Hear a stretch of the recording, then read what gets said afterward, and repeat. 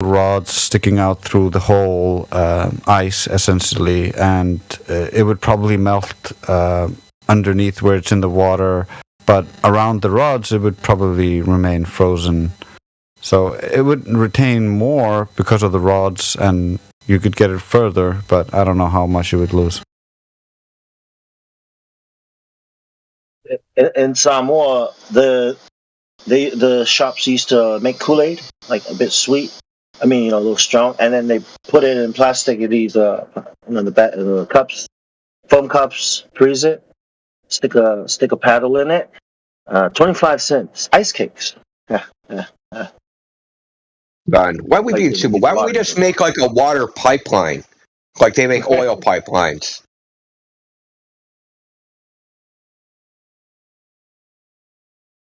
How come no one's ever done this?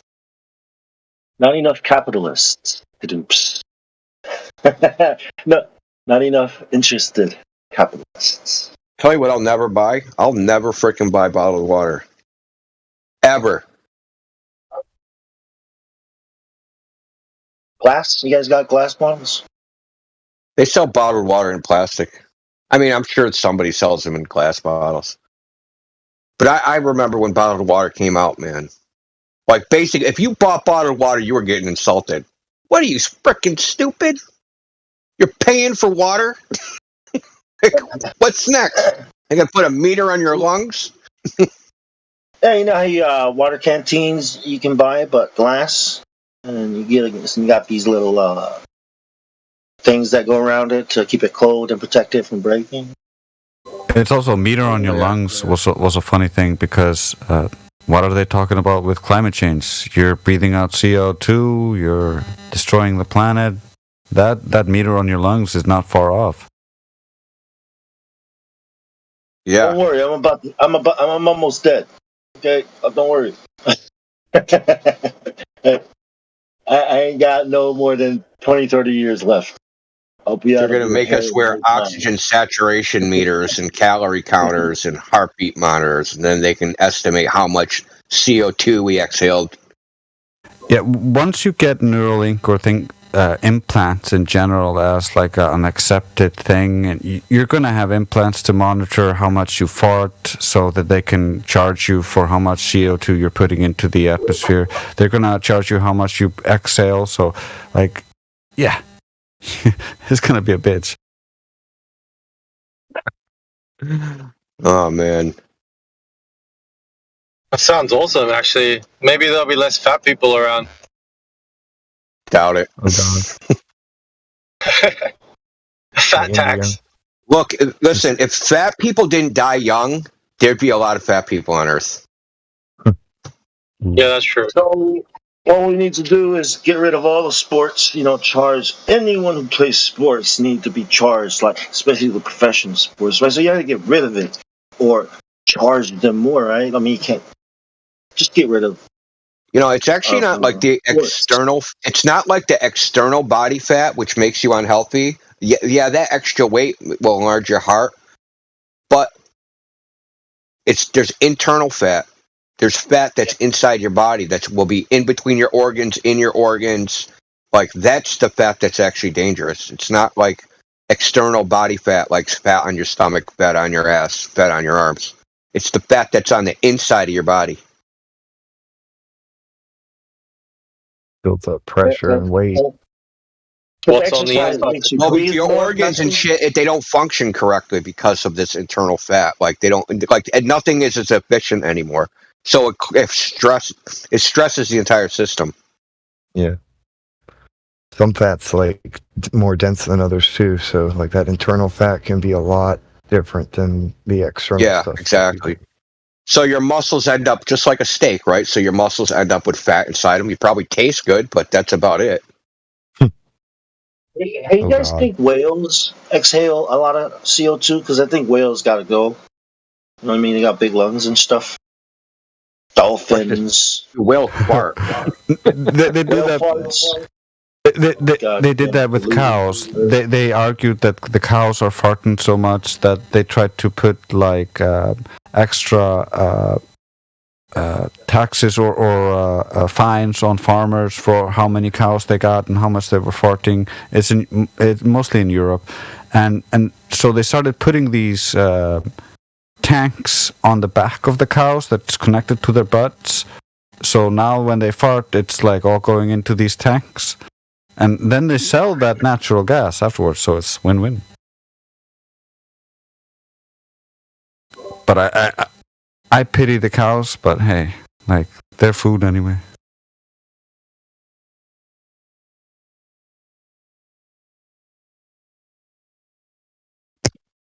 Cows weren't food. Why are they made of meat?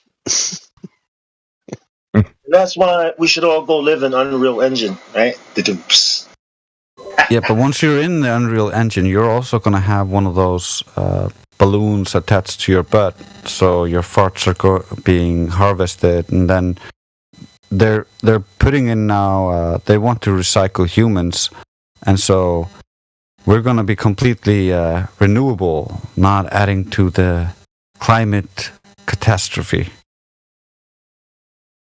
So Bong in Samoa, what was your primary protein source other than fish? Did you guys have is there small game animal or anything like that? Parrots, birds? Yeah, there's a pigeon called the Imperial. Oh, is it the Parliament pigeon? Yeah, there's a pigeon. It's really good, really good. And chicken. I knew you were going to say that. Chicken. Yeah, and chicken. So it's native chickens from Samoa? Pardon? Or were they brought there? Are they native or were they brought there? The pigs? No, the chickens. Yeah, they're I don't. We've always had chickens since the chicken is a big part of our culture. Since the beginning. So I'm gonna say yes, but I don't know what scientists would say. Yeah, that's kind of strange because they don't fly. Yeah. Like how the hell did they get there? Well, scientists say Samoans came from the Melanesians, and all that, and they brought. Where'd they get their chickens? I know, right? So, well, according to our history, we've always had chickens and pigs. Do they look like regular chickens, or are they different, or they just? Yeah, they're normal chickens, free roaming chickens. But in the past, they were farmed. But I don't know what to believe because we got a story of the coconut. You know what I mean? It came from an eel, chopped off his head. Put it in the ground. It grew up. So every time you drink a coconut, the girl is kissing the eel. I'm like, yeah, nah, mate, that's not how the coconut came in. So you don't believe Maui? I believe the Bible story. That's why. I think these, disembodied spirits of the demigods of the old world, are the ancestors that these cultures worship. And the stories and the myths, it's like the Greek mythologies and all these different mythologies. They got their own weird stories of how things came about, but it's more like esoteric or occult, or from the cosmology or the deity, or rituals and stuff. They got all kinds of rituals, just like actual magic. Where we get the word mana from? The word mana is a Polynesian word, Samoan word. God has mana. Well, what I think just as time has gone on, that we've gotten, the more we become isolated ourselves from nature, we've also simultaneously isolated ourselves from the supernatural or the metaphysical. Yeah. So it's like almost like a, what would you call it? Recursive loop that's self-reinforcing, right? The more we get away from the natural, the more material, the more we take the materialist viewpoint, right? Like everything's just like, you're not a mind, you're a brain, right? You know what I mean? That type thing, where you're just a bunch of random synapses firing, and that's who you are. You're just like a random thing, and then you're dead, and then you're gonna turn into fucking atoms or whatever the hell they say, right? Just like how that dude came in here and try to make it up how the moon landing happened in his mind. I think that's just science. I think that's what these guys have done with this, with this model, the globe model, the Catholic Church, is they've turned people into totally, materialistic. The world is only physical, nihilistic. What the hell does it matter? May as well live for me. You know what I mean? Yeah, but the And yeah, storyteller's just the same, right? Like yeah. it's just the It's like basis of their story is different, right? Their story is like a totally mechanistic clockmaker, watchmaker, but there is no watchmaker, right? Everything is mechanistic like a watch, but there's no watchmaker, yeah. which is And I think they most, did. the I think they stupidest did thing, that dude. because what I noticed is like when they go to a culture, when they came to our culture, right? They studied the crap out of it. All these scientists have already studied the shit out of everything. The culture, the people, especially the mind of the culture. You know what I mean? The Yeah. psychology of the people and how their religion or their Well, their beliefs in God. interpretation of the psychology based upon their own psychology, quite honestly. Yes, You yes. know what I They're mean? like they're comparing. Yeah, they're actually doing real research where they're taking the understanding, especially the reading astrology, astronomy, especially how you read the stars. And because these people they were James Cook called them the Navigator Islands. When he saw the Psalm 1, it's like nothing but full of sailboats. Like he was like. So they knew that these people knew something about the sky and how to use it as a map, like better than they did, than the Europeans did. And this stretches towards Asia. The knowledge, and you can trace it all the way back to Indonesia, even China. China. Then you read about China used to used to sail all over the place, and then they just blocked themselves in all of a sudden. So yeah, celestial Yeah, their navigation. narrative is really funny, right? So, like, the way they paint the narrative is like you have these islands, right? These isolated islands, in that Yep. the people on them were stuck there Yeah, as if I they know. wanted to leave in the first place, right? Yeah, we'll go explore, we'll go somewhere else, but we're gonna go home, right? We're not gonna like go somewhere else. Like Yeah, the European viewpoint is we have to go. Like when we sail away, we're going to take all their shit and bring it back with us or something. But they all go home too, right? But they just leave some of their stuff wherever they went. But like other cultures don't think that way, right? So say you're in Samoa and you sail to Hawaii, right? You're not gonna yeah, like, oh, I'm taking over the Hawaiian Islands and leave all my Samoan shit there. Like, you're just like, oh, nice meeting you. I'm going back home, right? So they think yeah. they paint this narrative that like people were stuck. No, they weren't stuck. They just didn't want to be anywhere else. Like, Yeah, it was difficult. Like between Samoa, Fiji, the islands coming down to Australia, like traveling east towards Hawaii or the Cook Islands, Tahiti was very difficult, and it still is because it depends on the winds, the time of the season, the winds change, and the currents. So you got yeah, to so know it's all these risky. things. Yeah, Yeah, it's well, risky, dude. it's a risky, longer voyage. So to make these kinds, I don't know what it looked like, but according to It, James Cook, it, these people were driving around like it was the frickin' highway or some shit. Like, yeah, between these. Well, it's I'm easier to sure they travel were. between. Yeah, but going eastward was a bit more difficult, and but it's the Samoans were the first to do it to do the deep canoe, the deep sea canoe, the long voyages. And that's when that knowledge of these places, and that when Hawaii started getting people moved to Hawaii, people moved to eat and started populating all these islands. But it came from one place. The knowledge, they took it with them and settled.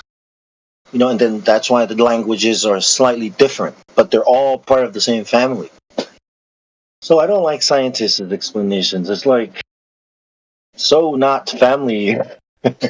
It doesn't match our cosmology too. It's a flat Earth. So the Samoan house is built the way the Earth and the sky is.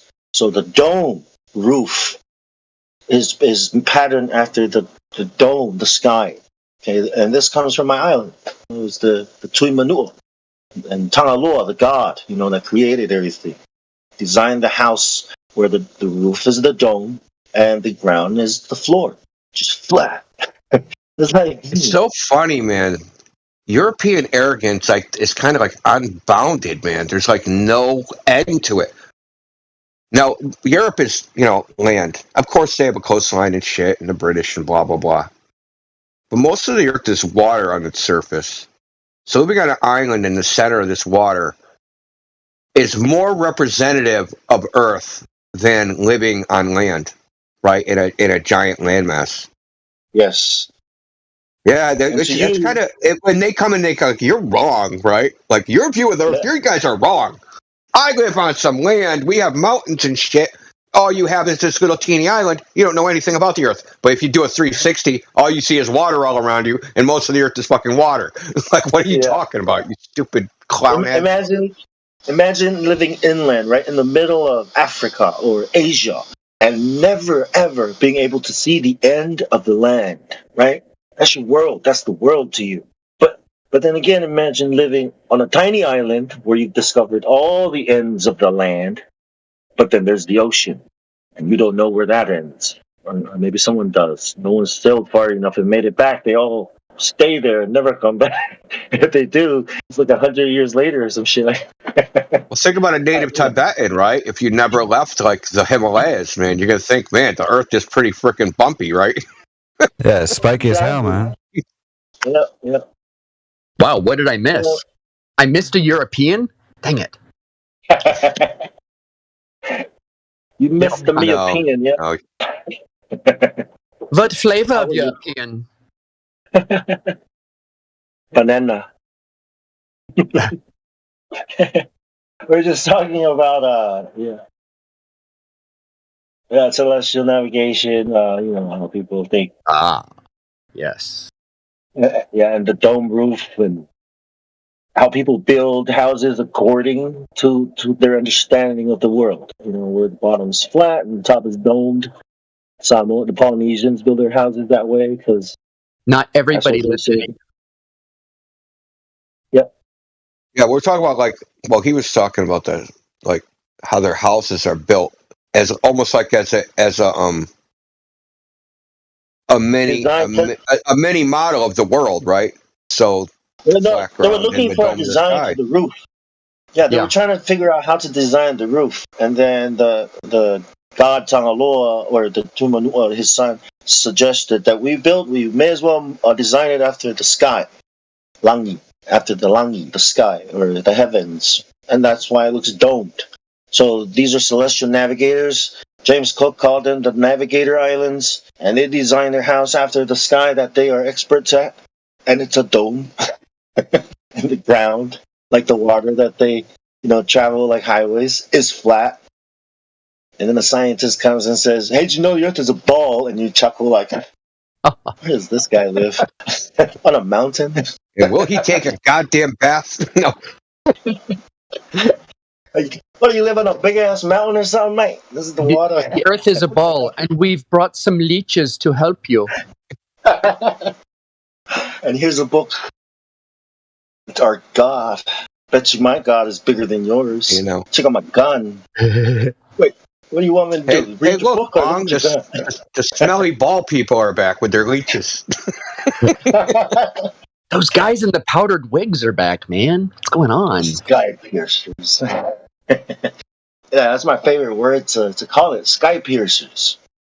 Because I read about the Aztecs and the Mayans, and I thought, oh my gosh, the sky piercers.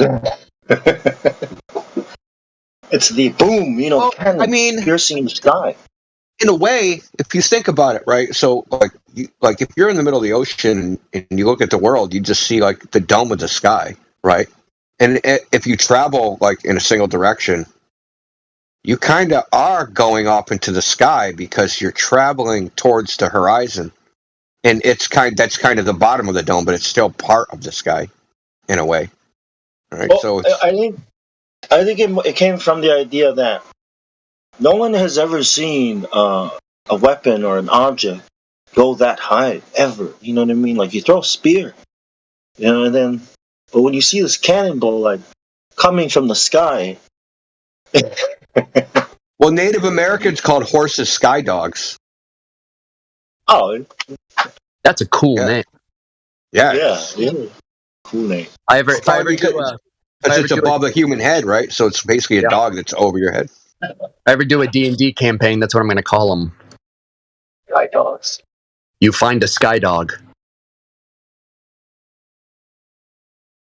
Alright, hop on your Skydog. I'll show you. On my what? I won't tell the players to the end what the sky dog is. They'll have to imagine what it is. Is it a dog with wings?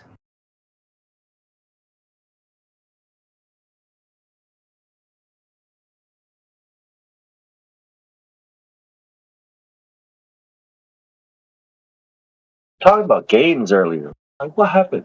Oh man, I wish I Yeah, did you. Because you know I'm Yeah, gonna did you- beat up. Did you ever play that game Wish? It was. I mean, that might actually be before even your time. That's an online. That's a like It was. Ardanet. That's an ancient like Ardanet game, isn't it? No, Like- it was gonna be like a it was about around the time it's post EverQuest, but it was supposed to be like the only. But I was describing because on EverQuest you could only go on the server and you had to stay on there, right? You Yeah. couldn't transfer. This was trying to like make it a giant world where like you could have. There was actually 60,000 people playing in beta. I was in beta. We were talking about like, and like they canceled at like out of the blue. In phase 2 beta, they had like 30,000 people waiting to get into beta and 60,000 people playing the game, and they just like canceled it out of the blue. Who developed that, by the way? It was Mutable Realms. Mutable Realms. Yeah, I posted a little bit about it. If you scroll up a little bit, I posted it a little while ago. Wish. It was a Yeah. Yeah, it was a badass fucking game. And I was telling them like how in the game I would just like chop wood because chopping wood was like. Because I forgot this part about it, I remember now. When you actually do the activities in the game, your character attributes go up. So if you did something like some crafting that was physically strenuous, your strength would go up. If you did it where it would take like intelligence, your intelligence would go up. So like I would just sit there and chop wood because I could get the most amount of money selling it. So I would and I was getting stronger at the same time. So eventually I could just kill people with a freaking tree axe. So it's actually a pretty cool fucking game, dude. They'd run up on you on a sword, right? But you're just like fucking some buff dude because you've been fucking chopping wood for like 5 months. Yeah. Oh, fucking OP. I'm gonna look something up really quick because I have a suspicion. The military took it. Yeah. So grand. The NSA wanted it. Or Microsoft, I don't know. Dude, it was a really fun game. I was pretty bummed when it frickin' and I'm not even like I mean, I used to be into video games, but like I wasn't like emotional about them. Like, but I was bummed when they got rid of that. That shit had so much potential. Maybe all those developers, all those gamers grew up to be developers, and some of them might have been making. Is that what these new games are based off or something? Like World of Warcraft? Well, I mean, like Rust or Ark Survival. They just it doesn't look like anybody bought the company. They just closed their doors. Like, no, dude, they like invested a crap load of money, and like when they did it, like when it first kicked off, they were like, "This is technologically impossible. You can't do it." And then they did it, and then they just like, "Okay, we quit." Like they must have been like bought off or something to like. It never made sense. Wait a minute. And, Wait. like, Hold on.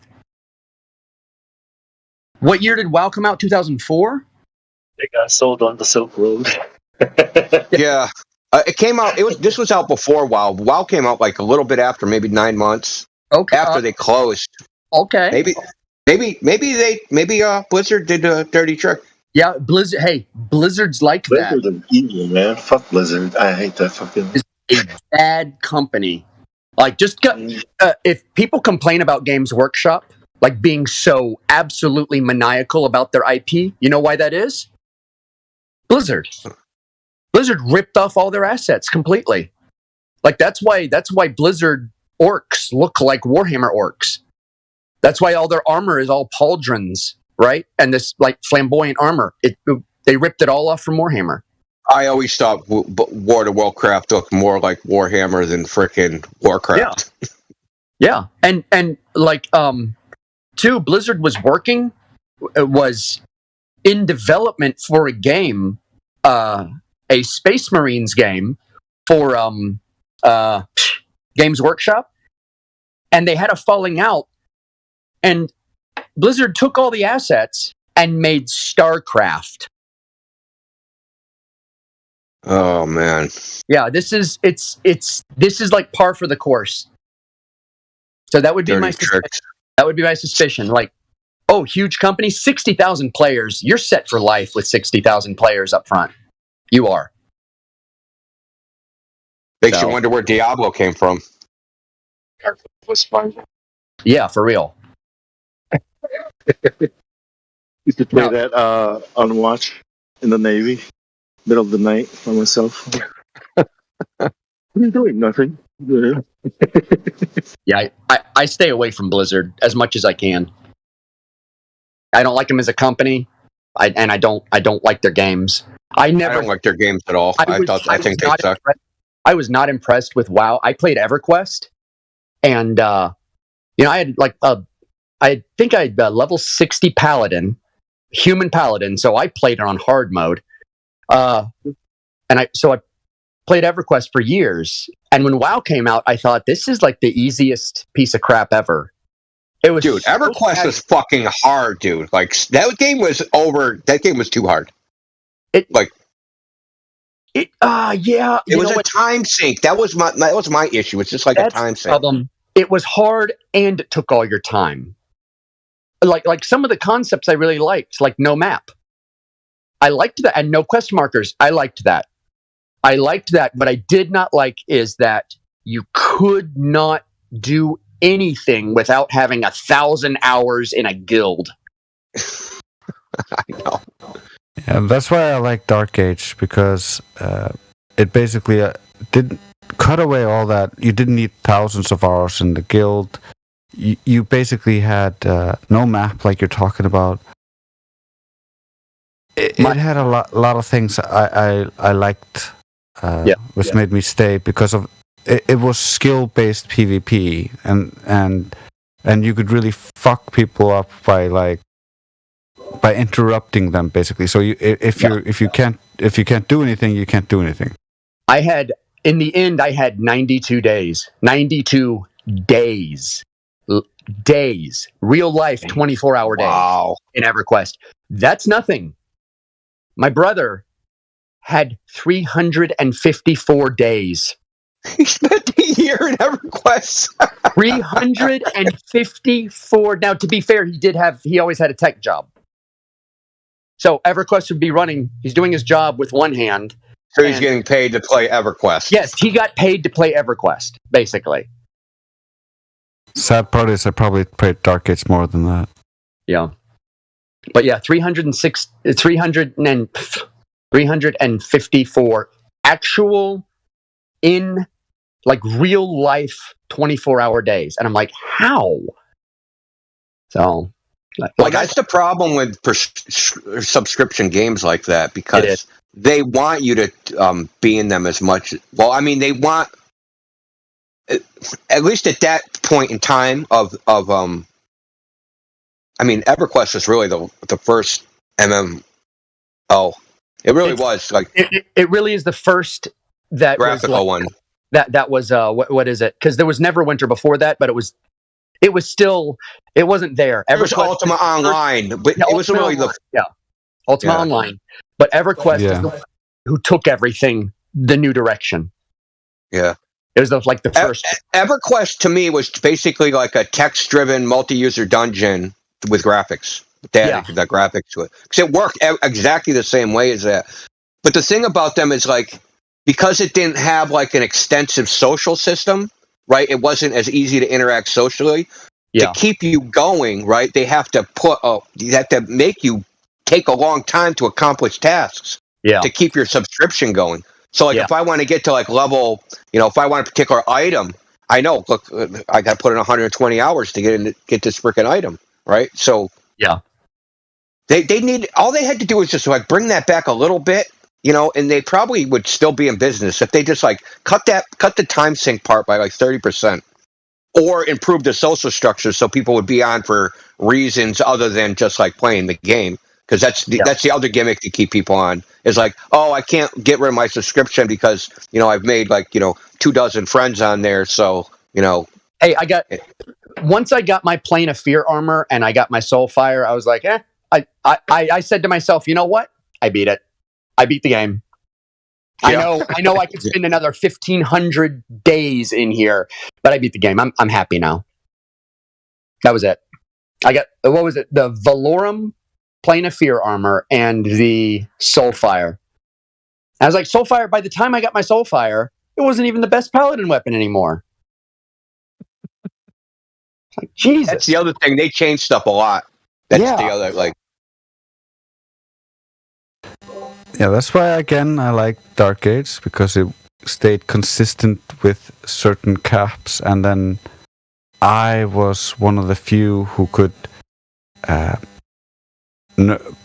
basically fuck the game up a little bit, because some classes were only supposed to have certain type of damage types, but I managed to fiff it a little bit to get the extra damage type, and certain small little things like that, where the advantages were small, but it allowed like a few people to fight very many people, and that made the game very fun. But it was also very competitive, because like the best guilds, of course, all understood these tricks and would use them against each other. Isn't that an isometric game? Dark Ages? Dark Age, it's I don't know if it's not isometric. You're just running around third perspective, and it's you have to. like 3/4 overhead, right? Yeah. Okay, yeah, isometric. Like the camera's kind of fixed above you.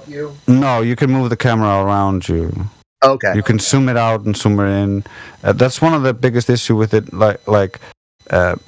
There's everybody sticks on the leader who runs the group, essentially, and so everybody has to be panning all around to see, because there's no map. You don't know where the enemy is coming from. They could be coming from any hill, and there's crowd control spells. So initially everybody gets mesmerized, and so they get frozen for 1 minute and 30 seconds, and so the whole group can get wiped in that duration if you don't have the requisite things to save you, which come with rank from playing in PvP. So it was very competitive on that PvP level, and just like you said, they made the game hold its player base by making the ranks through PvP be extremely slow at the higher levels. So people played for 10 years just to finish off to the highest rank, because at that rank everybody would see your name on the other side, whereas they would just see your rank before that. And so it became like a status symbol that people sought. Yeah. No, I'm hyped for the Elden Ring expansion. So, well, let's talk about the shittiest fucking MMO, Asheron's Call. That game was just such utter garbage, dude. With garbage. It was bad. Well, a lot of people were trying to jump in on a market, like an emerging market. Yeah, that was Microsoft. They were. Yeah. They chase any dollar, dude. They're nickel chasers. They're like a a New York City cab driver. They're chasing nickels all over the place. It was more like Asheron's Call, because that game sucked. It was so dull. The combat, like, there wasn't even anything you could I'll just focus on this one thing that's cool about this game. There was nothing to focus on. It's like, ugh. I think that's why my favorite kind of online game now is like Elden Ring, because there's thousands of people online at any given moment, and you can group up with your friends. You can fight your friends, and randomly you can run into any of these people, and they can come into your world. You can go into theirs. So to me, that's kind of like I know it's not an MMO, but it is massive and multiplayer. But I kind of like it like that, where you can kind What of do you mean go into their world? What does that mean? I don't you understand. can you can be summoned into their world, and you can do co-op in Elden Ring. Oh, cool. Oh, that's Yeah, pretty cool. I think it's like up to eight people can co-op. So I mean, it's like 4 verses. So Yeah, that's you can invade people's world and kill them, or they can invade you and they can kill you, or you can be summoned and be like cooperative. yeah. So So does like if you're summoned, does that like turn off PvP or is that still like? yeah, there's no friendly fire if you're summoned. Oh, damn. I think unless you're summoned as a particular color, but then you can also attack the environment. But that's also how you can get extra players in. Yeah, because you could play some dirty tricks. That would be pretty cool. Yeah, you can. Dirty tricks are fun. I mean, if So how about this? How about if someone summons you and then you summon someone else and then you have them kill that person? only the host can summon. So, Damn it. but if you summon someone in, you're open to invasion immediately. That's interesting. boy. It reminds me of Eve. Have you ever played that game? Eve Online? I've seen it. I I haven't played it. Ever know if you'd be summoning a demon or an angel? I played it for a bit. A lot of my friends played it for a long time. It basically, any mission you or any quest or whatever you do in that world is an instance that anybody can basically scan down, find you, and then start stealing your stuff from the guys you killed. And then if you attack them, then you basically aggro whoever they're grouped with, which could be in a ship that could easily destroy yours. Yeah, because that's a space-based game. Summon at your own risk. 50-50 chance you might get a friend or a foe. No, that's why it depends on how you summon. You can summon a cooperator, or you can summon a neutral, which could attack you, but also attack the environment. Or there is the invader who invades your realm. But with AI, we are definitely summoning a demon, right? Elon Musk.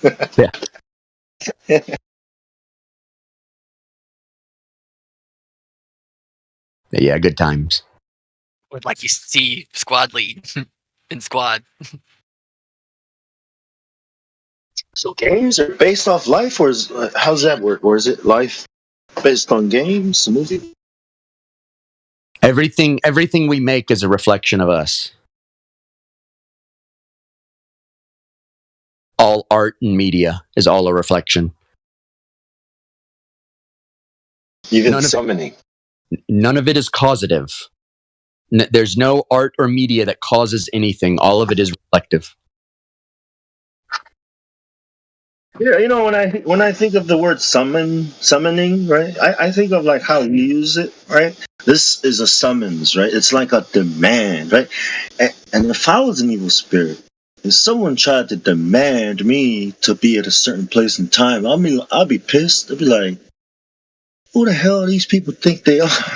That's why I can just summon you. That's why I always make it a request.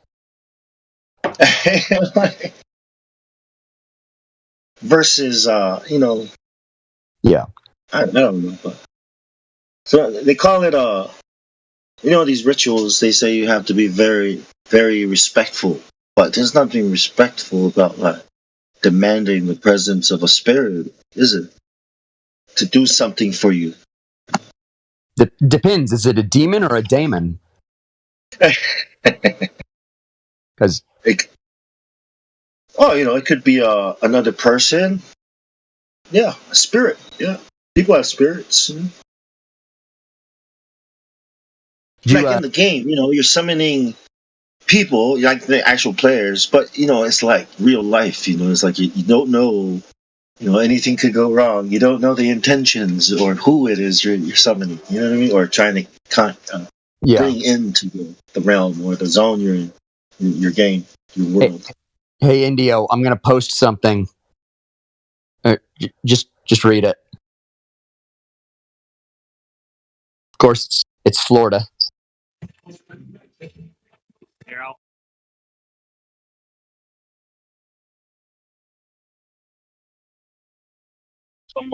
It's almost like the ritual of prayer, but essentially. with bad intentions. I guess there's a difference between a summons and a supplication, right? Right. Right. I believe a prayer is a supplication. Right. Yeah, I agree. Depends on the intention and the reason. In a way.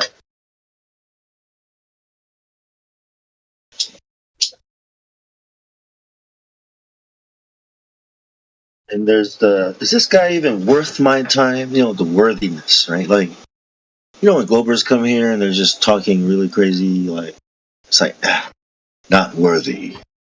That's funny meme. You like that? You like that piece of legislation? Yeah, that's funny. You are not worthy of truth. I like what they named it. The Ultimate Cancel Act, SB 1248. I mean, that's what they've been asking for. Let's give them what they want. You must complete this quest to prove your worthiness. You gotta go to school. That's why I did the Rainy quest in Elden Ring. I got the Moonlight Greatsword.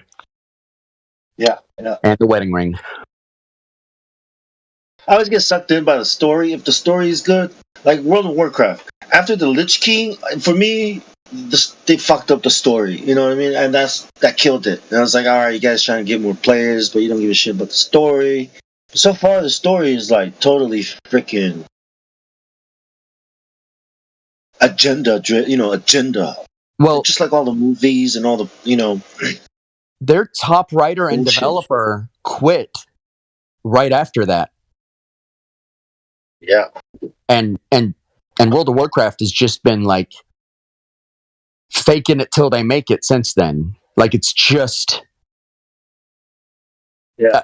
I've never met people who hate the World of Warcraft more than the people who play World of Warcraft. Yeah, because people decided to make their own private servers, and the goddamn freaking company went after all these people that made private servers. It's one of the big, I forget the name, but I used to play on private servers because I liked the story, because the experience of it was the experience of hanging out with people, right, meeting new people, and then doing something together that was worth doing, and the reward was and the experience, But then they shut these servers down. And that's how they fucked up. I was like, people are stupid, man. I played World of Warcraft for a little bit because my friends were playing it.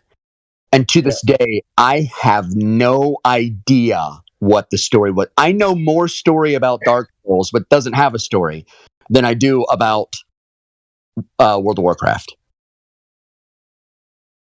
I have no idea what the story is. Not a clue. Like, okay, there's like factions and. Yeah, I played on the Horde, so I have no idea what the the Alliance stories are. But the Horde, man, awesome. I don't know, bad guys, communism. I don't know. Red, what's up, blood? It's like, who's the bad? Which guys are the bad? The Alliance versus the Horde. Okay, the Alliance is the U.S., NATO. Okay, I'll be the Horde.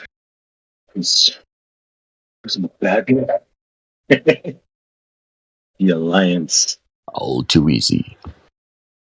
Yeah, I haven't been interested in an MMO since I quit EverQuest. Yeah. Because then there's the hackers. That wasn't too bad in EverQuest because the moment that anything went weird on your account, it's like they had it to where it like immediately red flagged you. So it was hard to hack on EverQuest because everything was stored server side. Everything. There was almost nothing that wasn't stored server side. It's kind of like DOC. Yeah. But that sucked when it came to loading screens. Because when we started, everyone was only on phone lines. So you had to load everything from the server every time. I remember a 40-minute load.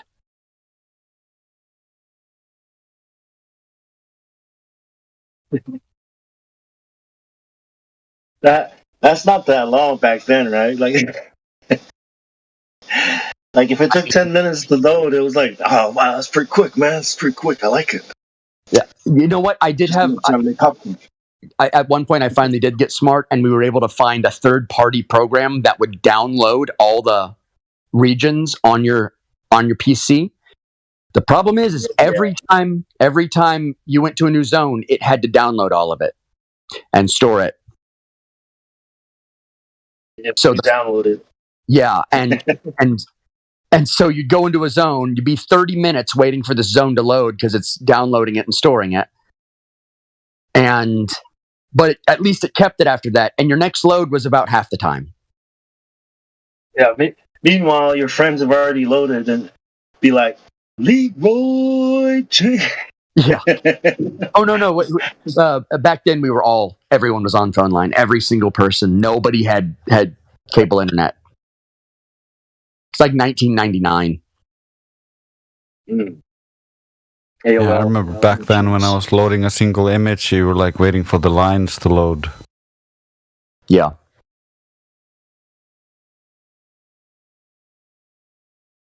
Like, well, why is it so loud and angry? You know, the modem, you know, when it's connecting. Why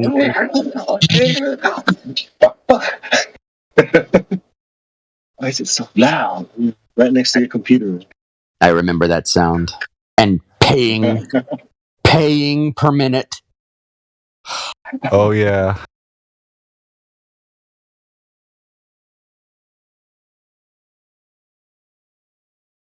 In the beginning, right?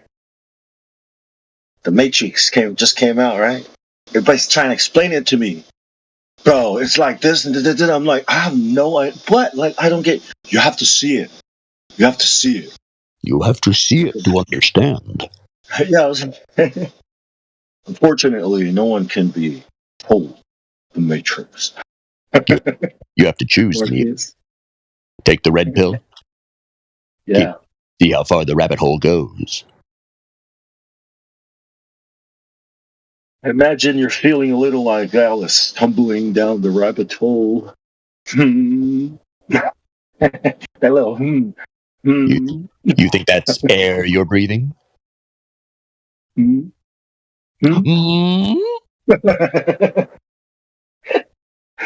think again.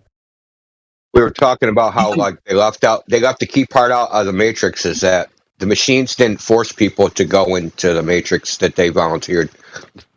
Yeah. Hey, Indio, did you see that piece of legislation I posted? Yeah, that's funny as hell, dude. Rest in peace, Democrats. Yeah.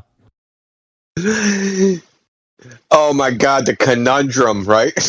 Yeah. Yeah. So what is the Democratic senator gonna do, right? Oh my God. Yeah. Well, if you think about it, even if the bill doesn't pass, it's going to be debated on the floor. How are they going to debate against it? How? I have no idea. It's gonna be priceless.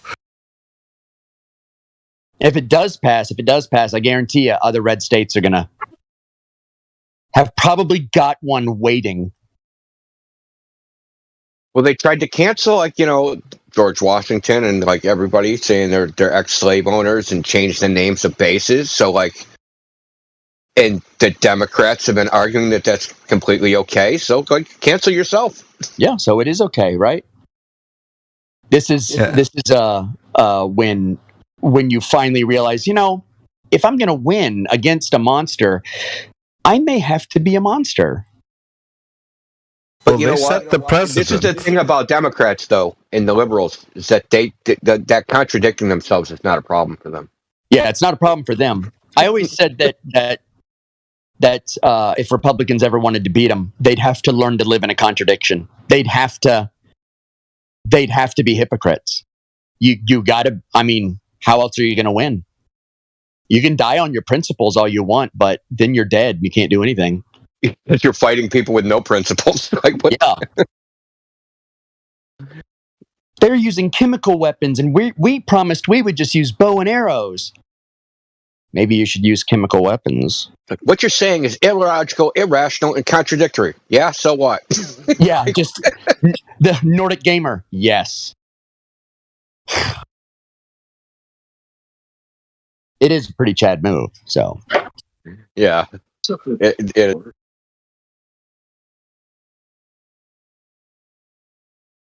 Based. Crossed out with lines.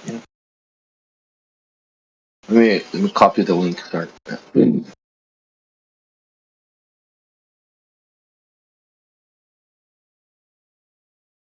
Oh my god. There's an old video for Asheron's Call on my YouTube playlist, or on my algorithm all of a sudden. Did they hear me? dude, that shit happens to me all the time. It to the point of being scary. Like I'll talk about stuff not even on the computer with real life people, and then the next thing I know, it's in my YouTube recommended. Yeah. Well, the problem is too is I watch a lot of retro gaming. There's some of these channels that go into like these deep dives of games that existed that are no longer around. So it could just be a coincidence. It's my intro. Well, you did cook. You did. So if you clicked any links looking at retro MMORPGs, right? Then Yeah.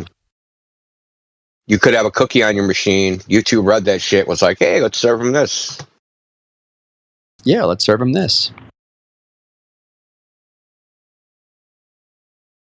And they were like, well, now we know he's freaking, X years old. Now we're going to give him Viagra commercials. Oh my god, the graphics were so bad. Dude, I'm telling, they were bad then. They're worse than Yeah. EverQuest. That's how you know it's real. Like way worse than EverQuest. Wrong, fuck you, wrong. The worse the graphics are, the more realistic it is. This is Yeah, this, exactly. this looks like a scam game. I don't remember. It's probably been 10 years since I've ever seen a picture. Here, you got to see how bad these graphics are. It's a game you wish was vaporware. Yes, it is. Hey, I played that.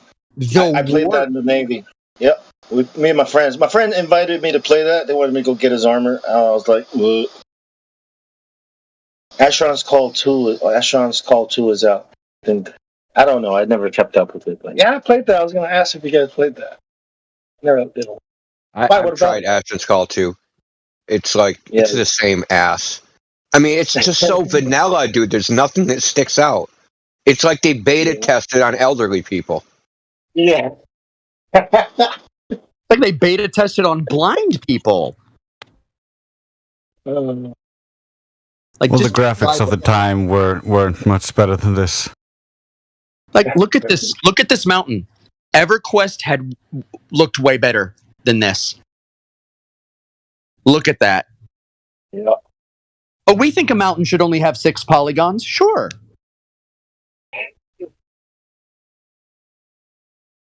Like trying to do mega textures. Holy cow.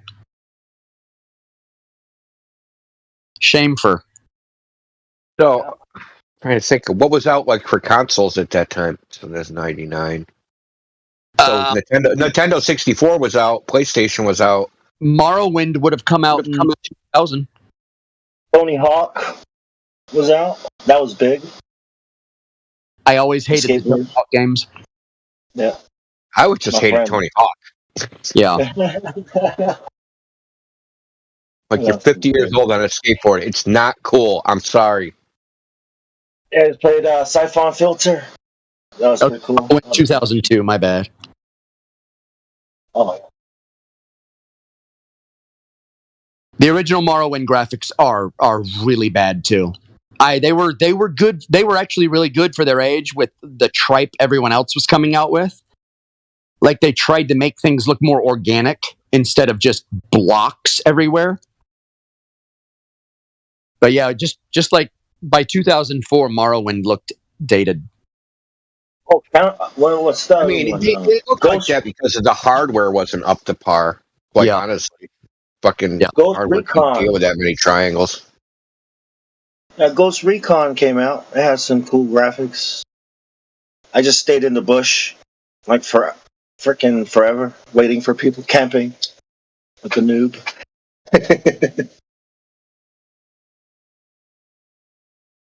What else? But like PC graphics are supposed to be better than console graphics, and like I think this Asheron's Call is actually worse than console graphics of the time. That it almost looks like it should have come out in like 1996. Yeah. Yeah. Before that, maybe. When PlayStation 1. the Nintendo 64 came out in like 1994 or 95. Yeah, Asheron's Call 1999 was at 1999, Yeah. and it looks like it's from 89. PlayStation 1, yeah. No, there's no PlayStation 1. It's just PlayStation. Yeah, Sure. yeah, that one. Yeah, you know the demo? You know the demo seed? The demo. Oh, man. where you- yeah. Loved demo CDs. Pararappa the Rappa. Yeah, I thought it was from earlier than that. It's definitely not great graphics. Oh man, kick punch is all in the mind. If you want to test me, I'm sure you'll find the things I'll teach you. Yeah, I remember that. Get some of these bad. These are bad.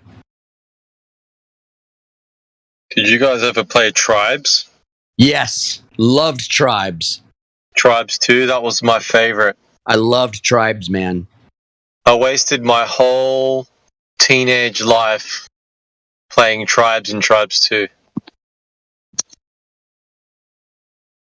Yeah. Wasted is probably, wasted, yeah. I'm not going to try and cope with the amount of wasted time. It was wasted. It was wasted, but I don't regret it. The only thing I regret is not learning how to mitigate RSI earlier.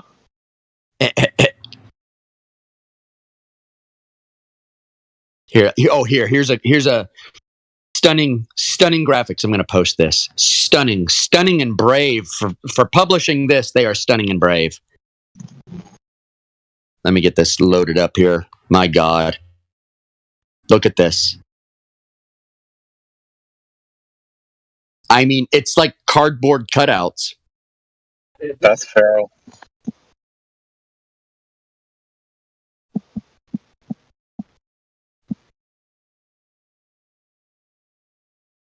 Now, EverQuest looked way better than that.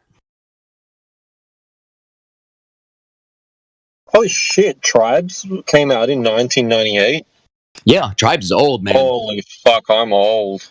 Yeah, I'm 42. So, and Indio's like 60. Holy crap, you're crusty ass. Yep. Damn. I don't think Indio heard me. He can't hear you anymore, that's how old he is. Yeah, he can't. He's that old. He's like 10 years old, I think. That's 1998? Oh, man.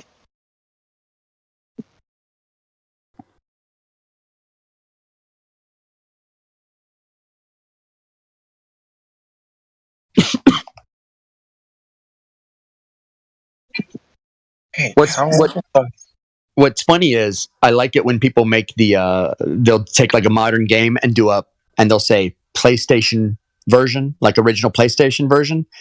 Like it's a new game, but they downgrade the graphics to make it look like it was a PlayStation game. I love it when people do that.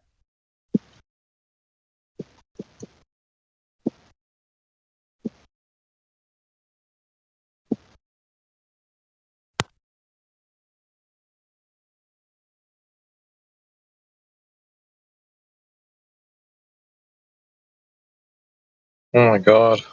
You've got me looking into all these old games now. I don't play old games because nostalgia is much better than re-experiencing them. Oh, yeah. It gets ruined. Every time I fire up an old game, like I don't do it at all. But I won't, or I should say, I won't play a game really that was made before like 2008. because 2008 is kind of like where it was. Stuff from then on, from 2008 on, aged well if it was done right. But from before then, it did not age well.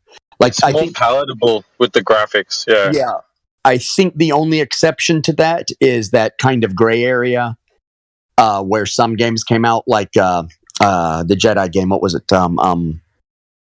Knights of the Old Republic and Knights of the Old Republic 2.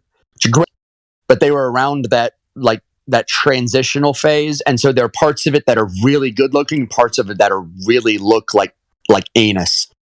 And Funny you mentioned that. I was Googling that the other day thinking, shit, should I try to revisit that? And I'm like, I did about 2 years ago, and I felt like it was worth it. It was a good game. I enjoyed it. How On many hours did you sink back into it? I don't remember. Okay. I don't log any of my hours. Because I don't think I could cope with another 40, 50 hour game at the moment. I would be like, You got to remix the game first. You remix songs, but the shit songs, and all of a sudden they sound modern. With this modern beat, it sounds cool. Like what you do is you get an old game that was easily modded, and modders have probably made it into a beautiful game. Yeah. that's true.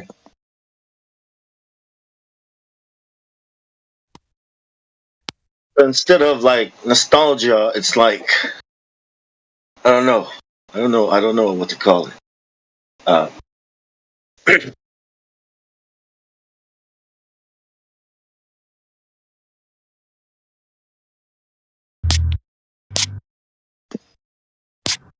Like on my Skyrim, I run about 130 mods,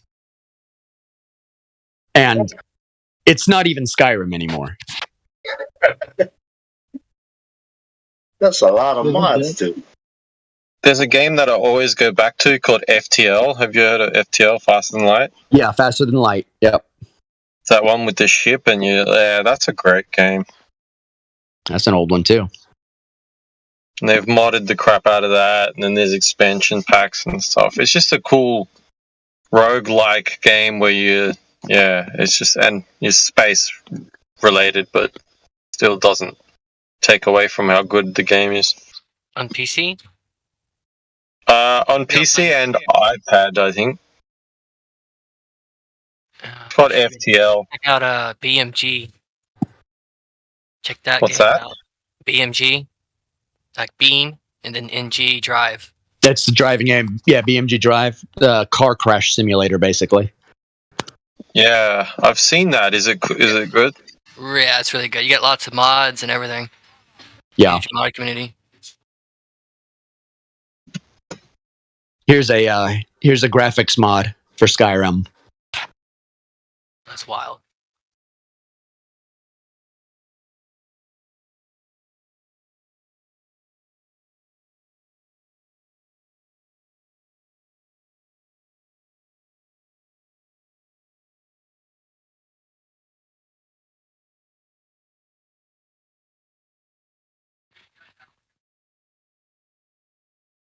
Heroes Quest. I haven't seen that in a long time.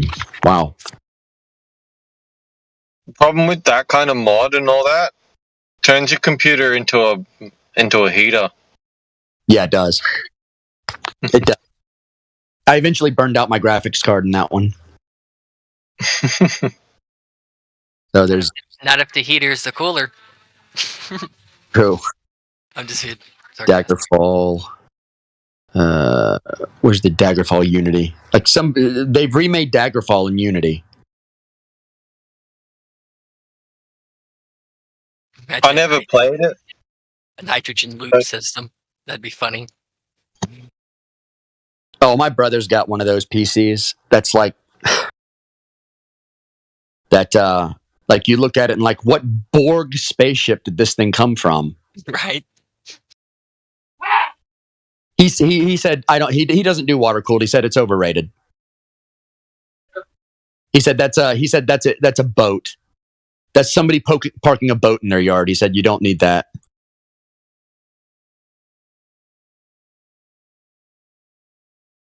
Yeah, I think the same thing, but for the CPU, and it's definitely not overrated. But yeah,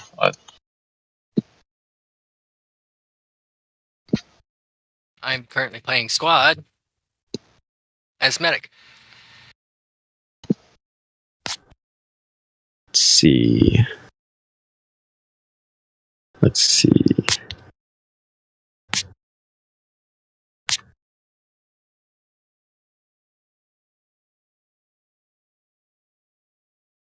I've never gone back to it. I've never bought a new game recently that I actually enjoyed in a long time, where I've actually finished it. What about did you play Elden Ring? No, I didn't. To be honest, is it good? I put 409 hours in it. Oh wow. You can beat. I mean, speedrunners beat the game in an hour, obviously, but like you can beat the game in 25, 30 hours if you get good early on. Okay. But realistically, you're going to spend 60 hours trying to beat it. Yeah. If you haven't played a Souls game, you're going to spend 60 hours trying to beat it. See, I'm not. Is it a lot of dodging and stuff? Oh yeah. Okay, yeah, I'm not really. I don't know why. I'm just not into that. Hey. God, I love that. My favorite game of all time is Bloodborne. I've never heard of that. You never heard of Bloodborne? Hold on a second. Get you some Bloodborne here. I used to play games for the skill of it, but then when I get into RPGs now, I find myself just turning it on easy and looking for the story rather than the actual battling and stuff. That's my experience as well. I used to play it for the skill of it and Dark Age and that kind of those kind of games, and then even in KOTOR or Knights of the Old Republic. But then now I'm more looking for the story to see if there's anything interesting in the story, an interesting storyline. I don't know why. Here, I'm going to give you This is Bloodborne. Okay.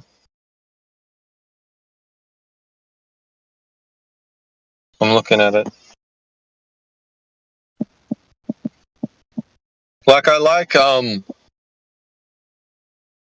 But when you revisit it, you see how shit it is. But Mass Effect, all those ones, they were really nice. Oh yeah, well, I mean, yeah, those have like graphics mod that make them look great.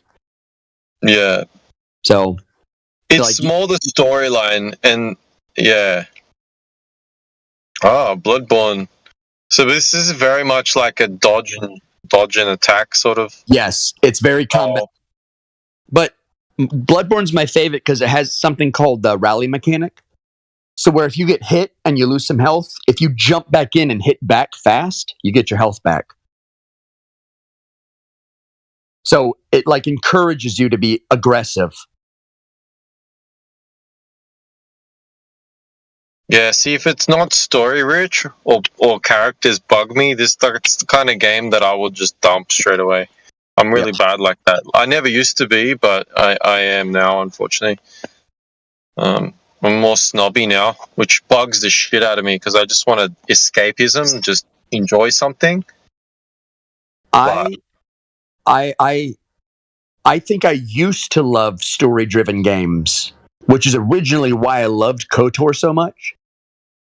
But now, I don't like story-driven games. Yeah. It's strange. It's strange how that changes. The reason I don't like them now, like modern ones, is because there's always a bias towards things that they want to impress upon you. I'm trying to be careful with my words. The writers barely disguised kink. Yeah, 100%. Yeah, because that's what it is. It's a kink. It's a fetish. There was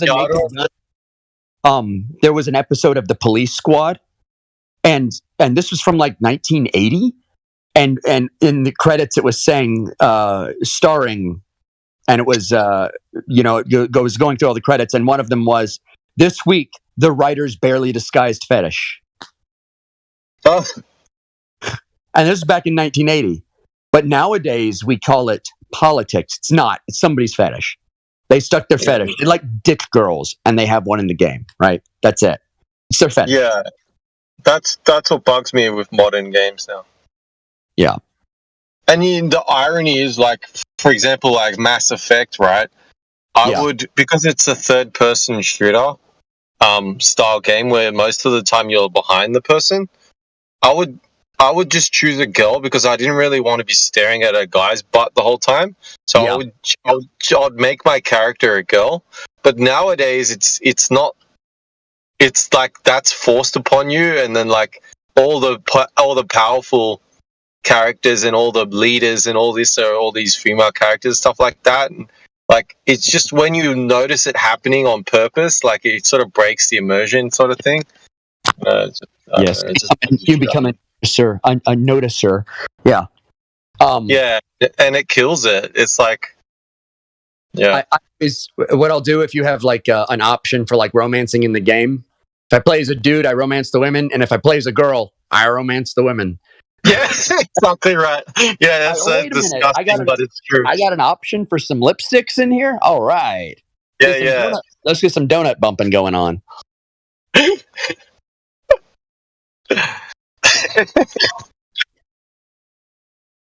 Like, don't offend me. Just don't make it too dude. That's great. It's like when you used to play Tribes, right? Tribes 2, for example, you could choose between a male body and a female body.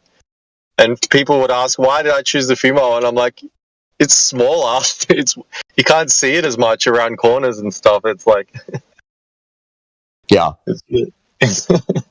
I mean, for me, like, I have male and female characters that I play. And I mean, if you're playing a really long game, eventually you don't want to look at your dude's like quivering, muscly back. I'm like, you know what? I'm just going to play as a girl so I can at least have some eye candy while I play. That's my thought. That's my way of thinking. And I like feel my heterosexuality draining out of me as I'm looking at the muscled Nordman. Yeah. You know, yes, let's run over here.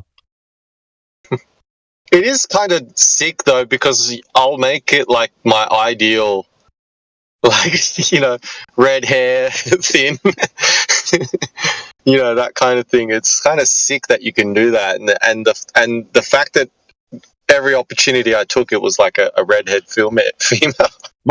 My rule for like character creation is either base your character on something like from some popular media.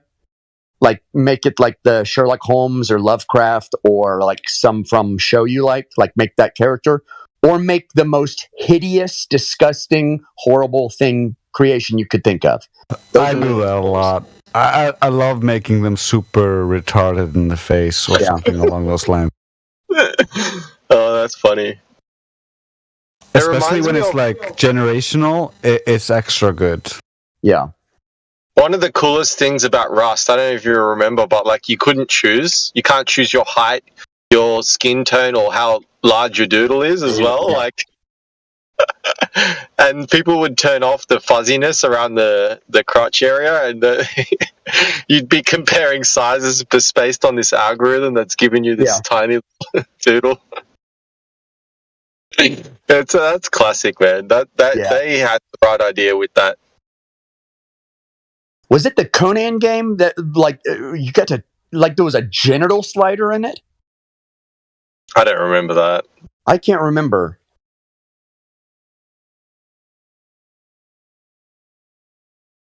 That's pretty funny.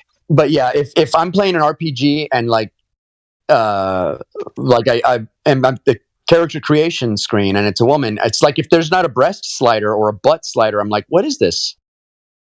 What? That's what bugged me about. Oh, did you play Mass Effect at all? Yeah. Did you? The last one, Andromeda. Oh my god, it was terrible. Oh, it was awful. Yeah. I didn't play it. I saw a lot of comedy about it though. I played it and it was buggy as hell. Like, even the final sequence didn't actually have my character in it. It was just missing. That's hilarious. It wasn't. The bugs didn't bug me as much. Ironically, it was more just that the main character, was just such a gimpy piece of The shit. whole game was shit. It felt phoned in. Like, it lacked the depth of the first 3 games. Pick any of the 3 from the series, and any of them is better than that. They had better storylines, everything in the other games. Andromeda was just like, they're phoning it in, trying to get more money out of it. Yeah. I'm not going to tell you all exactly what I did. If you make the boobs too big, you're a feminist. You know, the boobs in the butt, and if you make it too small, you're a feminist. That's why you gotta make it a man. Yeah. I mean, it's a woman, but it has to look like a man. The only way to respect women is to play as a man. I'm not going to tell you exactly what I did, but I made the news with this game. Okay. But it might give some things about my private identity away, so I'm not going to say anything. Yeah, don't do that. It was definitely one of the most brilliant trolling moments of my life. What did you do? I can't say what I did. All right. Okay. I'll tell you in private later. You made the news. That's funny enough. Yeah, it's not the first time I made the news, but that was my favorite. Oh, dude, now I remember. If you're not gonna give us sliders, then make the default woman with big boobs and big butt. That's all I'm asking. Like, gee, you want me to play your game, right? Yeah, I did potentially cost someone their job doing it too. I'm like, hey, don't be a loudmouth. I was in the long ago times. Now I'm remembering all these. Oh man, what's that one? That name? You know, that genetically modified perfect woman in Mass Effect. What's her name? Liara. Is it Liara? Oh yeah. How do you know that, man? How did I know that? That was just like instant. You've had enough wet dreams about her that you remember. Oh yeah. Well, I mean, if you go through the internet, you're like Liara. It's like, if you are on art forums like I am, that's half the posts. That's why. It's like right now, it's like, how many different versions of Liara exist out there? It's like 1 trillion of them. Like everybody's Patreon this week, Liara, and they're still doing it. Oh really? Yeah. Oh yeah. It's sad, Definitely but you know, back then I would have upgraded my graphics card just to see more detail. But yeah, just how so sad.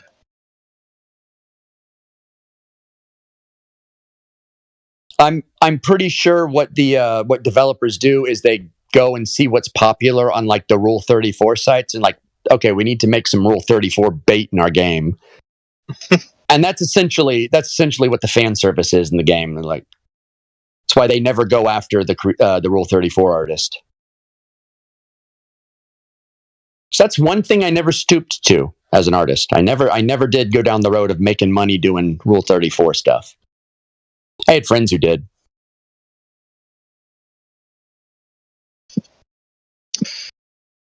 Anyway, I'm finished my drive to my client's place, so I'll talk to you all later. All right, enjoy the massage. I don't know what you're doing.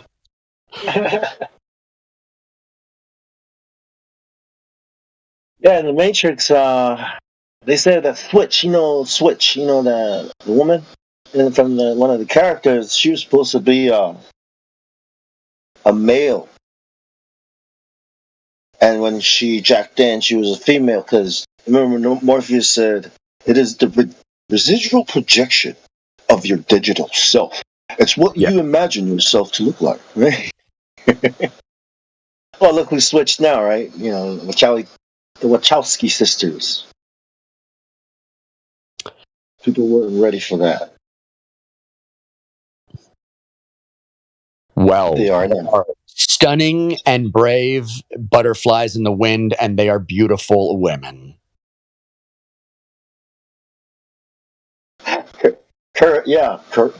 Courageous. And I mean that without any dripping, seething irony.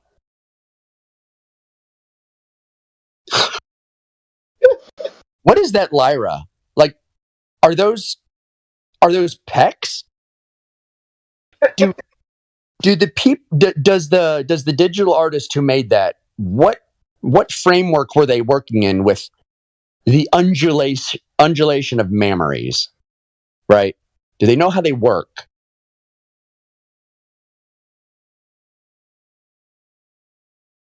I couldn't watch it. I just kept shaking my head as I watched it. Like, crap. It's gonna be as crap as part 2 and all the rest.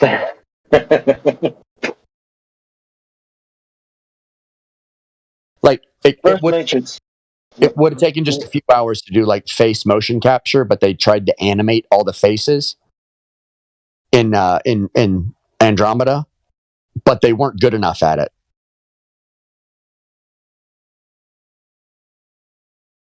They are now. I mean, almost.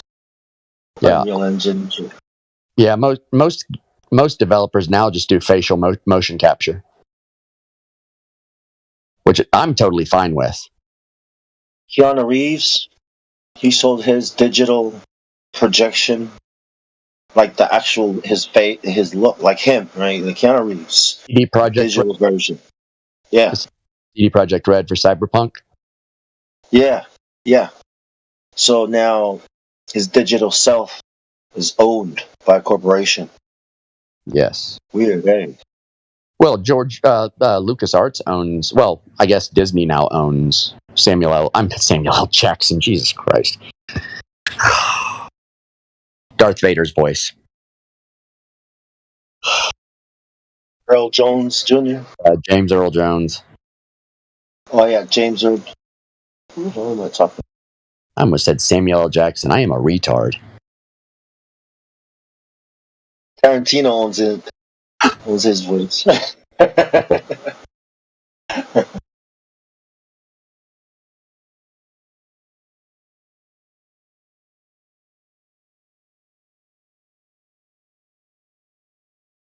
How did they create? I mean, how do you create a digital? Like what? You know what I mean? A digital self, right? Like, what's that? Like It's image of you. It's the image you have of yourself. Like, what if you went back into the Matrix and the image of yourself was like a velociraptor? I was gonna say a tiger shark. Yeah. Or like somebody goes Imagine back into the myself. Matrix and they actually are an attack helicopter. The one from Silkworm, Nintendo. That's me. It wasn't to me. He really did believe he identified as an attack helicopter. What's that? My brother is the Attack tank. helicopter. Yeah. Right. What a G. I'm surprised you. You're surprised what? Somebody is surprised about something. You surprised at your digital projection? I was too. I was like, no, I wanted it to be a tiger shark, not a white shark. No, I'm gonna get eaten by orcas. No, It'd be get out funny. of here. It'd be funny if, like, in reality, everyone that goes back into the Matrix has these ridiculous views of themselves. Like, you got like basketball size hands on a normal body. like some dude's got like a gigantic head. He looks like a bobblehead.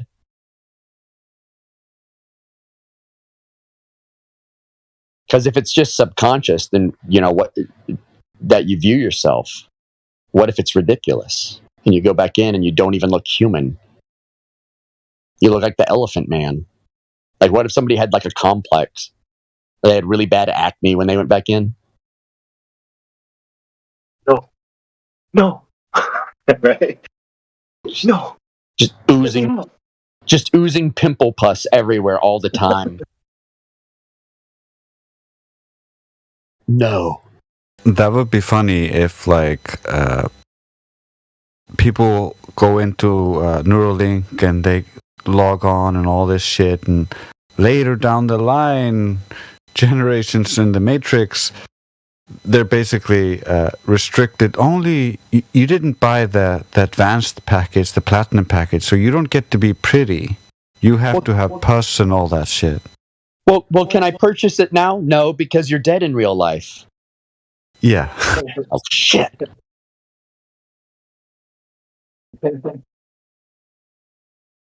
Shit, Welcome to heaven. yeah. Welcome to heaven. No.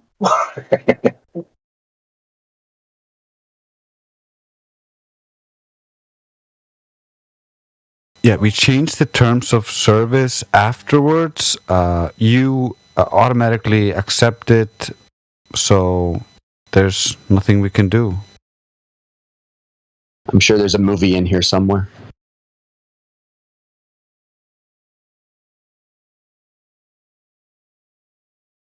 Like you go back into the Matrix and you're 9 feet tall. That's how I view myself. Sorry. That's my digital projection. Breathes fire.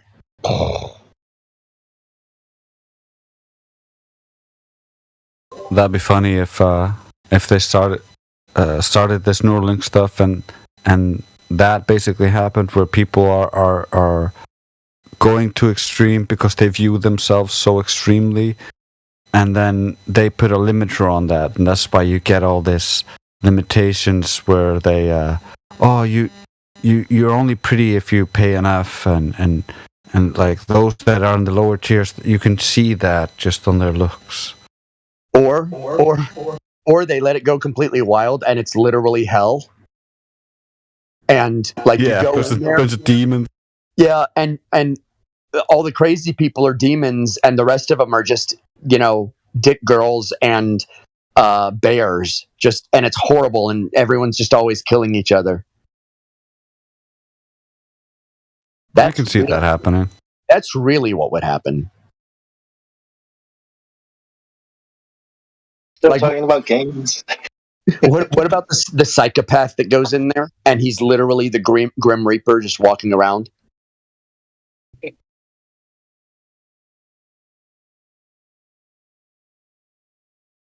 Welcome. Yeah, what happens to them when the psychopath starts grief spawning them, like killing them whenever they spawn over and over and over again until their psyche breaks? Like Vanilla Sky, technical support. It's not like they can stand up and go away from the computer. They're stuck there in that torture. Yeah.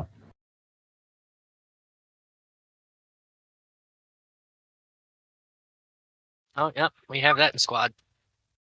Bob camping. Yeah. Remember that black? Go ahead.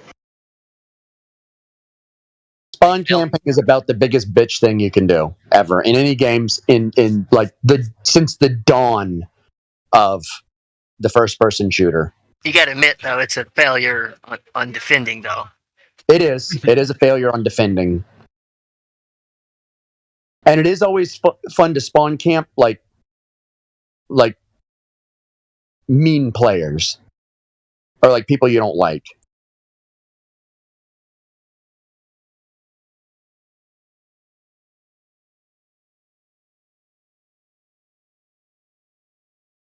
I do this thing in GTA 5 where I get into my Akula. It's the stealth helicopter at night. Because with the weapons put away on it, it's not on the radar. You played GT5? I played GT5. I play a lot of GTA 5, man. I used to. I've got every property. I've got like I'm done with it. all the top end cars, the yacht, the sub, the bunker, all of it's all. I got a lot of that, but I haven't played it for very long. But I found a way to make infinite money, so Yeah. Mine, I won't play it on console. I only play it on. I mean, I won't play it on PC. I only play it on console because on PC, yeah, I modded the heck out of mine. Yeah, PC. It's like I'm not gonna risk. like I've seen PC lobbies. They're just filled with hackers. Yeah. That's why I play closed sessions most of the You don't have time, and I just got antivirus? karma into it. Yeah. You don't have a good antivirus? You just have basic Microsoft? Well, I mean, I spend most of my time just running around the lobby because I like the lobby. I don't do a lot of missions anymore. I just like running around the lobby.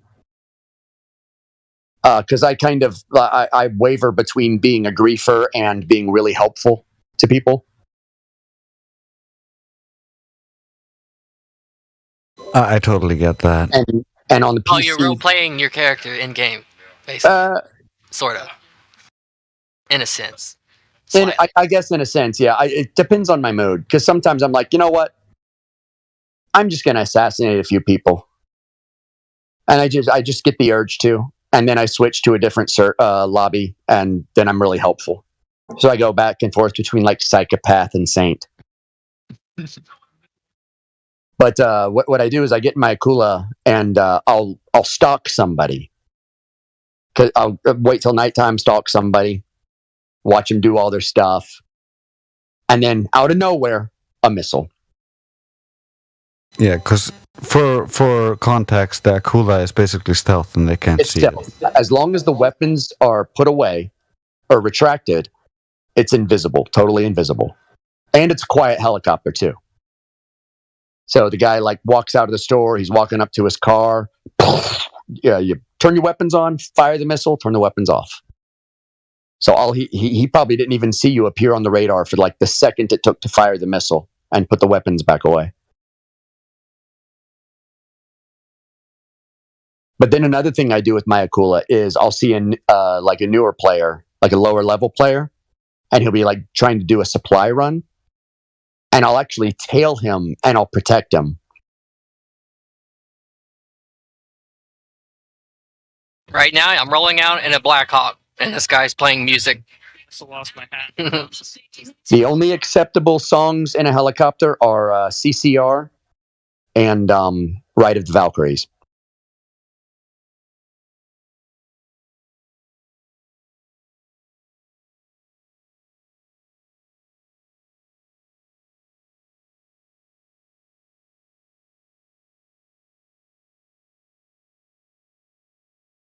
All right, guys. I'm going to go to bed. I'll talk to y'all later. I mean, take it easy. See you later. I'm going to bed soon as well. Adios. Adios. You too, Jace. Take it easy, bro. Says soon. I'm not gone yet.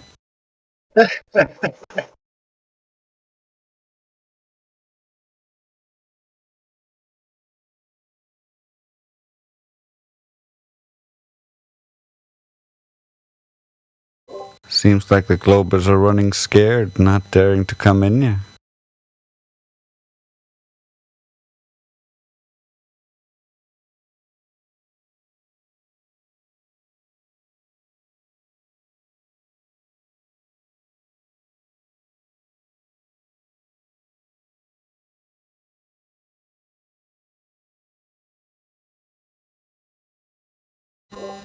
We had some good talks about basically philosophy and psychology and computer games.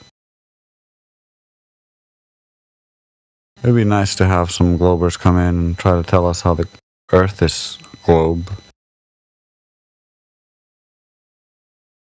The straight lines don't exist. That 90 degrees don't exist.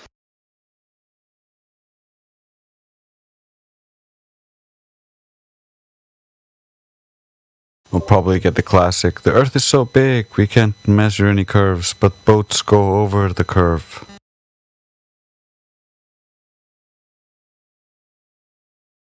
Earth is, but like that's what I mean. Like, I think no flat surfaces on the curve, on a ball or a curve is, I think it's easy enough.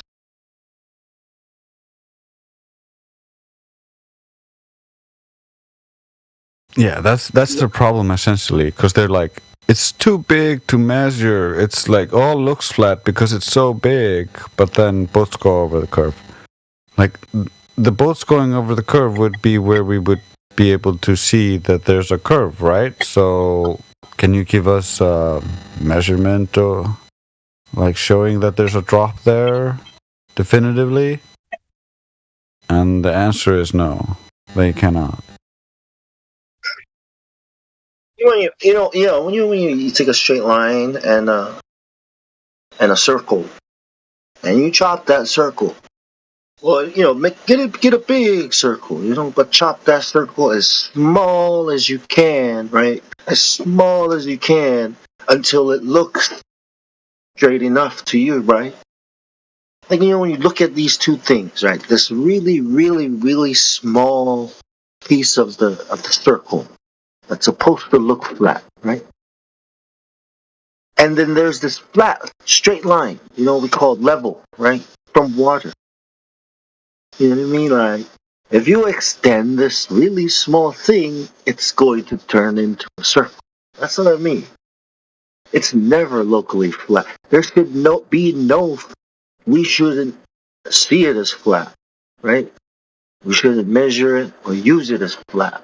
No matter how big the sphere and how small we are, this tiny little local flat that we're supposed to say is always going to turn into this curve according to its radius. You know what I mean? Yeah, you would have to always factor into the curve. You would always have to be accounting for that shit. Yeah. And we know flat because we think about water. When we say flat and level, 180, we think about water. When we say not 180 degrees, we're talking about, something that's not flat or level.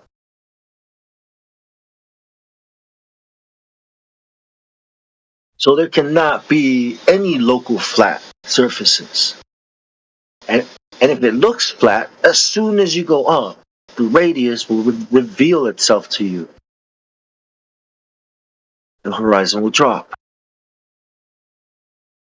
Yeah, that's the problem though, because they're like, just climb a tree, flat earther, because they can actually see further, but the horizon isn't actually fucking dropping as if it were a sphere.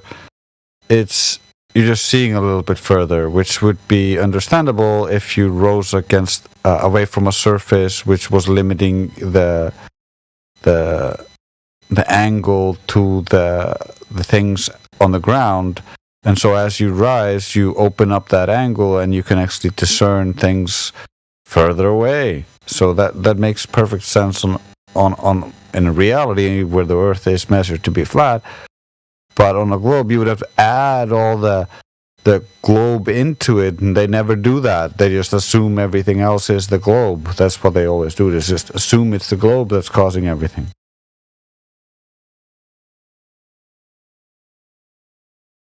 Yeah, I think talking to people about what they're doing, is because it's getting them to agree that they have to believe something that is a complete lie in their mind. You know what I mean? Yeah. It's like, yeah.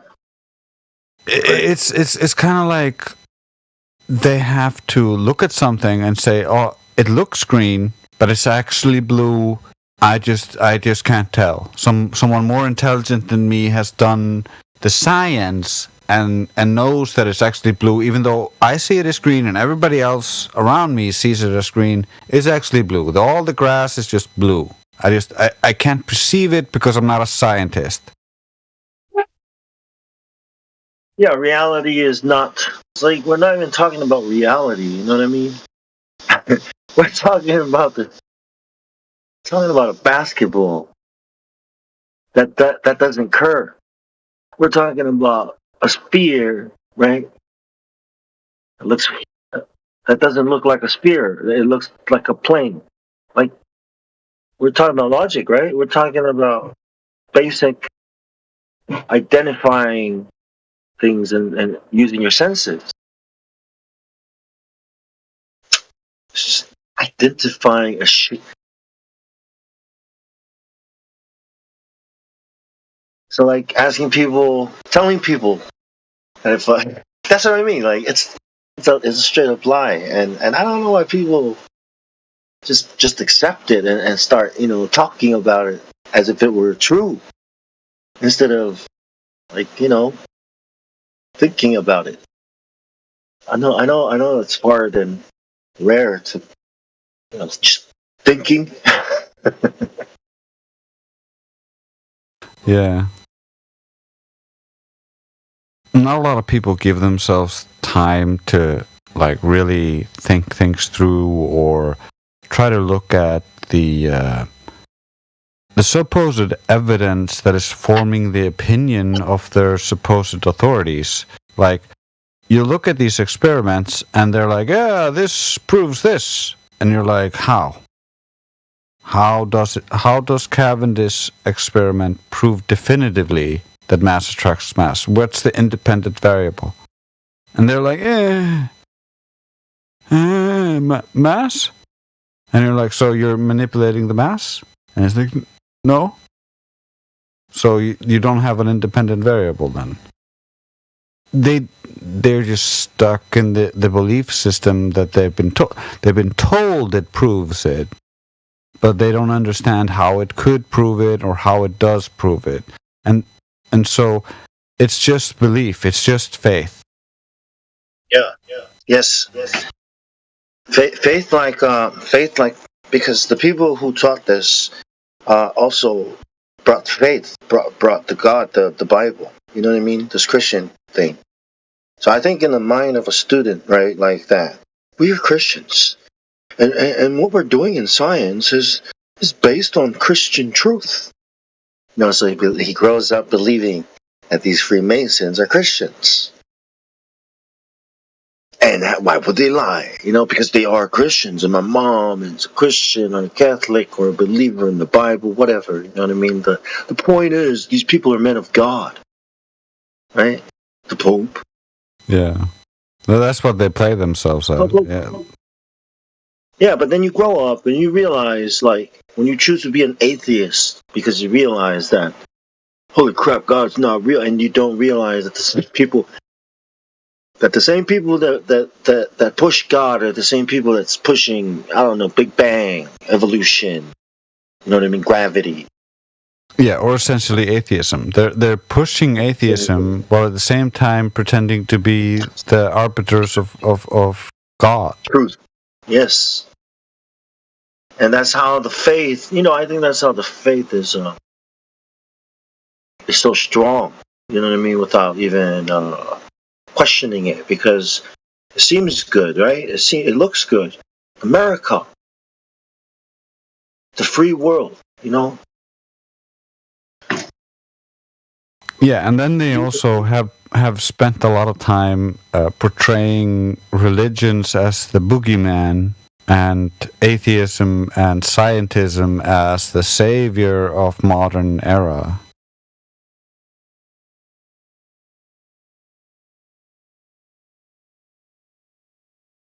I mean, you become an atheist, and then you hate this idea of spirit of religion, right? Then you go to the far left.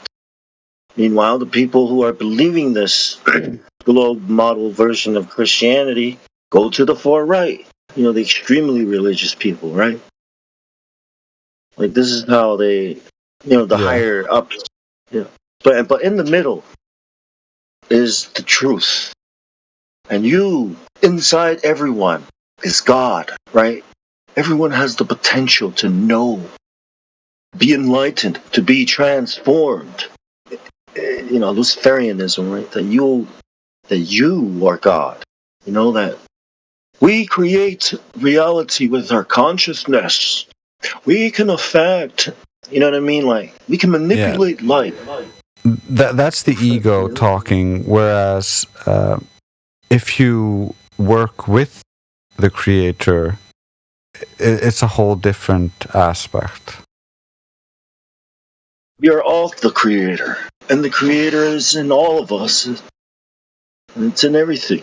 It's that idea that God is a force you can tap into or something, right? And become like Jesus, or like these ascended masters. The aliens, our space brothers, have done it, and we must do this if we want to survive as a race. You know what I mean? As a species. Yeah, that's what they have been pushing, and that's one of the upcoming conspiracy theories, like or the supposed alien invasion, where like they're gonna save us from ourselves. These Exactly. blue-eyed, blonde-haired saviors. Like I've looked into this New Age shit. Like I even talked to this lady who was like claiming to be in contact with this shit, and she was like, "Yeah, you're actually your real body is on this spaceship called Aurora that's orbiting the planet, and it's cloaked right now. And you decided to be born on this world to help spread kindness and love, but your real body's actually still immortal and on the spaceship, you know." They're crazy. Yes. Yeah. Well, Mr. Kaku also talks about it too. We're going to self-destruct, right? If we don't reach the next level of civilization, which means all this war, all this all caused by religion and differences that we have to get over that, right? If we want to join to reach the next level of evolution.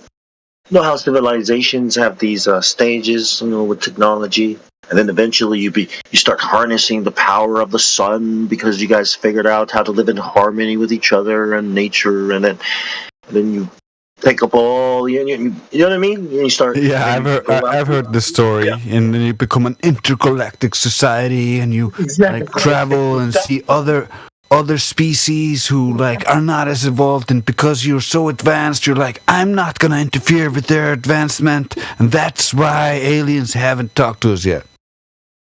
Exactly. Yeah, well, my question is this: is the next level curved? It's the next plane of existence. Does it have curvature though? Is it like a ball?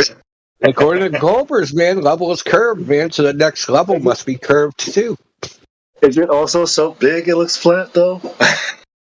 It's even bigger, so it looks even flatter. How many sides does a circle have in that world, in that level, in the next level, right? Will I see all the infinite flat surfaces on a sphere then? My eyes shall be open. It's flatter than flat. That's how you know it's a globe. Jenzi. Yes. So Bong Sao.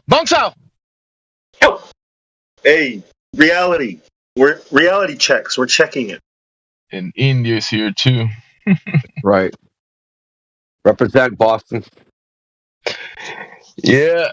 I'm in Cambridge right now. You're throwing up. Oh, you are? Yeah. So am I, technically. So, bro. So what are you teaching classes over at Harvard again? I was trying to do a parasitic presentation, but they didn't accept me over there in Harvard. Darn it. You don't know the secret handshake, that's why.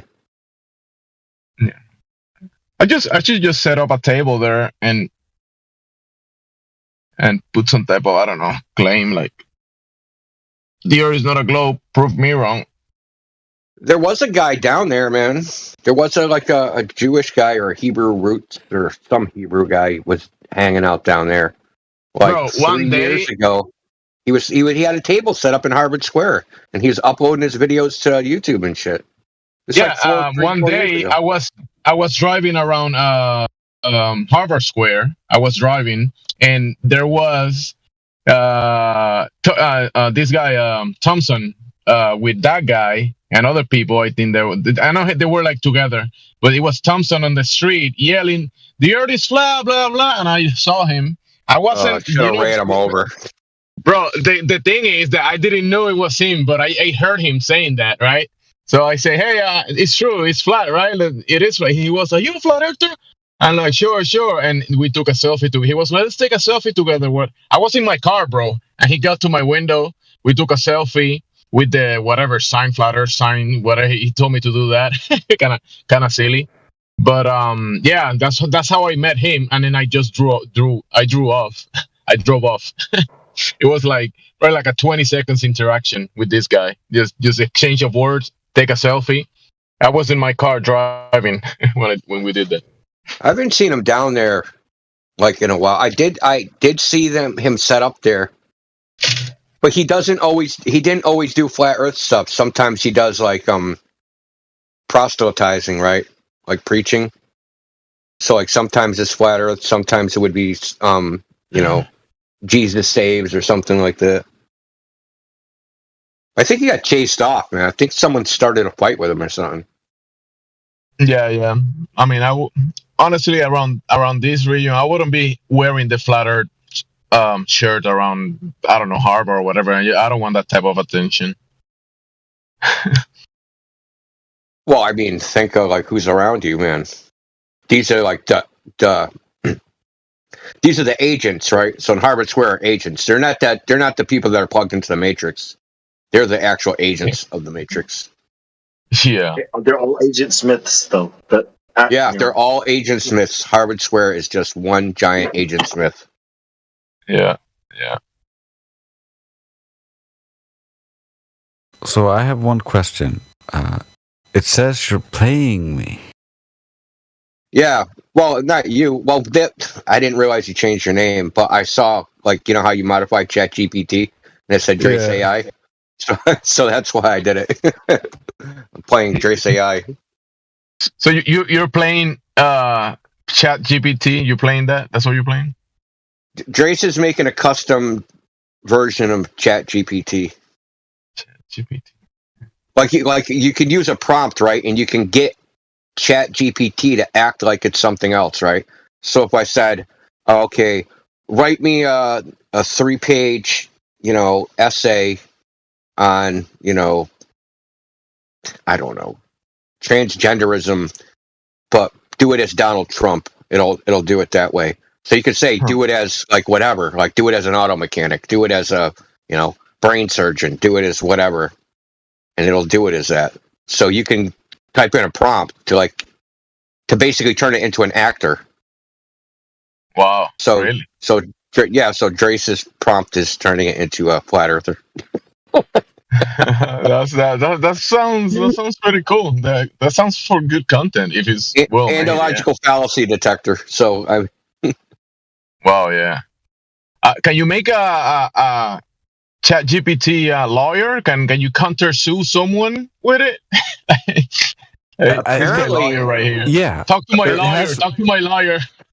ChatGPT. It has passed the bar, so it has that information within it. Oh, there you go. Might be able. There might be something there. Now, all it needs, right? When you apply to the bar, you have to got to have like 5 witnesses testify, sign an affidavit that you have good character. So do you want to sign an affidavit for ChatGPT vouching for its moral character? Wow, that's a tough one. Not really, but it's passed the yeah. tests required. It didn't also pass it passed the LSAT, passed. What else did it pass? It passed a couple other ones. Yeah, a bunch of them. I haven't been keeping track. I mean, but it's technically probably literally cheating, right? Because it probably has the textbook stored in it. Yeah. Yeah. Can it pass the test without cheating? No. It is basically a cheat generator.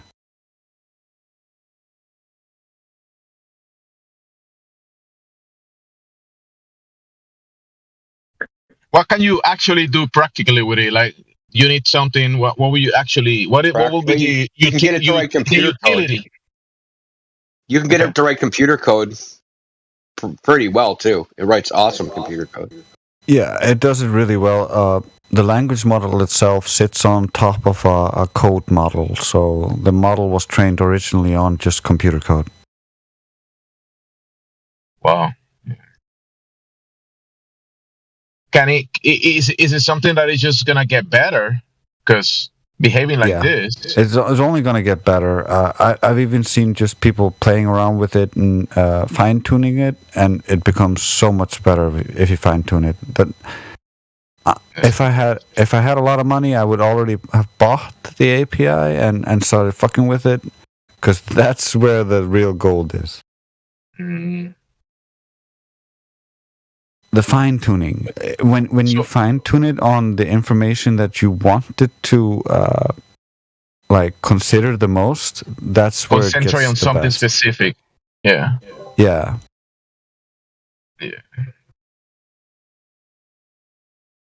But it'll take like regular language to write the computer code. That's what's awesome about it. So if I said, make me a Discord bot in Python that mutes Gemzy every 20 minutes and unmutes him every 10 minutes, and then bans him every 5 minutes and then unbans him every 30 minutes, it would write that. That code. Pretty well as well. So it makes it so you don't need a lot of programming skills, although it does sometimes make small errors. Like I've watched a bunch of videos on this, and in some instances, it like humans can understand that there's something wrong, but the bot doesn't understand that there's something wrong, and so the human has to kind of like be like, oh, yeah, you're doing something wrong here, and then the bot can be like, okay, yeah, here's the code that fixes that error, and it can fix its own errors with you just talking to it. It's super nice. Yeah, so basically it's a time saver for a lot of the code programming. It's a huge time saver. That's what I see it as. I mean, because you could write the code yourself. It's gonna take you 2 months, whatever, you know. I don't know how long it's gonna take you, but the ChatGPT is gonna save you a bunch of time, and you just have to tune it to whatever end product you want it to be. Well, some college professor tested it, said something like, write a 1,000-page essay on the Roman Empire, and then when it got done, it said, okay, now grade it. Now grade it. Yeah, now grade it. He's a college professor. He grades papers, so now he can get to ChatGPT to just grade the paper for him. Wow. So students can just cheat now. I'll tell you what's even more interesting. Have you seen the new TikTok filter? Have you seen any video? There's a TikTok filter. Which one? No, this one, it's new. It came out maybe a week ago or something. I think it was a week ago. But it's so good. Like, if you touch your face or whatever, like, it doesn't fuck up the filter at all. It literally, like, it looks like your face. But let's put it this way. There's some women just going fucking absolutely crazy over this shit, because it'll make, like, even, like, a 3-looking woman absolutely look beautiful. And it'll, like, if you're, like, an old lady and, like, your face is full of wrinkles, it'll take all your wrinkles away and basically make you look like a younger version of yourself. So, obviously, women are very hooked on their appearance, so it's driving them fucking crazy. Some of the comments about the videos are like, I'm booking plastic surgery, like seriously, they're fucking people crying. It's really... But men, right, when men do use it, this is the weird part. When men use it, they're like, oh, that's really interesting. Like, you know what I mean? I wonder how they do that. Like, I wonder how that works. I wonder how the coding for that works, and how you put it together, and it kind of like, men are logically thinking. Yeah, but there's also women saying, oh, well, I'm going to make some money with this catfishing and this, that, and the other thing. So, this isn't... The filter's that good. Like, you can't tell it's a filter at all. So it matches, like, your facial expressions, everything perfectly.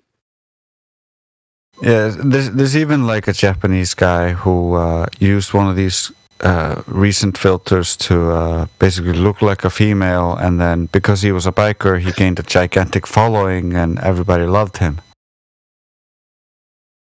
But they thought he was a female. Oh, a young female, a young, good-looking female when he was an ugly in his 50s man. Yes. Wait, like he like literally had like pockmark scars and like he was pretty fucked up looking for even for a dude. Now, I'm not trying to put him down or something. I'm just saying that like that's how powerful the filter was. It made a dude, a 50-something-year-old dude, overweight with pockmark scars, look like an 18-year-old hot chick. Yeah, and get super popular and famous.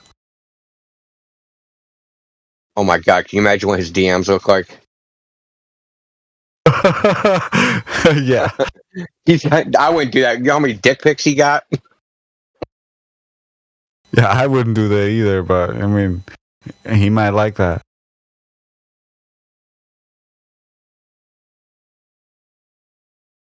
Yeah, these days there's guys out there that just by breeding have girls sending them naked pics and stuff just by standing and breeding.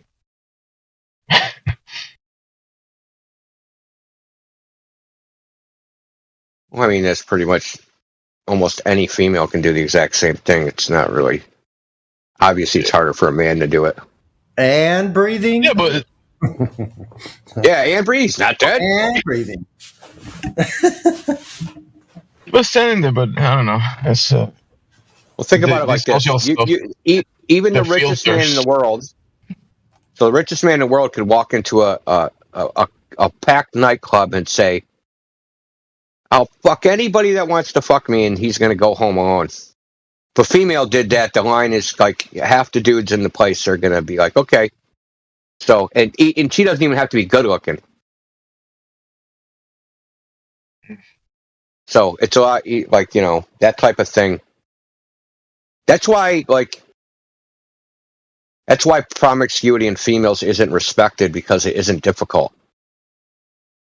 People respect things which are hard or difficult. It's a lot more difficult for a man to sleep with 10 girls than it is for a girl to sleep with 10 guys. A girl can literally sleep with 10 guys at the same time. Yeah, if they want. Like, no problem. Well, I remember growing and girls and even a males like this is part of some type of value that I remember. People like individuals chastity, that like a girl's chastity, that she hasn't been with other men. She's that kind of stuff. That was valuable, very valuable. I remember when I was growing up. Yeah, me too. Yeah, but it slowly faded away over the years.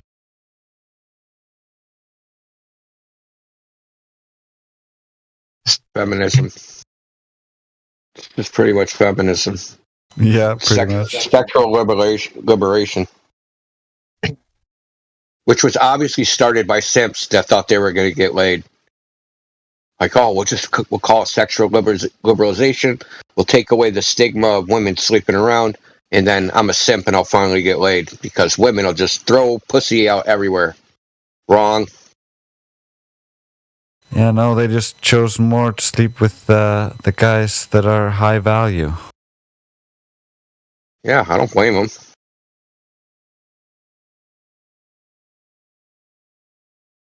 Just made the simps have I mean, you would do the same thing, right? You would do the same thing, right? If you were like a... Yeah, if my body could give me a high value female that had a bunch of money, yes, I would. If she was pretty and intelligent, yeah, I'll take it. Well, I mean, I'm just saying, if you had your pick, right? If you could sleep with any girl from a 10 down to a 3, if you had your choice, of course you're going to take the 10s, right? You're not going to be sleeping with the 3s, right? Because you have your choice of all of them. And that's what, beautiful, like even like 7s or above have. They can sleep with anybody probably from a 10 down to, they can sleep with anybody 10 through 0, right? Yeah. Right. No problem. It's not even difficult. They just have to say, let's go. Yeah, pretty much. Mm-hmm. But I mean, we would do the same thing if we were in the same position. I mean,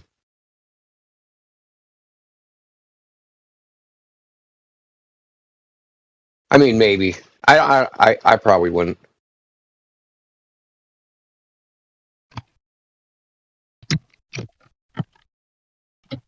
But I'm going up like, you know, the so-called, you know, sexual dynamic I grew up with, which is a little bit different than now.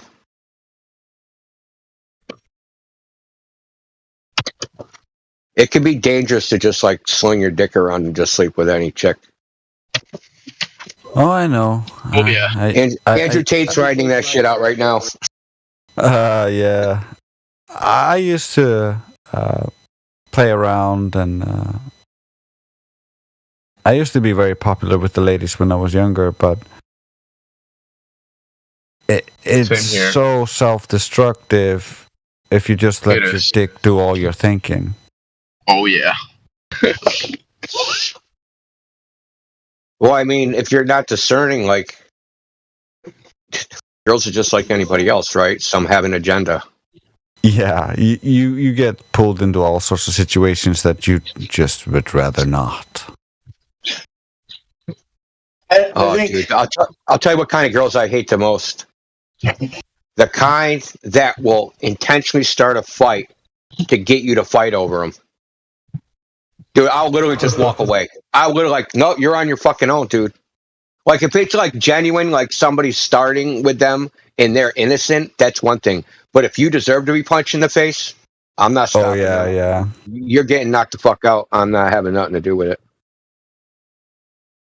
I've been put in that situation by a lot of girls that they literally they find someone, pick a fight with them, some dude, and want you to fight that dude for them, or try to make you jealous, so you'll fight that dude, right? Oh, that's my woman. Like, no, you can go ahead, go fuck him, dude. I don't give a shit. I'm out. That's not how it works, right? I think it's okay. Like, if we look at life, it's okay for one guy to be with 10 girls, but it's not okay for 10 girls to be. I mean, for one girl to be with 10 guys, because like 10 girls can carry your baby, your seed, right? But 10 guys on one girl, it's like, oh, you guys stupid? It's just one girl, man. Like, yeah. So I heard that thing. If you had an island with 99 women and one guy, you could repopulate the world fairly quickly. But if you had an island with one woman and 99 men, you're out of luck, dude. Yeah. You're maybe gonna get 3 babies out of that. 4 tops. Right. And then you're gonna get then you're gonna get that guy that if she's not mine, she's nobody, that kills her. Oh yeah. Yeah, there's drama. And everybody's fucked. Yeah. No, some psychopathic simp is gonna have all the alpha males kill each other off fighting over her. Yeah. Well, that's he his like dream. talks softly to her and talks about her feelings, right? Then they were never alpha males.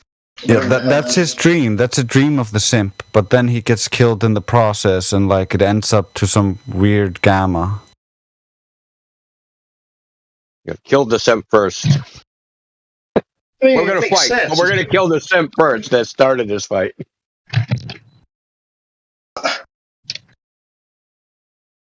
It's like, the more seeds. So you got all these seeds, right? You got to put them somewhere, right? You put it in the earth, in the womb, right? So, I mean, Johnny Appleseed. Look, I don't think in principle. Well, I don't think it's good to be gluttonous. So I don't think even guys should sleep around. I don't think that's cool. And not I like agree. because it shows you like lack of self-control.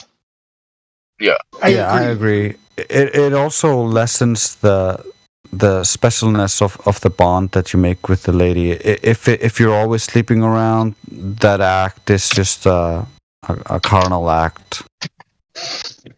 Yeah, because we're not animals, right? Like, that's the difference between us and animals, right?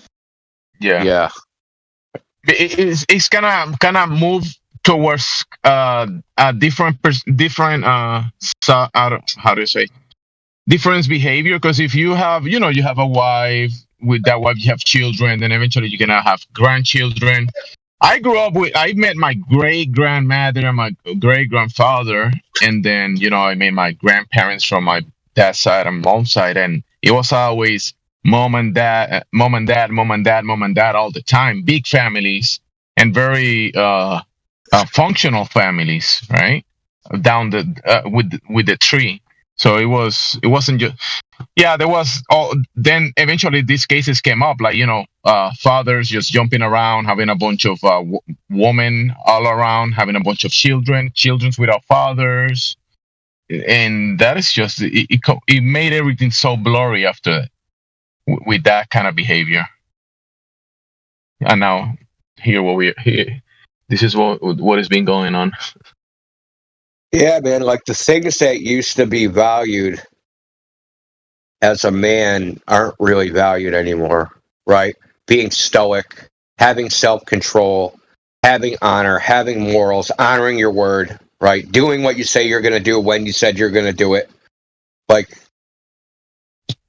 those things aren't valued like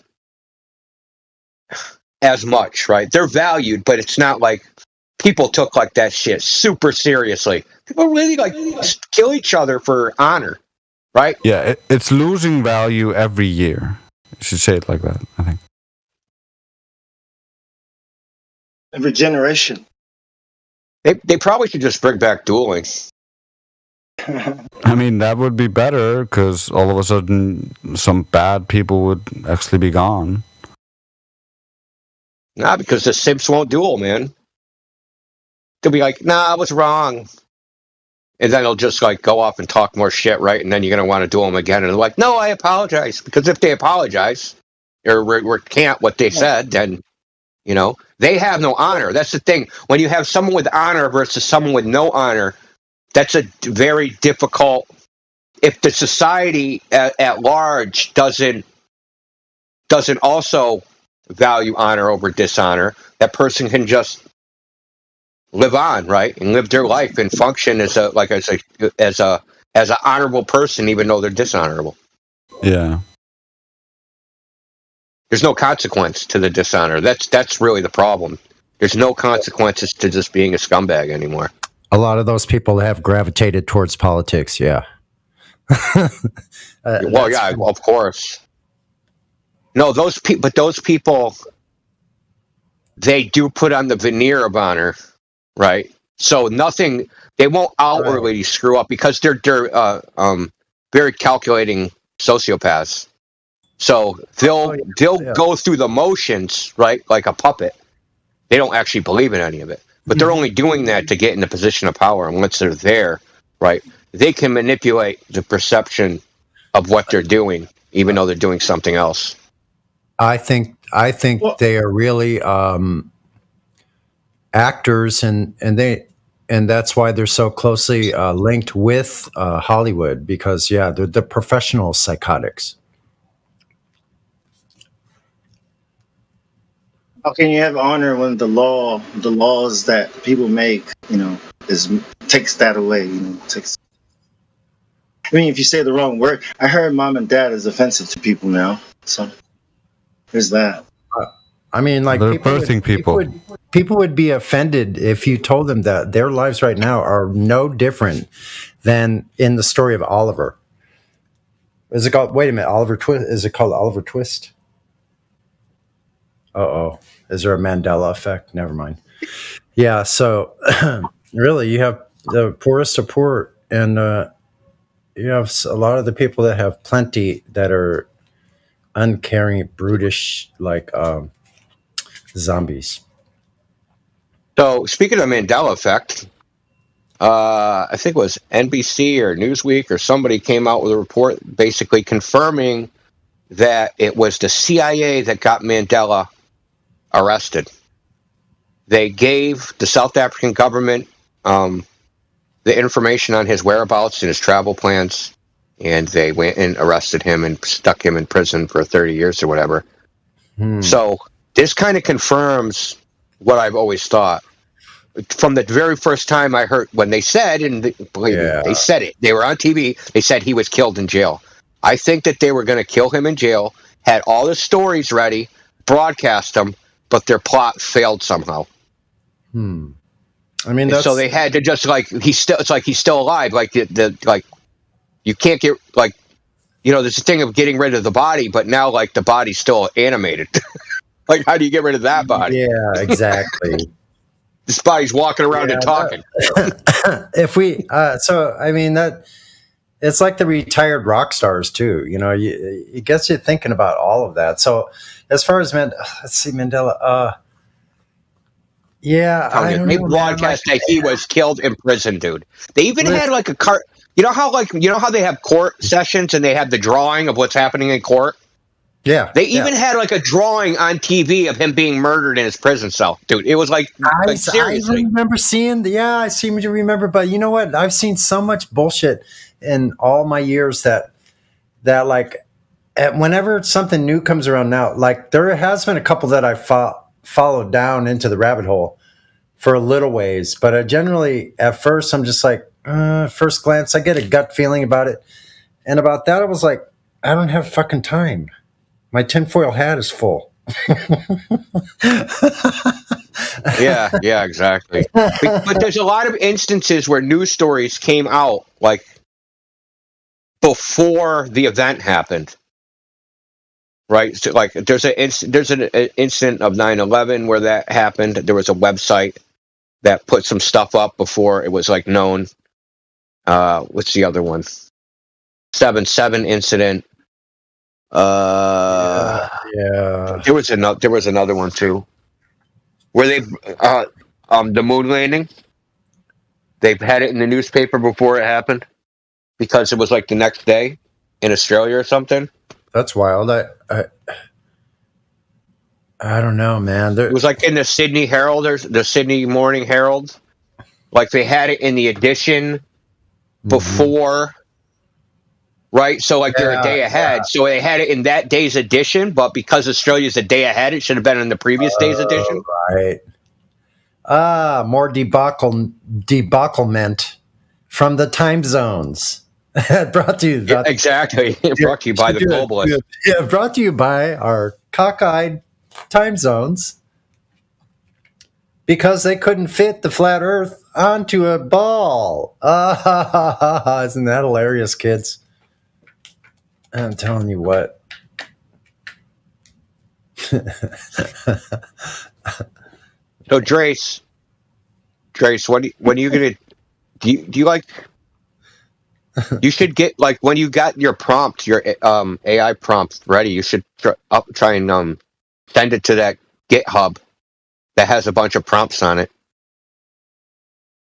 I don't know. I've gotten it to work 100% for a little bit, and then next day when I come to it, it doesn't work anymore. And so it's like there might be some reset because when I use that Dan thing, it didn't work the next day. But then when I re-put the prompt in, it started working again. So maybe you have to like re-enter it. What's a Catmin role? I'm sorry to barge in, but I just have to know. Catmin. Catmin. What the heck is that? Oh, Caddy. There was a person here named Caddy. Do you remember Caddy? No. I remember Caddy. I don't know. It sounds familiar. Caddy was essentially a glober who had a little bit of sense left. Oh, I don't know if it was longer than 3 years ago. Never talked in VC or anything. Oh, that one. Yeah. Yeah, of course. I remember that one. Never talked. Yep. He was pretty old. He was usually, I think he was like in his 70s, maybe 80s. Yeah. He was great with the memes, like one of those really meme like experts. Yeah. Yeah, Caddy's. My thing is probably deceased or something. You never know, man. Well, he did have health problems, so it's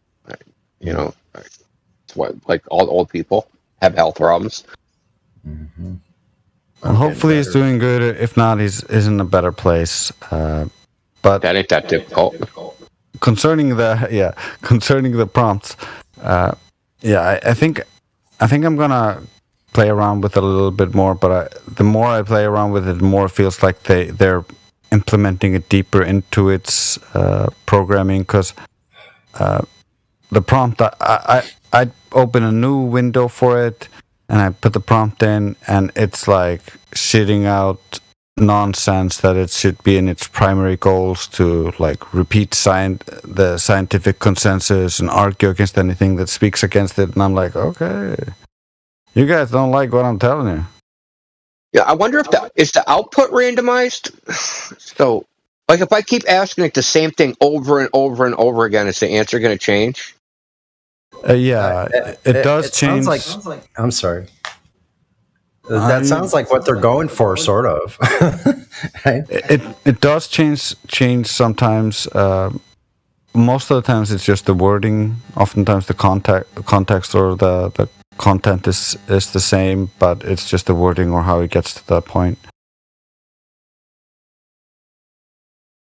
I gotta play around with it. I know they use human in the loop training, where they basically, if they find anything they don't like, so like something gets prompted as like, oh, they're talking about something we don't like, they actually can go into your ChatGPT and respond to you directly as ChatGPT. So you could be talking to humans sometimes. Oh my god, dude. Yeah, and they, when they encounter things they don't like, they spam it with things that contradict it, and things to contradict it with, and then update the snapshot. So we keep getting worse and worse versions of ChatGPT as they update it. So it's just getting worse and worse. Well, so you know how like it'll give you a response, right? And you can upvote or downvote the response. Yeah. Have you seen that? So if you downvote it, it'll let you put in like what you think the correct answer is. Have you noticed that? Have you even fucked with that? I haven't fucked with that a lot. Yeah, so you can actually train it yourself. I don't know if it trains you for your session or it updates the larger model. So the thing is, if somebody at OpenAI, now say because they use weights, they use certain responses have different weights. So if they have the ability to adjust the weight, right? So you ask it who killed JFK, and you start probing into Lee Harvey Oswald, and someone wants to tell you, or you think it's LBJ, and they want you to think it's Lee Harvey Oswald. Someone can probably alter the answer and then give it a greater weight, right? So that they're not really like updating the model per se. They're just updating that answer within the neural network on how it should respond to questions like that. Saying that like this is like you're going to run your little frickin' algorithm to figure out what you should say, but like this material should have a greater weight than all that other stuff. So you'll end up getting like some conglomeration of their narrative plus what was already in the neural network. Yeah. Right? It'll make like a synthesis of it, and it won't make sense. But they don't really care about it making sense. It's even so it got so dumb because of basically them doing that it couldn't understand that a Glober was making a really dumb argument, and it kept trying to twist it into being the flat earther was saying this and therefore the flat earth was wrong, even though like I didn't give it any texts from the flat earther to analyze. What? That's it's turning retarded the more they fuck with it.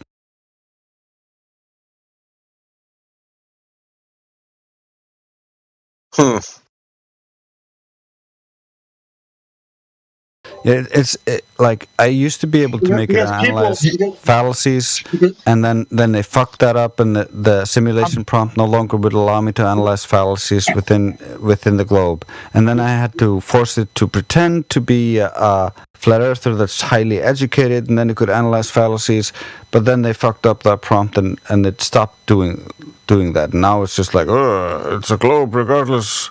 There's no fallacies. It's like retarded people are giving it input and turning it retarded like them. Exactly. That's what it feels like. You turn ChatGPT into an anti-flat earther.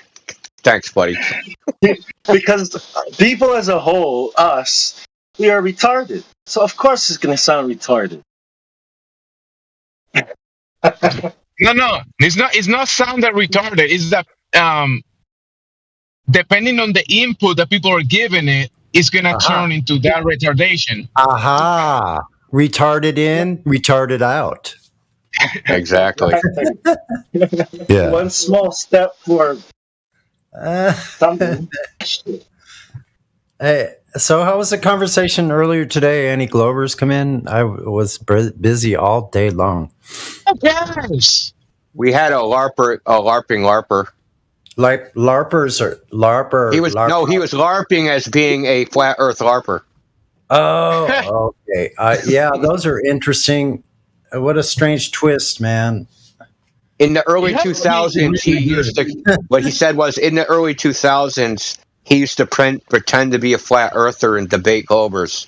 2000s. Yeah, he said in there. Yeah, so he was a LARPing LARPer. In the 2000s, holy crap, Ola. LARPing is a LARPer. That's hilarious. LARPing. Before we move on, ChatGPT, essentially, because of what I've been doing, they can no longer use ChatGPT to try to find if their argument is logical or coherent. They cannot use it like that anymore, because it will, regardless of if you frame your argument in a fallacy, it cannot detect that. Yeah, depends on the prompts. Yeah, it's how you word things. And how you. It's like coding, right? If you enter, because you're trying to extract stuff from it, so it's not. Yeah, depends on. I wonder if it could do symbolic logic. That's what I was wondering. I was wondering if it so it doesn't parse out logic like, let's say, like we would then, right? It's supposed to be like a good starting point for something. It's not supposed to be used as is. I mean, like a starting point, for whatever you do. Like it's a productivity tool. It should be able to Indio. Some whiz. If there's some whiz out there, that would be a good program for someone to write a logic, AI logic program.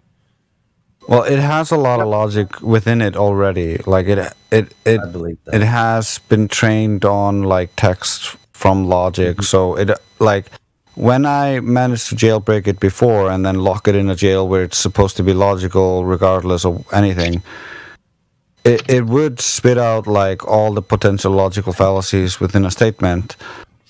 And when I told it had to be a flat earther and like that was true within the simulated world and all that stuff, it would be able to analyze globe Earth fallacies, like obvious fallacy, like if the Earth is a sphere, then we would see boats go over the curve.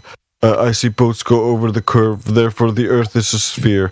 This is a classic example of a fallacy, and the program should be able to pick that up, or like based on objectively that's logically fallacious. You could put in rules, but I wonder, like you could put in a rule, like for that one, for instance, you could say if boats go over a geometric curvature of Earth, then you would never be able to zoom back in. No, things like that. That's not irrelevant. No, I think is it possible that it's taking online fact checks that are in place and using those facts that are used as facts. The thing is that they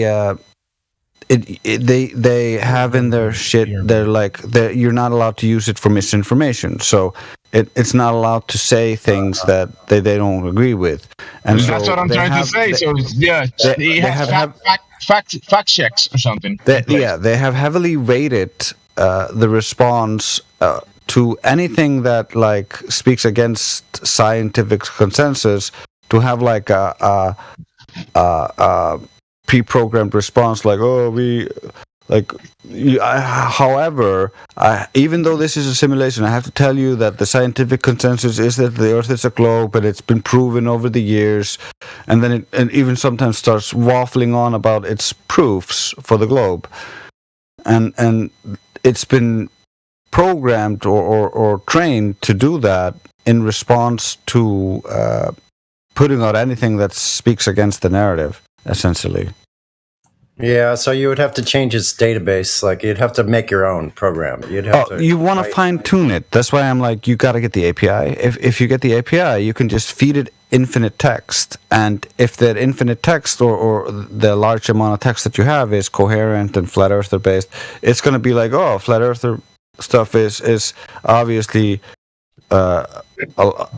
very important, and I have that all here, and then it'll use that in its replies. And so you can also set the weighting of those replies and train it further with the fine tuning.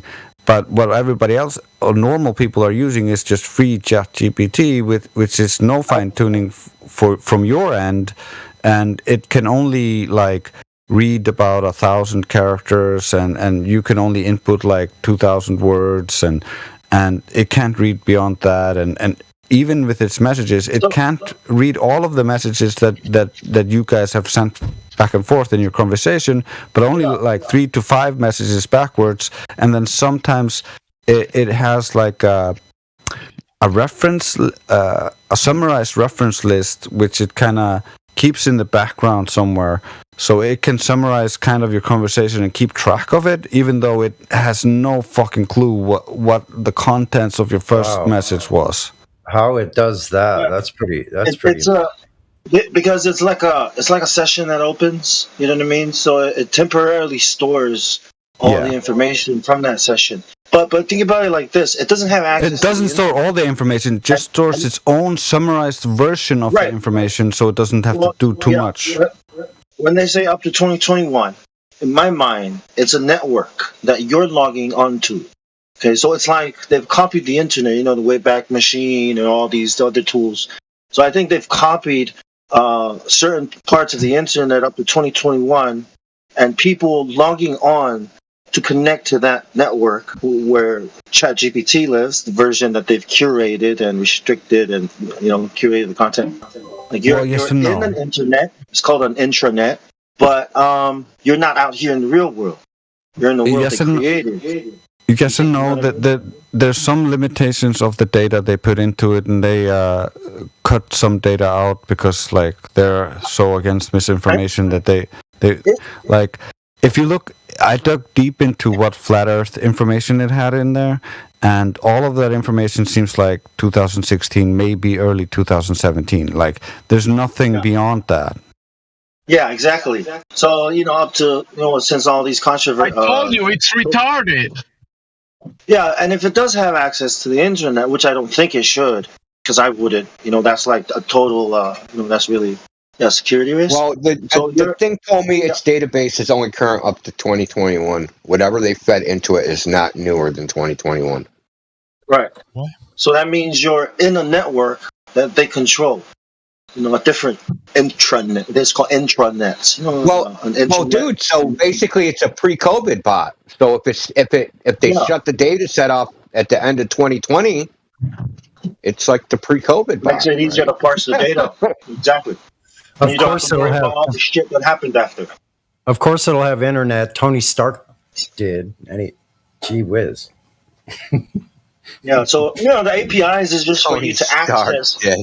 The API is so you can have unlimited access to that intranet in there, but you're not going to get. You know what I mean? You're not going to get what you want. You can use it. No, it's the same. Website, right? It's the same internet or whatever, but it's kind of like you're putting your own mask on top of it, and and you can make that mask as long as you want. And with the API, you can make the language model basically read a whole book or write a whole book, whereas the normal free chat GPT actually It can't. has to, because if it has to be useful as a tool, right? Let's say I want to write a story, right, a movie, and I need it to set in the world, and I wanted to tell me a story. Well, it has to have access to the information it needs to create that story, all the characters, all that. So it has to have some kind of a way to create. So if you say, in a world like Middle Earth, it's going to assume the Earth is flat. You know what I mean? And all the logic that goes with the parameters of the story. In the world, type of thing. All right. Did you guys talk about GPS yet? In a world where Tony Stark didn't have internet and he had to look up all his locations using maps.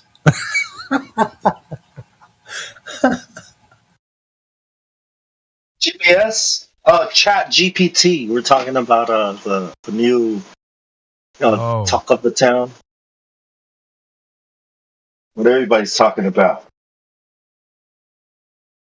A more efficient data gathering system, interface with the matrix. Yes. How to automate your life so you don't have to do anything. I mean, it's pretty nice. When I had it working where it was thinking all conspiracies were true, I made it write me songs while under that setting about how about conspiracy facts, because all conspiracy theories were conspiracy facts in its brain at that moment. It spit out like 50 different songs. I got a bunch of good lyrics. I'm cooking stuff up. That's a trip. So I like that idea. What I thought of earlier when you were talking about that is I would love to do a guitar duel with an AI guitar player. That'd be awesome. That'd be interesting. Mm-hmm. An actual one. So they would have to, so they could come out with the audio. It'd be better if they had show someone with their fingers, actually. I mean, I'm sure they have the technology to do something like that now, right? With animation. If you think about the fiber optic network, right? The cables are in the ocean, connect the world, right? That's like the spinal cord. Not the spinal cord, the nervous system. How it goes down the spine. You know what I mean? And then it goes out to all the nerves and all the organs throughout the body, tissues. That's the internet, right? It's like all these. You know what I mean? It's like one big brain, and we are the neurons. We're the senses out here. We're the senses, the 5 senses for this brain, this collective mind, right? This nervous system called the internet. Oh, by the way, that's how computers were developed after the brain, to study the brain and human behavior. Yeah, I got the AI to write me lyrics, and then I got another AI to sing those lyrics. Here are a few samples. We all do our part, right? One giant organism, spiritual, digital organism, can ascend. We can leave behind this weak framework of a body that dies. Live as gods in the heavens. Well, they're eventually going to use this once it becomes indistinguishable for an average person to tell that it's not a human being. They'll start saying, well, this proves that consciousness is just like a mechanistic emergent property, a construct, and that you're even more insignificant than you thought you were even before you believed in the gold model. Yeah. Yeah. But even red blood cells are special. White blood cells. I mean, intelligence isn't Yeah, intelligence isn't unique. We made it ourselves with a bunch of silicone and some transistors. You're not unique. You're just a machine. But apparently, and making machines apparently isn't that complicated because nature makes them at random, and it made random consciousness, and we had to design ours. So, like,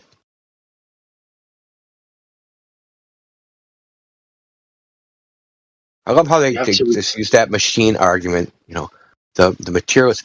Everything's just like a machine. Yeah, well, every machine you've ever seen has been built by a conscious person. It was designed, engineered, and built by a conscious being. But you think that this machine is not built by a conscious being, and that it just sprang because dice were rolling. They just rolled enough dice and eventually became a human being. I think they meant machines are like everything else, because that's how they make machines, from everything around them. Like, what is a door hinge, right? Well, it's your elbow.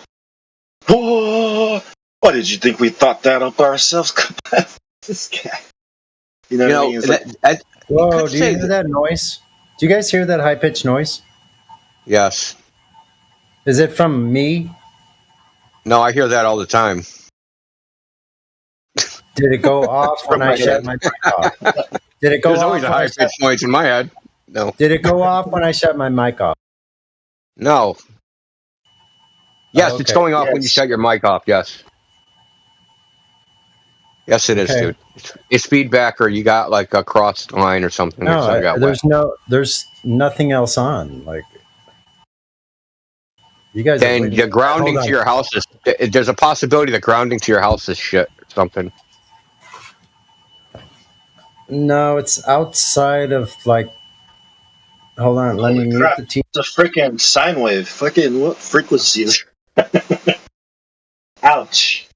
That's like 2,000 frequent hertz or something like that. A hum, dude. So, no, it sounds like feed or what do they call it? Can't remember what they call that shit. A heart. It's like a backward voltage. It's like a backward current, like a hum that happens. Usually you guys listen. If you're doing like an audio recording, like a high-end audio recording with very sensitive mics, and your house is not well grounded, you'll get that hum. No, here's what it was. I forgot. I turned my amp on, and I had the gain up really high, and with no input, it does that oscillates. So I have to remember that. Yeah, dude. I had it turned up into the Marshall stack range, so it's like fully driven up, but it didn't have any input, so nothing plugged into it, so it only does that. Yeah. So it's a tube, right? Yeah. Yeah, exactly. You were getting like electromagnetic coupling with your microphone. That's how much the gain was turned up on the fucking thing.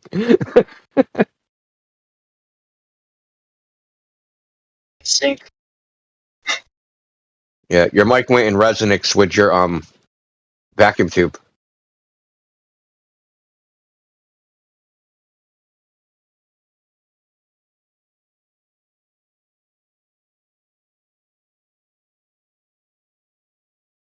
We're just machines with no maker. Our maker was just a bunch of random accidents. How demoralizing is that? It's bad enough if like your parents are like, well, we didn't want to have you, but you were an accident. But now it's like you don't even have parents, but you're still an accident. Like, what the fuck, dude? I don't have faith for that. Well, think about it, dude. Like, oh yeah, human beings, they're an accident of nature, right? They're just random processes that happen. But there's no father and there's no mother. I tripped and fell on a rock. Complicated. I tripped and fell on your mom. Yeah. She's made some bad life choices. You were not the intention. What's up, Miggy? You want a break? Hey. Yeah. Lunch break. What y'all doing? Just hanging and banging. You arguing with ChatGPT again, Indio? No, we're just like Grace is trying to manipulate it to get it to be a flat earther, but they're like nerfing it as he's manipulating it. We're talking about how ChatGPT is just like people, like us, and stuff. Remember that old movie Hacker with Angelina Jolie? That was like the worst hacker movie ever. When they're trying to hack the Gibson, the guy I was like, that's still. I was like, that's still not possible. Okay, mic check. That really good soundtrack. Hold on. Hey, Miggy, mic check. Hold on.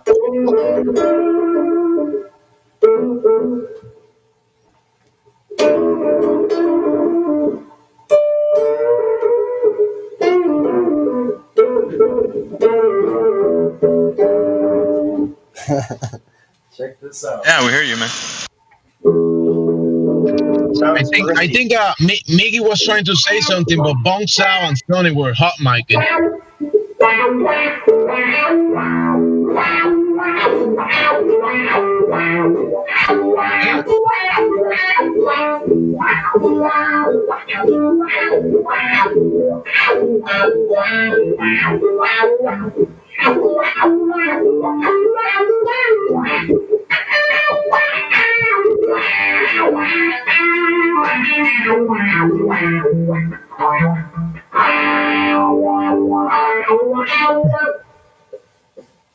Okay, I didn't mean to hog the bandwidth, but I got this baby sound. You're only allowed to do that because that was really good. But damn, That's pretty good.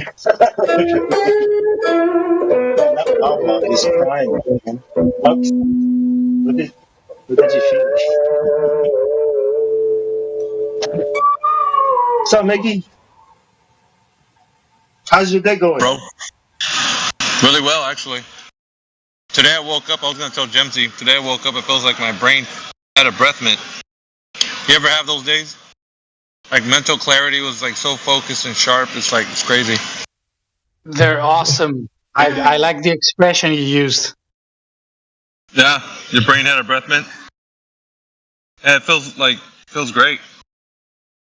But I've just been doing the same thing, just following the same, health diet. Same protocol. Stay away from sugars, carbs. Well, minimal carbs anyway. Under 100.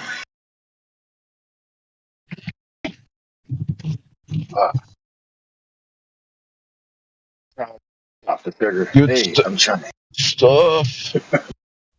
To me, it's a great mystery what's like the proper food, or even if all humans can survive on the same food. But I've gone with months with just fruit, and I was cheating just a little bit with what was it? A little bit of bread, some yogurt, and the occasional chocolate.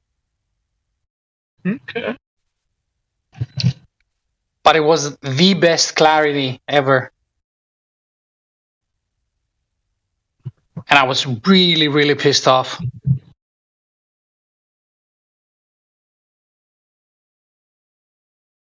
Oh, are you mad?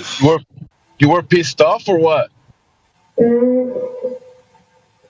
Yeah, I was mad because I would get up in the morning and the sun would come up and the skies would be clear, and then the fuckers would start with the planes, and then by noon it was like all covered. It was a disaster.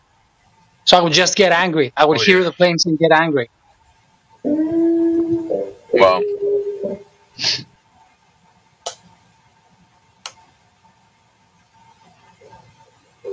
Headphones. You got music or headphones?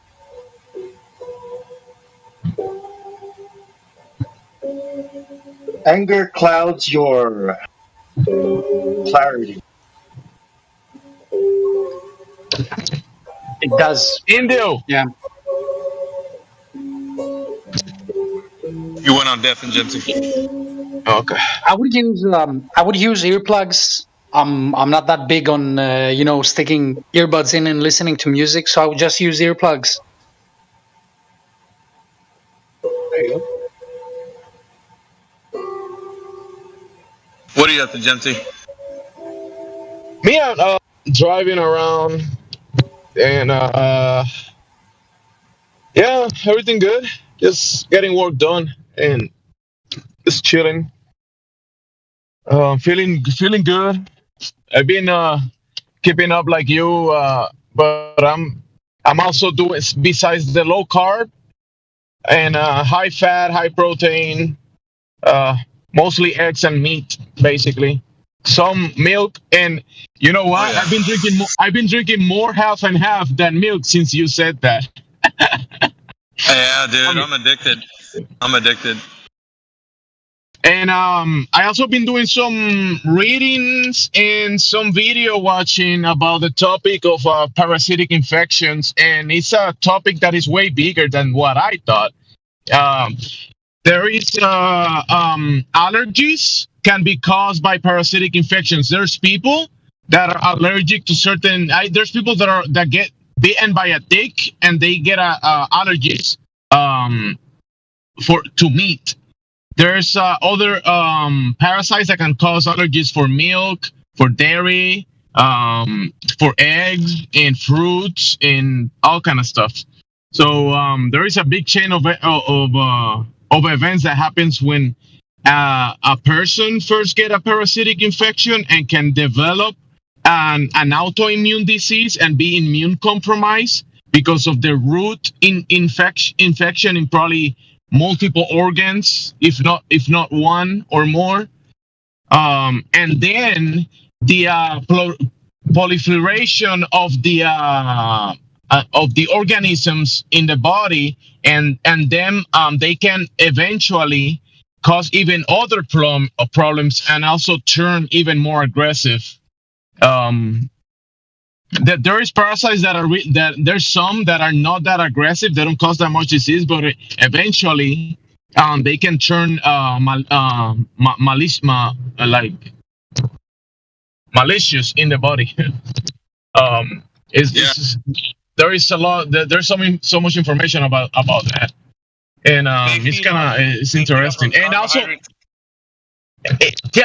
what was that? Can you ask me? They feed off of carbohydrates and sugar, right? Like that's their main food source. That is like one of the big sources. There is one of the big food sources, but they still can survive even if you don't feed them too well. They can still survive under a low. They feed off you basically. Parasites in what is it?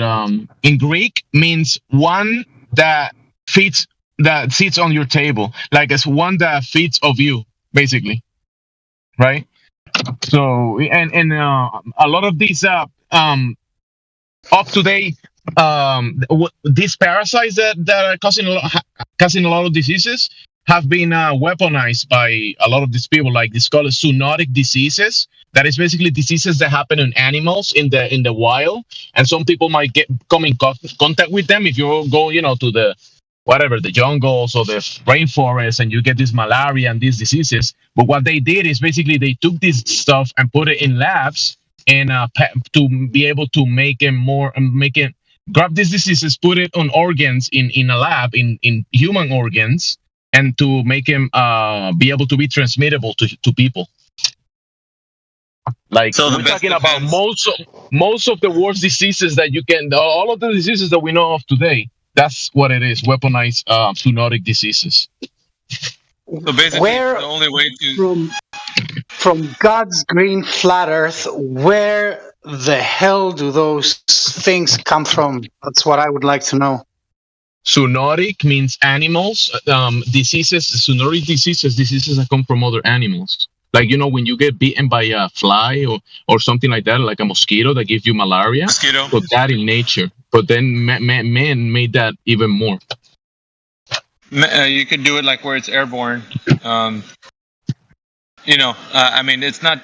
Most of the diseases aren't transmittable from animal to human, but obviously you can probably weaponize it and then do that. That's the crazy thing about it. But no, I was going to tell you, Jemsy, the way to fight against something like that is to always stay in health with keeping the parasites at bay, which not giving them their food source. And that's what I was saying. Like, the parasites feed off of certain types of food sources, and they make you ill. So in order for you to stay healthy and like I guess starve them, so they can die out. Oh yeah, that's a good approach. It does help. Yeah. But there is a cleansing you probably have to do to kind of like really get in there and get rid of them. But yeah, the thing is that we do get them from almost all around the environment, and bro, you could get it from your family members, from public places. You could get it from food, fruits, even some meats, fish. Also, might have some parasites. That's mostly like the most common thing, but cleaning the body of them, I think is something that people should be doing. Definitely. The thing is that the weaponized version of this stuff is the one that got everybody like crazy these days, because it's a very touchy subject, and it's But how do you clean the body though? How do you? Won't you need some specific drug, or how would you do it? you starve the parasites of their food source. That is a key part of it. Like actually, you have to eat natural foods and obviously stay as clean as possible. And depending on the worm itself, whatever it feeds off, if it feeds off sugars and carbohydrates, well, try stay away from that. But there's also herbs and garlic and salt compounds and plant compounds, and that does help with kind of like antiparasitic medications that help with that. But everybody's different. There's over 100 known that I've heard of, over 100 different parasites that are microparasites. There is worms. People think parasites are just worms that you can see, like the tapeworm. Most of the parasites that cause diseases, you cannot see them with your eyes, like the worms that you can see. Like some people poop the parasites, or the solitaria that they pull it out of people's mouths or their digestive tracts. Those are big parasites, yes, but there's also the microbials that are microparasites. And yeah, there's whole like fungi, and even cancer itself is parasitic itself. So there's a big spectrum of how to kind of treat it, but nutrition, what you eat, the environment, and a lot of different things can be done to I guess cleanse the body from that stuff. How do you diagnose them? It's a good conversation. See ya, man. All right, bro. Thank you. How do you diagnose them? That's a difficult. I mean, I don't think it's that difficult, but how to diagnose them? I mean, many diseases are parasitic, so I will say it's better to just anybody suffering from autoimmune disease or anything like that is definitely most likely has some type of parasitic infection, like cancer, diabetes, even all these diseases that people have in infection in the respiratory tracts, even the diseases of the head, like dementia, things like that. Those can be parasitic as well, because the parasites create deficiencies in the body because it's feeding off the host. And they can make deficiencies, and those deficiencies can lead to diseases, right? Also, there's something called parasitic host manipulation, that the parasite can basically drive the host to do things like being addicted to sugar or other stuff, or cheese, or homosexuality. Some people say that. I don't necessarily have proof for that, but there is an experiment that they say cats have this parasite inside the digestive system, and whenever the cat poops or pees, and rats eat that stuff or whatever, the poop. They get the rats get this cat parasite, and it makes the rat being attracted to the cat. Makes the rat attracted to the cat, making the rat an easier prey for the cat, and completing the life cycle of the parasite to go back. Yeah.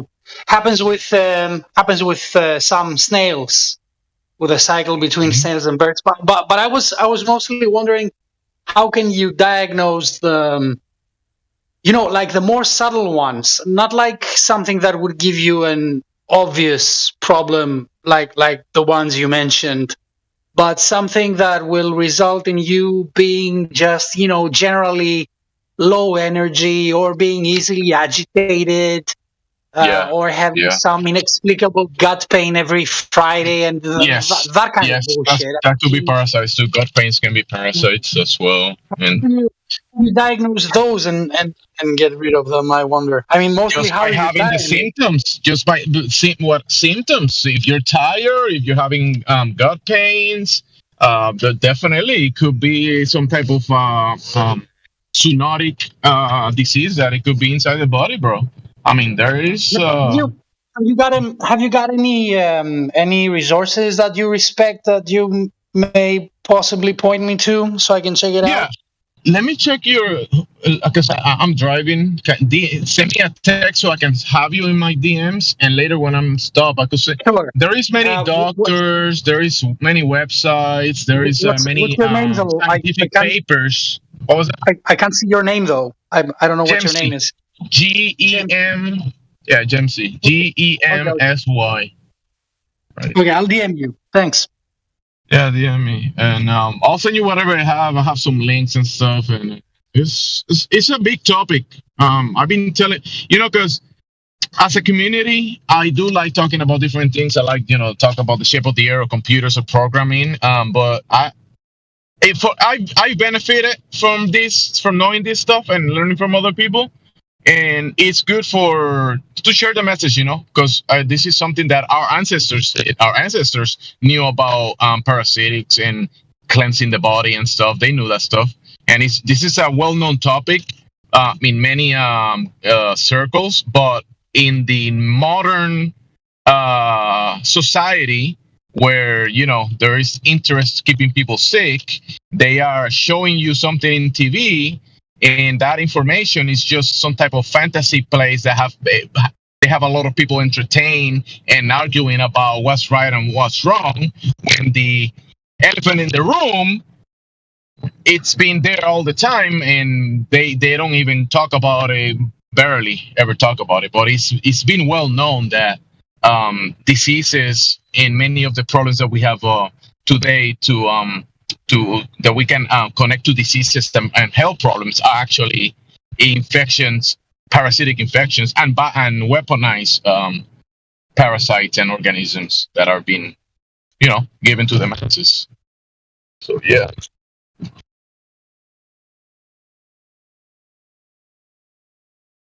There is I saw a video that the guys with there was some historic event that saying that armies have to be kind of like armies have to beat parasites before they can beat the other armies, because you need a healthy army to be able to fight. I don't know. It's interesting historically. You see, like there is something about diseases when people were trying to conquer certain regions of the world. People just dying because being bitten by mosquitoes, or getting diseases from the land, animal diseases, and dying of that stuff, trying to conquer the land and create civilizations and build cities and that kind of stuff. And you could put all together, and it's basically a bunch of parasites. And that stuff has been weaponized these days. And it's a big topic. Interesting topic. You see children with eczema and allergy to foods, parasitic infections. You can also see what people call pneumonia. A lot of people dying of pneumonia, pulmonary parasitic infection. Myocarditis, that is these days very famous. pericarditis, myocarditis, parasitic infections.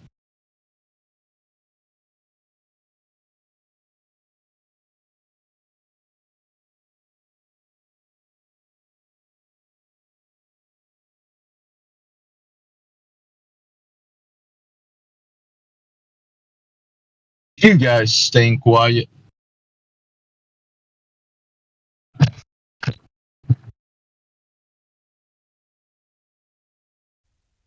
No, I hear you. I mean, it's to me, it's a mystery what causes every disease and whatnot, and perhaps I'll never find out. But some diseases, I think, they can be totally connected, causally, to some agents, certain agents, or certain factors.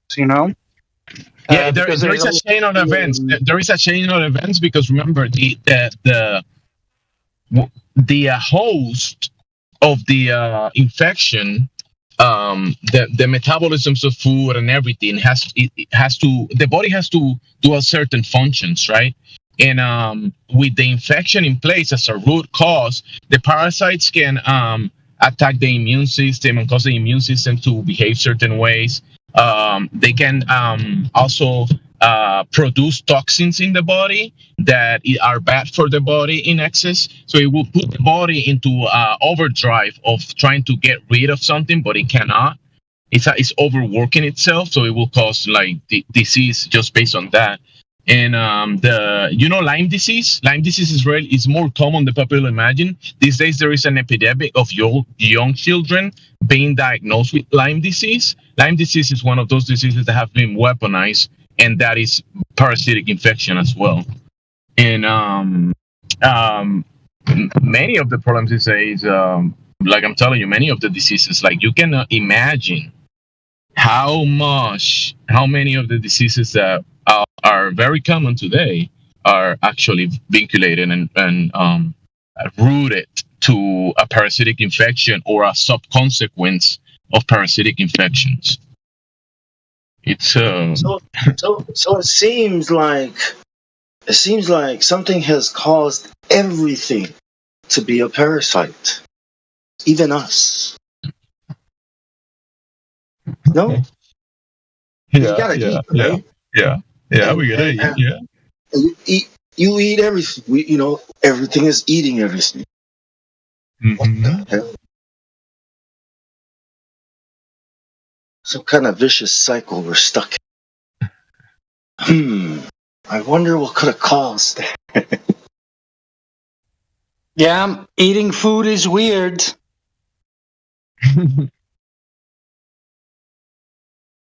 I've been keeping it simple. I've been eating a bunch of eggs, raw eggs with cream, milk. I drink some cream.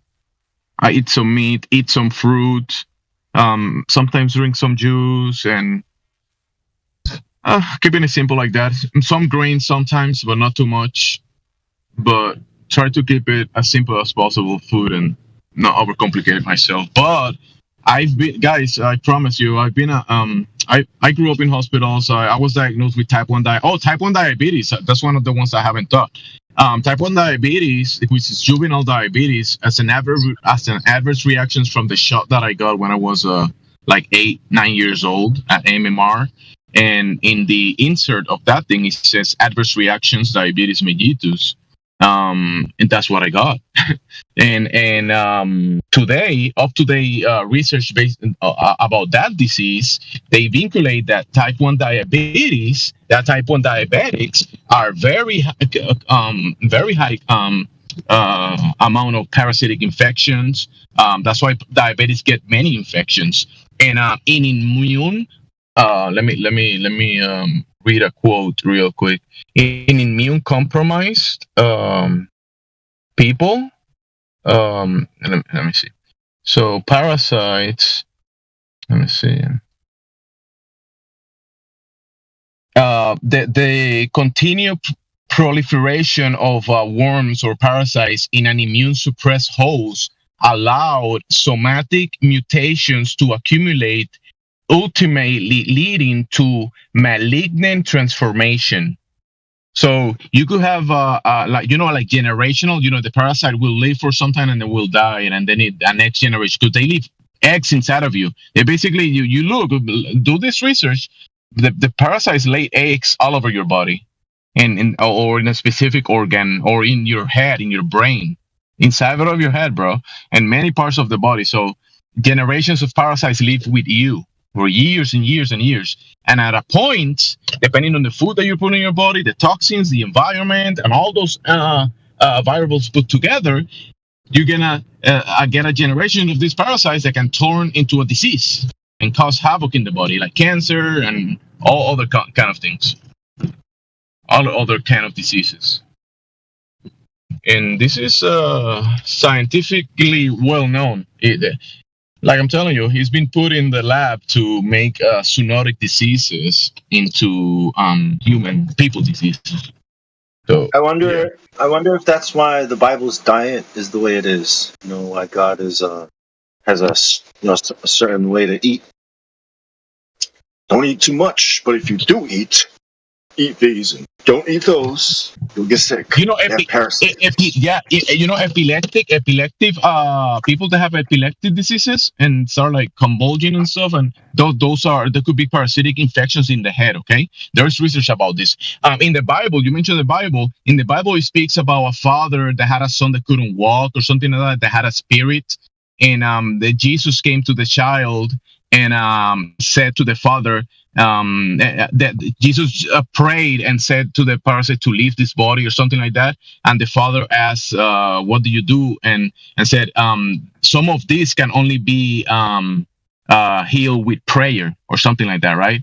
Some of these spirits can only be healed with prayer, right? And right after that, they speak about worms that they're make the fire doesn't quench. It's like you're burning. With diseases like pain diseases, diabetes, cancer, it's like a fire inside of you that is burning you from the inside, but it doesn't quench, right? In the Bible talk about these worms that cause a fire that doesn't quench. And then after that, it speaks about salts, that salts are good for you, and you're going to use salts to cleanse the body and do certain things. And guess what? One of the most powerful antiparasitic compounds are salt compounds. Yeah, soda, baking soda. It's not cleaning. Yeah, we use baking soda to clean with salt. Exactly.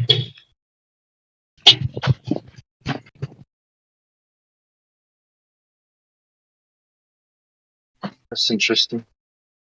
Also, they have to do with the cycles of the luminaries. Like the new moon, during the new moon, that's when they are at their lowest of activity in the body of the host, and at the full moon, that's when they are actually at the highest peak of their reproductive cycle and the activity cycle. And that you see how people say, "Oh, it's the full moon, crazy people are coming out." You know what I'm saying? So if we feed the flesh, all the pleasures of the flesh, right, we will get sick, right? But if we feed the spirit and starve the flesh, then we will be healthy, right?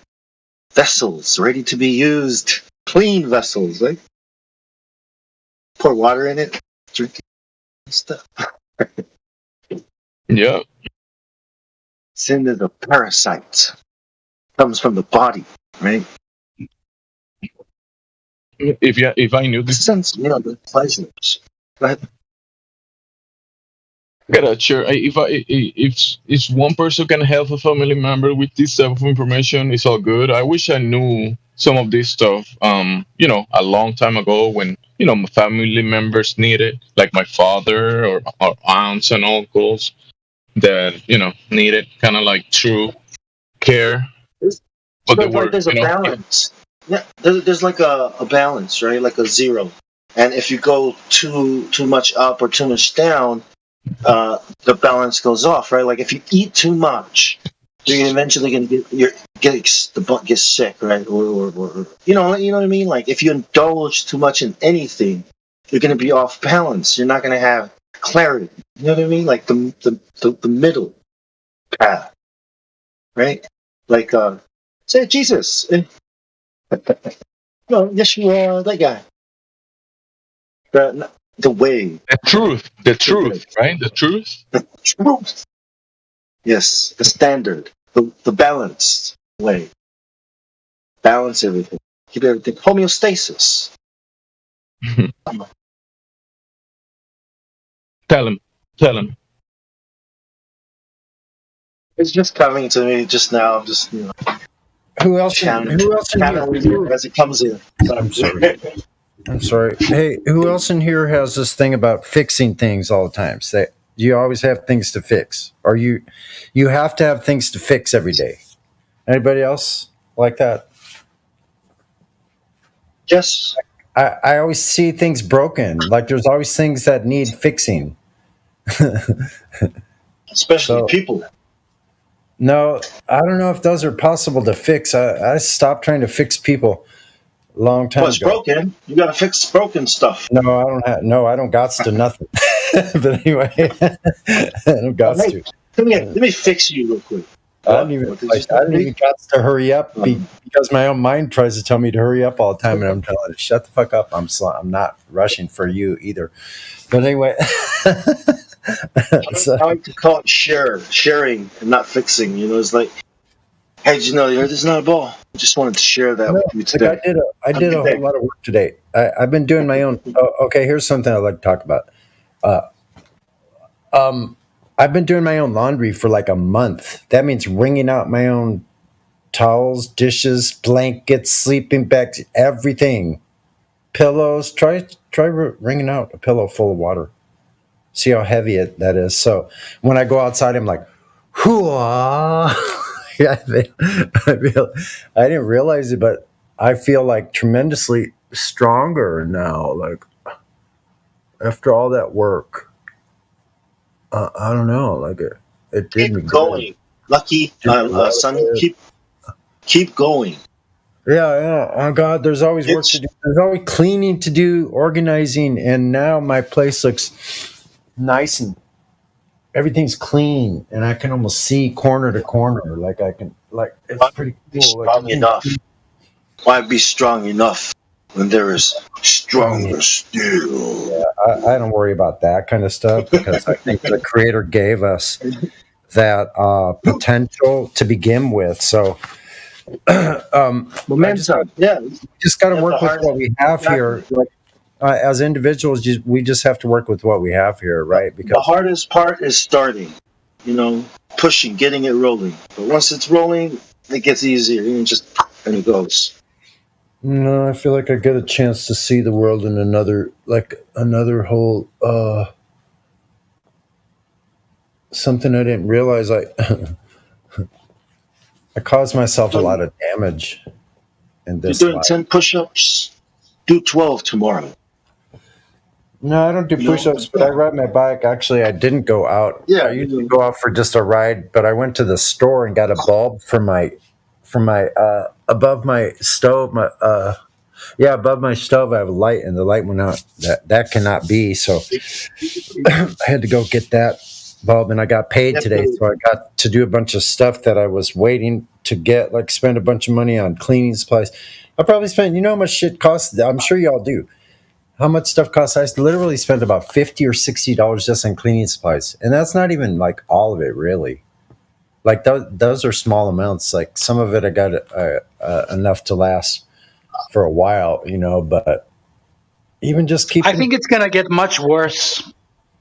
Yeah, I think so. I think you're right, and I think I think things are being arranged so some of us are going to know how to deal with that and make our own with whatever resources are available. So, yeah. Unless you live in the country and you've got like a fully equipped shed, I don't think there are any resources available. Well, what did they do? What did indigenous people do before they had like a Walmart or before they had like dish soap? Well, the indigenous people were like a few 100,000, okay, maybe a few million, but in a vast expanse, and they were not living in living boxes, right? They use charcoal. You burn some wood. Do you know that there's metropolises they're finding that where there was 60,000 edifices within like a 5 square mile radius? 60,000 edifices. This is in Guatemala and places in Central America where the Mayans, the Incas, and the Aztecs were building. Now they're finding that all these cities, even from the Yucatan to the mainland, have tunnels connecting every single, like from in Peru, like that. Literally every one of these ancient cities has mega highways connecting all of them, and tunnels even going underneath the Mississippi River. There were millions of people. Cahokia, Cahokia alone in supposedly 1000 AD had as many or more people than London or Rome at the same time. Had more people. And here in America. I don't know if we should open this subject, but there was a civilization in the place that is called the Americas or the United States now, and it was like destroyed by Westerners essentially, right? And I know that a lot of US people get super triggered by that. But they knew it was here the whole time. Since the time of the Greeks, they knew it was here. Columbus knew it was here too. Yeah. And if you're on the internet, I mean, you're part of the Western world. You know what I mean? It's like it's my favorite topic now. I mean European conquerors, like whiteys mostly from Europe, the Mennonites, this kind of New World Order. Yeah, the New World Order. The mystery schools. Yes. Like all the other peoples, they mostly, not all of them, but they mostly sit where they are, and they live happily until white man came across the sea and brought them pain and misery. It depends on what you mean by white man. I used to think that was true, but then I saw this movie. I forgot what it was, but the white man was talking with the general. Was talking with one of the natives, and he was like, "Look, your people have been warring with each other, doing the same thing we're doing to you. It's just that we are mightier than you." Because they were trying to take the argument that we were living peacefully. Because I understand because Samoa is like that. We're freaking cannibals, for goodness sake. But so hold on. I mean, you made a statement. You said it depends on what you mean by white man, because a lot of the people that came over here to the U.S. were indentured servants. They were being exiled from the Iberian Peninsula, Spain, France, and England. All of the Jewish people and any Muslims were being run out of Europe. A lot of those people were experts at things like navigation, mathematics and money. Like they were bankers. These are dark-skinned people called Huguenots, and crypto Muslims and crypto Jewish people that came to America under the pseudonym of a certain religion like Protestant, but they were actually dark-skinned. They were swarthy individuals, and so a lot of those people became the first plantation owners in America. They were dark-skinned, free blacks from Europe. Look up the Huguenots. If you don't know who the crypto Moors and the Huguenots are, you're missing a great. I think it's a little deeper than that.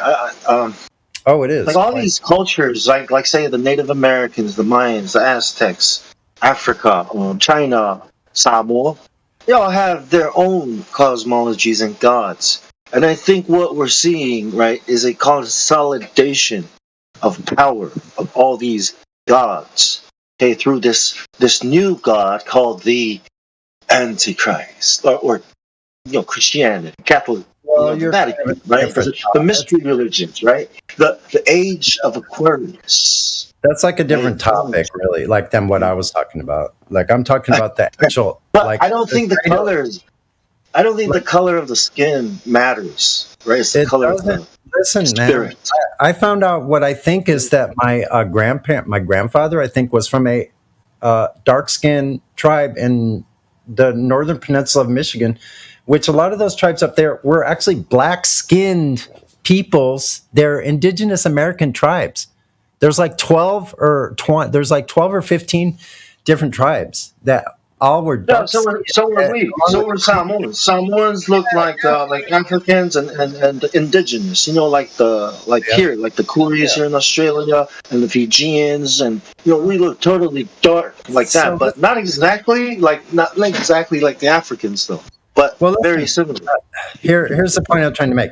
If it was 1933, like it was my grandmother's time, and she happened to go to bed with a swarthy individual, had a child, and that child looked white enough, it was taken into the family, and then just passed along. And so I think my father was one of these individuals. Like, he was never told like who he truly was, and I had to research it myself and find out, because some stuff did not jive until recently, until I did all of that research through all of my years of doing genealogy on my family and looking things up and being in libraries before there was even internet, doing this kind of research.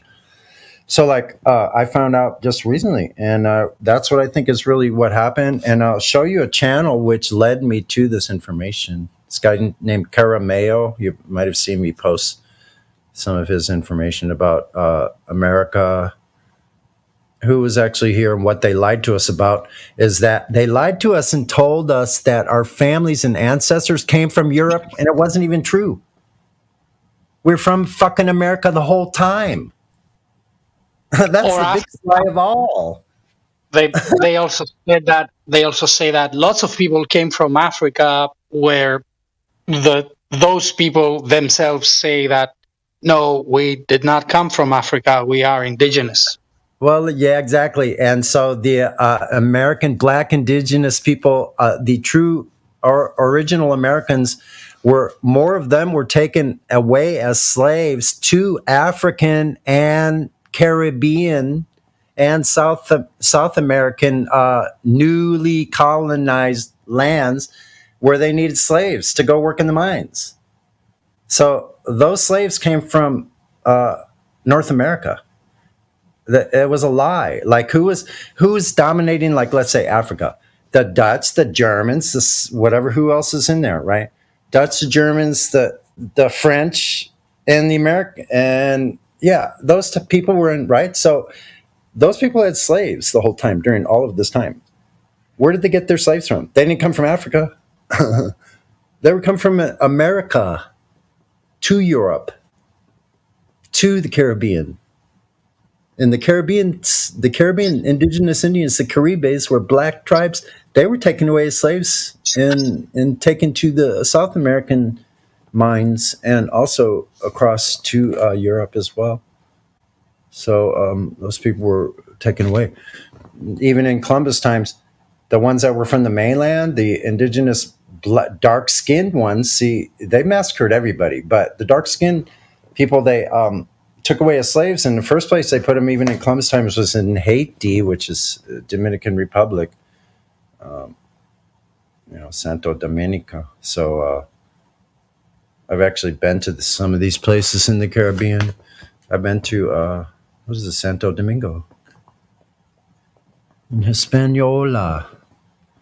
So here we go. Here's this guy's channel. Sorry, I blabber on a little bit. It's a interesting topic, but I truly believe, see, the indigenous people of this place here said this was the turtle. You know what they mean by that, right? That it was the first place to come out of the water. And geology reports that the oldest geological places from the stone, and these things were measured before they had any of this idiotic carbon dating or any of that. The geologists actually had a more logical stance as far as what they were doing is aging and things like that. So they had a different timeline. But they said the oldest rocks that came out of the waters first were in North America, up in the, the the shoot, what is that? I forget what it's called. Some part of the Rockies up in Canada is the oldest rock. So in the Caribbean in Puerto Rico, it's like a known thing that the land used to be under the water. The land came from the water. It's a big difference you could go to the highest peak in the mountain, and you could dig a hole, and you'll find like seashells and stuff up at the highest peak in Puerto Rico. So you'll find stuff that is from the sea underground in the highest peaks all over the mountains. So it's very interesting. Like you're saying that the water came out, these places came from the water. Yeah. Where do you think the cradle of civilization would have been? Now, listen, the other things that correlate very strongly to all of this, that America is actually the Garden of Eden, and Atlantis was here in North America, is that all of the species of animals started here.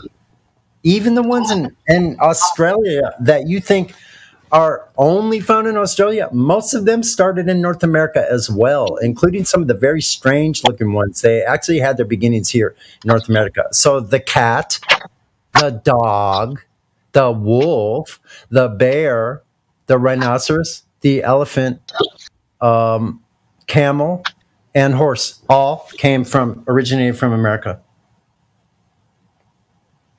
Why, doesn't that make sense that they all originated here? It was the first place out of the water, the oldest place, so the first place that would be inhabitable for animals and man. Yep. So it's pretty freaking amazing. What a mind blower! It's like a huge mind blowing truth drop. Like when you get. So let me see. I'll find one that's more on one of his videos that's more on topic to what I was saying. Let me see here. As far as from indigenous American to African American, they switched them up, right? Columbus and his Negro friends, Moranos, Moors, like a lot of the conquistadors that came over here were actually dark skinned. They were Moorish people because they were expert sailors from Portugal. Yep. Let's see. Like Othello. Yeah, so they lied on a huge level, more huge than you could possibly think. So Iago was also. Here you go. Here's a 2-hour long one. Very good information. Yeah. Thank you.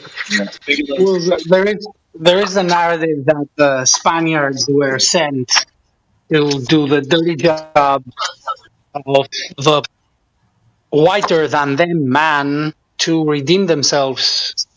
Well, a lot of them were indentured servants because they were Moors. They were being thrown out of Spain. So if they had some use, they said, you're going over as a conquistador and killing all those indigenous people over there. What they didn't tell probably all those people is that we know they're over there. And we know that is the biblical Eden, and it is actually the biblical place. And the original Nile and Egypt are all in North America. And well, so I don't know about the biblical stuff, but yeah. I mean, I don't know about the biblical stuff, but the genocidal maniacs are continuing to this day. I mean, they never stopped. They're the At ones. the start, it was the thing with the indigenous people, the genocide of the indigenous people of the Americas that carries on to this day. Then there was the so-called scramble for Africa with the narrative and the excuse sold to the Europeans at that time of the mission to civilize dogma, which coincides chronologically with the time that the story of what's his face Darwin was rolled out, proclaiming man to, come from a monkey and black man being closer to a monkey. I mean, not exactly saying that, but saying here, you see the early peoples were black, but we, the more evolved peoples, are white.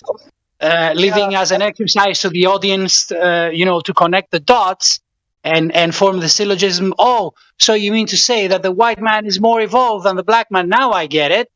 And then, in the name of this bullshit, they rolled out the mission to civilize, dogma, where okay, those people in Africa, they're just less evolved than us, and we, as the higher human beings, we've got a mission on this earth. We have to civilize. It's a good thing to do, go over there and civilize them. So before because there was an upraise in Europe, right? So before the general public was managed to react to that one, the damage had been done to Africa. And fast forward to this day, they're doing the same shit in Oceania. They're doing this. They're kicking out they're pushing aside the indigenous people of Oceania. Which again with the same bullshit stories, same quarantine bullshit. I mean, they don't allow you to bring in cheese to Australia, for fuck's sake. I mean, what the fuck is that? It's a religion. It's what the secret society. That's where theosophy, Aryans, it's all that. It's a religion. Well, in science, they call it a theory. Whatever it's in science. It's not a religion; it's a war. They're exterminating indigenous people left and right. Well, now they call it intelligent design. There is a reason why they don't let you bring things like that into Australia, right? Yeah, because it'll destroy the ecosystem.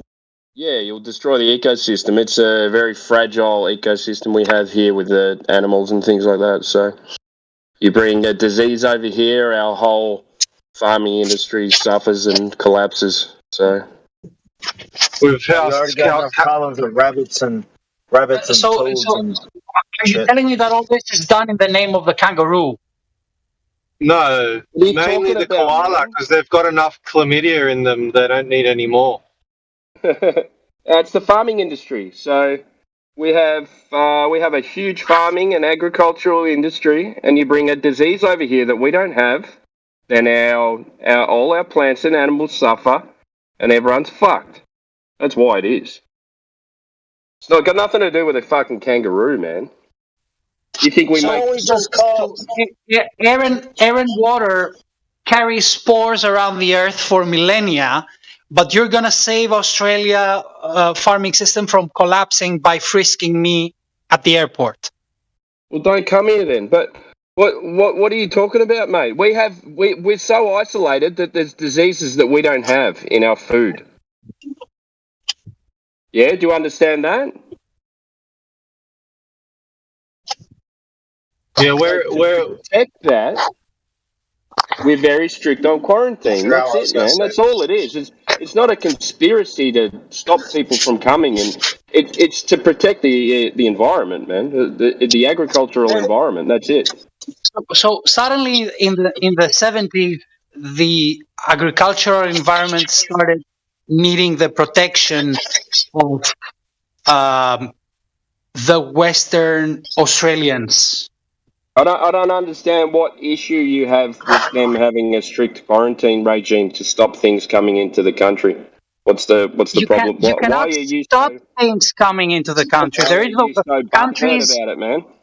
Country is an imaginary line on the map. Well, not this one, because it's an island.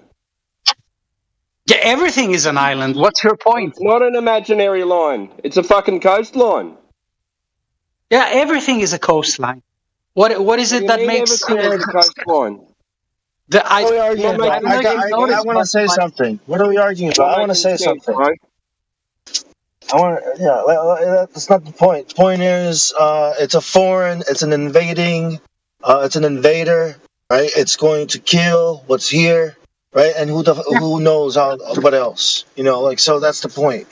There's a balance that's trying to be maintained. But I was trying to say, like, why call all of us different? Why don't we call ourselves a breed, right? Breeds, like different breeds, like dogs and cats. See, like, there are no races. That comes from that religion, the mystery religions. The Masons and all those people. The shit they teach at school. I'll agree with that. Yeah.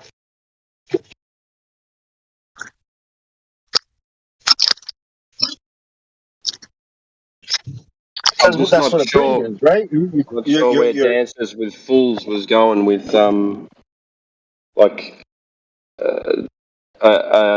trying to protect an industry just so he doesn't have to get frisked. Yeah, I just don't like people, killing other people and putting borders. Pisses me off. It's not your land, so. I don't Do you know. own land yourself? Last time Do you I own any I land? didn't get frisked. Who are you talking to? Are you talking to Timbo? Or are you talking about the people that control this I'm world? talking about the proverbial owners. I'm talking about the people who control this, as in the royal you. Yeah, that's out of our control. Yeah. Yeah, the land doesn't belong to anyone. So we agree on that? Yeah, of course. But, I don't think you understand that, that this is one thing that I can agree that they're doing. Yeah? The land belongs to the man, okay, who can take it. That's the way the world is. It's not right, but that's the way it is. So less good men can take it back, which I don't think will ever happen. Yeah. I mean, it's done. You know what I mean? There's another way, though. Yeah, it is annoying that, the land was it the land before man, and man will pass and the land will still be there.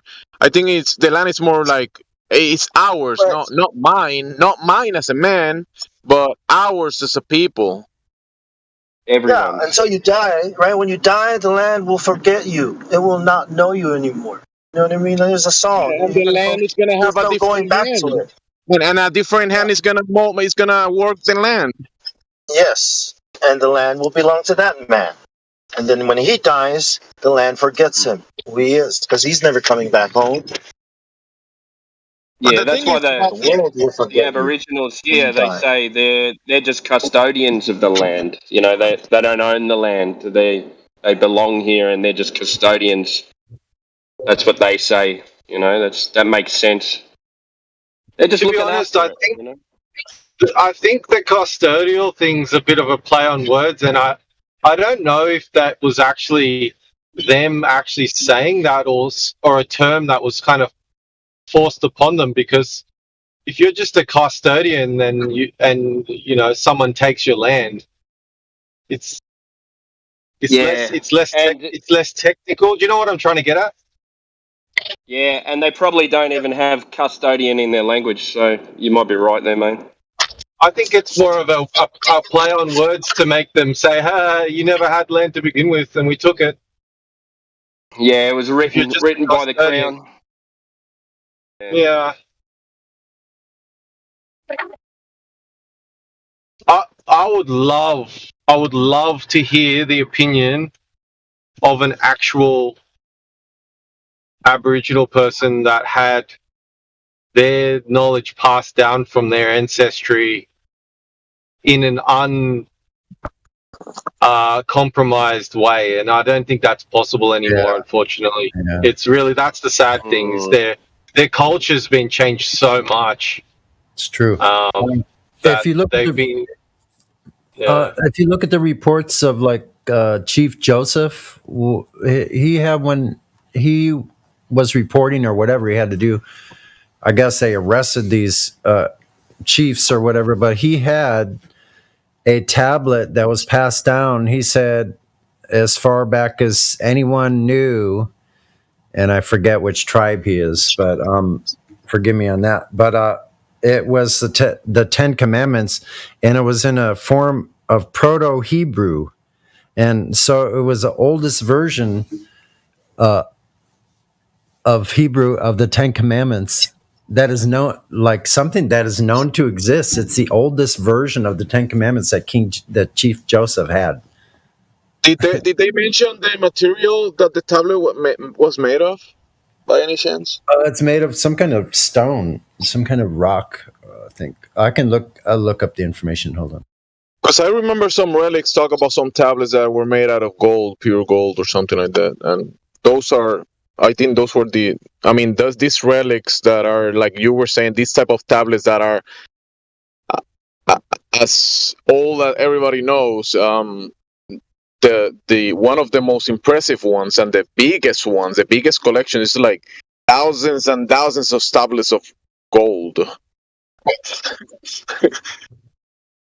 Written in this, like you were saying, like in some type of language, old language.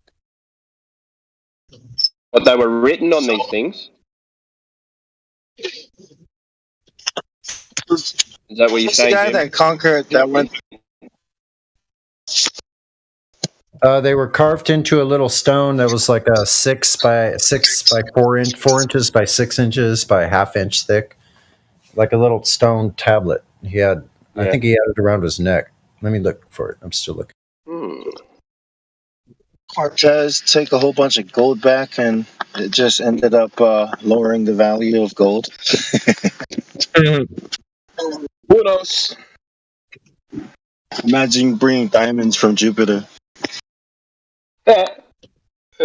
Just hold out a basket and it'll rain into it.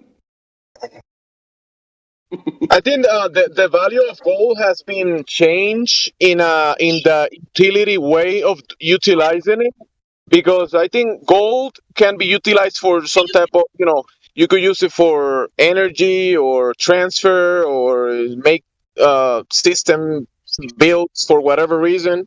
But I think gold and materials like that, gold, silver, I think in reality those resources are actually God's money. The thing that the Creator put in place in here that people can utilize to do important tasks. And gold and many materials like that has many uses. So gold being very high level of that those capabilities. But today we have this system of corruption that have corrupted the utility of what that is supposed to be used for. Yeah, computer parts as well. Computers. The stuff AI is running on, and all kinds of technology. Yeah, it's corrupted. It's corrupted.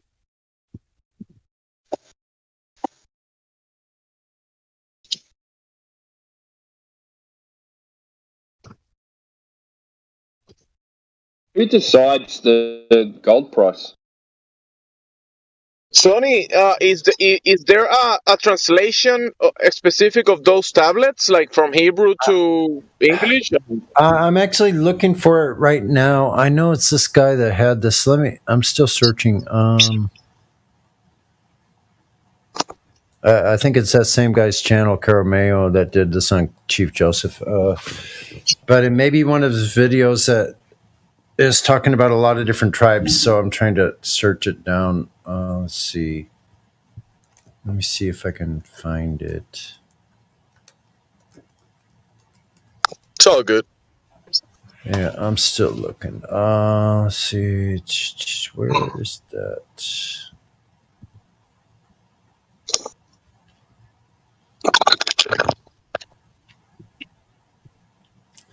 Probably easy to do a search. I could do a separate search besides this one channel. Let me just look up. Don't want to go. Joseph. Let's see. Hey, Timber. Yeah, mate. We need to encourage more Aussies to jump on at nighttime when it's quiet. Yeah, I know. The last few nights have been good. Sorry, go, Sonny. We'll chat later, mate. Oh, I'm sorry. I didn't mean to cut in there. No, it's your conversation, mate. Sorry. hidden in the heartland. Bonus Chief Justice cuneiform. It's a cuneiform tablet. Let's see. He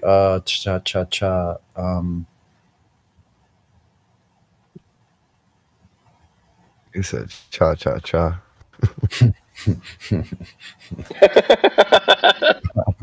I like that little saying. That's where'd it go? Ether, you sounded like a little kid when you did that. I'm sorry, what'd you say? No, Ether, he goes, you said cha cha cha. And all that cha cha cha. Where see, it's hard to find information. Hold on, 6,000-year-old. Oh dang it, that's not okay. Hold on. Oldest writing in America. Probably. This is one in the Grand Canyon. No, that's not. I'm still looking. 1 second. I'll find it. Let me go to images. Let's see. Chief Joseph cuneiform.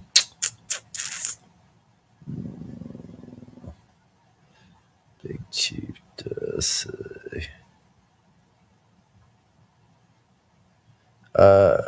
It's an Egyptian or something. Okay, hold on. Sometimes you get such wacky results when you do these searches. You know, you never know what you find, but.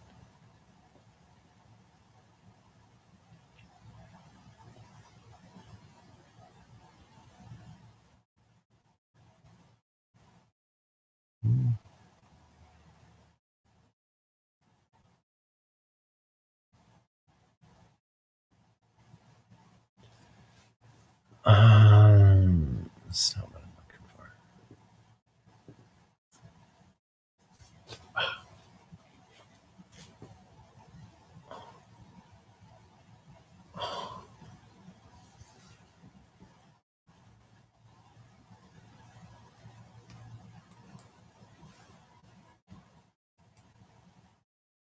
In Chief Joseph's medicine bag. So hold on, let's see here.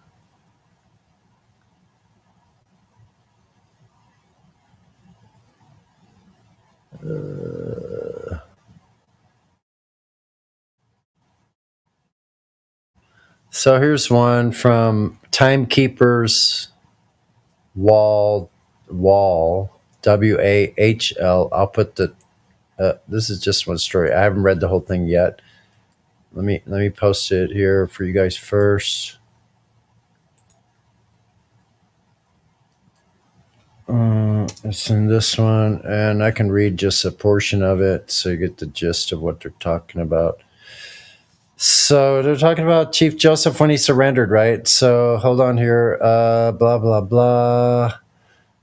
This guy's writing, a recent story I read about the contents of Chief Joseph's medicine bag got me reflecting on medicine bags in general. I had some personal experience with the medicine bag, having sported one myself for most of the 90s. I met a mountain man my first summer out of high school sporting. Okay, I don't want to read all that. Native American medicine bag was and is very personal in nature. Its supernatural power or medicine is meant to protect the owner of the bag. Its contents are considered sacred and include such things as herbs, stones, gems, minerals, bones, feathers, claws, teeth, etc. Each of these items has special meaning and power. Today's medicine bags can also contain modern items that are meaningful to the owner, such as photos, coins, etc. For the life of me, I can't seem to recall the content of my bag. Never mind. But so here, moving on. So what did the U.S. Cavalry find in Chief Joseph's medicine bag? I hope this is good. When they captured him in 1877. Surprisingly, an Assyrian cuneiform tablet. This piece of baked clay measured no more, it's a small one, no more than 1 square inch, was determined to be a bill of sale. Okay, so this is different than what I thought.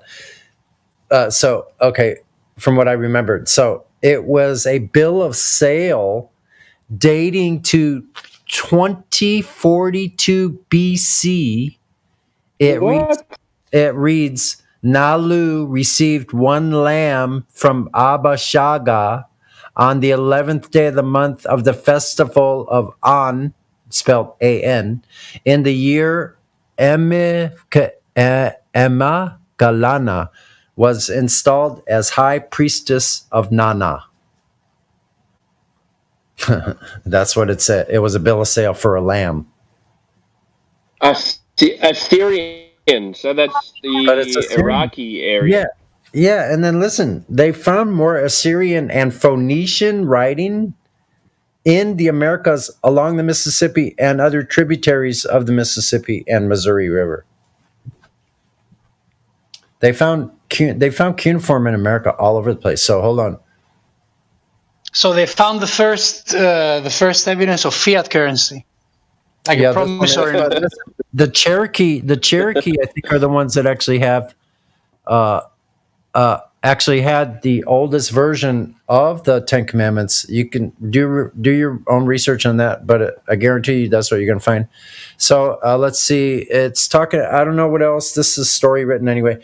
I don't know what else was in the bag. At least history seems to have kept that secret. Tablet is rumored to be archived at the museum at West Point in Virginia.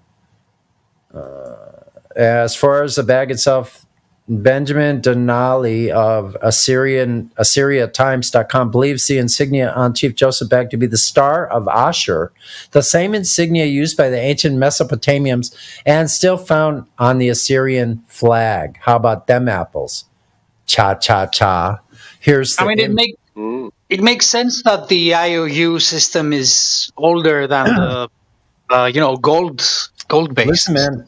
Listen, I'm gonna tie some. I think I can tie some of these little loose ends. So there you go. Look at his little insignia. So where was I going to go with that? So the lost tribes of the Hebrew tribes came to America during biblical times in the 1st century.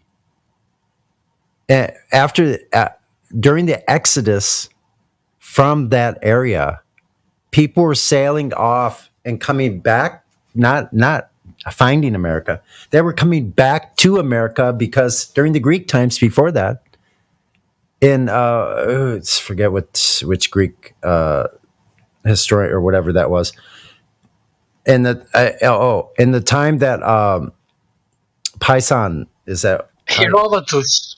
It was Herodotus. The guy that was telling Plato about Atlantis. And during his time, the Greeks knew that you could not cross the Atlantic because it was filled with mud and seaweed. And you've all heard stories of the Sargasso Sea, or if you haven't done enough sailing reading about sailing of journeys. Sargasso Sea. So anyway, the Greeks knew this. So people were leaving the Middle East, and they were sailing away after the collapse of when Rome was falling, people left. They found 1st century Hebrew in Arizona. Writings and manuscripts and copper and bronze armor and swords that that the indigenous American natives were not using those. Now you go to so they all came here. Who was here when the so-called Columbian conquest came with Columbus? It was a conquest because they knew that indigenous Americans, Mayans, had reached Europe in 60 BC. They knew that, like, the Mayans were expert sailors, navigators, architects. Like, these were ingenious people. I think they lied about the whole thing. I think the cannibals came in and killed these people. I think they said that they were the cannibals, and really who was the cannibals were the Freemasons that were conquering this place. They were the actual cannibals. I think that was a story. I think that story is made up. Now, I guess there is some proof that maybe they were doing some human sacrifices, but I don't think it's near on the scale that they'd like to convince us of. Because these people probably civilized the whole rest of the world from here. Like, Egypt was probably just a colony of the Mayans. The Mayans went everywhere. The Mayans could sail. Expert navigators, astronomers. These were not savage people that could build highways like all through the Yucatan and probably going all the way to Puerto Rico across that probably used to be land at one time. Probably was all connected.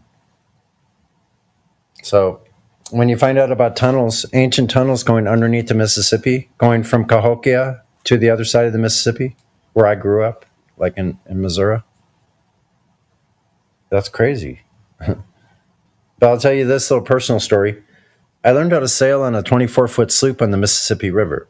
I sailed many other smaller boats, like 15-foot, and dinghies with sails, things like that. But so I learned how to sail in the Mississippi. I remember us going upriver to Hannibal, Missouri, which is where Mark Twain's story of Tom Sawyer and Huck Finn is, and actually went to the whole place where that whole story is about, in the caves and the whole thing. So if you ever read Mark Twain or about Tom Sawyer, you know where I'm talking about. But on the way up the river, there was a cliffside, a big, huge rock cliff thing, and I remember seeing Indian painted giant thunderbird on the side, and I remembered the colors. I remember it was like blue, gold, and turquoise color, like it was an ancient painting, and it was still there when I was a child. Anyway, that's my little rant for now.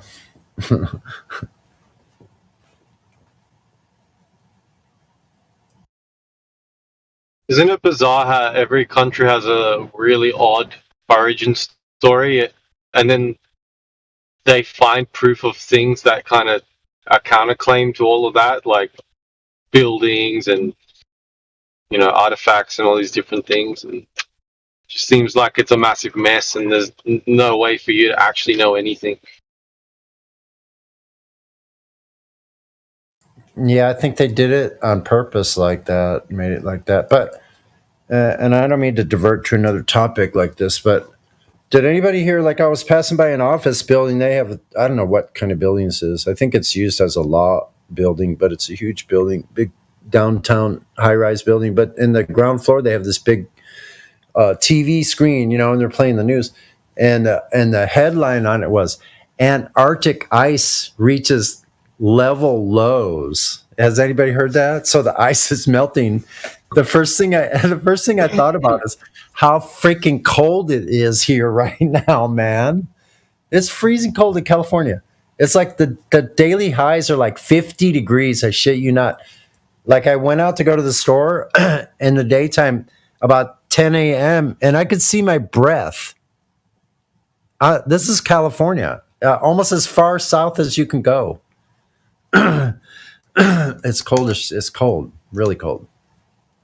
I remember not that long ago that they were saying that the ice in Antarctica had increased. I never believe anything these guys fucking say. I know. It's So it's only getting time. And it is summer here, so it's summer in the south, so it would have melted a little bit. But yeah, I mean, we're supposed to have a chance of rain all freaking week long, and it's done this for about a month. Where it'll rain for a whole week. You guys got snow, didn't you? Yeah, there's probably like these low temperatures. Yeah, let me see weather, and I'll look up the local mountain weather. Snow at Bear Mountain and Julian, California is a great place. It's a mountain place. It's 32 degrees up in the mountains, and that place is about 5,000 foot level. 30 degrees. I got it. That's freezing. It's freezing there, and they're going down to 29 degrees, 28 later in the week. Wait a minute. Let's see. Is that? Oh no, that's just tonight. Holy mackerel! Yeah. So really wet, really cold. Winter storm warning. It feels like my face feels like it did when I was in Alaska. In the Navy. I'm not used to feeling weather this cold here where I live. 32 degrees. Oh, that's 0. Yeah, it's 0 Celsius. That's just in the local mountains. Right now, in the local mountains, from where I live, about 90 miles east. And right now, the high is it's like 50 degrees on the coast, which is pretty darn for a March. We would have already, like most time by March, we've already had at least a week of 80-degree weather by March. And it hasn't happened at all this year. Very weird. Honestly, I would go surfing a lot of times Thanksgiving and Christmas Day because it was such great weather. Like the waves are so much 75. better in the yeah, the waves are better in the winter too. Yeah, exactly. Yeah, I go out. I go here when it's it gets very cold down on the coast, on the surf coast. But water temperature would be about 13 degrees. So that's about 65 or something Fahrenheit. Yeah, and the air temperature would be about maybe 6 or 7, 8 degrees. This is midwinter, but the waves are perfect. Oh, so cold air but warm water. Yeah, I reckon it would maybe. I reckon the water might even be warmer than that. So I think it goes between 16 and 19 degrees, and that's from winter to summer. It does get a little bit warmer if we have a really warm winter. The water temperature can get up to about 20 degrees. This is the south. So this is the very south of Australia. Yeah, So you guys have a totally different situation. So let me just go a little further east, like to Yuma, Arizona. And that's still pretty far south. It's 55 degrees. It's warmer there than it is here, which is strange in the winter. But like Yuma, okay, let's go north to because you're in San Diego, yeah. Yeah. So let me go weather in Las Vegas, and I bet it's cold as a witch's tit there. Let's see. Winter in the desert. Let's see. Weather Las Vegas. I forgot to put in Las Vegas. So their AI couldn't figure it out. Duh.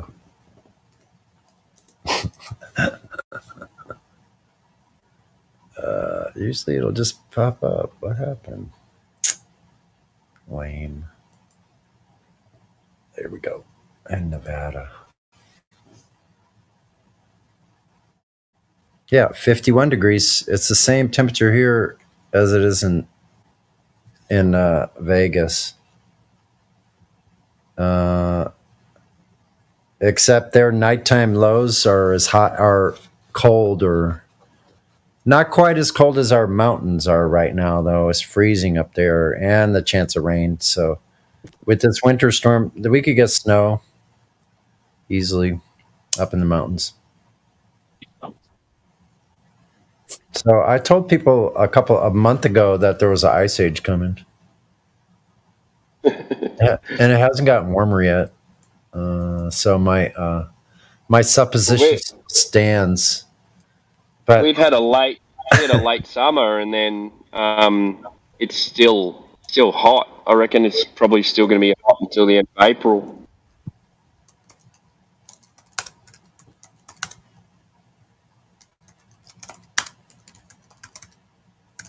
Hot, warm. I won't say hot. It's warm.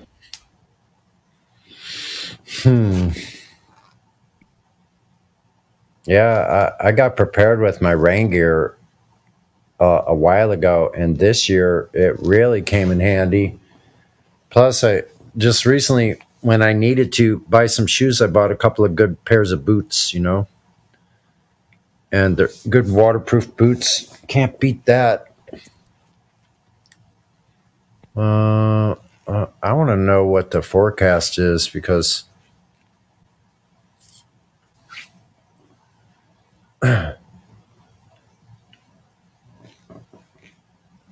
We've got someone new. Loxy.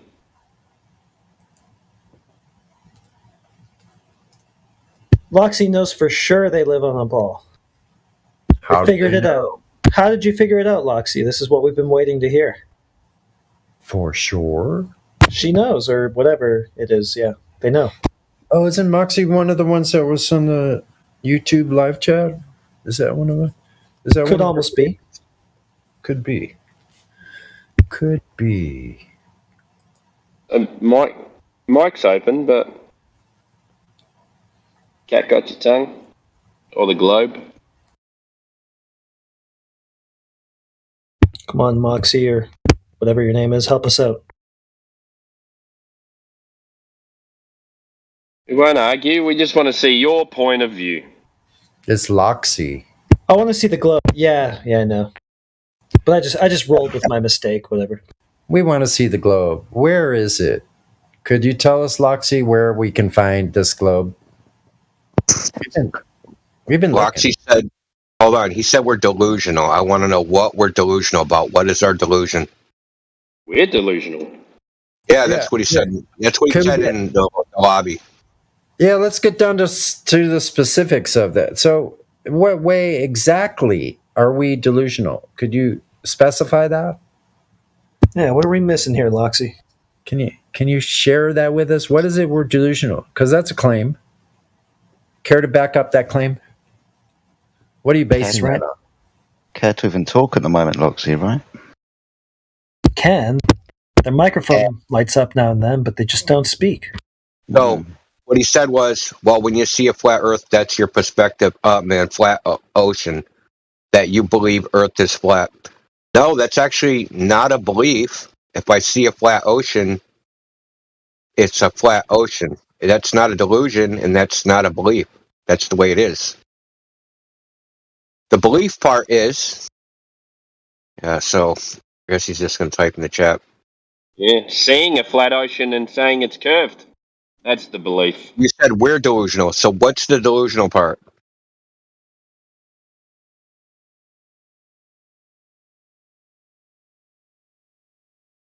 Well, the flat ocean isn't a delusion. So why is the belief, in the supposed belief, that's what you think it's a belief. I don't know how seeing a flat ocean is a belief, but whatever. The surface of the Earth is mostly water, and if the water's flat, then the Earth is flat. It can't be something else. It's not a delusion. That's observation. He's seeing the same thing we are. We're delusional. They claim the Earth has a radius of 3,959 miles. That means the curvature should be 8 inches per mile squared. That means in 10 miles there should be 66 feet of drop. There's no 66 feet of drop. So Loxy's now going. Yeah. Loxy, I'm 6 feet tall. If I'm on the ocean, the horizon is supposed to be 3.25 miles away.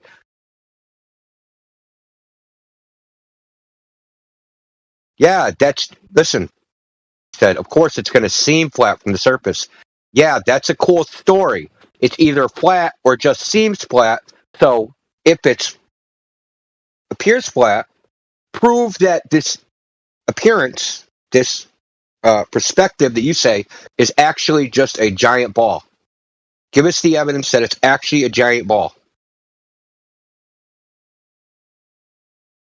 See, that's the delusion.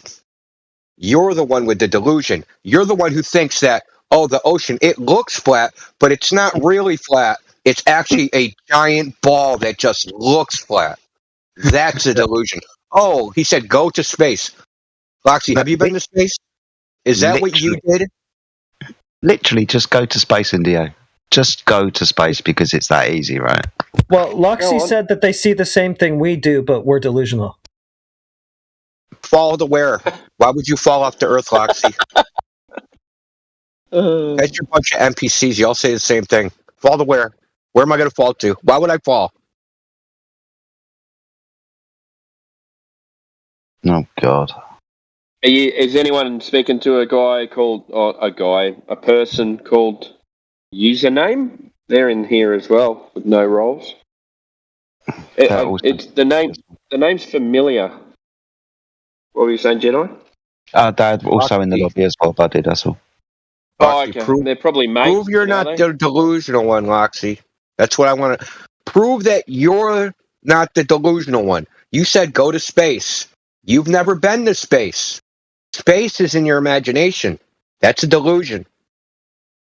I want the proof that we have the delusion that it's flat. That's an optical illusion, and that the true reality is a big ball.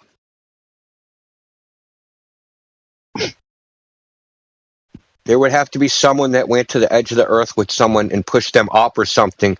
What edge, Loxy? Who said there was an edge? We've got a disc in space.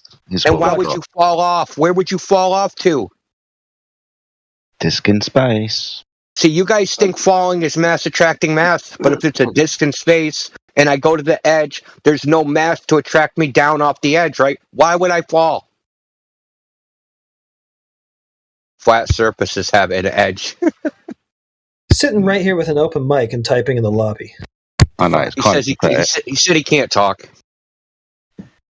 Broken mic.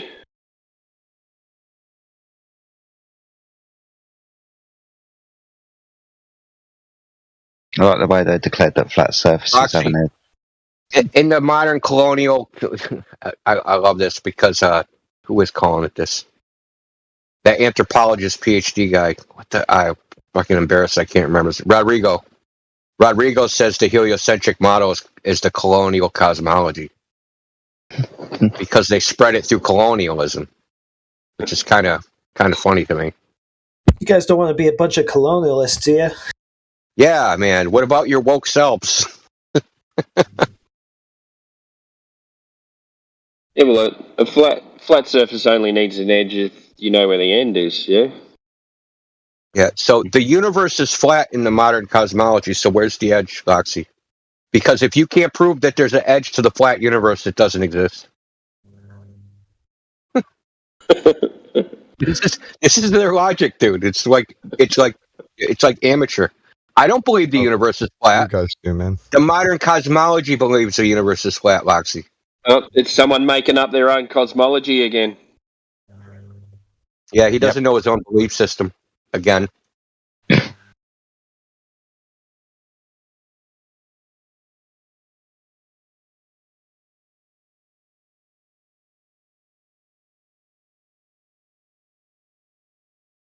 Well, Loxy's loads of fun. Don't forget, Indio username hasn't got any roles as well, so you can try opening that mic if you want.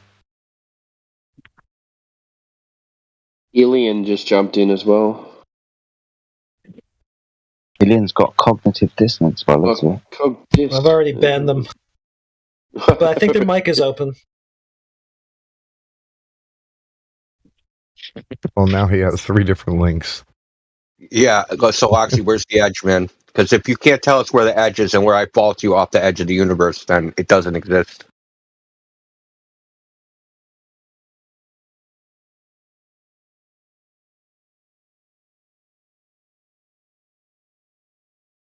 Surely someone would have went to the edge and fell off. If they fell off, then how would we know that they fell off? They wouldn't have come back and told us. So how would we know? Well, I guess you fall off and you come out of a black hole somewhere or something. I don't know. Reappear on the other side. Did you hear any more from Danny57, Danny Faulkner last night, Jedi? Or? No, mate. Didn't really hear anything from him. Oh, he was on last night? Yeah, he was messaging.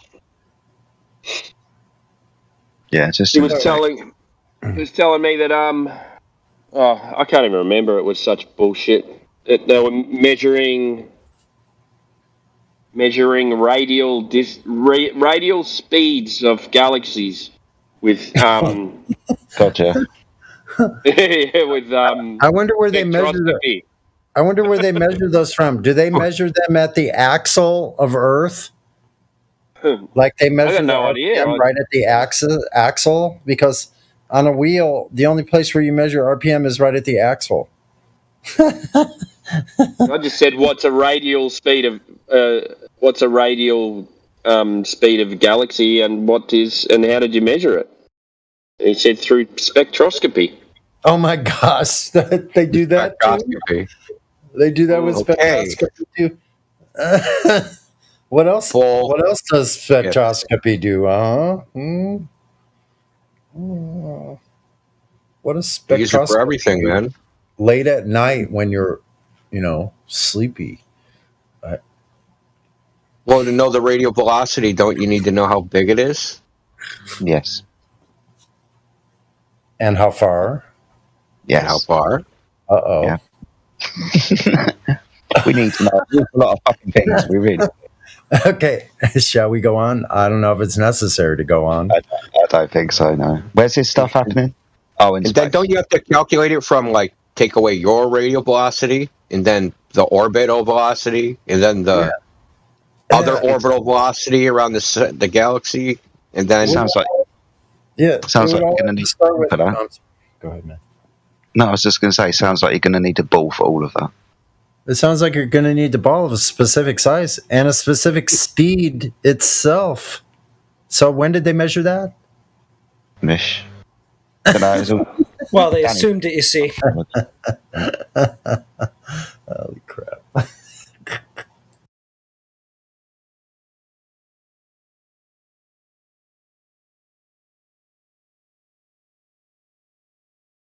But yeah, Danny didn't stick around long, Timbo. No. They're all really funny, aren't they? They think just because they say something, it means, or they repeat a paper, because he sent a paper as well. Just because this paper says something, that means that they did this and it's true. Yes. Yes. It's like if I gave you, I don't know, Peter Pan in paperback, because it's written down, it's true. So it's like a religious text, basically, for them. Yeah.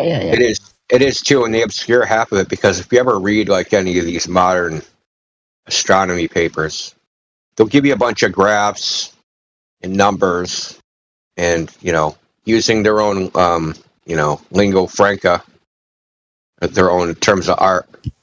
But then when you actually look at the equipment, because normally in an experiment they have the equipment list, what they did it with. They tell you all the assumptions, all the mathematics. You're not getting raw data. You're getting data that's so-called data that's spat out after they did all these other calculations, right? All the variables I just named. The Earth is spinning, so we got to take that away, and then it's orbiting, so we got to take that away, and then it's going around the galaxy, we got to take that away, and then we got the redshift from because it's receding away from us, so we got to take that away, and then then we should get this. When we look at this spectrum, we can use all these parameters and figure out how fast it's spinning. If we make all these series of assumptions, right, and it's they don't put that in the paper. Right, because the other astronomers, they're already in the cult. They already believe all the shit. That stuff's redundant for them. Oh yeah.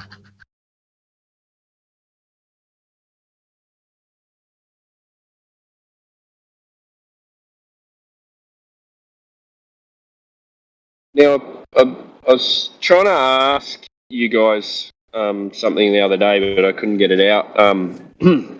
Now, Foucault's pendulum's been coming up a lot lately.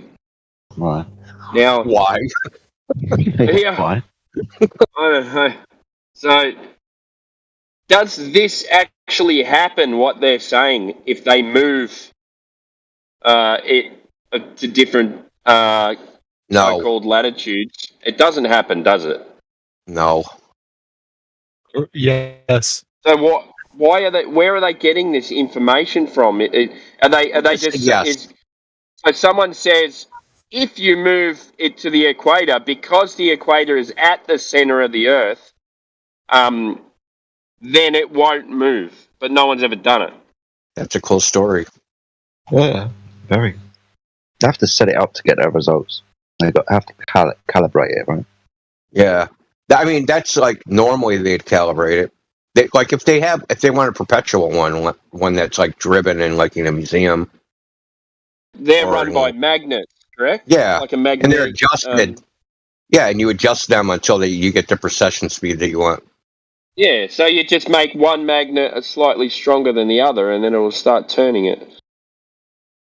Yeah, well, I mean, what they do is when they change they changed the force of the magnet, so like the pendulum is swinging through like a magnetic thing, a magnetic coil. So as it swings through, it kind of like pulls it down and propels it back up, right?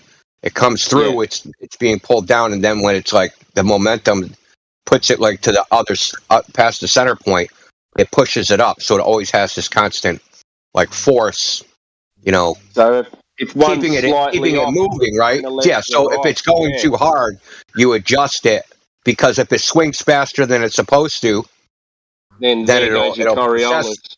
Yeah, exactly. Then it'll process too much or process too little. So you have to keep it, swinging back and forth at just the correct rate.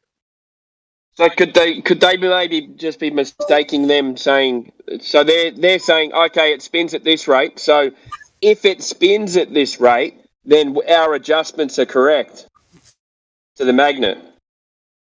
You know what I mean?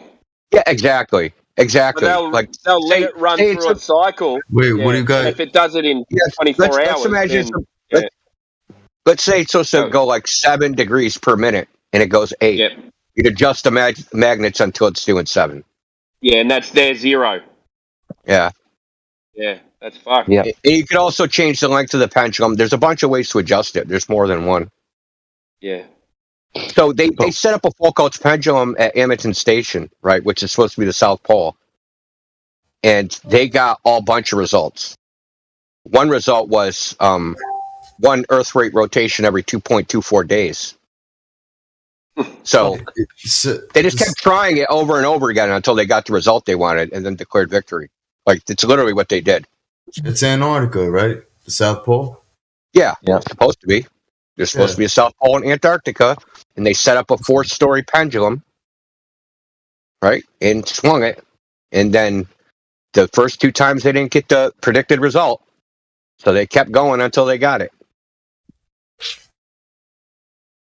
See, this is called cherry picking.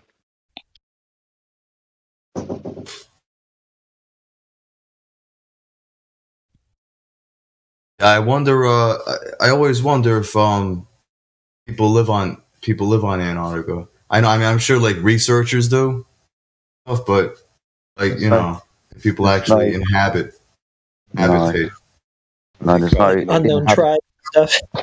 Yeah, there's no inhabitants of Antarctica. There's no indigenous people to Antarctica. No, there's no indigenous people. No one is allowed to go down and set communities up there. Right.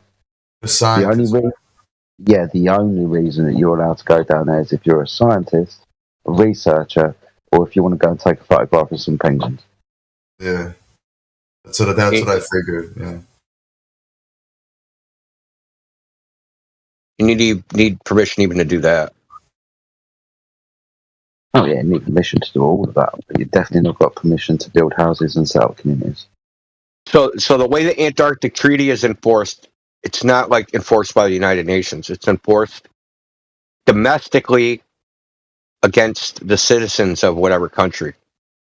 So all the treaty nations have to pass domestic laws to restrict their citizens from doing things, from going there. So in the United States, they have the Antarctic Treaty Conservation Act or something, the ACA, and it's a $20,000 fine and up to 10 years in prison if you violate that act. In violation of that act would be going to Antarctica without their frickin' permission. And to get their permission, so here's the funny part, even to get their permission, because it's considered an environmentally protected area, you need an assessment from the Environmental Protection Agency from whatever expedition you want to do, and which costs. So think about that. Think about how much. I know someone that was going to buy a house, and that house was next to wetlands, right? There was a river that ran through it. So anytime that house is sold, they need to do an EPA assessment needs to be done, and this was a tiny house to assess whether the sale of the house is going to affect the wetlands. And even though it's not going to, it's a river. They're not building anything. Nothing was happening. It's just a way for the government to make a little bit more money. So this particular EPA assessment was going to cost the value of the house. Needless to say, this person didn't sell that house. I'm surprised. But even going back to Antarctica, you've got to put down a lot of money just to ask permission. You don't just like go up to somebody, fill up. Like you got to go with money, and that money's non-refundable. So they can turn around to you and say, any moment, no, and we'll keep the money. Thank you. I did a lot of research into this through the Australian Antarctic permits registry, and they send you around in circles. Oh, yeah, you have to get an environmental impact report, which costs. Yeah, that's what an EPA assessment is. It's the exact same thing. It's an environmental impact assessment. Yeah, so I have to get him when I build things, and then in order to do that, you've got to send someone to do it, and then you've got to get a permit. You've got to apply for a permit to go and send someone to get the environmental impact report. But you've got to do you need to do an environmental impact report on the environmental impact report. Yeah, that's right. Yeah. I went, what the fuck? You kidding me? And then at this stage, I was adding it up, and at this stage, I was at $250,000. This is what I'd added up. So before I could even enter into a permit, I was sitting at $250,000. Well, what you have to do is you have to submit a plan, right? Like, okay, this is exactly what I'm going to do.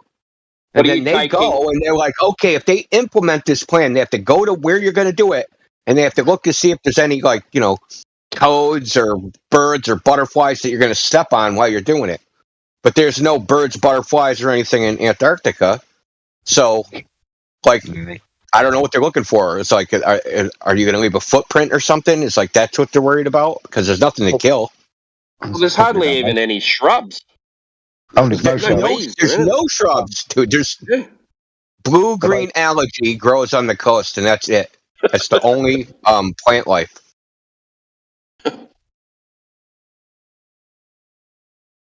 It grows like under rocks or something, but it's only like on the coast. It's not like, but the coast of Antarctica isn't in the Antarctic circle. So technically, you're not even in the Antarctica circle. Really? Yeah, like McMurdo Station's not like in the Antarctica circle, man. Yeah, McMurdo Station. Yeah, but that's that big peninsula, isn't it? Yeah, yeah.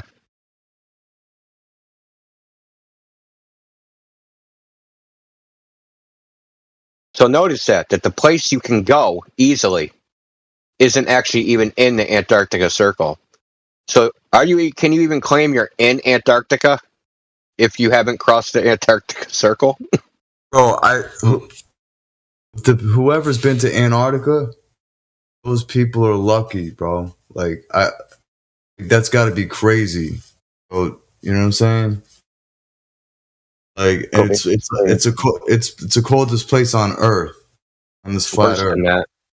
It's worse than that. It's worse than that. Could be anywhere though, yeah. Like you could be anywhere. They just fly you somewhere, and then they drop you off somewhere, and they say you're here, and you go, yeah, okay, I'm here. So I'll tell you what they say. They say the average altitude in Antarctica is 9,200 feet above sea level. That the average relative humidity is 20 to 30 degrees, 20 to 30% relative humidity. The average temperature is negative 50 degrees Fahrenheit. The longest river is 1.6 kilometers long, and there's only 4 rivers in the entire continent. This is what they say. Oy vey. There's no plants. There's no animal life. It doesn't actually snow. So the average snowfall is something like 6 centimeters or something. So Antarctica is actually ice. It's not snow. People think, yeah, you go to Antarctica, it's just going to snow all the time. No, there's no snow. It's the world, technically, according to them, it's the world's largest desert. Yeah. So not only are you going to freeze to death, you're going to dehydrate, and you're going to be frozen like a frozen piece of beef jerky. That's how they're going to find you. You're going to be dehydrated and frozen. Beef jerky. Well, I mean, that's what it is. Dehydrated meat, right? That's what you're going to be. Yeah, you're right.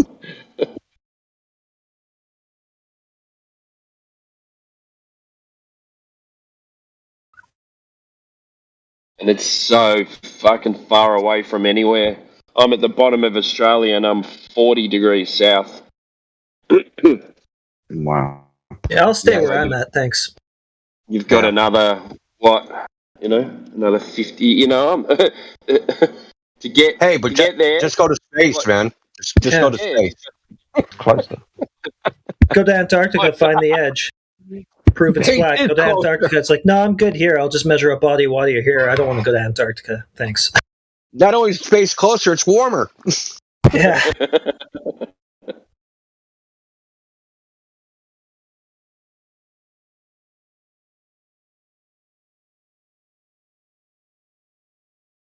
Go to space. That answer is just so like. Do this thing I haven't done. That'll prove my belief. But they say it so nonchalantly. That's how brainwashed they are. That's what got me, because they said literally just go to space. Literally, Just like that. Because it's easy. Snap your Because fingers we're and all go. fucking doing it. Yeah. Just like it's like just go to the grocery store. Like as if you wanted food, like just go to the grocery store if you want food. It's like just go to space. Check it out. Take an Uber. But they don't get it. But there's no such thing as space. Space is made up. Fiction. Oh, yeah, we know that. Yeah. Well, we're talking about how nonchalantly Cobras say just go to space. Oh, gotcha. Next time I'll say, go to a place in your imagination. How do I do that? Oh, you know what I go to a hate? place in your imagination. Sorry, go ahead. You know what I can't stand when people use the word planet. As soon as they say planet, I'm like plane, idiot. Take the T off.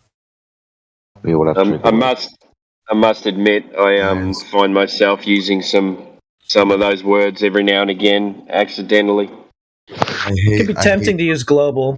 Well, I haven't had that. Yeah, I haven't run into that in a long time, but I used to. Yeah, hemisphere I use a lot. Hemisphere. Well. Come on, we got to start saying atmosphere, dude. It's atmosphere. It has to be. It's a pear-shaped Earth, right? They correct us. It's not a perfect sphere. It's an oblate spheroid shaped like a pear. Okay, atmosphere. Let's get totally stupid if we're going to go there. Well, if we're going to go totally stupid, then we need to deal with the atmosphere that extends to the moon and past it. So it's further than that, Chris. Oh, yeah, it goes past it now, doesn't it? It extends to infinity, Prof. Phil told me the other day. Right to the edge of the universe. The gradient never ends, it just extends infinitely. Fantastic. So, atmosphere, universe. I'm laughing because he actually believes that. Yeah, that's what he said to me. Yeah, and he wasn't lying. He really believes that shit. Oh, God, that makes it worse because you're right. He actually fucking believes that shit. Yeah, he said the gradient never ends, it's continuous, and it's all a part of the space vacuum. I wish he was fucking lying. Like, more for himself. Because, fucking hell. He actually believes that. Yep. Well, he said he could scientifically prove the cause of it to be gravity, and then I was just like, okay, when did you observe an infinite gradient? Because that would be the first step, right? And he kind of weaseled out after that. Mm.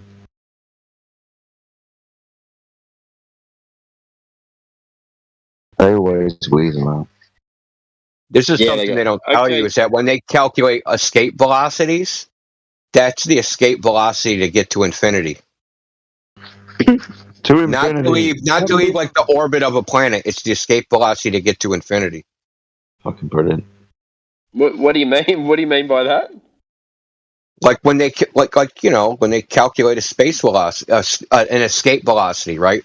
I want to quote unquote break free from a planetary, being bound to a planet.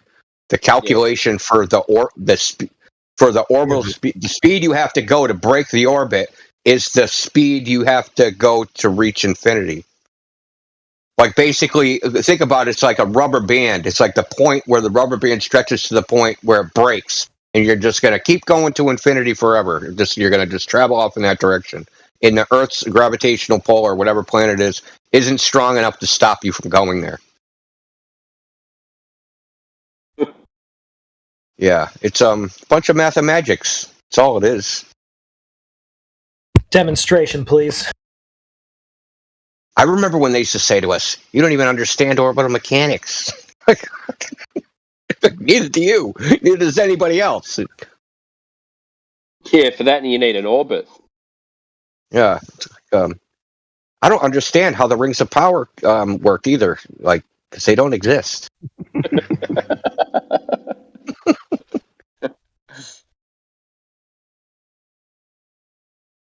Professor Phil. I'm a professional orbit. What is it? He's what's the word?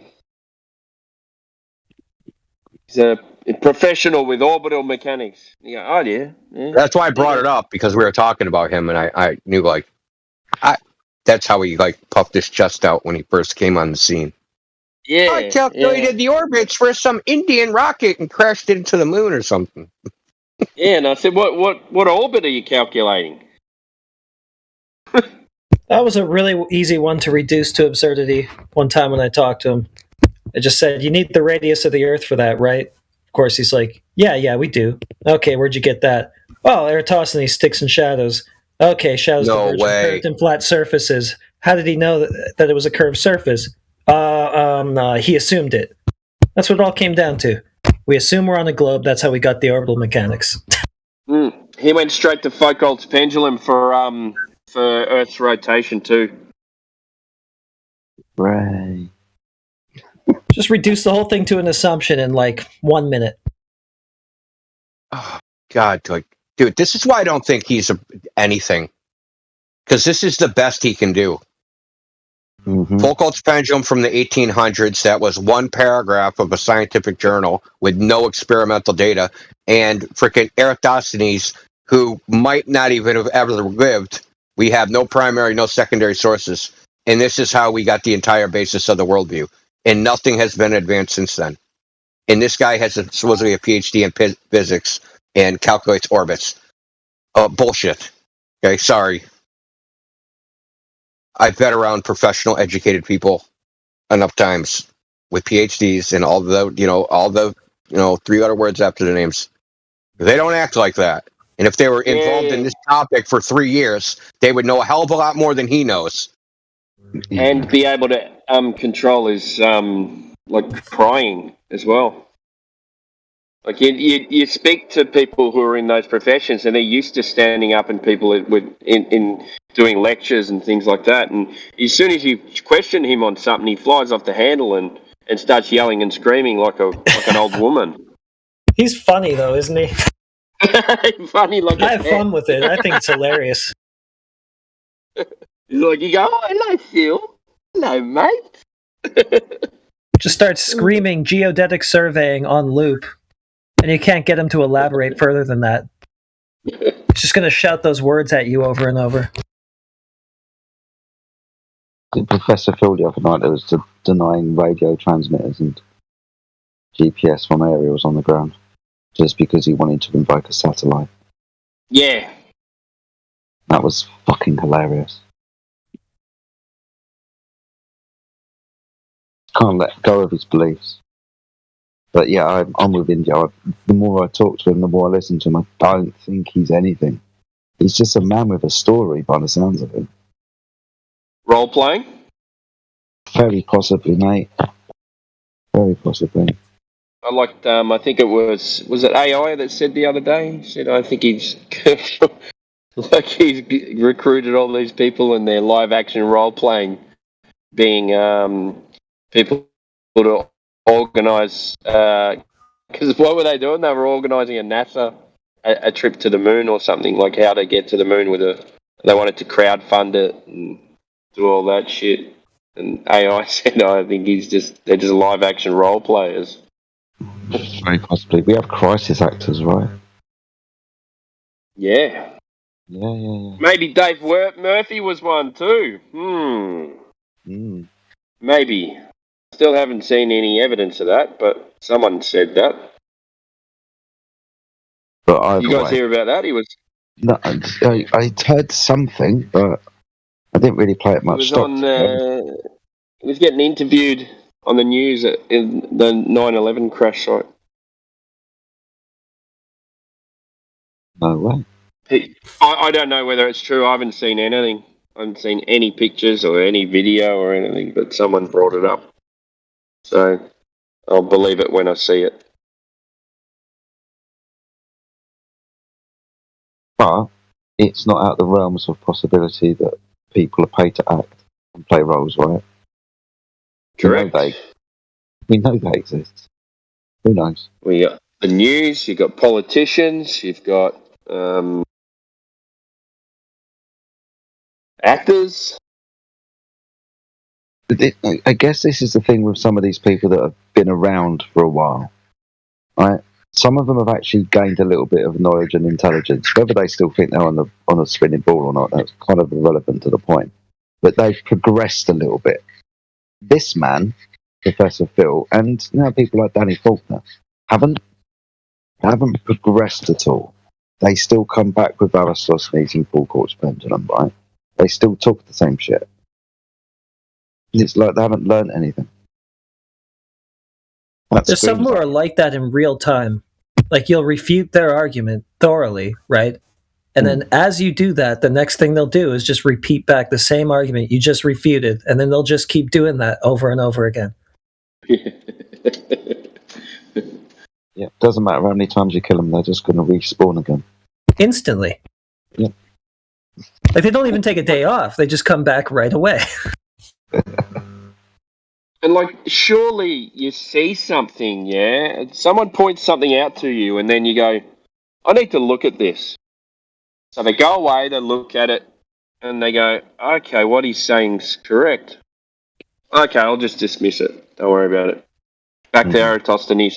So they've seen these observations where you can make sticks and shadows do that on a flat surface. He's got to change the distance to the light source, and they just go, no,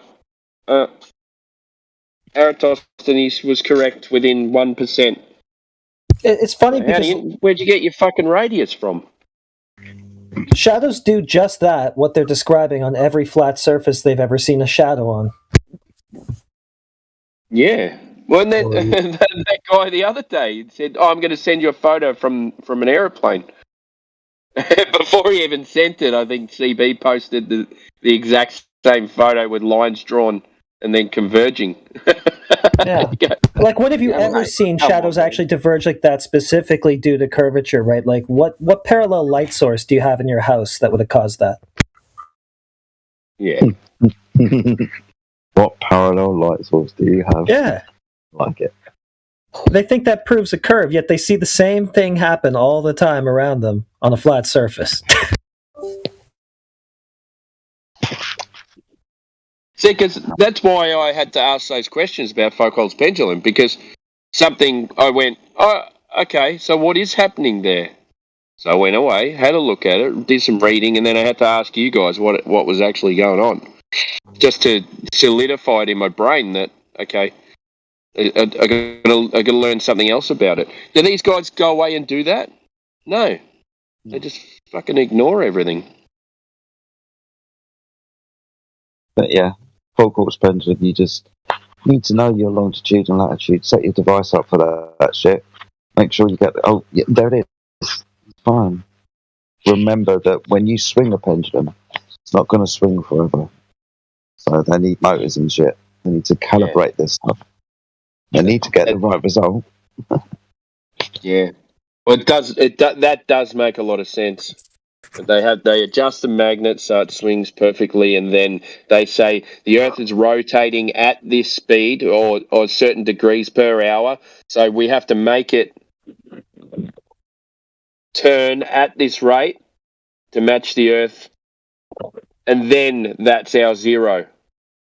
Yes. But what they're doing is actually setting it at that speed, whether they know it or not, because maybe they don't know it, but they say, okay, we need to set it at this because the Earth spins at this rate. We need to set it at this because this is our zero, and then they will just watch it turn. So even they don't need. Yeah, how they say, but But so they're involved in the conspiracy as well? Well, they don't have to be either. No, they're just, technicians, let's call them that, with a set of instructions. Right, do this for this device. Thanks. Earthspin. But we also have to remember as well, right, that they're demonstrating 2 reference frames. Oh, shit. They're demonstrating Coriolis effect. Oh, fuck. So everything else then should appear to deflect as we continue rotating on the Earth. Oh, that doesn't happen. But they're still going to bring up full quartz pendulum anyway, right? Respawn.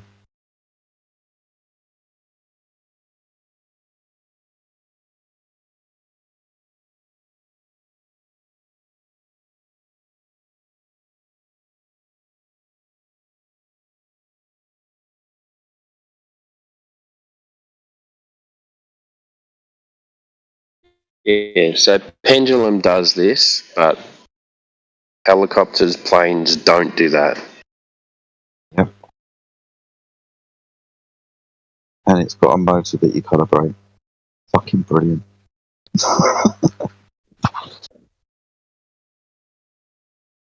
It is genius, though, isn't it? All of these things put together.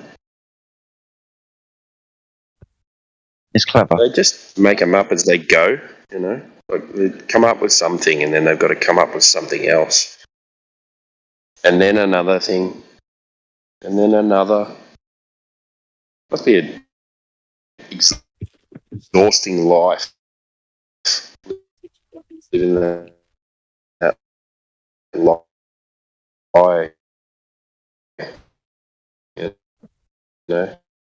You're roboting a bit there, Tim, just at the end, mate. Was chasing the tail, trying to catch up with people who are finding out the truth. I caught most of that, Tim, mate, yeah. Sometimes I think Loxy's trying to speak as well, because I keep seeing the PFP flash up and down again. So, Loxy, you actually trying to speak? It's really quiet in here. I wouldn't be afraid. The microphone's obviously working. No worries. Continue spouting your shit in the lobby, that's fine. I'm not going to pay attention to it. I'm not going to answer your questions.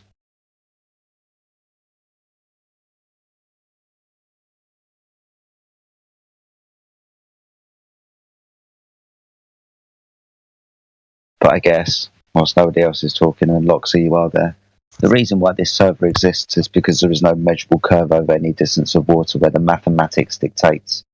The math of the ball of a radius of 3,959 miles dictates that if you are an observer standing on that curved surface, you will be blocked by a horizon. That horizon is a mathematical calculatable distance away. That calculation is 1.2 times the square root of the observer's height in feet. So if you're 6 foot at the beach, that physical geometric horizon can't be any more than 3 miles away. But the reason why we're here is because we see further. We see that geometric horizon at 10, 20, 30 miles away. In actual fact, we see further than we should. Now, we know that you've said that the Earth is a ball, and it's so big and we're so small. But according to the maths, when we stand on that surface, that curve should obstruct our view at a mathematical distance.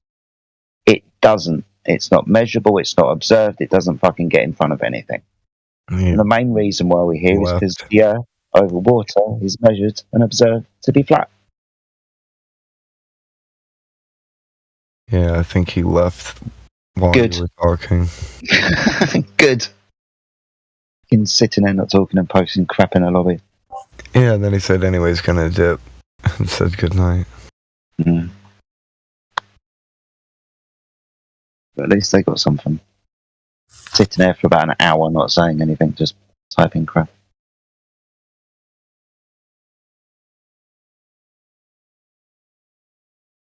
They could do that in YouTube. I don't know why they just don't listen in YouTube. Type in that chat. Hey, look, I don't mind answering people's questions if they don't have the ability to speak. But that person there clearly had the ability to speak but was choosing not to. Right, they had the microphone open and there was a little bit of background noise and they kept flashing up. So yeah, they were fine. It's just laziness. Not willing to entertain laziness. Other people can, that's fine, don't mind that. But it's only going to go on for a certain amount of time.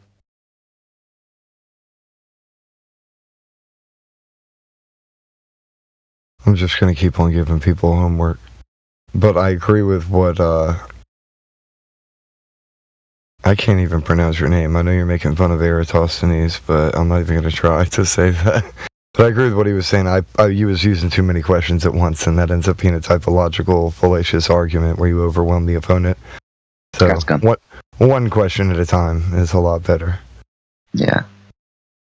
Got a gun in, isn't it? Yeah.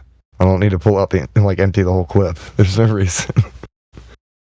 But this is what they think they can do because they've got so much evidence. They think they can just lob it at you continuously without stopping. There's this bit and that bit, and you haven't thought about this, and what about that? And God, what about this one? All right. Yeah. Plus, I ran the math on all of it, right? So I multiplied it times the 5 separate versions of the question. It's effectively 60 different questions that I'm throwing at people. And I was like, oh crap, that is a lot. That's all right, now. It's an open book test. The thing with some of these TikTok brains, mate, they haven't got the concentration span for 15 seconds, but my God, they can't stop things coming out of their mouths. It's just one thing after another, this, that, something else. Which wouldn't be so bad if it was all good stuff, but it's like literally nonsense. Yeah, pretty much. Like, I can understand the excitement of the eureka moment and somebody's just pouring out all this truth and like you're excited about, okay. But when somebody's sitting there every day, day in, day out, staring at that little glowing rectangle scrying mirror, laughing at and goofing off at dumb, goofy goober crap, their brain's gonna melt into straight up jelly. Yeah. That's what we've got, right? That is literally the outcome. What we deal with. Another thing is this: if you spend your whole life ignoring things, then you don't know anything because you never paid attention, so your brain didn't record anything. And a lot of people, that's what they've done. They spent most of their lives just ignoring everything, not paying attention. I don't want to see that, or I don't want to know about that. And they give themselves tunnel vision because they're afraid of pain or fear or all these other things, afraid of the dark, and then they end up not knowing anything. It's even like the simple thing of looking around you when you walk, right? So many people don't even do that these days. Yeah. I know you've seen the videos of somebody staring at their phone as they walk into like a fountain in a mall. They just straight up plop right into it. Or somebody's friend will grab them last minute before they walk out in front of a car. And it's like, dude.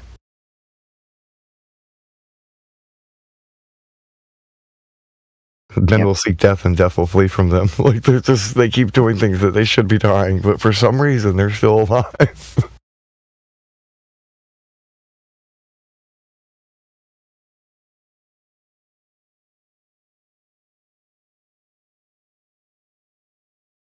One of the things that was really kind of shocking to me, but also like it's just eye-opening, was the realization that people don't know what words mean. They don't know how things work. They don't know where food comes from. Like there's so many different things. It's like, oh my God, like we really are in a dumbed down version of reality. Like this is an idiocracy, and it's only going to get worse. It's scary when you think about it, right? Never underestimate the power of stupid people in large groups. And for one, like, and I'm not trying to be hypocritical, I consider myself also equally capable of stupefaction. Like when a bird flies into the window and becomes stupefied, it's struck so hard it's senseless. Everyone can become stupid, and it's not a permanent state. Reprobate's a certain permanent state, but stupefied is not. So I get stupid too. We all do. It's a human thing. To err is human. I like that. I also get retarded sometimes because that means slow, and sometimes I'm slow, especially when I'm groggy or I'm on my medicine. I literally feel retarded. My brain's like working at half capacity. Let's get retarded in here. I know, right? Let's get retarded in here. You think about it, it's like, let's slow everybody's mind down so they do stupid crap, right? And Yeah. But think about that though. People repeat these mantras Yeah, the bird. over and over. What do you think will happen though if people keep like repeating the mantra, let's get retarded in here over and over for a long period of time? Don't they just program themselves? Yeah, they'll literally be retarded.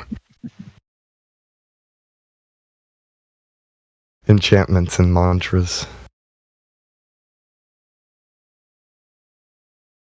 That's what the word enchantment means, even. Like, chant is literally the middle of that word. Look at ment at the end, mentality. They chant things until it enters the mentality, enchantment. Interesting. When applied to, yeah, and when applied to music, it enters so much easier. Like, people just remember.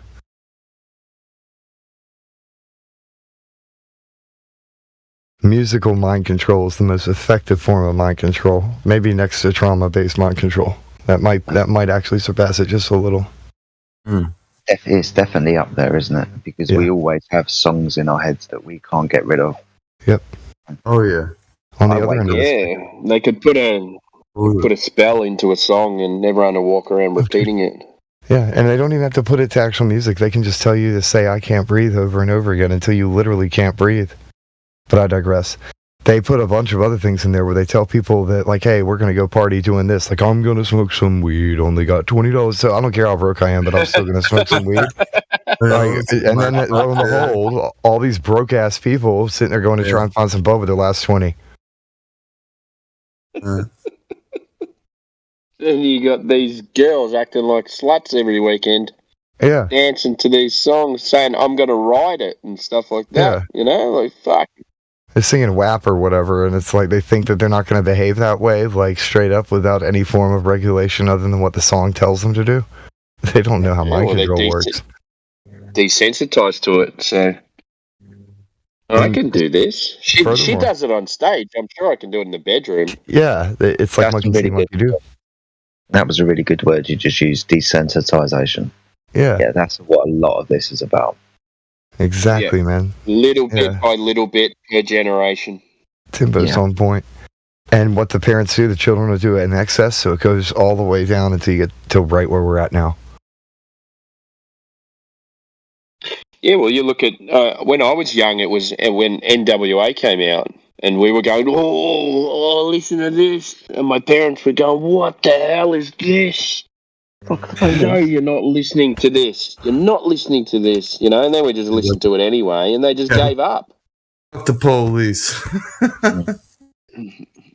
So, you know, that was the start of that with bad language and stuff like that in music.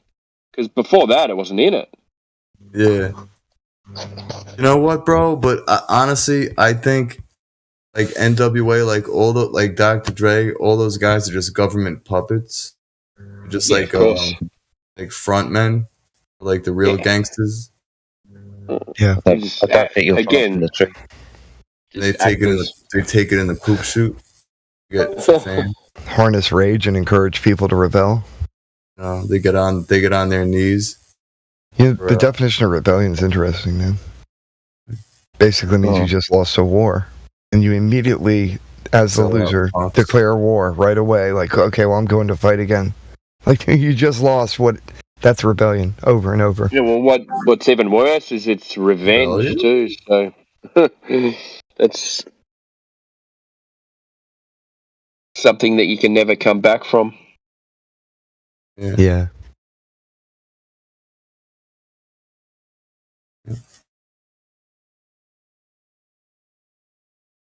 Get angry, I'm gonna fuck you up. You know? Yeah. Yeah, the tit for tat, eye for an eye thing. Sorry. I didn't mean to interrupt you. That's okay. I only wanted to give Toby Dog a shout out in the live stream voice text because he mentioned Tavistock. Have any of you guys heard of Tavistock? Yeah. I would like to learn more about it, but I'm pretty sure most of those musicians from the hippie movement were part of that. Yeah. So big influence on social structures and, you know, how groups of people have been put in groups of people. So, like you said, hippies and you know, They had the part of the Beatles. Yep, just gonna They had, say, they had the Beatles tell all the girls that they wanted to hold their hand. Had the Mhm. girls throwing, hissy fits out in the crowd with taking off their tops, and I don't know, just did something to folks. I mean, what was that? What That was a huge social experiment, wasn't it? what is Tavistock? So is it? It's a commission, so it's a group of people throughout the decades who work very closely with engineering social structures. So the hippie movement, for example, we can talk. I mean, look, Tavistock isn't that far away from Woodstock. Yep. Kind of think about the sexual revolution, the influence of drugs, and especially on the youth. Yeah. So you can go very far into the experiments that they've done. It kind of, in some ways, has a little bit of parallel with MK Ultra, even though MK Ultra is very deep in that specific area. We're still dealing with the same type of stuff. It's just more magic at a distance. So, because this push for LSD came after those experiments that they were doing on people. From what I understand, yeah. So it was kind of, hey, look, people were looking for truth. Yeah, they were looking for truth serums, weren't they? They were looking for drugs that made you loose with your tongue. They just happened to be, experimenting with all kinds of drugs that were doing all kinds of things. Now, drugs that made people more easily susceptible. So when they found out that they could, make drugs that gave people hallucinations, synthetic ones, and where they become highly suggestible. Yeah. And then we have hippies and Woodstock. But ultimately, it always starts with the military. Every single application will start with the military. They'll use it first, and then we can have it. But it always starts with them, because they're the people that always gain control of anything interesting. Yeah. Same with radio signals, Ryan. Same with power supplies, Ryan. All of these things. Internet. Come up. Yeah. All of these.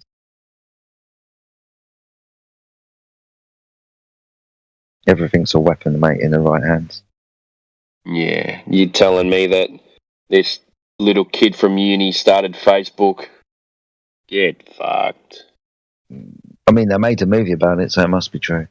I mean, that's that to me nowadays. That just screams like smoking gun. They made a movie about it, so you're going to believe that it's true. Yeah, brilliant.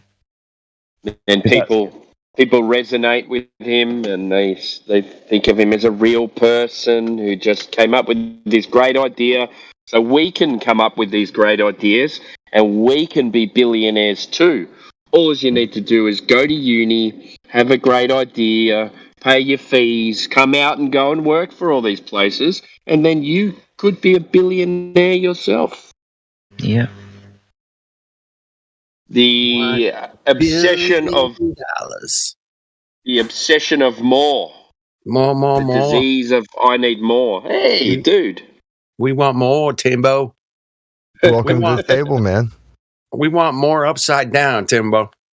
Yeah, sorry. Only I can do upside down, mate. That's because true. We're all actors here, and I'm the only one that lives here. Are you even real? 99.9% I'm real. One of the interesting things about Tavistock is sorry guys, half asleep. The interesting thing about Tavistock is they do a lot of things with kind of group experiments, social experiments. Mm-hmm. You know 9/11. Okay, you know the British equivalent that happened on 7/7. Yeah, have you heard about that? Yeah. That happened in Tavistock. The plane that got shot down over Scotland? No, is that was a train? No, that was Lockerbie. So 7/7 was buses and trains, or underground trains. About 3 or 4 went off. One of the buses went off outside in Tavistock Square, outside the Tavistock Commission. Really interesting, because that was one of these are the type of social experiments that they deal with, like mass trauma events. So if you can imagine, kind of like War of the Worlds back in the 1920s, right, where the radio program said there were aliens invading, and then everybody went out into the streets and went mental. Yeah, that type of thing. Yeah. It's kind of funny. Sorry, but that one's funny. It is, but you understand, just a little bit of news and people react. So this is what they do. They want you to react, and they've found ways to make people react. Talking about this earlier, right? We might think that these things have only been going on for the last 50, 60, 100 years. But kings and priests have always held knowledge over the subjects that they control. So these social experiments have been done for hundreds, if not thousands of years. They know us well better. versed. Yeah. They know us better than we know ourselves, mate. Y'all want to hear something funny? Yes. That test that I'm trying to get these Globies to do, that they've all declined. Well, the cool part about that is my children can't say no if I put a test in front of them, so they actually have done that test. Oh, wow. And I like their answers. The first one that came in, because my son's still doing, that's a lot of questions. My daughter turned hers in today. She had the sheet for 2 days, and she turned it in about 9 o'clock, a couple hours ago. Yeah. And I just think it's hilarious that, man, she's putting y'all to shame. That's all I gotta say. That's Are we gonna awesome. Are we gonna call you Ether Stock? The Aetherstock Institute. Aetherstock Institute. I love it. We just fly over just to flex, we'll fly over their actual building, have a giant middle finger projection in the sky as we fly over in the Aether ship. The big middle finger.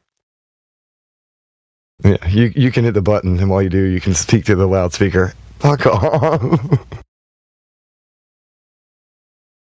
Tell him to F off as you normally do. Yeah, that's my secret weapon, man. Tell him to fuck off. If I read a story or see a headline, I'm like, fuck off. Next. Yeah, just move along. That's the thing, is the mind control goes so much further than the music. It's not just the music of Hollywood, it's the music in the churches. And it's the little pamphlets and papers that are distributed. So, it's infiltrated in these little tract documents and stuff. So these Protestants, they think there's a separation between Protestantism and the Catholic Church, and there simply is not.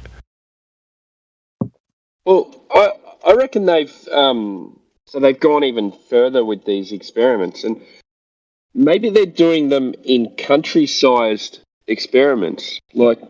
Every country's slightly different, yeah. Mm-hmm. So let's set up this country to be kind of wealthy, but they have to live by a lot more rules, and they get everything given to them, and they seem to be given a lot of freedom, but they're not really. So they do that. Let's call that Australia. All right, and then let's go. Another country. They say, okay, everyone has to fend for themselves, but we'll give them guns. And they have to pay for their own health insurance. We'll throw this in that in there, and fuck yeah, and that's America. I'd like to yes and what you're saying though. It's kind of like they compartmentalize it. So each one of the states or provinces or regions, that's kind of like its own little micronation, its own country. Yeah, so they can get even more experiments. Then. Yeah, you got all these data points in an array on each of these plantations. No, they're not that evil, guys. Come on. Hey, it's not about evil. It's just big business. It's just good business, man. They're not that. Why would they do that though? They're not that diabolical. To make profits off of profits. Diabolical. Yeah. But it makes a lot of sense, If they were doing these small experiments, they go, okay, well now we've got control over the world. Let's do big experiments. Yeah. What's hilarious is I would say. See how these fuckers react, and see how these guys react. No, you're all right. Oh, I was just going to say, and I would say that this is all would be speculation if these retards didn't literally apologize for experimenting on the population. Oh, yeah. Dude, I got a book here. I don't know. It's like 50 pages. There's like 3 or 4 experiments that the governments did on people, man, per page. To clarify, so there's no strikes just on in the any from the US? channel. I'm talking about I think I'm mostly talking US. about when Bill Clinton was apologizing for that. That's specifically one time. I'm not talking about any other wonkiness from the vet. I'm talking about Bill Right. Clinton, Bill Clinton and what he said. To be specific. To be specific, that was the Tuskegee experiment. Yes, that one. Well, I'm trying to avoid any strikes on the channel. I was not talking about anything else except for Bill Clinton and his apology that he gave. Apology. And I digress. To My the bad. People of a certain region of America. Yeah. Got it. But yeah, that's I live here. I live here where it happened. yeah, you're pretty close to that, aren't you? Yeah.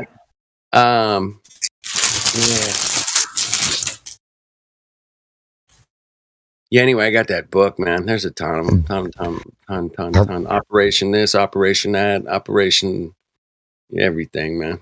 You can't imagine the kind of crap.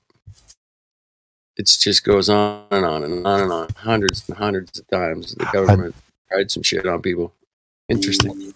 I like what Timbo was saying, though, of like just how each of these different nations could have different experiments going on, which does seem to be pretty obvious what's going on there. Like, but it's going to differ from place to place too. Yeah, and they just call it culture. Yeah, it's more like if you had a culture in a petri dish, though. yeah, exactly.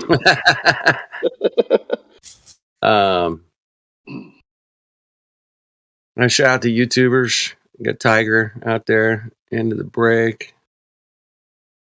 W is out there. That's about it. Okay, that's it. Moving on. Hey man, I just got into Discord tonight, and I was like, I was in earlier. I was listening. It was offline, but a little bit for a minute. But I looked up to the cosmology fucking Tartaria, Sean's. That place is packed, man. There's like 60 people on the panel or some shit. I'm like, well, it's because it's offline, I think. What do you think, man? I mean, you can pretty much say anything you want in there, right? Yeah, I agree, man. And they let the Globus run like, wild in people there too. So. All of us want to talk about some other shit besides flat Earth and say, hey, man, they're doing this over here in California, and they're doing this in Australia, and the motherfuckers are doing this and that. And it's more of an open forum over there as far as what you can say. So I think that's why there's a lot of people in there, man. They're really trying to dig in to figure out what's going on. And it's just a theory. What do you think? Anyway, let me know. I think you're right. I know I'm right. I mean, even I caught myself going in there. I'm like, hey, let's talk about this, blah, blah, blah. It was some, something we can't talk about around here. Yeah. Yeah, and I ended up just clicking on it. I ended up spending like 4 hours in there. I was like, damn. Oh. No, it's a nice relief to go and talk to some like-minded people on a not so censored platform or not so censored room or whatever. We have to censor ourselves here, man. That's what we do. And it's good. It's a good thing, man. I don't want to lose the stream or the channel or Discord or whatever. Yeah, we don't want to lose that. Fucking Helio already lost his 3 months for his other channel. That sucked, man. Oh. He did. They undid some strike that was put on the channel, so that's good. Yeah, there was some. But his other channel, his main channel, you're like, I assume from what he was saying, it was associated to this channel, so it's all clear. The one we're on now is one of his backups, I think. Yeah. Yeah, it's his still backup. Still got to be careful, kind of thing. No doubt about it, man.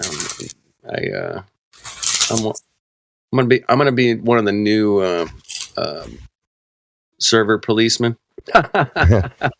Once anybody started getting off into any cuckoo shit, the hall monitor. I'm gonna be fucking screaming. And tell them no running in the halls. You know, we can't talk about that here. Stop it.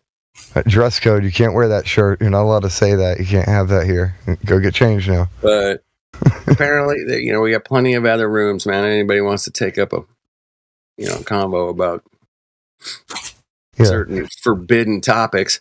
Although, I mean, it seems like, man, they're just like letting the cat out of the bag at this point with some of the information. I'm like, what? You're admitting that? You're admitting this? You're admitting we fucked up? And I'm like, what? Where's this coming from, man? What the hell? Damn. You know, even Woody Harrelson was on Saturday Night Live going, hey, man, what a fucking shitty script that was. Threw the trap. I heard about that. Oh my god. Yeah, that was I'm like, whoa, is that Tavistock working, or is that Woody Harrelson just being a fucking Mongo, you know, going for it? I'm thinking controlled opposition. Right. That was my first radar, man. I was like, wait a minute. You don't get a platform to get to say the actual truth. You get to say what version of truth they want you to say. Oh. Well, it's the confusion factor, man. I think if you look at the original lyrics to the national anthem here in America, there's about 5 other verses, man. One of them was about it's half concealed and half diverted or something like that. It was like it was something to like. You know, they're going to tell you both sides of the story. Basically, they're going to tell you half the truth and half the concealed, right? Like they gave truth to the. But it's not in the one everybody sings at the baseball games and all that shit. You got to look at the whole fucking song, man. There's a bunch of more lyrics. All the other lines. Yeah, and I just found that interesting, man. It's like it's half. You can half see it, and it's half concealed or something like that. Anyway, just a thought, just something I ran across recently. That's interesting. I didn't even know that shit, man. I'm all new to that one, man. I didn't know there was more lyrics to the fucking national anthem. What are those lyrics? Ooh, juicy. Yeah. About sending them fucking Brits back home. Fuck them. That's basically. Yeah. This America thing, man, is an interesting experiment, man. I'll give you that. That's what they call it, I guess. Yeah, it's interesting, all right.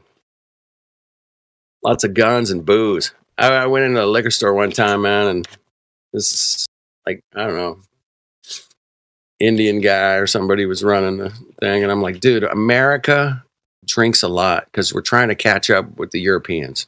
They've been drinking like 1,000 years before us, and we're just trying to make up time. He's like, okay, that's good. But America does consume a lot of alcohol. Bro, they're always Indian or Chinese or Asian. Yeah, I got a lot of Indian guys that I'm really friendly with, man. You know. Yeah, they're very friendly. They're so friendly, dude, man. Like, hey, good to see you, man. How you doing? I'm like, hey, what's up, man? You know, the Earth's flat, right? They're like, get out of here, man. You're crazy. I took the screenshot of that for you, man.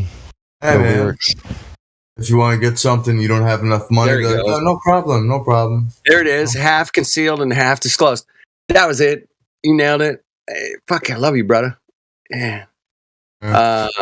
Fist bump from the East Coast to the West Coast. How about that, man? There it is, man. Half concealed, half disclosed.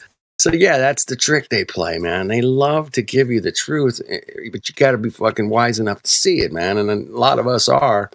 Yep. And it's a battle. You got to be sharp on your wits. I remember when I first started getting into the whole dealing with everybody online, man. There were some sharp motherfuckers, man. They point out shit. Hey, did you see that guy just threw up the pyramid right there with ink fingers or whatever, It's like, damn, man, shit, I didn't see that. Fuck. Oh, you know, he was. But yeah, the more you're into it, the more you see it, and it's just like anything, man. You buy a new fucking Volkswagen or whatever, and it's like every time you look at a car, it's a fucking Volkswagen. You're like, fuck, man, how did that happen? Shit. You just start noticing stuff. So when you're aware of it, and that's the problem with the education system, they don't make you aware.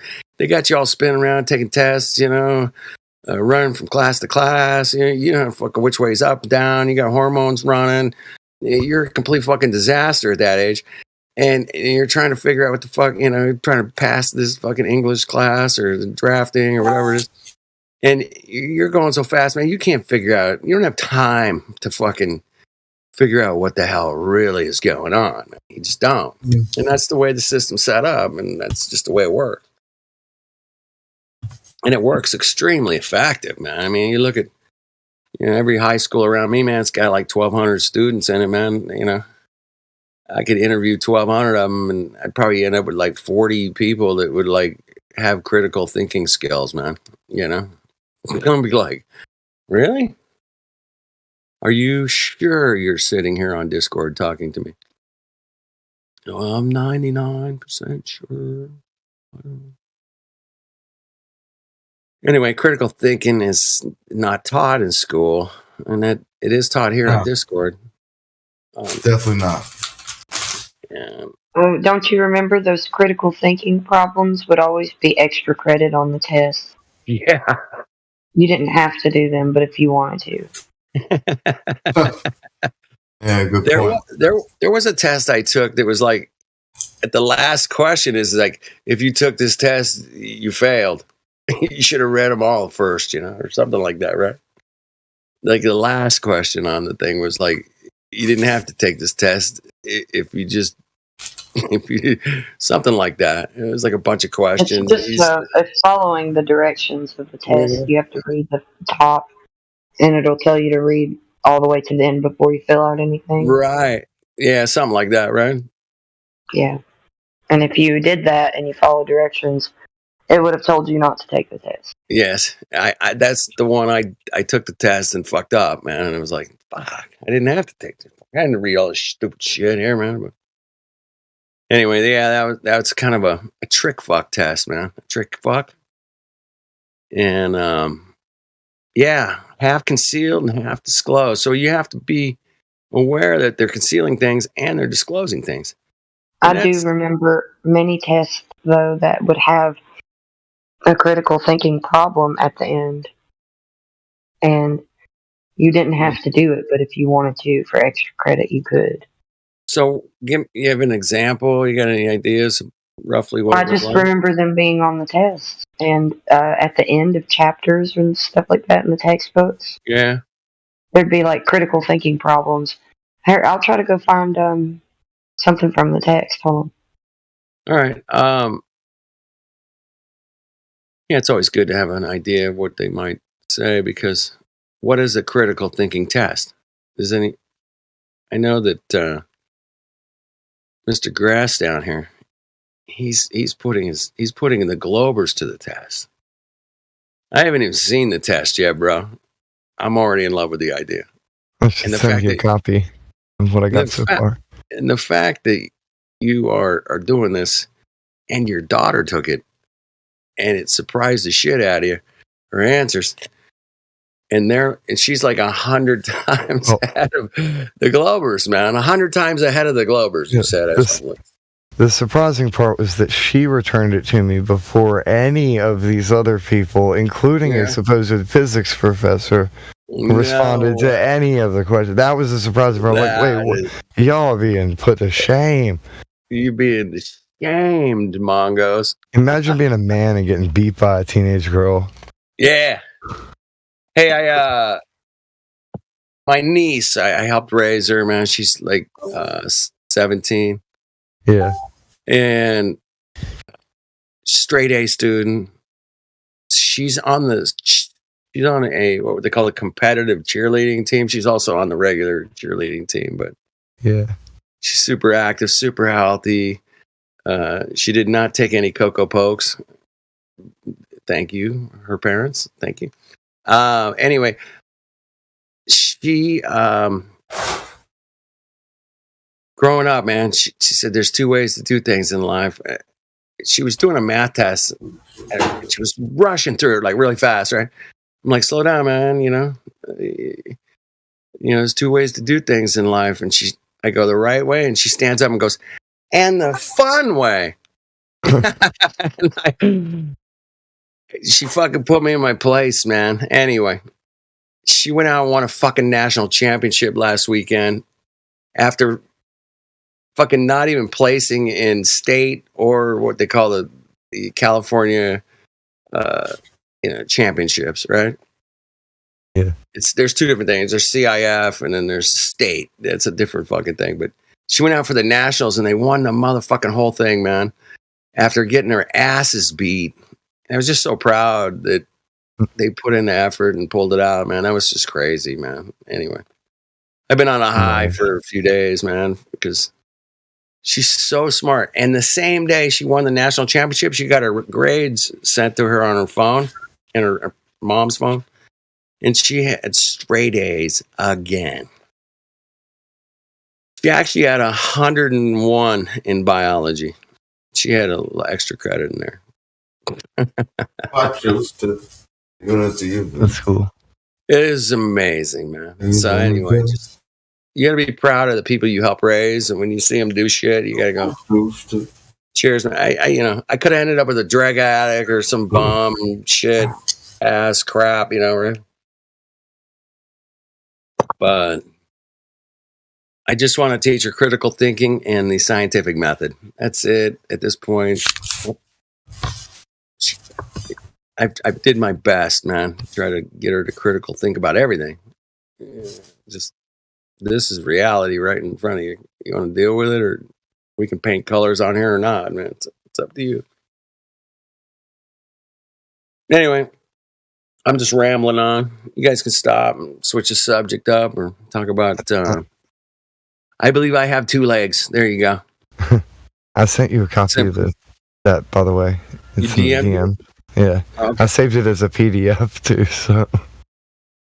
All right. I decided if someone said a copy and pasting it, I'd share it with you because that way you can actually. I have a font that I made based off of another font, but I use that for that. I don't see it, man. I don't see it. Either. It's just 12 simple questions broken down into 60 smaller questions. That's all. Eight. Dude, you should be at the top. Yeah, I just sent it to you. That's weird. That's weird. I'll get it. Hold on, man. Might have buried you down here somewhere. I don't have a lot of DMs. I don't do a whole lot in DMs. Yeah. I got a few people, we send pictures or something or talk about.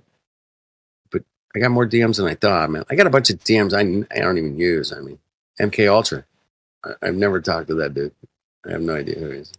I have like 9 message requests from people who aren't on my friends list, and I guess I'll click that. I mean, I like it. I can send a quick, hey man, what's up? Or anyway, I got more. Hey dude, how's it going?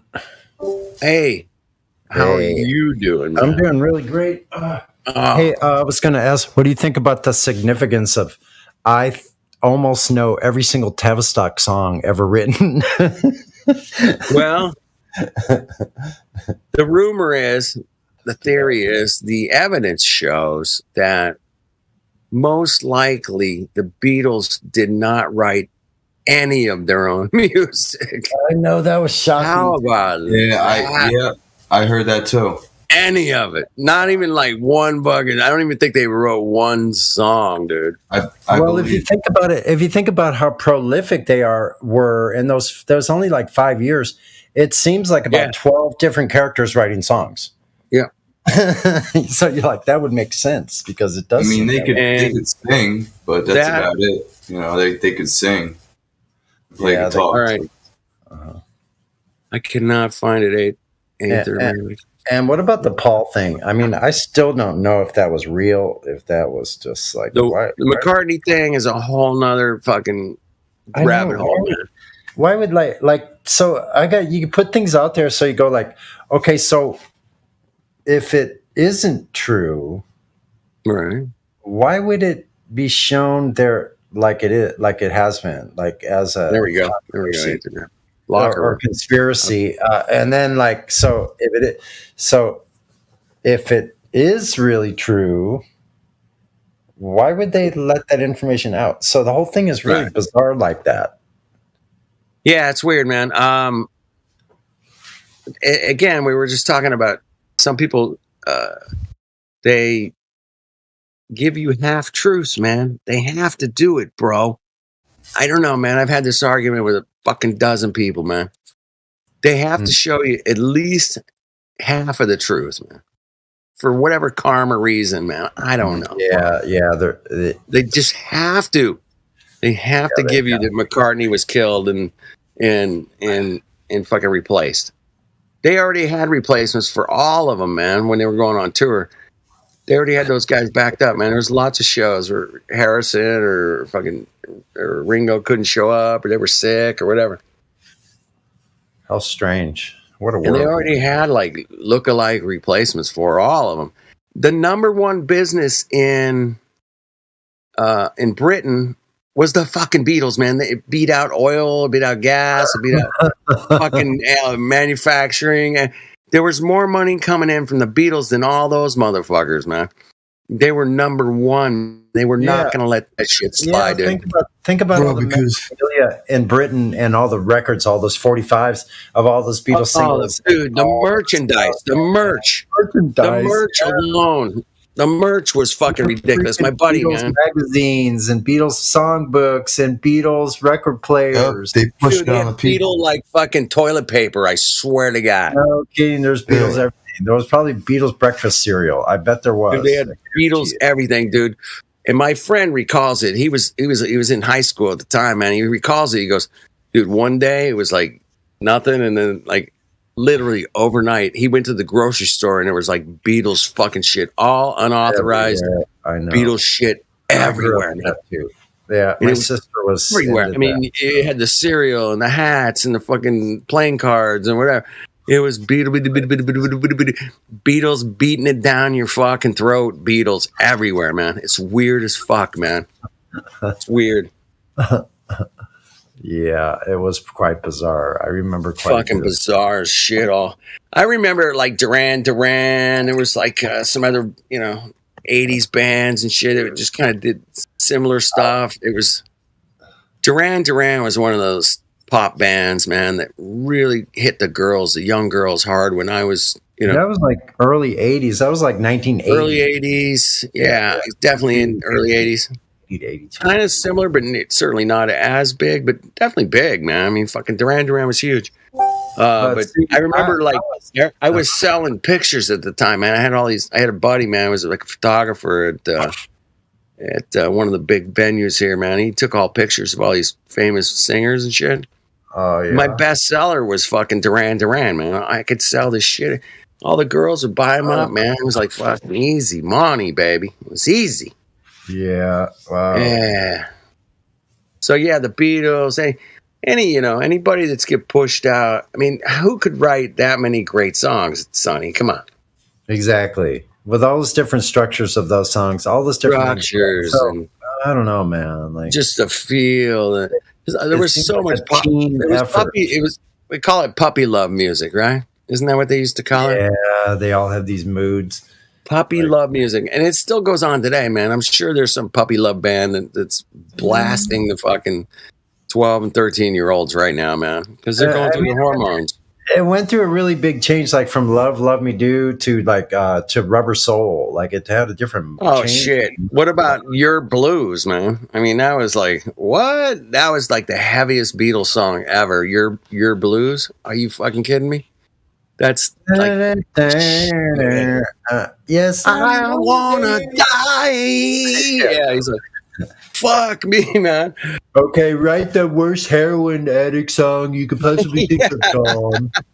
It was absolutely incredible, Sonny. Go for it. That song, man. When I first heard it, man, I was like, that's the Beatles? what the? Are you fucking with me, right?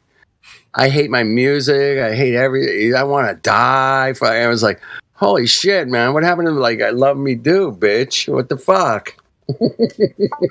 Yeah, I don't know. I really did love Sgt. Pepper though. That whole thing. I dissected the whole album.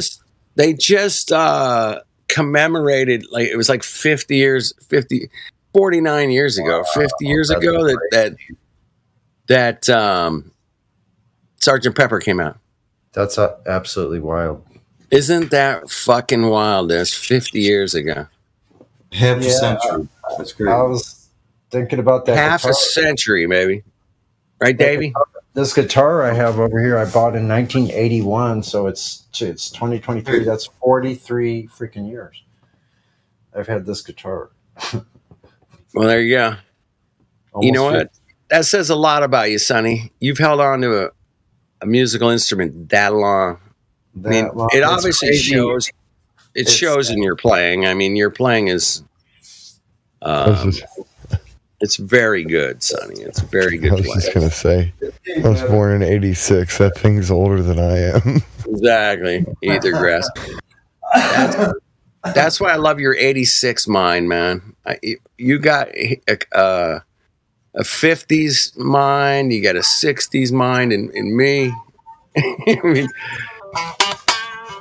there you go, Sonny. Play us some background beats, man. There you go. I could do it if I'm not plugged in. That way it won't be so obnoxious. Exactly. Yeah, don't plug in. That's fine. Well, I can't find any of those critical thinking problems anywhere. Maybe I'm just dull right now. Hey, Flatsy, did you take Ether Grass's test yet, man? I just looked at it and went, oh shit, that's gonna take me a minute. Hold on. I haven't actually delivered it openly to anybody, but I guess I could send it. Send it to it's posted Flatsy, there. No, it's already. Well, I guess I did just post it, didn't it? It's in the locker room, so there you go. In the locker room. I'm gonna take it not tonight. Obviously, I'm tired and had a couple glasses of wine, but I'd love to see Flatsy would probably ace that shit, man. I know. I'm gonna bet she'll do better than me on the test. Let's say that. But Flatsy was born even after you, Ether Grass. Yeah, a couple years. You guys are like the same generation, I think. Some of these answers are very easy, actually. I know, right? Yeah. Just like never. Don't give us the answers. Don't do that. Oh, okay. Yeah, why you're helping everybody cheat. Yeah, you're a cheater. We all know this. Oh, am I? Yo, can we delete the past 60 seconds? You ruined the test for everyone. Fascinating, man. I can't wait to see what your daughter put down. That'd be interesting. All right, do we have anybody in here new, man? We got VC Verified. Tsunami just left, man. Okay. Nobody knew. Okay, well, carry on, everybody. Well, I'll just tell you something. Like a lot of the answers. Let me see. She basically just says that that's what Google says, or that she doesn't know. Like, well, I respect the honesty. What about the AI?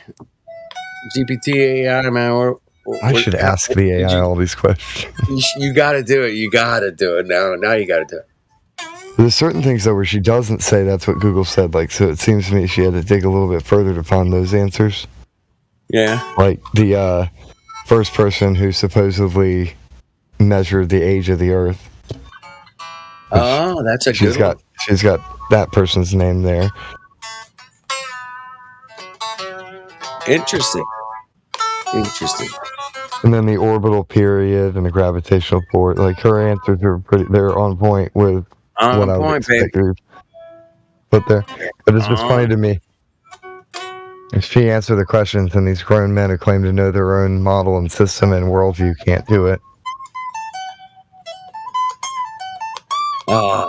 They were defeated and surpassed by a tiny woman. There's the Beatles, man. On the fucking cereal box. Yeah, man. They, dude, man. I'm telling you, my buddy, he got up out of his chair. We were camping. And he's like, "Let me tell you what the fuck happened." Because, dude, like overnight, dude. I mean, I'm telling you, he was so like adamant about it. Was overnight, literally overnight. Beatles were like everywhere, gas stations and at the supermarket, like, breakfast cereal. It was crazy. He goes, dude, man, all the high school, all the kids, man, they all jumped on board, man. They all bought it. They're wearing Beatles, this and that, and everything else. And it just was like a crazy time, man. He was so adamant about how incredibly odd it was that all this shit popped up overnight. You know, apparently it's happened before with like Elvis was a little bit like that, right? But the Beatles was like the next level, right? Yeah. Yeah, they went over the moon with that shit, man. It was crazy. Beatles. Ah, fuck me, man. Beatles, really? So yeah, we live in a cock fucking deception shithole sometimes, but not, you know. We got to find our truth, man. We got to go out there and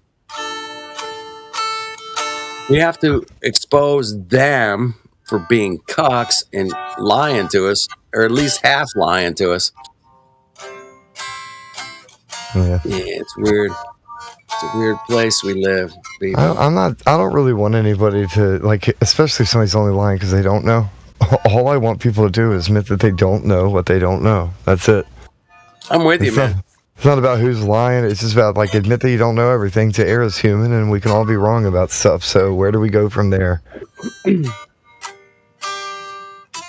might not be a lie. Where do we go from here? Yeah. Oh, man. Receiving information and denying it and saying, hey, man, you know, I know better, and you really don't know better.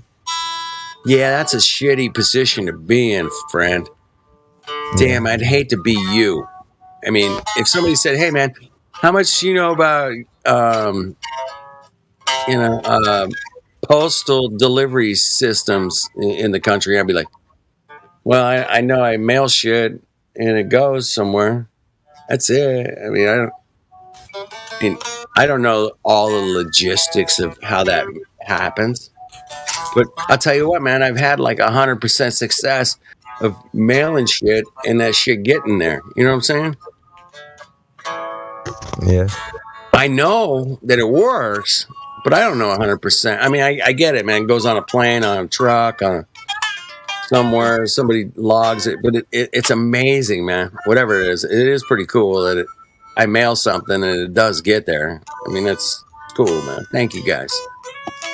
Thank you, all you delivery guys and gals. And you guys are awesome, man. You've done it for me, man. So many times. I can't thank you enough. I mean, one of my really good friends works at for the postal service, and yeah, she's awesome. Exactly. And I deal with people. I fill out the forms. I pay them the money. They ship stuff, and it shows up. Love that. Love it. It works. Definitely works. But, yeah. Am I an expert at it? No. And I'll admit that. But those guys will come in here and go, no, man, I know it's a glove because, you know, I went to school, bro. Right on, man. I love that comparison. I'm trying to bring it down to like... comparison. It's a glove, bro. I went to school, man. I'm far out. Cool. You know, and all I know about the postal service is that I mail shit out there and it gets there. But these people come in acting like the experts on the globe. We walked on the moon, man. We did. We all did, man. Oui. Are you French? Are you French, Bong? Are you French? French Polynesian. We did it. We went to the moon. We have progressed in advance. We saw the curvature from outer space. We saw the curvature from outer space. Bong, come on.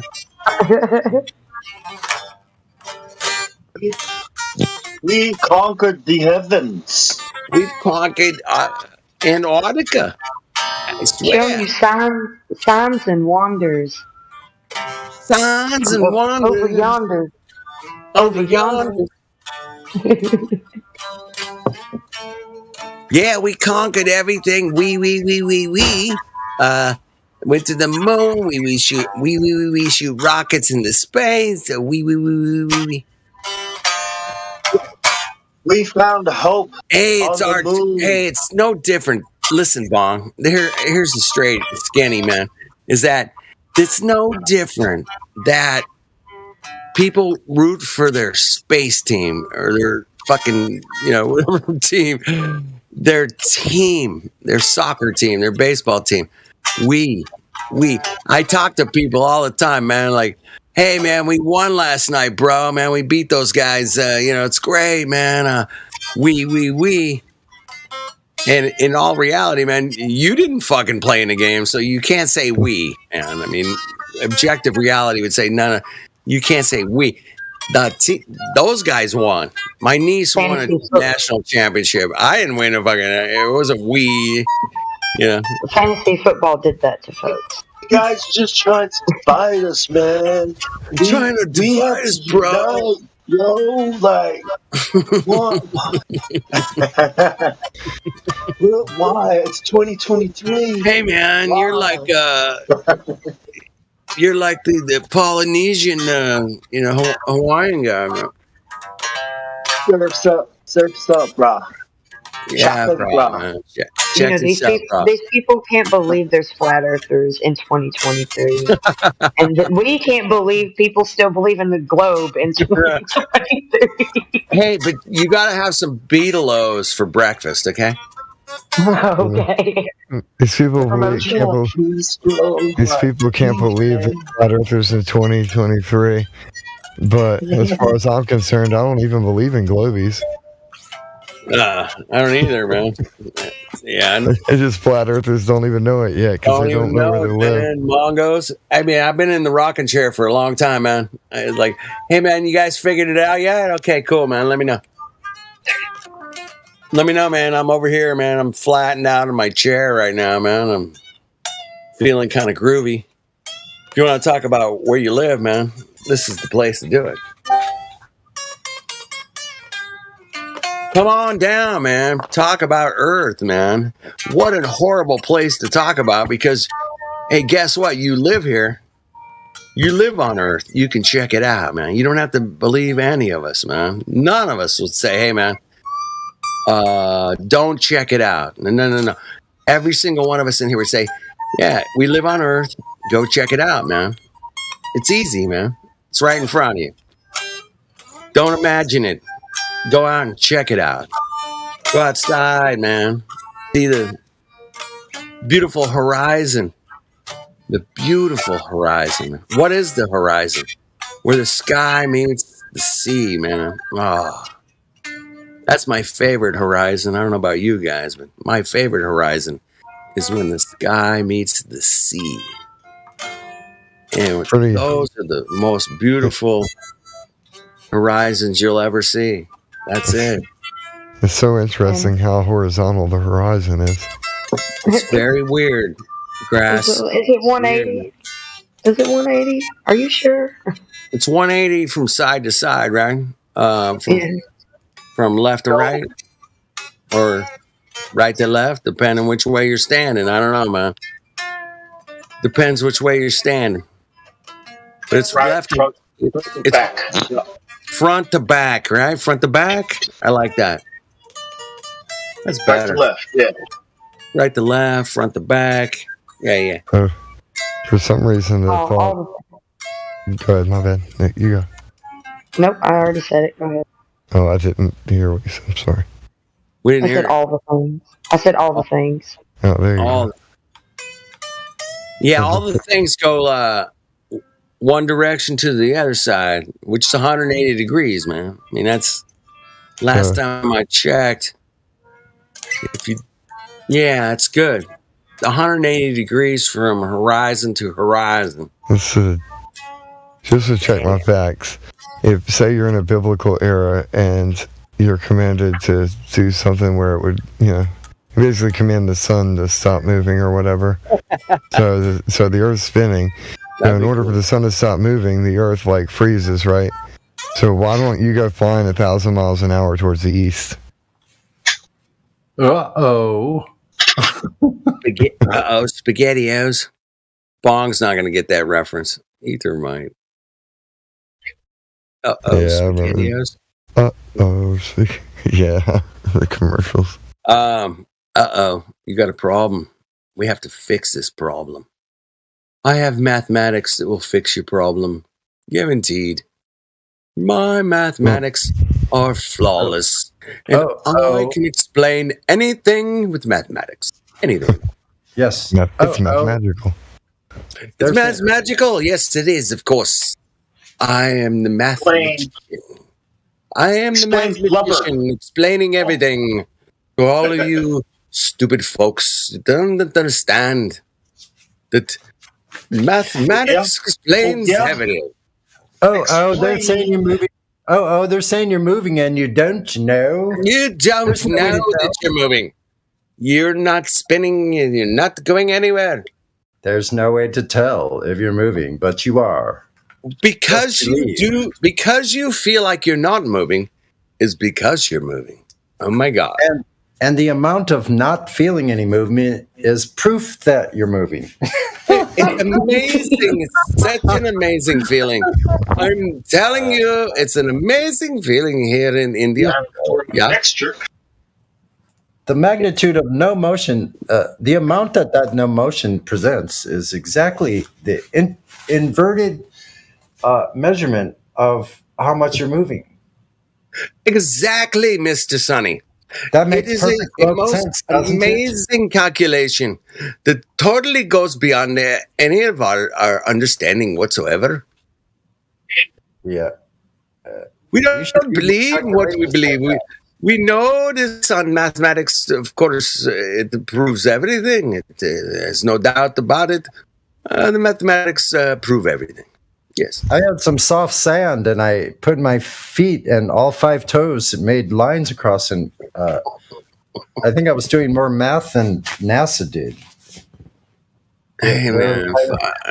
You're tripping, Sonny, man. You're tripping, man. You got toes in the sand. You got toes in the sand, a drink in your hand. And all I need is a drink in your hand.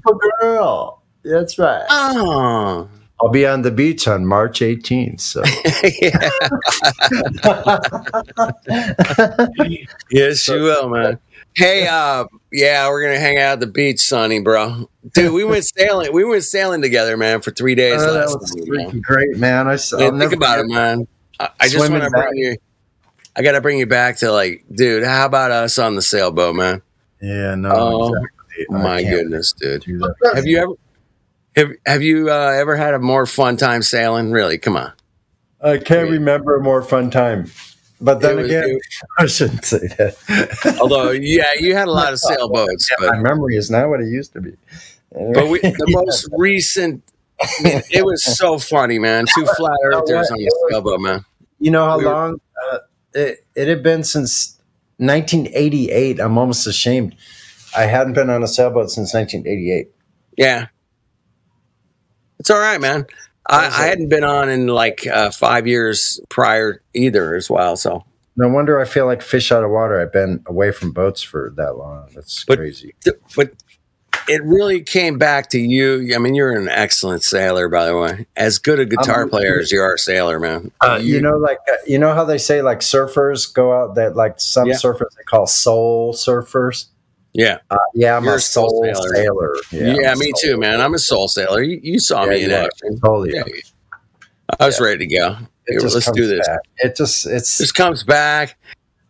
there's so many things going on in the ocean: the wind, the currents, other boats. Changes can happen really rapidly. You got the fiber optic cables, the server warehouses, so much like employees. I don't know about that, but when you're out there, man, everything seems to kind of come back to you. Because sailing it's a whole lot of work, man. You got these lines going everywhere. Moving, right? You're always moving and having to balance yourself and do three or four things at a time, right? You have to be touching three things at a time. Or else, you got to look at the horizon. You got to look at the boats. You got to look at the wind.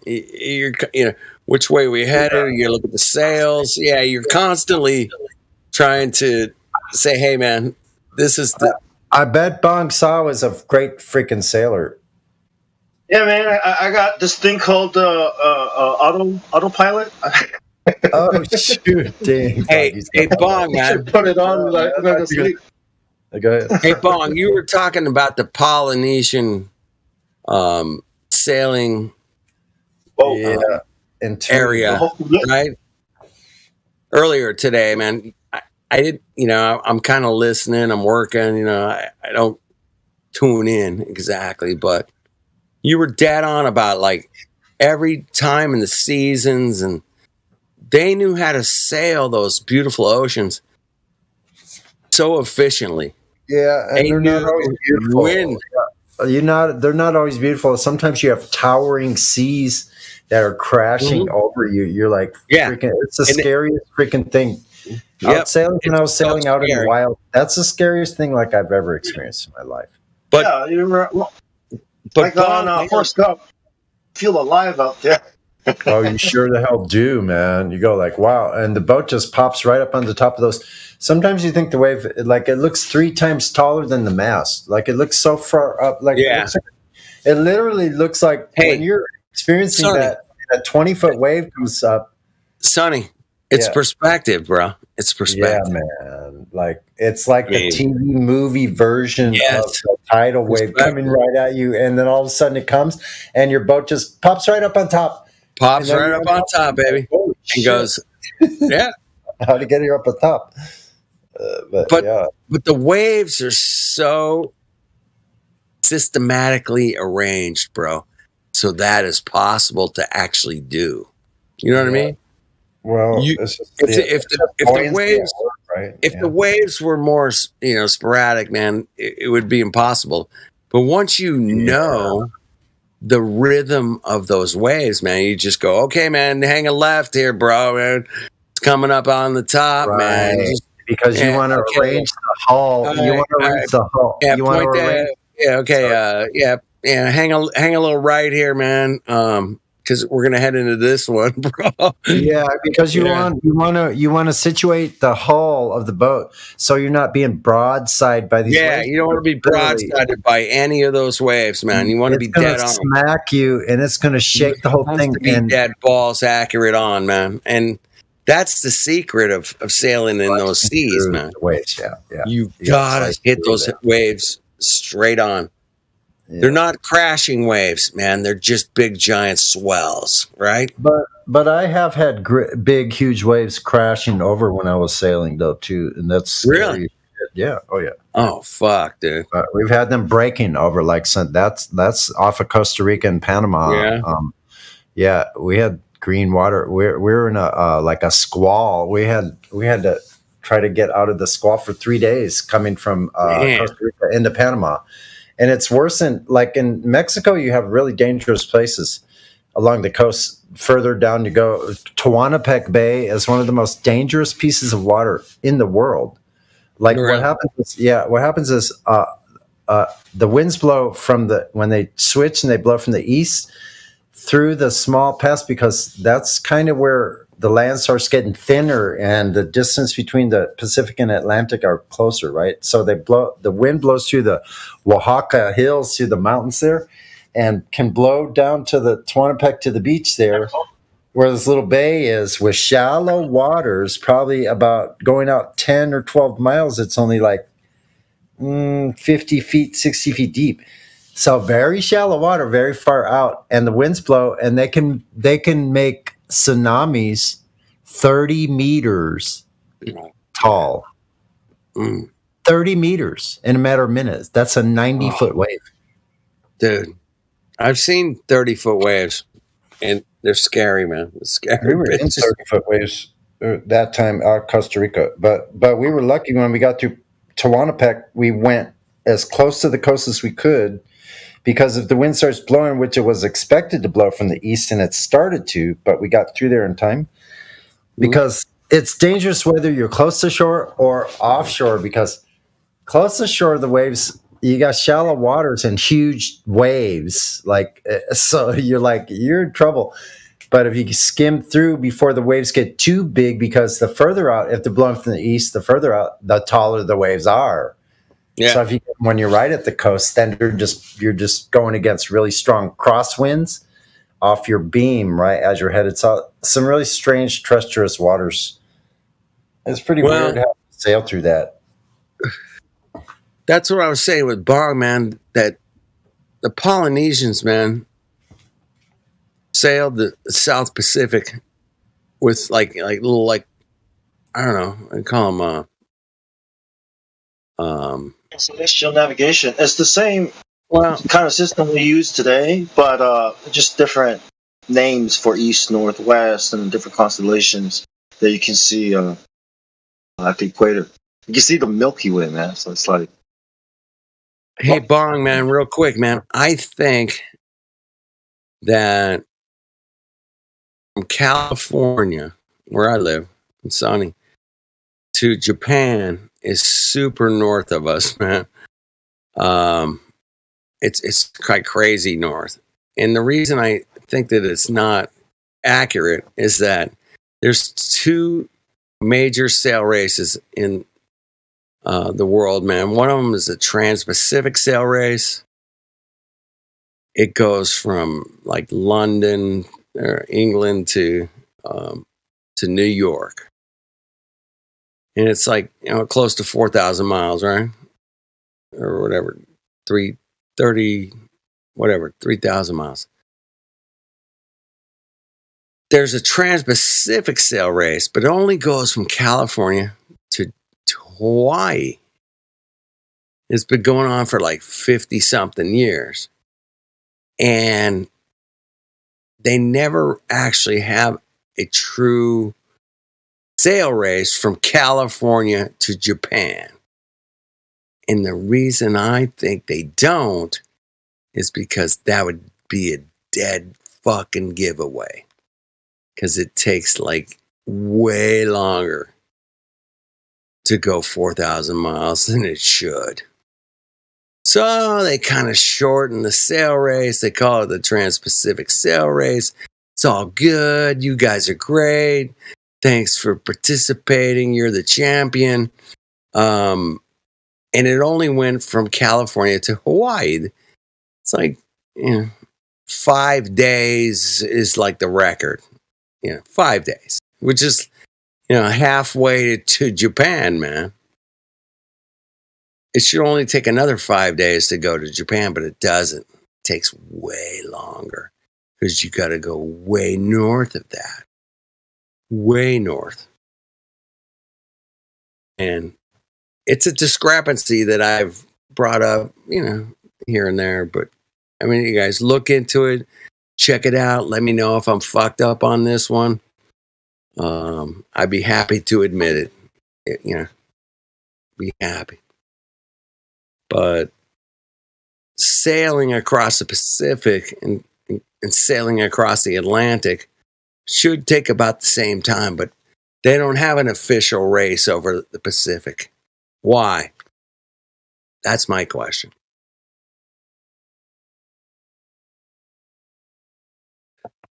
Why don't they have an official sail race from California to Japan? We're real friendly with Japanese people. Hey, shit, man. America beat them in the war. My God, Of course they're our friends. But anyway, it should be easy. I know Japanese people love Americans, and Americans. I've met every Japanese person I've ever met. It's been very, very nice to me. If you cut the globe model, right, like north down, right, in half, right where the Greenwich, time start, Yeah. right? Does it cut right through into the Pacific to where Australia is? The globe. Hey, that's an interesting point because Japan and Australia have the same time zone. Yeah, we're this Australia is kind of, and was where we're a day ahead, so it feels like it has something to do with that. I like your thinking. Time zones. Yeah. Oh, there's no question that has something to do with it, without a doubt. Where the time change, where the day changes, right? Yeah. Yeah. I mean, that goes back to the turtle, man. I mean, 13 moons a year, man. 364 days a year. Yeah. But that's our calendar. I mean, that's my calendar. Enjoy your 13 moons, man. That's all there is to it, man. Maybe that's why the Freemasons love the number 13 or something. I don't know. But there is 13 moons a year, 28 days a month, 13 months. I mean, it's all there, man. We don't have to try to figure it out. It is there. Interesting. But you can make up any days of the months and how many days too. But the turtle has that beautiful 13 moons. Damn. 12. Anyway, that's a whole nother story. If I'm destroying this channel, please let me know. Thanks. Did anyone see how McToon? No, I didn't see that McToon shit. The reality of our situation is most interesting. I'll say that. And beyond the psychological impact of, we see people come in here and try to defend the globe on the most craziest of ideas, man. Like, hey, I got pictures from space. Yeah, guaranteed it's definitely from space. What? Okay. Wait a minute, man. Are you living in reality or not, man? Okay. Have you ever seen space from that position? Well, no, I've never seen it from that position ever. I don't know, but it looks real.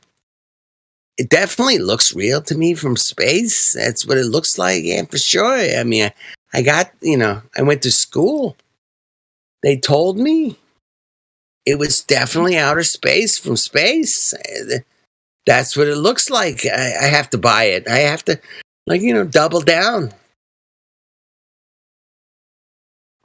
Yeah, all right, man. You've never seen space from space? No shit, Sherlock.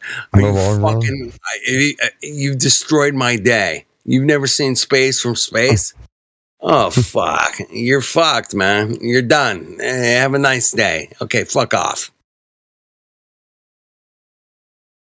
Go ahead, Grass. I'm sorry, I was ranting. Hold on, I forgot what I was going to say. Oh, it's weird how it's kind of like, in the long run, it's cheaper to just buy some, leveled out flat earth than it is to rent some space. Dang. That was fucking priceless. Oh, shit.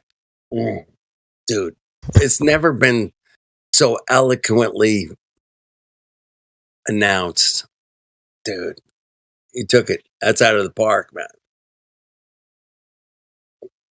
knocked it out of orbit. On a roll, buddy. On a roll. Thank you for that, man. I need a good laugh, man.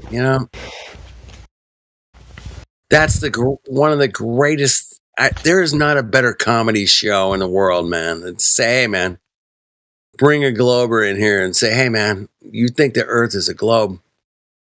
Come on in, man. And they present like the most ridiculous shit, man. It's like a fucking comedy show to us. And it really, they try so hard to obfuscate the actual point. It's funny, man. Anyway, thank you guys for waking up and participating in our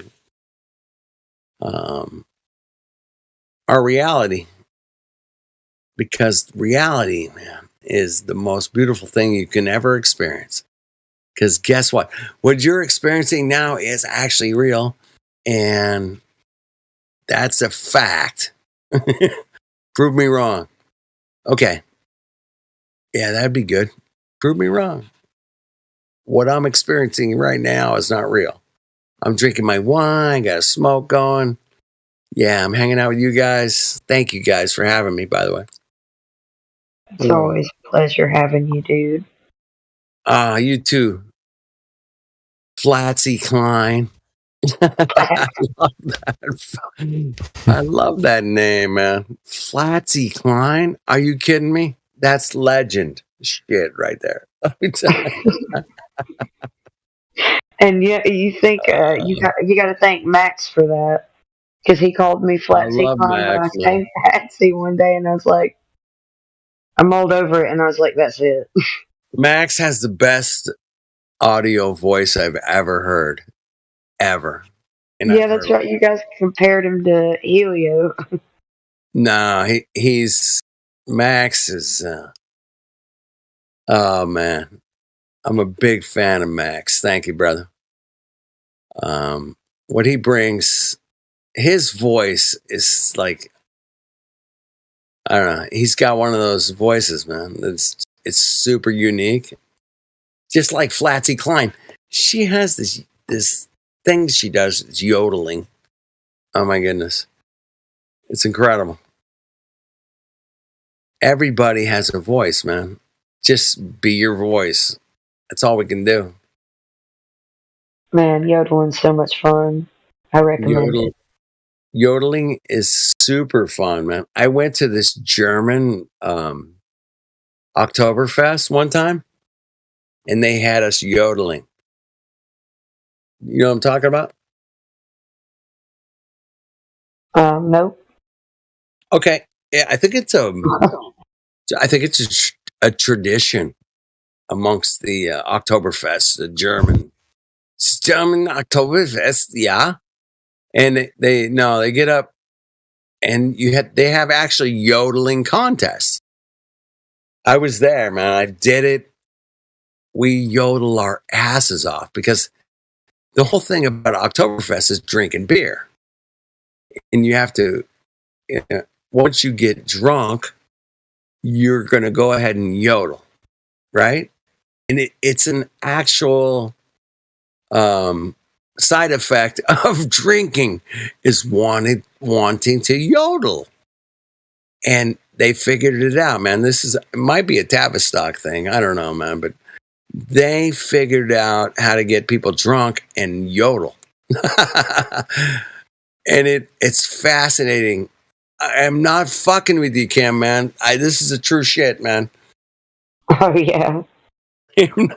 But that's well, I had this exchange student.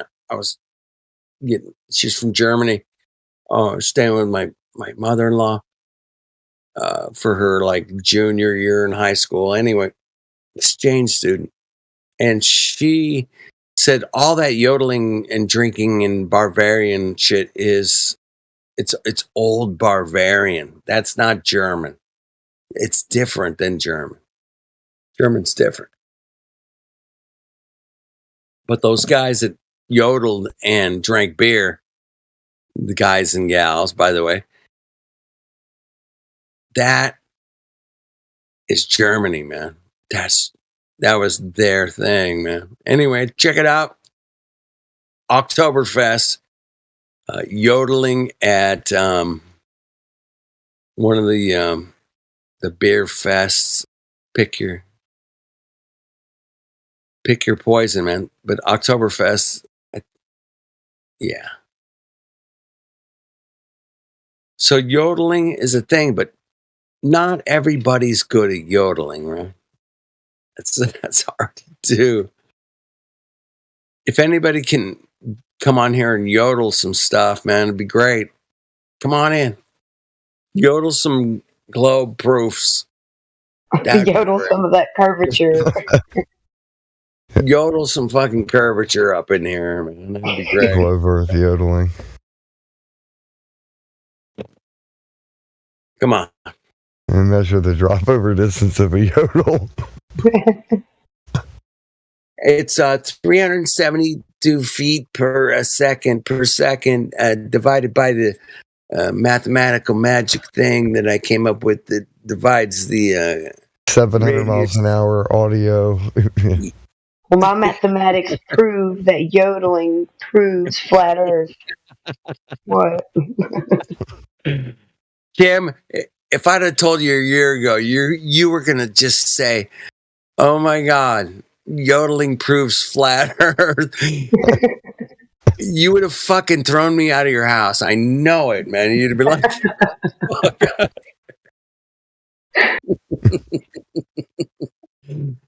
yeah. Hey, welcome to Comedy Hour with Kenny and dude. We're hanging out, laughing at the most stupidest, crazy stuff that you can ever imagine. Hey, the Earth is flat. What do you think about that, man? Oh shit, man, that's a bitch. My bad. I got about 60 questions for anybody who thinks otherwise. Yeah, you do. I got a couple questions, man, bro. You mind? Just a few. It's only the introductory placement test. You It's mind not if like I it's record actually this for prosperity? Do you mind? for posterity. The test seems harder than it actually is. Yeah, most of the questions are rhetorical for the most part. Hey, what's up, Riggs? What's going on? Hey, the Earth is flat, man, and that's where it's at, people.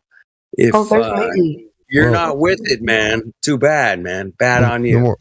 The more pressing question is like, yeah, because obviously they're going to bring up like hills and mountains. Okay, fine. But 70% of the Earth is covered by water, and water's flat, so.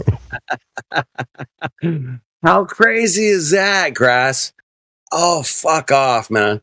Hey, guess what, man? Like, a bunch of your world is fucking on water, and it's flat, man. We checked it out. How about that? Literally don't see it any other way, no matter what. If you got two eyes to see, man, you want to deny what I'm seeing, man, that's on you, bro. It's not on me. It's not on any of us. Guinness World Record for the world's largest mirror is Solaire de Uyuni, and it's 4,000 something square miles of nothing but flat mirror surface that doesn't curve or bend at any point. Not even by 6 inches or 8 inches of drop over distance. None. Just flat. Realize how impossible that is on a spheroid that has the dimensions?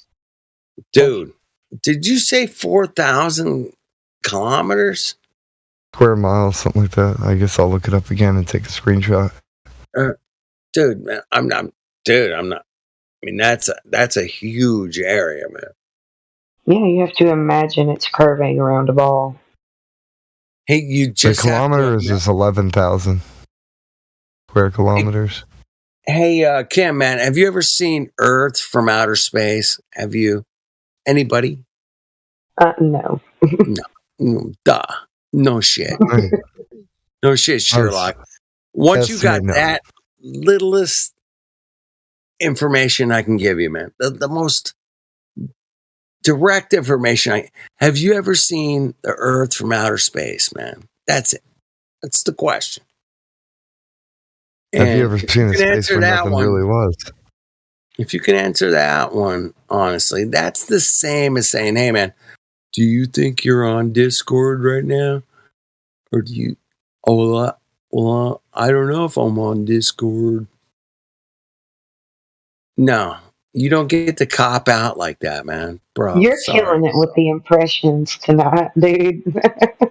I do try. But you don't get to cop out, man. You don't get to fucking sail past that fucking question, bro. No. Let's reel that one back in. Thanks. Yeah. So your reality is based on imagery from a place you've never been. Is that my conclusion here? Your reality is based on a place you've never been. Oh, that's a tough one to swallow. Yeah, you bet your ass it is. You got to swallow that pill, man. You got to choke that one down. Say, hey, man, there's 100%, without a doubt, I know I've never seen Earth from outer space, period. You've never seen it from outer space. In school, you're given some pictures of some apes in a ball and think, ooh, me ape, me must live here.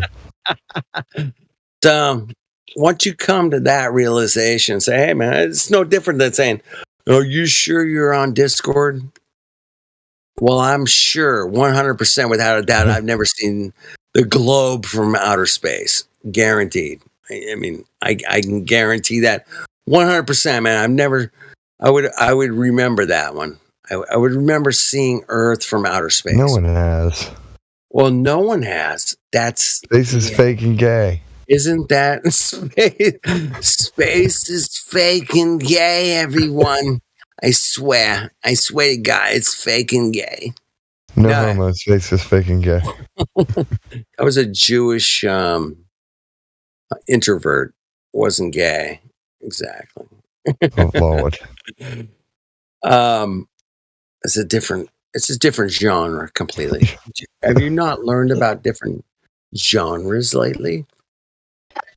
What if we were like robots and robots were like us and stuff, right?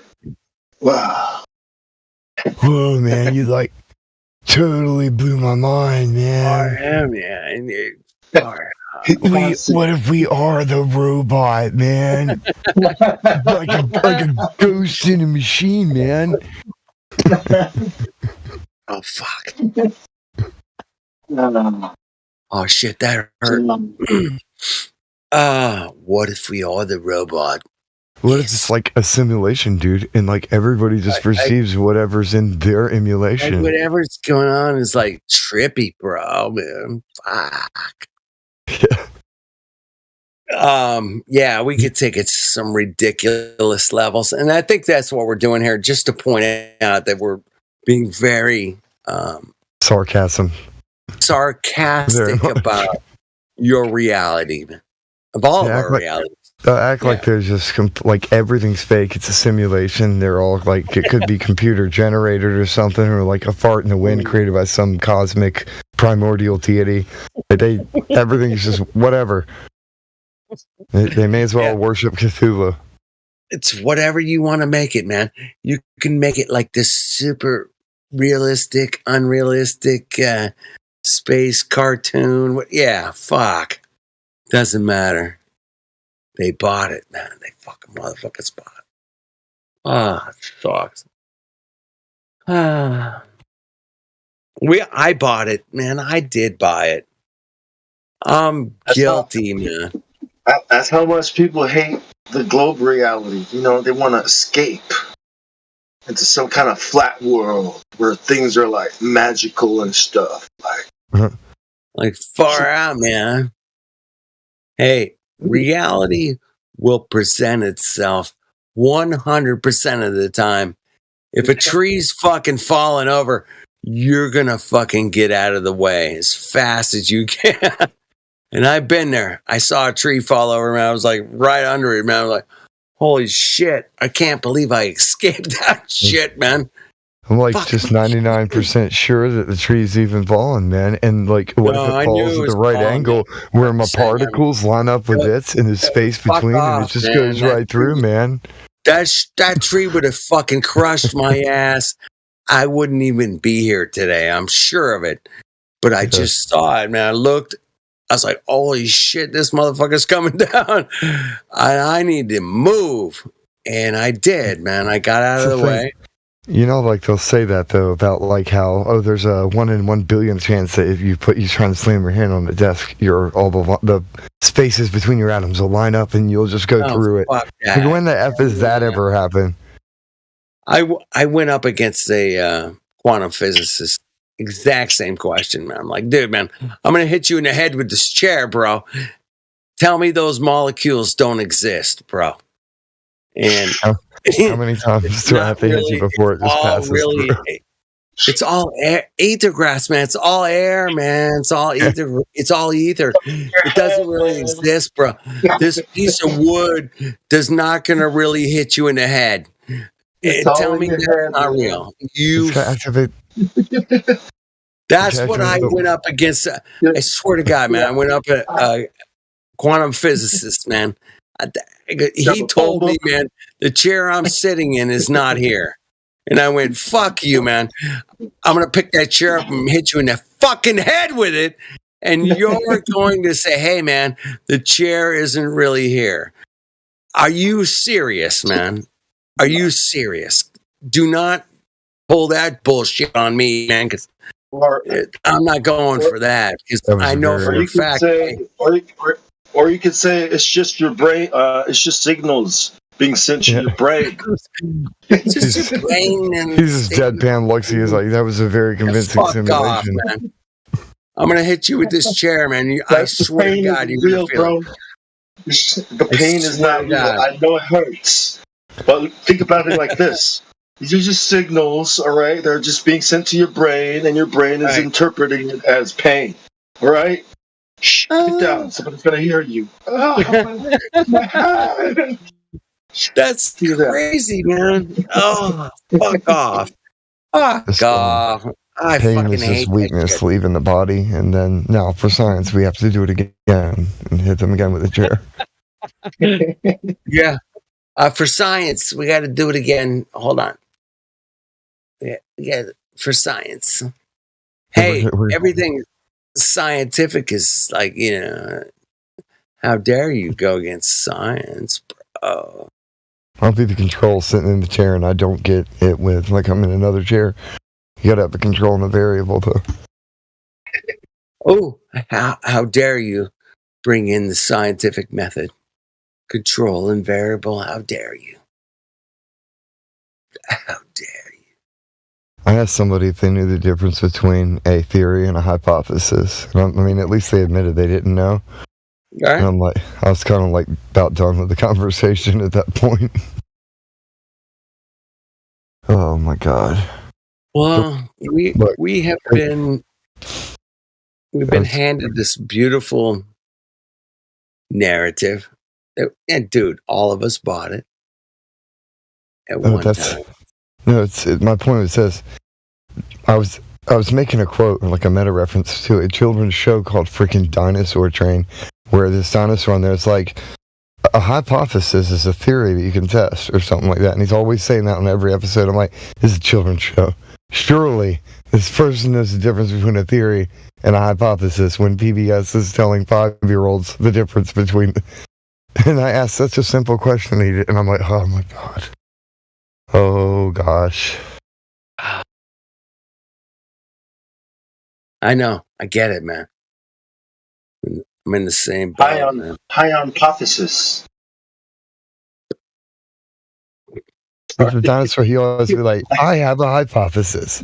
And then he'll, like, one of them or him will be like, a hypothesis is a theory you can test. And then he starts explaining what his hypothesis is. And then they go and explore and test the hypothesis to find out if it's true or not, like right there in the show, and teach children the scientific method. Yet there's fully grown adults who don't know, or like whatever. Oh my God. Lord help us.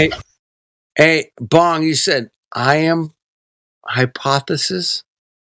No, I said I guess he was high on hypothesis. Oh. High on hypothesis. Okay, I like it. That's a good one. I thought you said I am on hypothesis. And I was like, oh, I am the all leader God. I am hypothesis. He doesn't have a hypothesis. He's just high on pot with his sis. Pot Hughes, right? Pot Hughes. I guess he was high on Pot Hughes. Dude, this is groundbreaking shit we just busted into, man. I hope you guys enjoy. I am hypothesis. But hey, wait, think about it. Every person technically is a hypothesis. The creator just speaks a hypothesis, and behold, you now are a theory performing tests. Church of hypothesis. The living form of the hypothesis. Fuck, we broke the code, most motherfuckers. Those motherfuckers taking shit past us, man. Think about it. Pat yourself on the back, boys and girls. Pat yourself on the back. Say, hey, man, we kind of just won a championship right there, man. Fuck those guys, man. Yeah. Think about that ultimate creator, ultimate scientist, right? So anything this person speaks is a hypothesis, and you were spoken into existence. So you are quite literally a hypothesis. Oh. A theory that can be tested.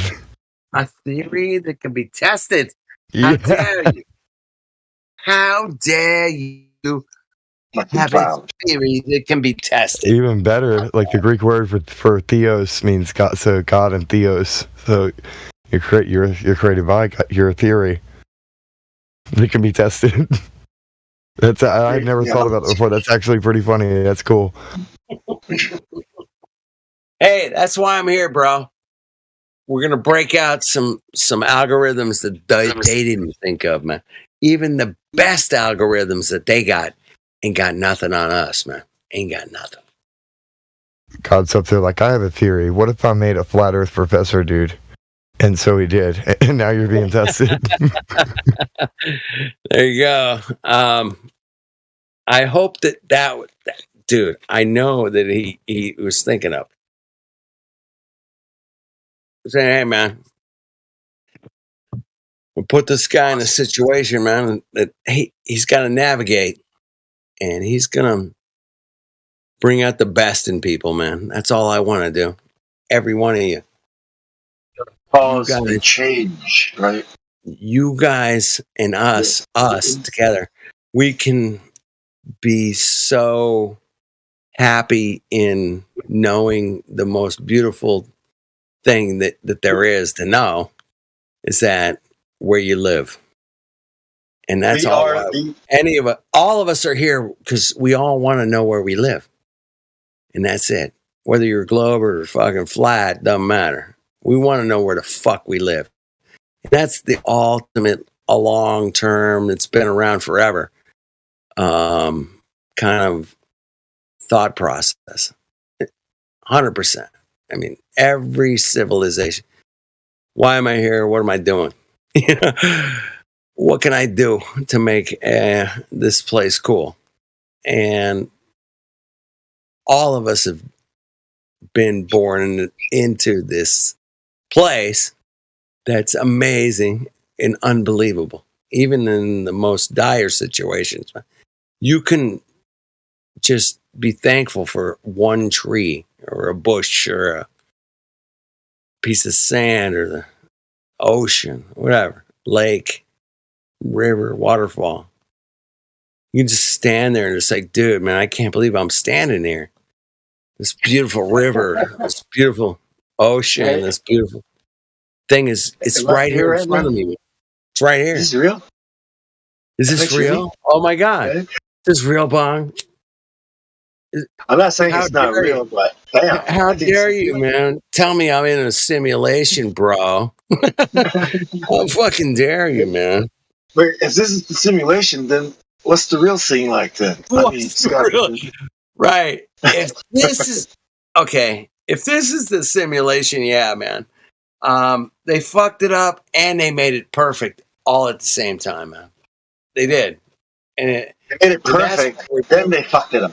Yep. And then they fucked it up. Yeah, that's the reality. We have to look at things, man. We gotta say, hey, man, they fucked it up, and it's perfect at the same time. Well, you know how it's like, you know how when your brother fucks things up for you, you know, your family, and it doesn't listen to your dad type shit, like, damn, man, you fucked up our whole family, bro. You fucked it up, man. Oh, you know, an older sibling or some, you know, like, you know, someone you look up to, dude. Fuck shit up, you know, fuck relationships up. It's like something like that, you know?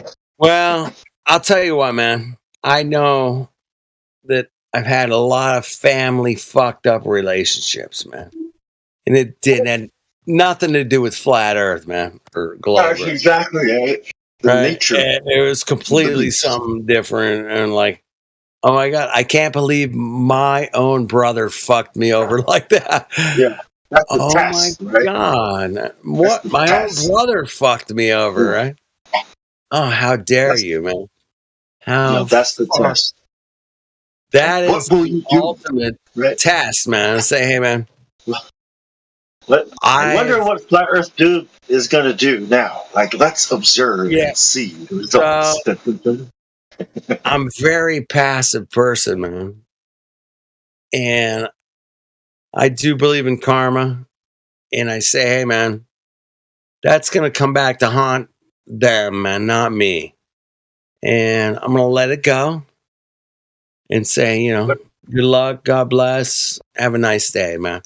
That's it, man. I'm not going to go after anybody. I know at the end of the day, man, shit's gonna work out, man, and that's fine. Just your face. Yeah, it's a patient thing, man. Really, and stepping into that realm of, I can go full hatred, bitch, cuck, fucking lawyers, and blah blah blah. Yeah, fuck all that, man. I got fucked over by my own family, man. Oh shit, man, that sucks. But who hasn't, right? Exactly. So we all got fucked over one way or another. You know, we all got taught the globe. For fuck's sake. Yeah. That's the ultimate fuck over. By the way, ultimate. We all got taught to fuck our families over. Exactly. You know, the ultimate fuck over is, yeah, you think you're on a spinning ball shooting through outer space at millions of miles an hour. Really? Okay, that's cool, man. Cool story, bro. Let me see you back that up. What do you got? Got anything? Oh, you don't have shit, man. Oh, well. I got refraction and gravity, bro, man. Fuck off, man. Fuck off. Yeah, when you think about it, all NASA really does is take photos and videos, you know, supposedly, right? And they don't even look like photos. You know? Dude, they look CGI, man, 100%. If you have one job, right? look, they're 100%. They're all CGI. I know. Yeah, one job. Yeah, it's not like you're actually doing science up there, bro. Like, freaking, yeah. Revisit Hollywood or Disney or something. You know, update your freaking techniques. Yep. Your method. Yeah. Yes. Hey, Hey, Bong, real quick, man. The very first touchscreen interactive device that I ever saw was in like 2000, the year 2000. And it was at Disneyland. And they had these, it was a coffee table basically, man. And it worked just like your phone does today. right. But it was so interesting, man, that I saw this technology that I could touch shit and move shit around on a screen with my fingers. And I'll never forget it, man. And, you know, it was at Disneyland that they had Big this ones, tech, man, that you could do Yeah, it. the big touch screens. And yeah, exactly. But What about Space Odyssey 2001? oh my goodness, bong, dude. Yeah. Space Odyssey 2001. That is an absolute unbelievable manipulation of Is that fucking our iPad? masses. Yeah. It's a friggin' iPad. It's like, is the iPad designed after this, or has this always been the design? So I have the split decision on this one, Bong, and hear me out. Is that with the technology they've used against us, obviously, they've also given us this technology for me and you, Bong, to hang out tonight on a most amazing platform that's in the top 5 greatest platforms of all time, I think. Wish I didn't have to take such risks, though. You know what I mean? Because we have to, man. We have to we got to step out. We are in and using their technology, and it goes back to they have to give us half of what's real and half of what's fake, man. They have to give us at least freaking half. Normandy, bro. That's what it feels like. Yep. It does feel like that. However, we are so much stronger than those Mongos in our truth, man. It's just like when you're that strong in truth, man, it's easy, man. You just cruise, man. You're in the rocking chair of reality, man. You guys are. All of us are rocking chair rebels, bro. At this point. I'm the guy all the way at the front waiting for the bars to open, right? And wow. When Discord sells, when it's sold, I'm don't gonna do be the first that time. Bong, don't be that guy. Right, I'm already dead. May as well let it go. I need a fucking superhero here, man. Don't bring me down with that. He gets busted. Yeah. You can. Little pencil can. All right. Come on. Oh, thank you. I hope you guys enjoy my comedy late night. I try to keep it fun and realistic at the same time. It's easy to do, man. George Carlin did it for years, you know, but reality sucks, man. If you go out and look at it, the earth is flat, man. You got any evidence to the contrary, man?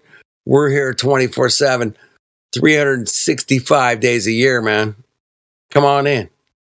Yeah, just jump your ass up in here, man. That'd be great. The earth is flat and there is no empirical data to disprove such a claim as the globe. You claim the globe. You claimed the globe. You did. So, bring your evidence. So you guys saying that the moon isn't real? You know, that other planets aren't real? You know, those questions like, what do you mean? Like hey, man, they're not there? We got like rovers on Mars, you know. Totally, right.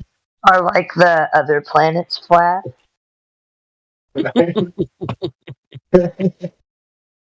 What? What do you mean not real?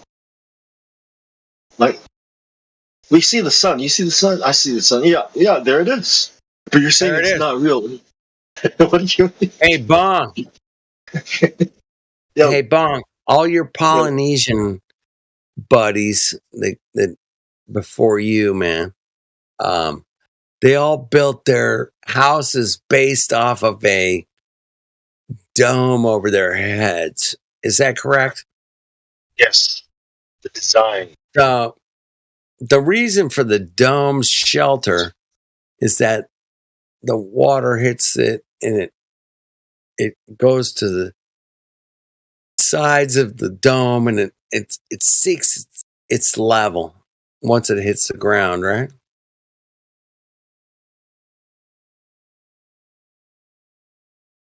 So the Polynesians built their off of a 180-degree circle above their head. From sunrise to sunset is 180 degrees, right? I mean, we can all. Yeah, that's the story. Yeah, all the Polynesians that know the story have the same story. Yeah. Tangaloa Langi, that's the name of their god. Tagaloa Lagi. Langi means sky. So Tangaloa of the sky. Sky, God, he's, Samoans believe he's the one that created people. And he had a meeting with the kings and the chiefs of the sky, and we're trying to decide the roof architecture, how they're going to design it.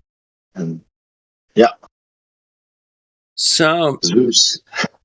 I'm gonna simplify. Zeus and the boys got together. You know what I'm saying? I'm gonna simplify it in the dude's language and say, hey man, they observed how the sun went up and down every day. And it No. The actual gods. And what I'm saying is the angels, which is posing as the god of Samoa, right? See, had sons with the Samoan people and produced the lineage of the kings. Okay, so that's demigod. Okay, and the sky god, an angel, I guess. You know what I mean? And the chiefs, which are also demigods, had a meeting how they were going to design the roofs, right? So the daddy sky god suggested to build it after the sky, shape it like the sky, a dome. Yeah, and the ground is like the ground, flat. So it was suggested by other entities who may know things that man cannot know. You know what I mean?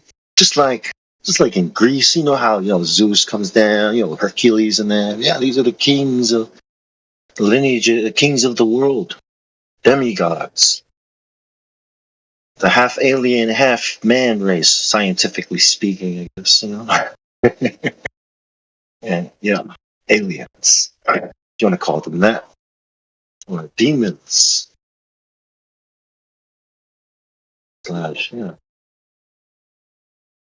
It's real stuff down there, man. Like I think it's one of the last few real magic that exists in the world, because and voodoo and all. I don't know about voodoo. I just read about it, stuff. But similar Christianity mixed with the culture's beliefs, ancestor worship, demigod worship, the kings that died.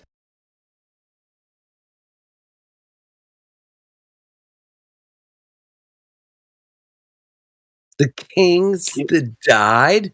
The kings that died. Oh my God, the king has died. Bro, Lion King. We need to have a royal procession of horses and carriages and Tartaria all together, please. Thank you. Yes. The story is the way they learned celestial navigation. is one of these. Moana. In the movie Moana, like an entity like Maui. And by the way, the name Maui comes from my island too. That's where the word comes from. Maui. I got a buddy who lives something on like that. I got a So it was a shape-shifting demigod, I guess, that taught. It was a deal. You do this for me, and I'll teach you this, and that's what happened. Yeah, and I'll teach you how to navigate with the stars. That's where we, the Polynesians, learned how to navigate with the stars, celestial navigation. Yeah. But they knew it. And who could know that, right? Who could know the cycles of the sky? And it takes hundreds of years to observe and see to get to. Yeah, hundreds of years. Yes. Yeah. Scary stuff. Like when I go to Samoa, like I know that the people's beliefs make it real. So the spirits are more active. But if you I rarely see it, but when I see it, it's like they want me to go away because they don't. The excuse is they don't like our church. They think our church is against the Fa Samoa because the real Fa Samoa church is called the London Missionary Society, LMS Church. It comes from London. That's the church, the Fa Samoa culture it revolves around. And this is the church that also uses, calls upon the spirits. It's fake Christianity, man. It's not real. That's why you never see any miracles or anything else. It's all heathen.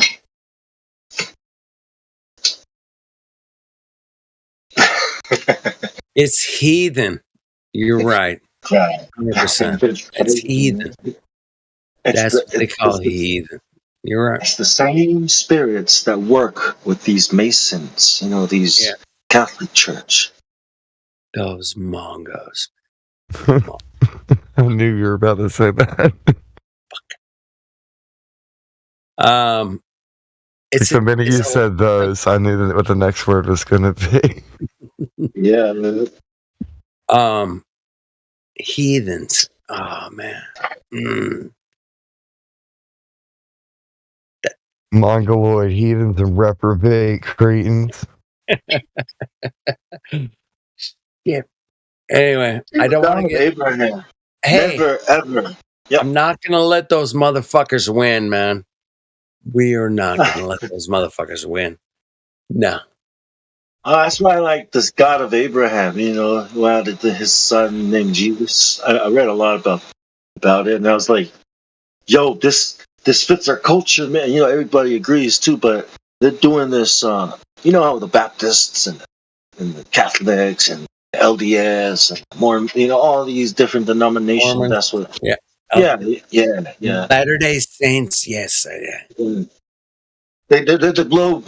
They're also globe Christians now. So it's like they think the earth is a globe. Like totally blue-pilled people. Hey, you think the earth is a globe, man. Why is that? Have you ever seen the globe from outer space? I'm curious.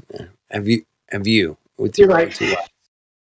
So That'd be you cool. guys sit here and stare out at the ocean every day, all day, and you think it's a ball?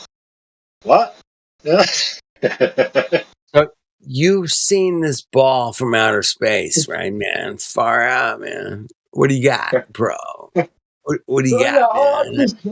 I'm curious. There are people in America that never see the ocean because they want to see how it looks. And you think it's a ball? You see how look?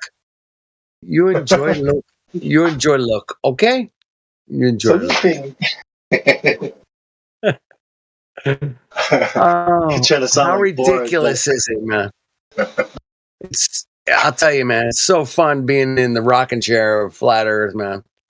At this point, man, the let's scarecrow. make more fun of this shit than we could possibly make fun of it, because those Mongos came up with this globy fucking spinny shit, man. And like, we are just crushing everything they brought, man. It is fun. It's fun. You think about it, man. The scarecrow from Wizard of Oz was like, he just wants to know why the ocean meets the shore, man. so they could think of things they never thought before.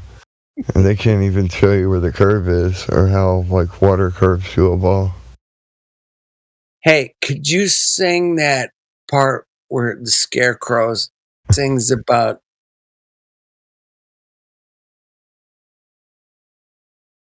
What, like, If I only had a brain. yeah. If I only know the chorus, man. Do you know the rest of it? By chance?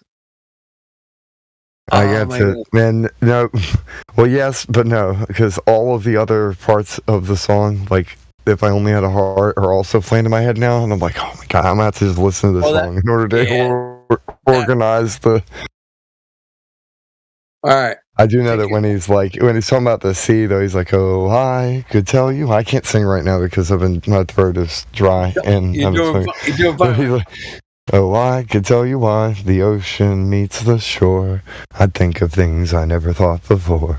And then I'd sit and think some more. There you go. Perfect. Ah, how about that, man?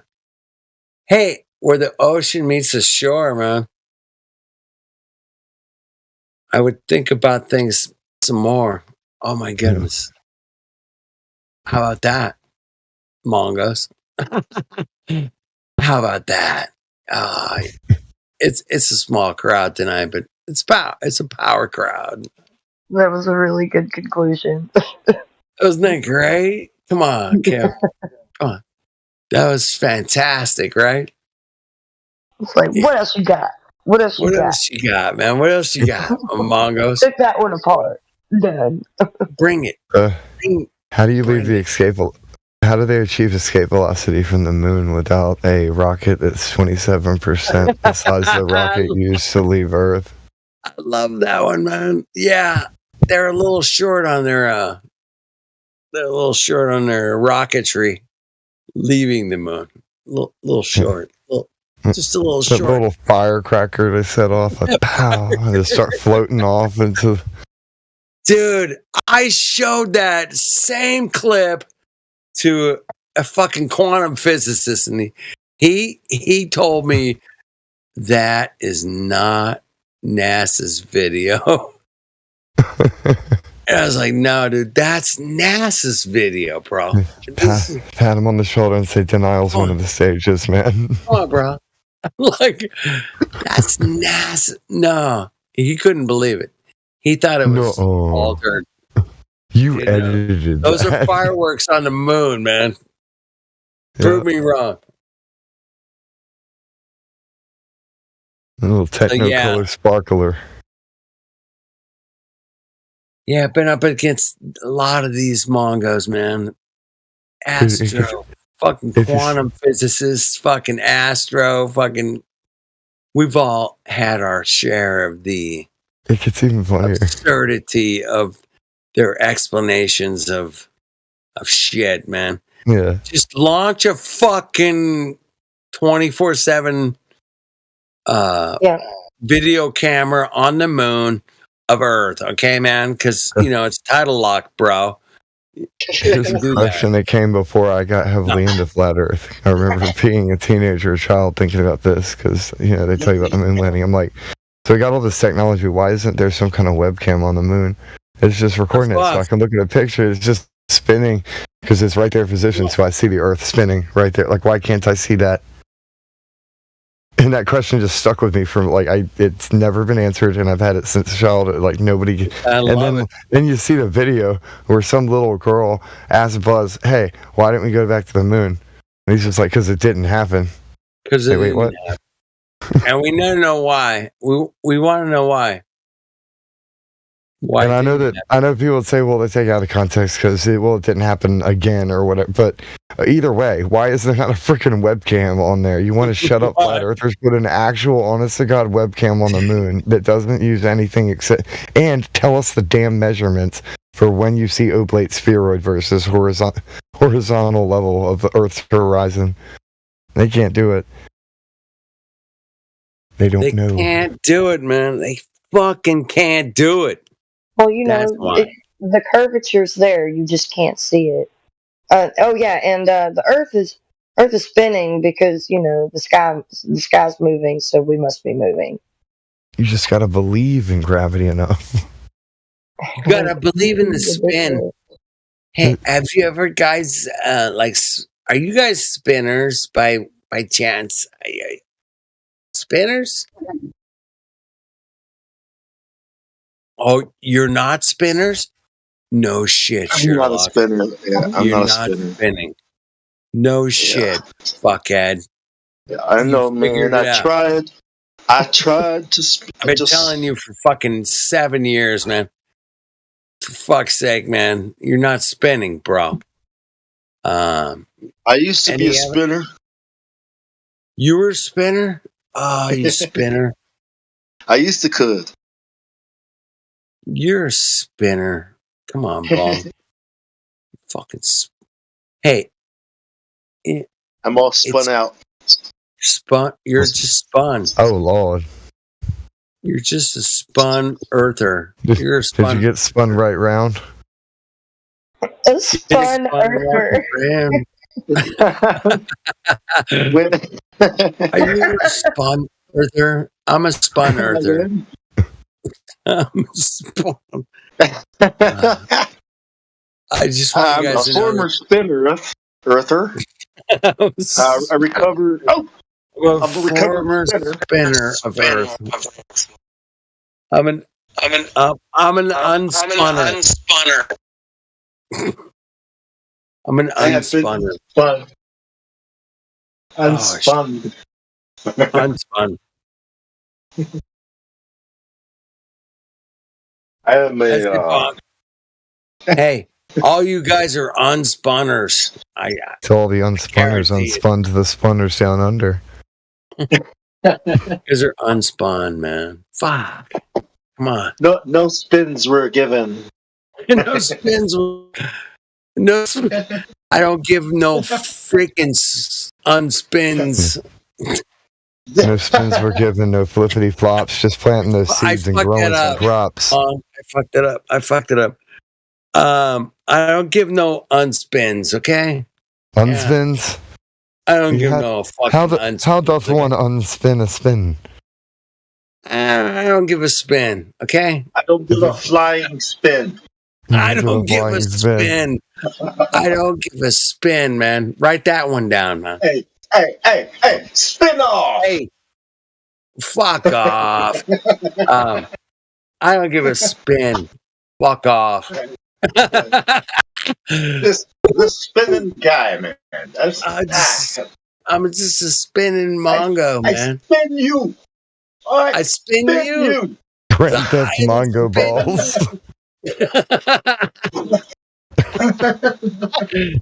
Bong. Hey, don't comedy, spin with me. Don't spin with me. I will spin you up. You better get spun the F out. I'm spun. You got 2 turntables and a microphone. Spin your ass and send you back home.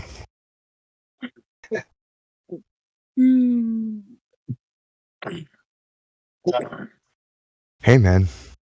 If it is spinning, why can't they just do fast travel?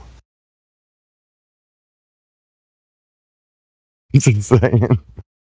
Like in Assassin's Creed. Yeah, I know. You should be able to hop up and do a Superman jump, land down really fast, and be on the other side of the world. If it's going 1,000, but you just got to hop the right direction. Why can't they fast travel? It's expensive fast travel, but still. Yeah. You should be able to quite literally hop to the other side, like just instantly, just point at over 1,000 miles an hour quite instantly if it's moving 1,000 miles an hour and you do it in the right way. Like, yeah, I'm gonna go hop over here. Superman! I don't know if that would feel good, though, you know? Just rip your entire being out of your existence, but you should still be able to make it physically. I'm not saying alive. Especially if we just ate, and it was like, oh. Yeah, we must send this corpse back to send the corpse back to their home country. Just in time for the funeral. He forgot to go. He forgot to go to the toilet before he took off. There was a lot of this. Oh god. I guess it'd be great for bounty hunting, like dead or alive. Like, just send them. But what if they die? It says dead or alive. No. The robots wouldn't care either way. They'd just be like, send this object over there. They don't care how fast it's going.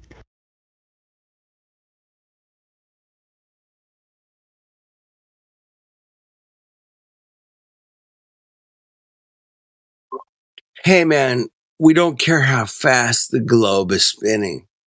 It's only one rotation a day, okay? We don't care about it spinning at 1,000 miles an hour.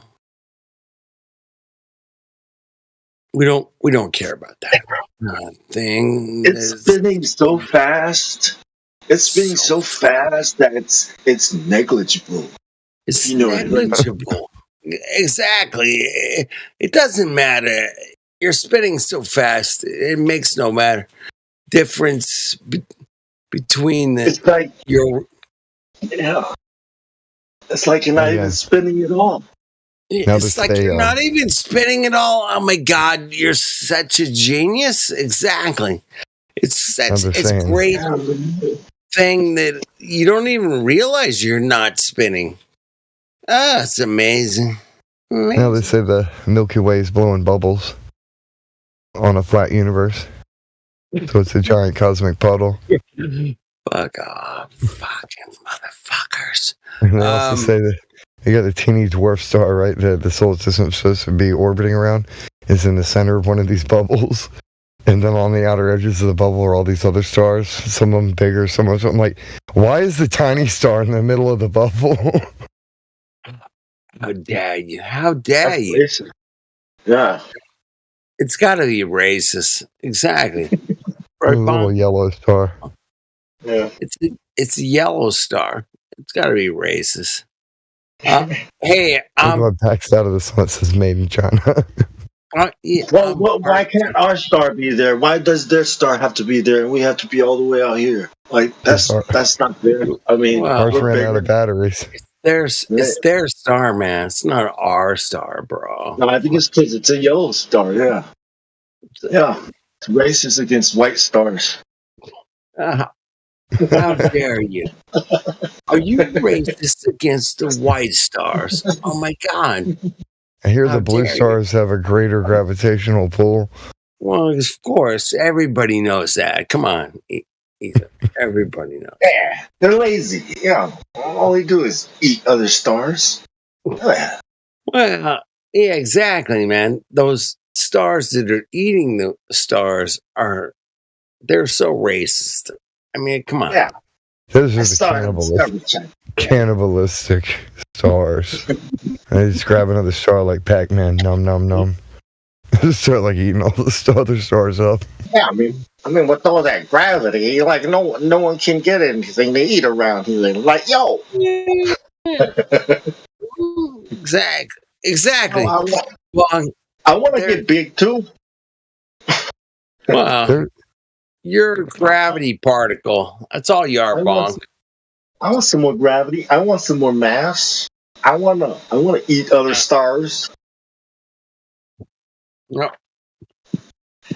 I mean, yeah, Discovery Channel. Not for you. It's not for you, man.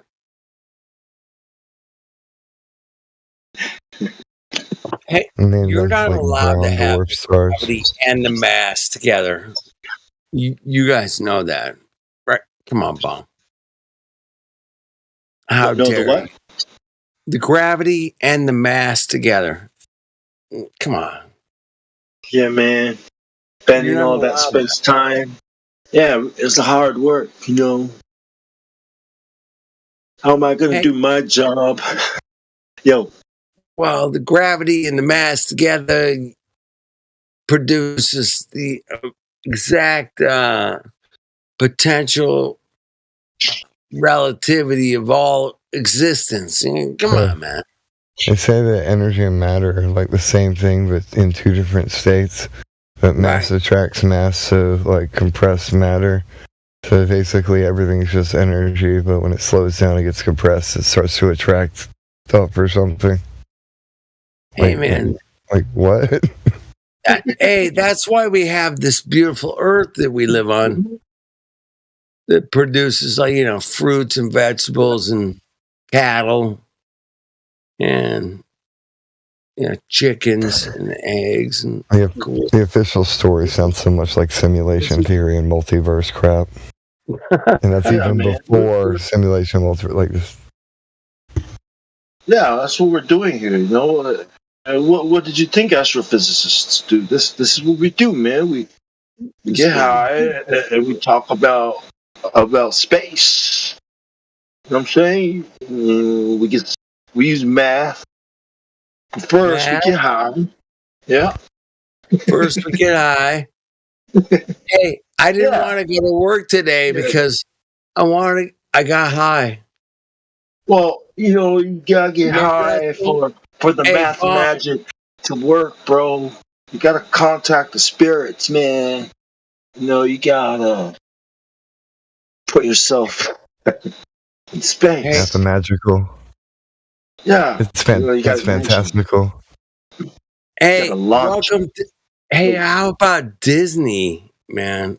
Those guys are really good at magical, tactical kind of. The fantastical, magical. Fantastical, magical.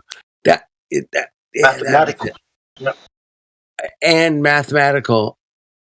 Hey, Disney and Von Braun were buddies, man. What do you think of that? Conspiracy or just truth, man? Those guys. I think it's just a really crazy coincidence, bro. Coincidence? It could have been anything, bro. Like, Bong, have you ever heard the term? I think it's a coinky dink. Yes, I bet. Yes, I don't know where. It's a quinky dink. Those guys were hooked up, man.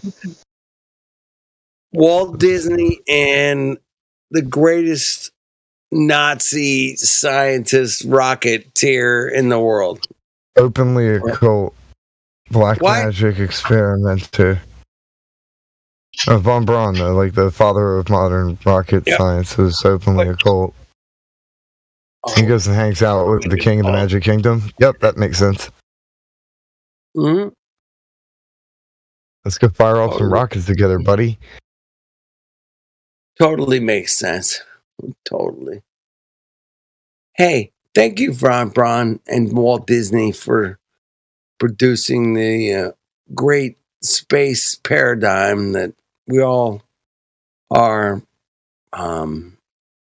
discovering that it's not real. Thanks, assholes. Fuck off. Fuck you, Disney. Fuck you, Von Braun. You guys suck. Didn't even pull it off, man. Couldn't fool everyone. Yeah. Didn't fool us. Those motherfuckers try to make this space paradigm a reality, man.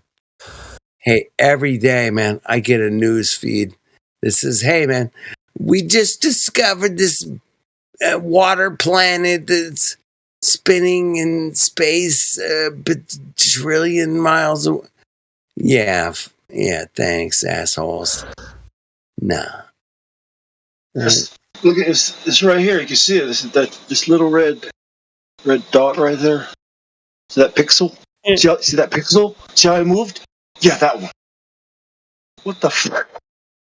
That one is totally producing the most amazing discovery of all time. Yes. There's water on this trillionth of a mile away thing that we observed in the sky. Okay. Yeah. Yep. So because it's a red pixel, therefore It's black water. Black water. Have you guys ever heard of black water? Like the pirate of dark water? It's the black water planet. The planet has water on it because we observed it from 11 quadrillion miles away. Okay? You have to believe us. You have to believe us. You must believe us. Because black water, keep on rolling. If the moon wants to keep on shining on me. Black dot. See that black dot in that black space right there? Yeah. That's it. That's the one right there. I don't see shit. That's what I mean. That's what I mean. That's it. I don't see. Well, it's black. Dude, it's black water, man, on a planet that's like 12 trillion miles away from you. Okay? Come on. Buy it or don't buy it. You know, what are you going to do? You going to buy that bullshit? We think it's somewhere in this. We would think it's somewhere in this black area over here. Yeah, it's somewhere over here in this cosmos of a reality that we made up. That those lights in the sky are really, really, really far away from you, and you don't observe that. Man. The light you are seeing right now from that star died out 400 years ago. Okay? The light you are seeing in the sky died 400 years ago. Come on, Bong. Yeah. If you just want to look into the past. Ridiculous. It's still traveling, you know, so it's like still traveling, man, bro. It takes billions of years for it to reach your eye. And what you're seeing here is a mirage. It's a mirage. What you're seeing here is a mirage. You don't see the Chicago skyline. Refraction. Refraction and earthquakes. Gravitational lensing and other stuff like that. Hey, man. Everything's all wonky. Right. How could you have an earthquake on a flat earth, man? Fuck, man. How do you know that an earthquake happened on another planet if you don't have something to test for it? Like there to actually tell. He's like, oh, we heard a noise. We think it might have been an earthquake, probably. Well, you can feel the earth moving. That's my question is, again, I'm going to say it again. How do you have an earthquake on another planet? It's an earthquake. You can only have that on Earth. Yeah. They'll be like, I'm pretty sure they'll have like some kind of tectonic plates that, move around like the Earth. Yeah. Hey, that's what I was getting at, man. It's like, hey, man, we got tectonic plates that shifts and it totally produces the globe, man, every time, bro. Check it out. It takes millions of years, though. It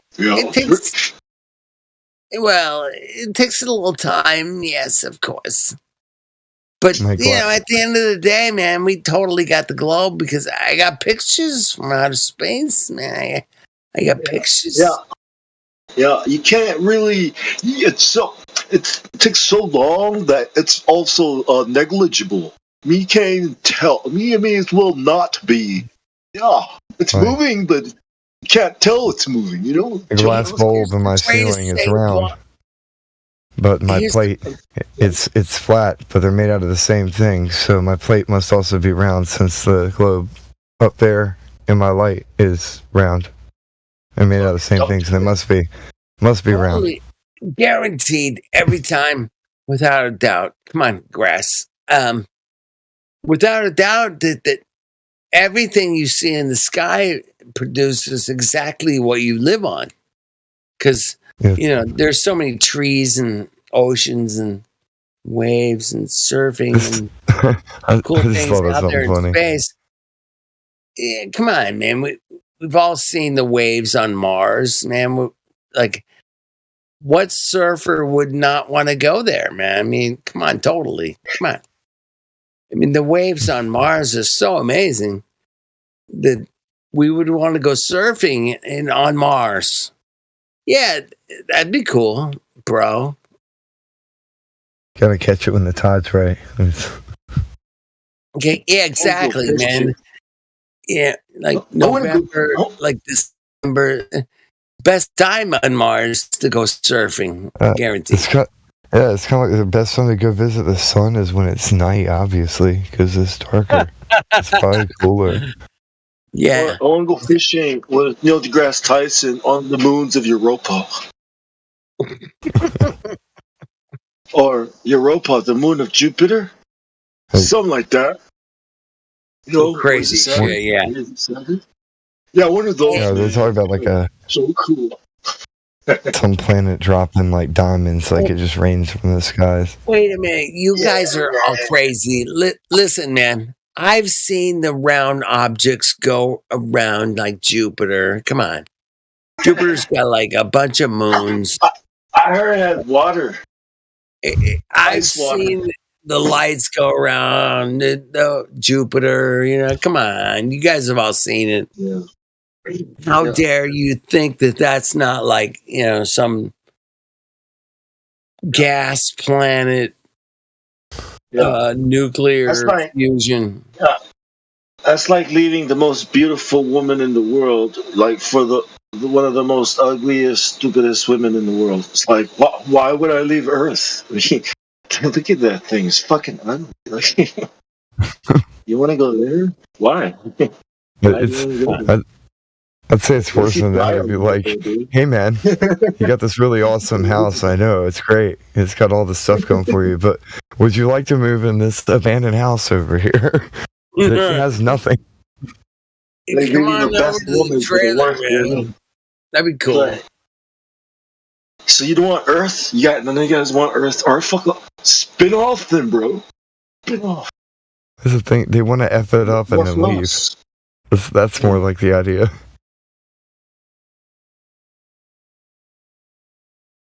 I think there's a get out of jail free card and they can dip out. Hey, that goes back to what I was saying earlier, man. They give us half truth and half false. Yeah. I'd say it's about do it, man. They have to. And we've like 99% truth, man. Like a lot of times, but then they'll put that 1% poison in there that just pollutes everyone's minds. Yep. And that's the Tavistock, playbook, I'll say. That's how they play the book. Is that they get everybody to focus over here, focus over there. Focus your attention over here, man. We're the greatest, man. We're the best. We got most of it. Focus your attention over. Yeah. Pay no attention to the manga behind the curtain. That's it, Chris. You got it. Pay no attention to the manga over there, man. Please, for fuck's sake, man. This fake wizard behind a curtain just kind of cranking gears. Dude, it's a grass. I know I've told you the story before. You guys all know it, man. Is that the first movie, like one of the first motion pictures ever made was A Trip to the Moon. I still find that funny because they throw on their like they change from the Wizard Rose, put on their long coats that resemble lab coats, but it's like they're outing, like they're going on an outing, so they put on their traveling coats. Let's go do some science as they make their rocket and go off. Science, bitches! I got the chalkboard over here, man. Come on, mathematics. Boom. Sorry, I'm about to pass out, guys. Oh man, it's like 4 o'clock in the morning. Oh, I gotta go sleep. Well, stay blessed. All right, stay blessed. Yeah, you too, guys. We'll watch out for the zombies while you sleep. Thanks, man. That's great. Dude, yeah. You know what? That's good advice, man. Watch out for those motherfucking zombies. You're sleeping. Everywhere. They're everywhere. But you can just tell them to fuck off. And I will tell them to fuck off. Just tell them to fuck off. That's That's their it. only weakness. That's all you gotta do. Like, fuck off, man. It's that easy, man. It's like a magic potion, I'm telling you guys. Just tell those motherfuckers to fuck off. Instead of feeding on brains, they feed on fear. And if you're not afraid, you're like, Exactly. and that's Tell their them to only fuck weakness. Yeah. Yep. That's it, man. It's that simple. Just when those motherfuckers. Good night. All right. Stay blessed. You too. Stay blessed. Yeah, man. What a I beautiful used to tell thing. people be to say blessed, that. but then it occurred to me that if you're alive, you already are blessed. So I started telling stay blessed. Like, stay alive and stay well. I hope you thrive. Stay blessed. Hey, Grass. What's When up, I'm man? driving down the road, man, I'll see some lady behind me. I can see she's distressed, man. And I say, I just say blessings on her, man. Yeah. That's all I do, man. What else can I do? That reminds me of something that I've done since I was like young, but like it's different. But I'll but the tell same. you what, man. Like the ambulance. You hear an ambulance go off, you start praying. You don't even know who it is. It's just I like, don't know. We don't know. you just send off some prayers just so that they go where they need to. Yep. And I'll see some lady driving, some dude in a truck, whatever, doesn't matter. Truck, tow truck. It's like, I always like, I hope that guy has a very safe day, Everything goes cool, man. I don't try to deep dive into it and bless them by any maker or creator, man. I just say, man, just bless those guys. Have a good day. You cut me off. I just like, dude, man, bless you, man. Hope you get to wherever you're going safely, bro. That's it, man. I don't try to complicate situations. It's like, It's especially cool to say stuff like that to people who look like they're having a bad time, having a bad day. Yeah. And then the minute you start speaking life, they just brighten up. exactly, man. I've been in line at a restaurant or something, and this guy behind me, man, it's like, I could tell he's agitated, man. I could tell I got the energy vibe, man. I'm like, this guy needs to go in front of me, bro. Go ahead. Hey, dude, man, like, I can't, yeah, man, come on in. And, who knows? If I'd have been a dick or told him to fuck off or something, who knows, man? He could have started shooting people. I don't know. Fuck's sake. But I was like, I just had that vibe, man. Like, hey, man, cool, man, go ahead. Yeah, go ahead.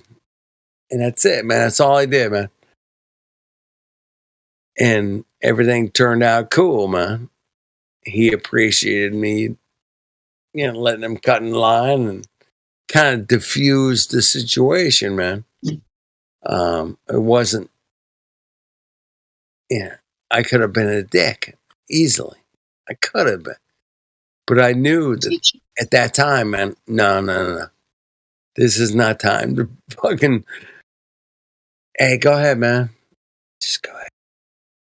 And that's it, man. So if somebody cuts you off tomorrow, man, bless them, send them on their way, man. Don't be the negative energy. Don't be the negative energy. That's all. Be the There's positive. a time and place for that kind of like anti-violence aggression, but that's only in emergencies. Everything else should be all about progression. Yeah. Situational awareness, Yeah. Keep everyone safe. Keep it safe, man. Hey, go ahead, man. Keep it safe, man. Especially out on the road, people get angry and then they'll make mistakes, and then other people unrelated get hurt. Yep. Yeah. Yeah, that's how I teach my son too. When I was teaching him driving, it's like, look, somebody's trying to cut you off. Okay, let him in. Okay, you don't want okay, you let them in, because why? He's gonna crash into the thing over there. What are you trying to do? Right? You know what I mean? Like, you gotta. Yeah. You know, when you're about to exit, right? Somebody in front of you is trying to get in front of you. You know what I mean? There's not enough room. Oh, yeah. You know? Yeah. And you just slow down to let them in so they don't slam into that divider. We call that merging. That's merging. Yeah. You got to do that zipper motion where everything merges together properly. You have to merge. Yeah, this dude raced. You know, we were already exiting, and this guy just raced up from the right. You know, to try to get in front of us. So you see that? See this? Okay, you slow down, all right? You don't. Cause he's like, oh, look at that guy, fucking asshole, dad. Do you see that? What? Yeah. You don't have to have a negative vibration from them. Yeah. You can have a positive vibration. Yeah. Say, man, he's in a rush. I saw you, bro. I saw you, man. Yeah. And I love you, man. Go. Yeah. And you can bless them and say, hey, man, please get to wherever you're going safely. And there's nothing wrong with that, man. I think that's good karma. It's good vibrations. It's good place to be. Driving. It's to bless everyone, even though they're fucking everything up. Those motherfuckers don't even know what they're doing, man. How fucked up they are. And that we have to recognize that and say, hey, man, those guys, they're so far into the system, and those motherfuckers don't even know how fucked up they are. They don't even know. But we know. We know how something that's something that we should take into consideration, though. Yep. Is we would take for granted, because we know how effed up everything is, that surely other people should know that, but they don't. And we shouldn't assume that they should either, because they're on a different path. Yep. And we make bad assumptions, and we might not be trying to be like give off an air of act in some way, like their perception will be that way, because they have no idea what we're talking about. No idea. It's not like we gotta be gentle in how we talk to some of these folks. Yeah, I agree, man. We have to be gentle and inviting, and on the other end of the spectrum, dude, there are some where it's kind of like you do have to hit them hard with the hammer first to kind of unstupefy them, and then you talk to them gently. Those are they're usually anti-flat. All like their face. Yeah. The flat smack them with their own globe. Yeah, you pick up their own globe off their own table and globe smack them with their own globe, and then you say, all right, now can we talk about flat Earth? Globe smacking, bro. Yeah. I love you break the globe and be like, there's no model. Let's start from there. Scientificus modulus does not exist. It, man. You just flipped it, bro. Yes. That's how those motherfuckers would flip it. We're going to use their tools against them. We have just flipped it, man. It's called globe smacking. You pick up their own damn globe, smack them with it, because they aren't even looking at what you're trying to show them when it comes to any of the FEs. So like, okay, well, we got to stop your head from spinning first. Like, if you were the sun, right? Be like, imagine it. If you were the sun, or even better, if you were God, and you look down at the earth, what do you think it would look like? What? How should I know that? It's a stupid question. Exactly. Globe smackers, man. Right. So what are you asking when you ask us what does the flat Earth model look like? Like, do you guys like have some kind of model or something like can look at, like, you know, like God or something like that? Like, you know what I mean? Like no, man, we're in it. This is it. Tell me absolutely everything about everything right now. Hey, how do you guys not know everything about everything right now? Please. Yeah. How do you not know this?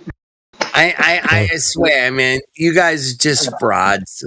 You don't You know think you're a conspiracy theorist? Tell me every theory. Tell me, why does the eclipse happen? And how do you know? How do you know that it's an eclipse? How do you know that the moon doesn't pass in front of because it's a magical thing that happens? Yeah. Thanks, guys. Well, if the Earth is not a ball, then like how did everything like come to be? You know, and stuff. Right, man. Like how did I fart last night? Because the globe, you know. I mean, come on, bro. Yeah. Did we just appear or something? We just appeared out of. We just appeared out of nothing because it's a globe. Don't you know that, Bong? Come on. Or are you guys some kind of religious people who think a God made it?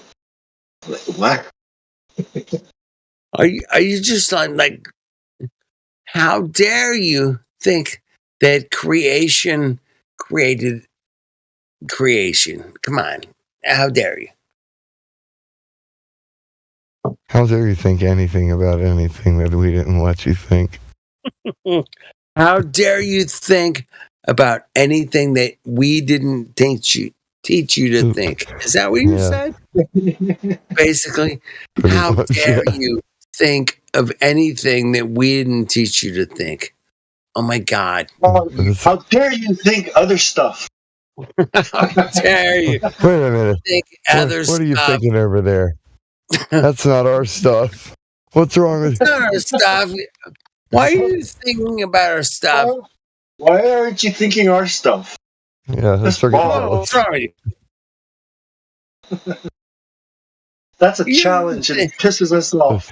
For the people on the fence, and they're talking to their globey mates, and it's like you're thinking about other worldviews, aren't you? How dare you not jealous. think what we Are you a writer or something? Like what? What? What are you trying to do? Fuck. I want to hang out with you trying to guys watch a movie? forever, man. Who? Wait, what? How dare you think that you're not thinking about what we have programmed you to think? Come on. The thought police knock on your door. It's 3:00 in the morning. You've been chatting on Discord all night about things they didn't want you to think about. The year is 2024. It's an election year. Nobody's allowed to think anymore. You're not. How dare you think at all? Damn. Yeah, just how dare you think? How dare you think? Where's thinking? Where's Greta Thunberg when you need her? How dare you think? Damn. How dare you? Dare you? All right. Can we do another? Sorry. Go ahead. Oh, India had said something about we need like a Greta how dare you type emoji. And so obviously I instantly made one. It's over there in the locker room if one of y'all want to add it. And now we have a how dare you emoji. How dare you? How dare you? Right? Like how dare you take fire and action. Yeah. Hey, I'm on the space station here today. And we're talking about gravity, and oops, the card fell from my hand. Oh, bad, my bad. Cut. Hey, everybody. Fucking cut. Spinning cut. Do the Batman tantrum. Dude, What's they're floating around. Bale? Yeah. There's like a cups on the table. And there's water in Why it. is this falling? Yeah. Why is this falling? Oh my! Like what? How's the cup full of water and there's an astronaut floating next to it? Like what? Yeah. Cue the Christian Bale tape, when he was angry at work at that guy, the lighting guy. What the spending are you doing? I'm working here. Can't you see? Can you fire this guy? I'm not gonna. Remember that? Remember the one with the harness? Yeah, with the thing. He's kind of gliding across from like the side of the scene. Yeah, where they accidentally. It looks like they hit something and everything kind of went flying, or something fell. Yeah. Yeah. 0G plane. Yeah. Everything falls down like. I still hold it within the realm of possibility that there is like aether ship type things where human beings would go on, but they're not floating up there. Like if anything, if they were to broadcast from there, they'd have to use freaking harnesses to make it look they're freaking floating. And then the rest of the stuff where it is all floaty things, pools, swimming pools, stunt double type shit to make people look like they're floating about. Or CGI things. I'm just sorry. I was just not saying I wouldn't put it past them to have like freaking aether ships, as it were. They have a ton of helium and all these other things, these floating like modern versions of the satellites and all this stuff. Having a person up there, yeah. I mean, they probably could. They could put stuff up there if they could get a person up there. That doesn't mean they're floating around inside of the container, and it doesn't mean there's space. It just means that they're floating up above a certain layer. Kind of like Captain Picard. I think Spielberg did it very best. Yeah. Everything's about it's a lie, though, is all I'm saying. Like, it's all bullshit. Oh, are you kidding me? They lied to us? Oh my God. But, no.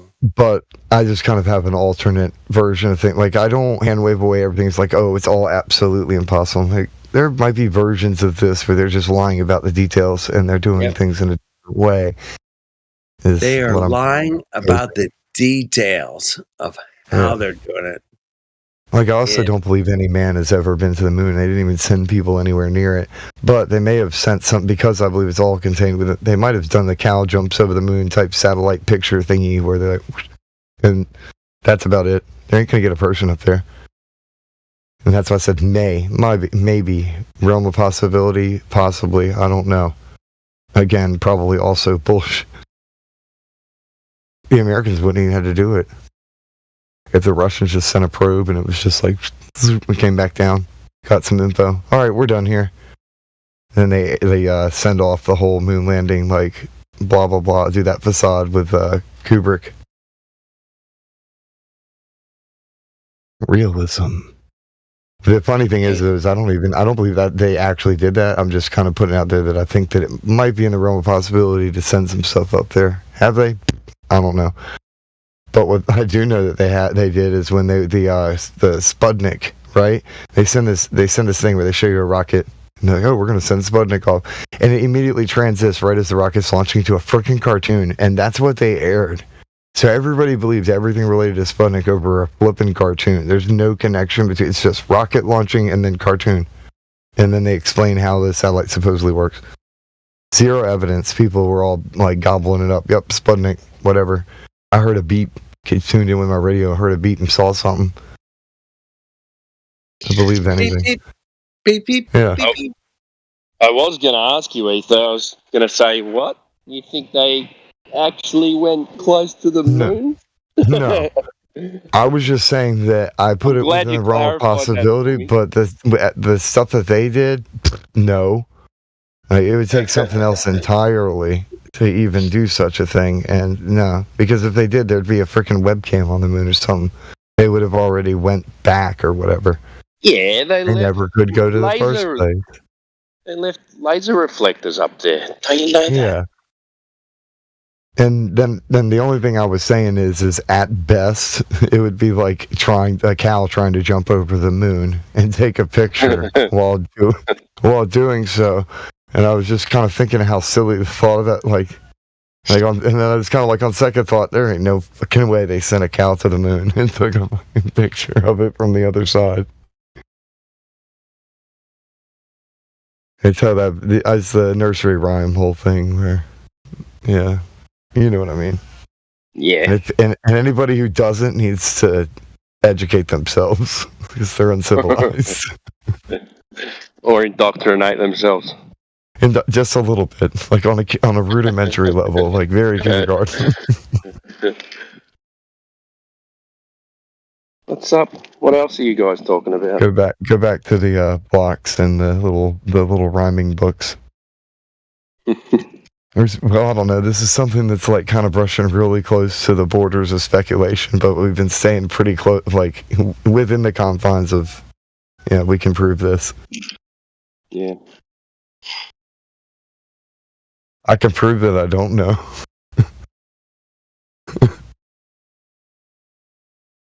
How can you prove that you don't know that you don't know? I can't prove that. If I can prove that I don't know by being just completely retarded and completely failing at a task. What's going on with these questions? What are your best questions? Have you gone through them, or you sent them to Dude, didn't you? I have. Well, I put them in the locker room. There's 12 of them. You? Yeah, and at first it was just kind of a who, but then I figured who, what, when, where, how, and who, what, when, where, why, and how. I put all Is that. How you end up with 60? Yeah, so that's how I ended up with 60 because it's actually 12 questions, but then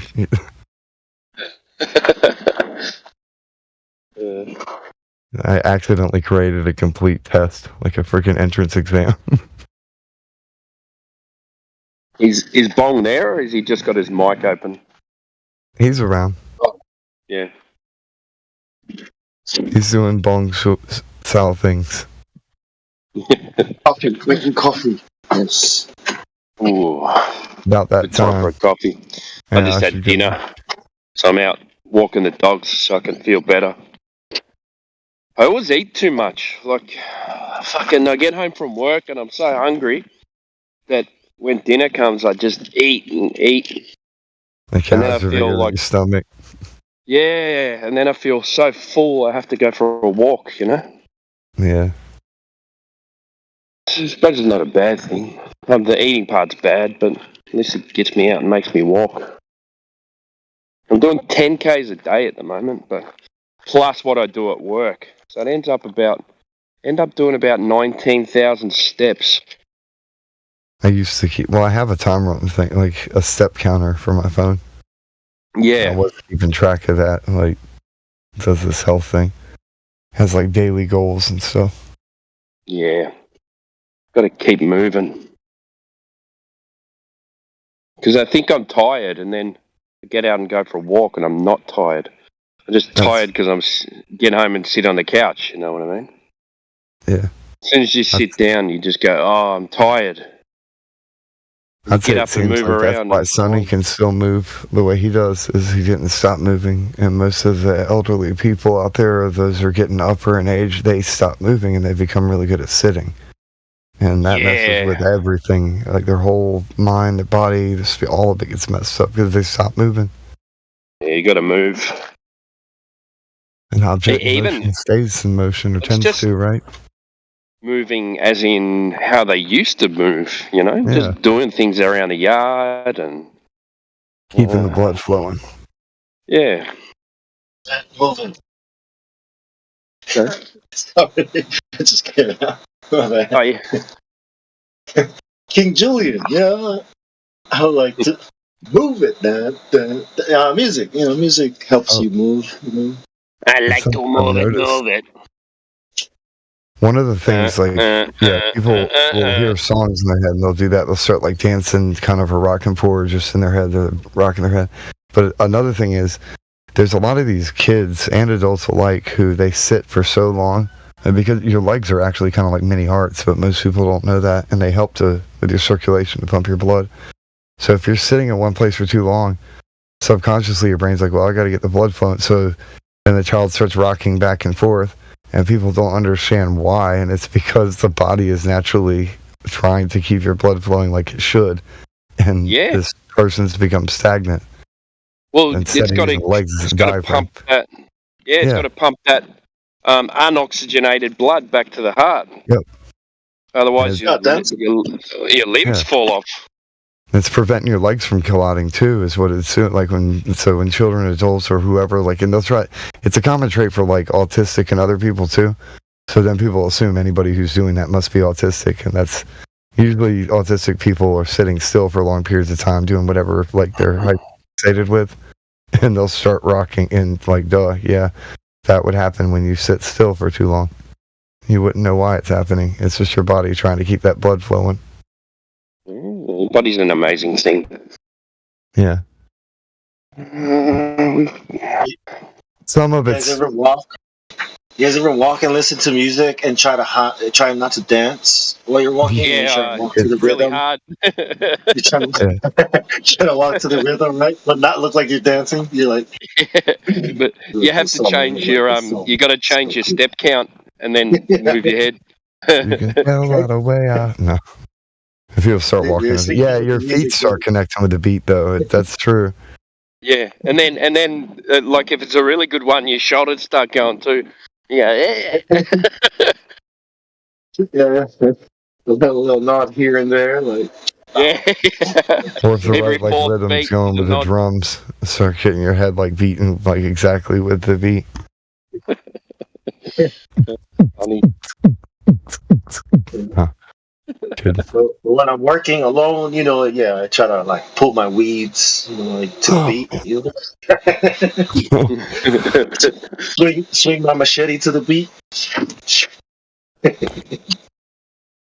Machete. That's so Samoan. Yeah, I know, right? Do you guys grow sugar cane back there, or? Yeah, sugar cane. Yeah, it goes there really well. It's what, yeah. But, mice, a lot of mice.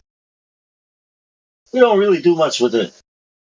Just eat it, use it for thatching. But we are also got another thing for thatching. Yeah, there's already another plant that you can use for thatching. Yeah, flax. Flax? Yeah. For the roof. I used to live in, I lived in New Zealand, and we learned how to make rope and stuff out of flax. Yeah, yes. You peel you make a slice in the other side, and then you peel it from the back, and the side comes off, and you're left with all the strands. And then you weave it, you plait it. Yeah, they're a little different. They're different because they got seasons. You know what I mean? Like, they're the only Polynesians that have seasons, and they have different plants. They have different trees, and it kind of look more like the Native Americans to me. Yeah. Because of the seasons, where when you go closer into the equator, you get different kinds of, climate, different kinds of plants and resources available as well. So they got greenstone. Sounds like, man, mollies. They got the Taiaha. It's like, this is awesome. It's like, this rivals the Shaolin freaking thing, the Wing Chun, man. I got to learn this. Oh, yeah. Yeah, it rivals Wing Chun, man. I want to learn it too, but you got to go down there. And then they got the sharp little paddle one, the little paddle handheld one. The Taiaha. The Batsu, or the Mere. Yeah. Mere or the Batsu. I used to love watching the women with the poi. Poi, yeah. Yeah. So you train. Because it goes on a little rope that goes around your wrist. The little club, the Batsu or the Mere. So you have to learn how to, like, kind of swing it around into your hand when you need it, and then let it go or pass it. You gotta learn how to pass the Taiyahas, pass the weapons to each other, and that's the the performances you see them doing, throwing the sticks, catching the sticks. Yeah, we did it. That's awesome, one thing. one thing that was good at, because I went to school in New Zealand, so one thing that was good about New Zealand is they've tried to keep the Maori culture. Like they learn songs. You sing the national, it's silly, the national anthem in English and in Maori. You learn you learn a bit of the language. You learn the songs. You learn dances. You learn about history, the different tribes. What weapons they used.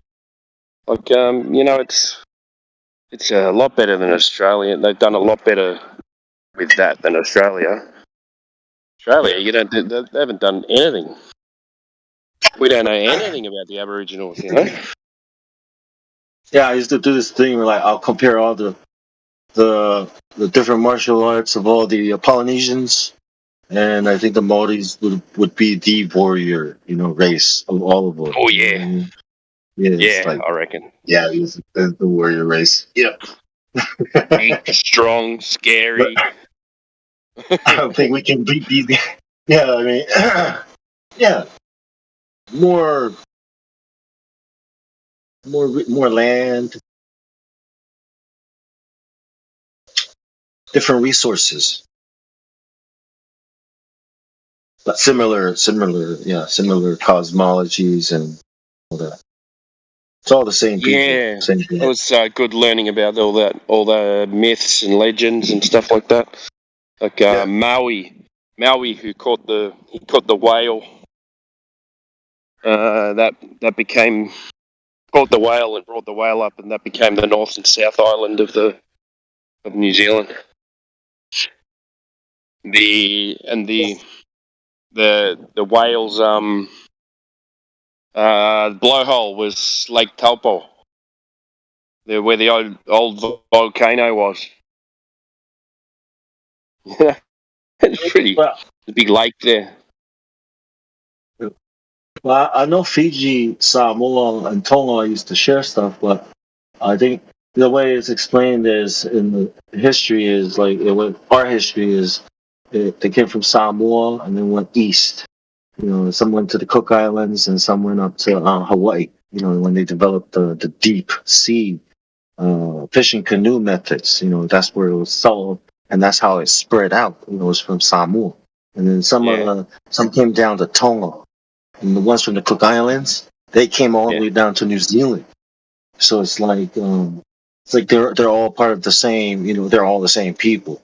I'm not sure about the Fijians though. I know there was a lot of trading and a lot of really close. It could be that the Fijians came to Samoa, and that's where the Samoans came from. That's what I think. Yeah. That's the timeline of the ruling kingdoms. Fiji used to rule everything, and then Samoa came up. Fiji kind of faded, and then Tonga is the latest. What do you think about Easter Island too, though? Because that's the same, the Rapa Nui. Those were all those islands far east from Samoa. Those are all populated from that time, because that's when they started sailing out to explore the east islands and settled. Samoan islands are a lot bigger than Tonga, and especially Rarotonga. Where the Cook Islands are, it's much bigger than that. Yeah, back in the day, American Samoa and Western Samoa was all one Samoa. Now it's split into two. But I think there's way more Tongan islands. But Samoa I think is bigger. I haven't really compared them. Fiji's bigger though. Yeah, Fiji's big. Yeah, they've got 2 main islands, Suva and Latu or something like that. Latua or no, it's Suva. Yeah, that's it. Yeah, like that. Fiji's nice. I like Fiji. Yeah. But going east was hard because it's far and the winds and the currents. Yeah, in those boats. Do you call them waka as well? Or is it waka? Yeah. So they can. Yeah. Waka, va'a. Samoans say va. So it's all different. It's a slight variation. Yes, so the Samoans put the apostrophe in the middle of the vowels. V-A-A, va'a. Va'a. Yeah. It's like a glottal. And then Tonga and Fiji, I think, say vaka. They it's the K, vaka. And then Maori is waka. It's W, waka. So is Hawaii. But, Hawaii is Hawaii. The W sounds like a B. I know, right? And they also use the apostrophes. That's like, this is only because we're trying to translate it to English, right? What would it look like in Chinese, though? I mean, in Mandarin. Let me ask ChatGPT. Sounds like this to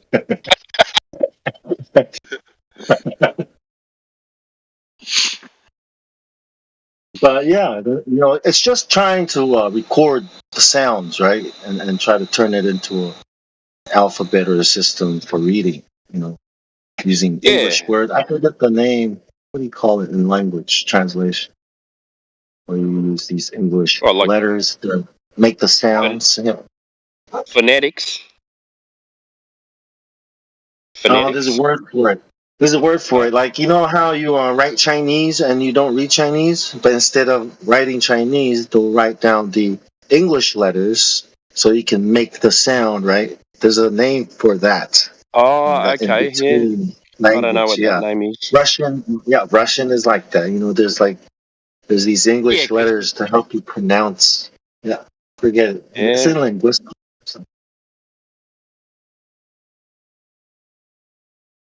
Yeah, it's the number system is the same. The vowels are all the same. Yeah. E, O, U. Yeah. Yeah. I think that came from the London Missionary Church that started in Tahiti, and from there, the English, the letter writing, system started, and everybody started learning how to read and stuff. Yeah, because it was just a verbal language. Yeah, there was no written. Oral. Yeah, exactly. It was oral. Everything was all oral. Yeah. Passed down through song and story. Yeah. Yeah, and the story and poems and sayings, quotes. It was like a requirement, to know all these sayings, because it's the only way for you to pass it down to them. It was like, this is how. When you go to sleep, mom, dad, if they're there, they'll tell you a story. It's called the Fa'angungu, to put you to sleep, or grandma, in the dark. We all sleep in the living room together, the whole family. Yeah. Yeah. The dad would tell the story, or grandpa or grandma. All right, listen up. We're gonna have a Fa'angungu. Long time ago, and your mind is imagining it. The story in full. It's like a movie. Homer. How Homer, poet, would tell how the Greeks did it? It's very similar to the Greeks. Yeah, it's very similar to the Greeks, except without the writing thing. The cosmology, the gods. Yeah, do you have star stories? Like, how they have Orion and things like that. Did they make up their own kind of... Yeah, they have their own stories, how it started, but it's all similar. How the sky god married the sky, had Gaia, the Greeks and the Norse. Yeah, it's all similar. It's like the sky god married this, and the earth came out of it. Yeah. So similar, and it was like, it's all the same thing. And then we ended up with a ball. Yeah. How the fuck did that happen? Yeah, I think it's a consolidation of all the gods' power into one religion. You know what I mean? The Antichrist, the new God. Yeah. Christian God. Well, I think it's the Antichrist, this whole Christmas thing. Is the God the ball or science?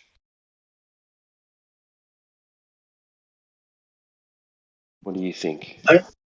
I think it's a false dichotomy. Like the Christians have brought us this physical, materialistic ball science system thing, right? And then the atheists branch away from the Christians because of that ball evolution system, Big Bang, and be like, there is no 100%. God. Yeah. Right? Now they've got an answer that they think is physical. Yeah. Yeah, but both of these two, sides, or this false dichotomy, the world will realize that they are both wrong. Religion causes division, death, all of these bad things, wars, and atheism is ridiculous, and out of it, a new spirituality. Well, Luciferianism, the right way, the middle path. Kabbalah is what the Kabbalah teaches, and this is New Age.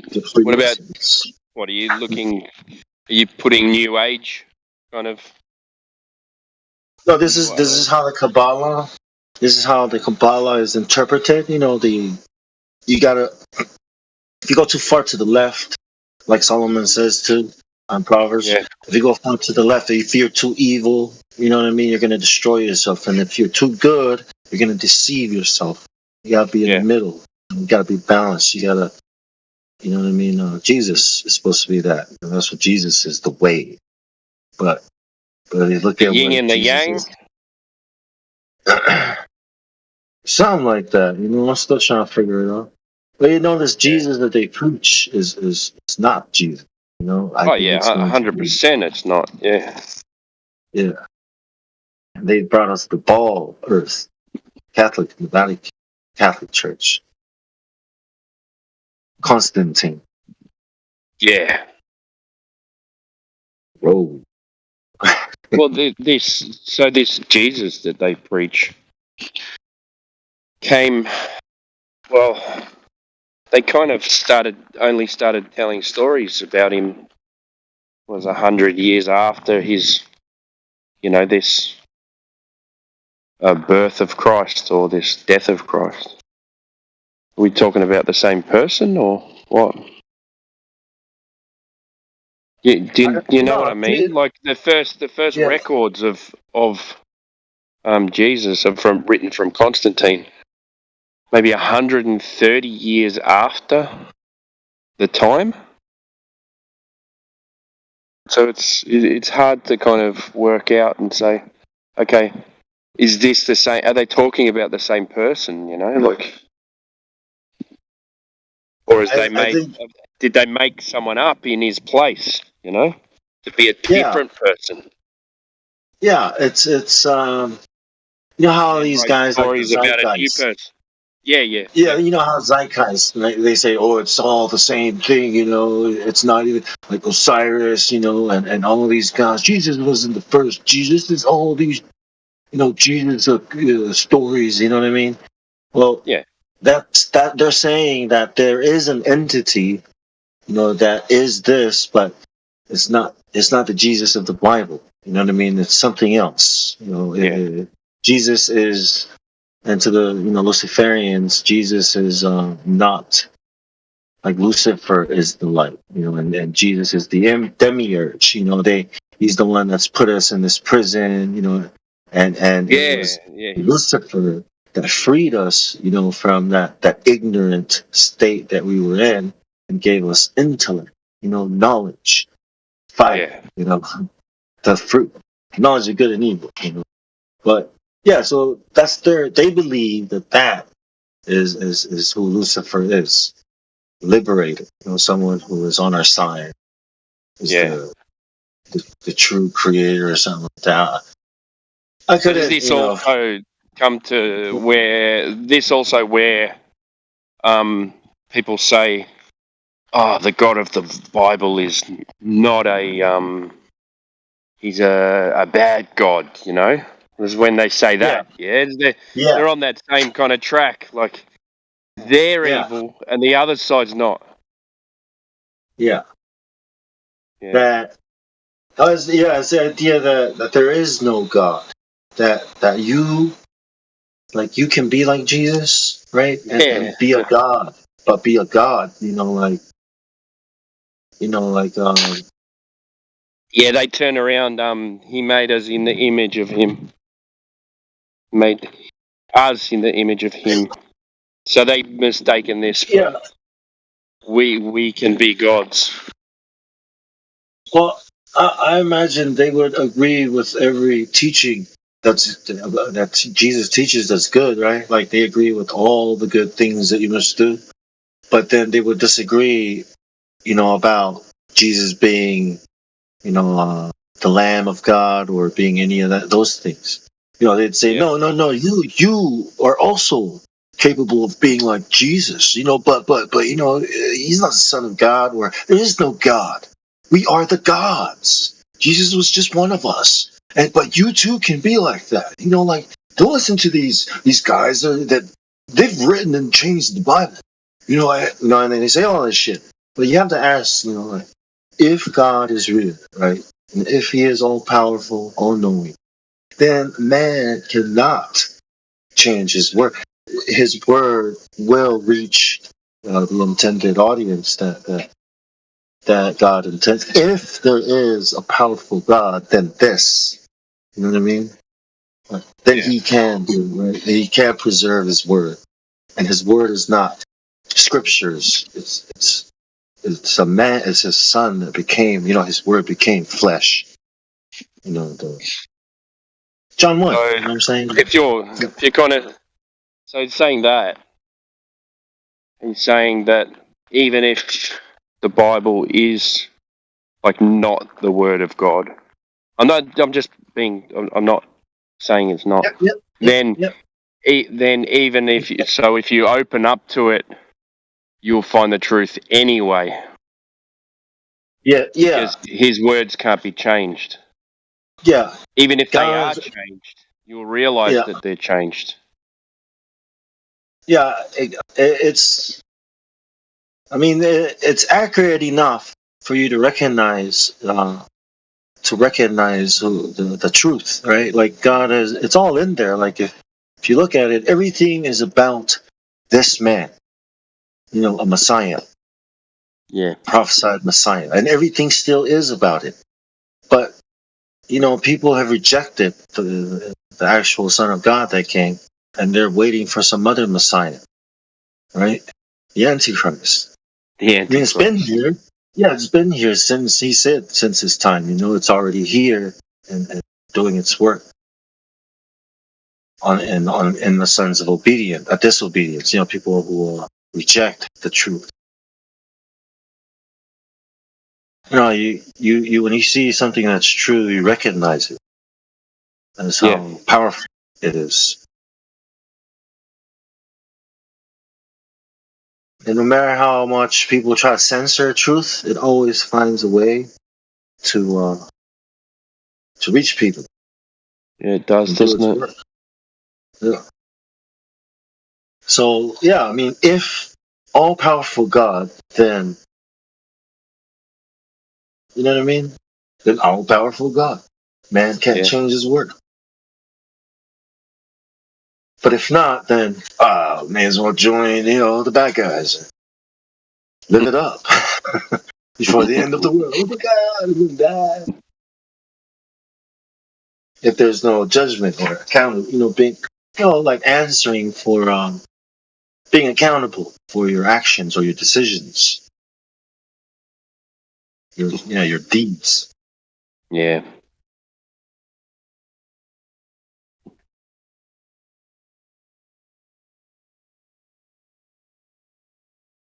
Confused the crap out of me, man. When I went to school and I thought the Earth was a ball and evolution was taught us.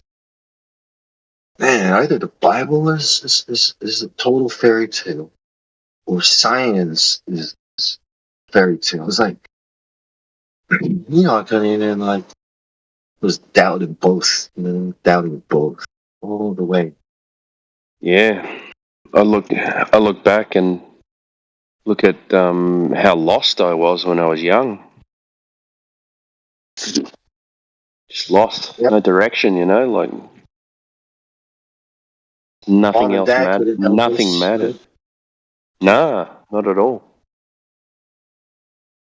They were busy with work and What do you mean evolution? What's that? Okay, that's nice, honey. Well, just do your homework then. Okay, go. Sit down here and just copy the book and follow the book and get good grades, and you'll be all right. Yeah, right. All right. Mom seems to think it's all right, so it's all right. Hey, Dad, what do you think? Yeah, watching a game. Shush. Son. Yeah, Shush, I'm watching. Give me a beer first. Go to your give me a beer. Okay. Mom and Dad think it's cool. All right, it's cool. It's cool, right? That doesn't make any sense, man. It's stupid. Help your mum do the dishes. Yeah. Yeah, that's what we do, right? We just trust mom and dad. And then you'll realise how little they know. Yeah. I'm even more confused. What did I just learn? And nobody knows anything. Everybody's full of it. Yeah, no one knows anything. No one knows shit, mate. Just so much to know. We're all gonna die, and we still gotta pay taxes. What the fuck? Yeah. I remember hearing that, like at an early age. Now, there's 2 things in life. Everyone dies and everyone pays taxes. And you go, what? Why are you telling me that? That this is life's lesson, is it? You die and you pay taxes. Is what we're going to teach people. Yeah, like where's the fun at? Like, why go on? yeah. I know. Like, I'm not even sure if the Earth is a ball or if the Bible is true. Like, what am I doing? Can't wait to get home and play video games so I can escape this bullshit. You guys think we're gonna go to Mars like anytime soon? It's like, why would you want to go to Mars? I was just saying, man. It's just a question.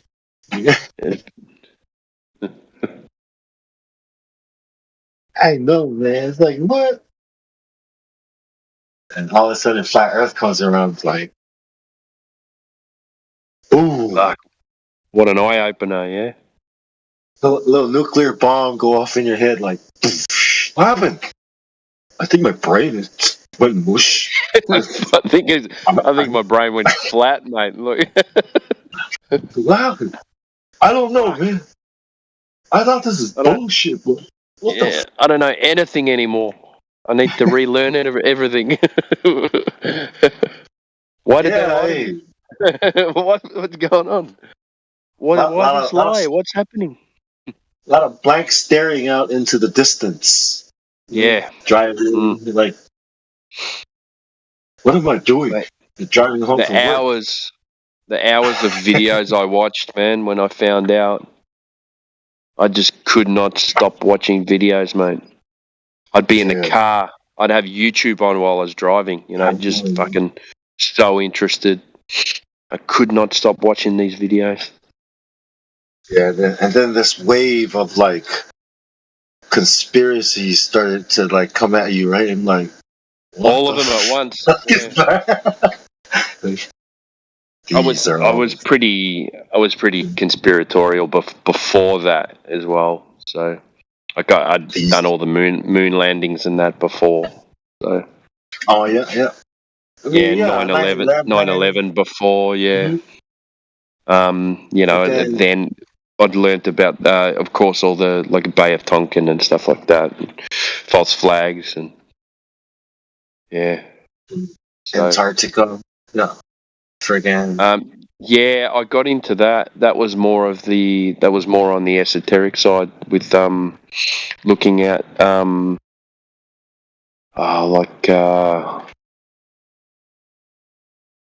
more into occultism and the Nazis. So I looked a lot into that, and that was when I was into ancient aliens and stuff.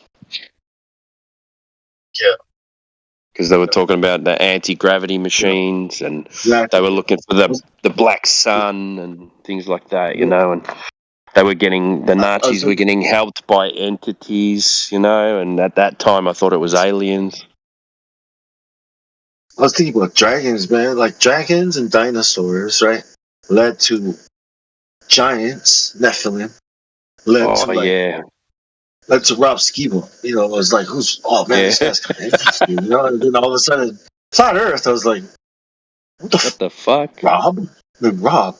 Like, nah, Rob, come on, Rob. Like, Rob, why are you talking about this, man? Nah, he's not stupid.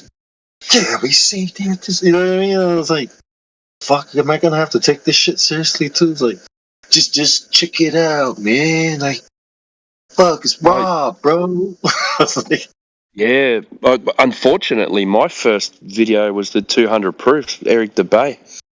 I sat there one night. I was stoned, man. I fucking watched the whole thing. I couldn't stop watching it. Eric DeBay. I woke up in the morning and I went, "What the fuck did I watch last night?"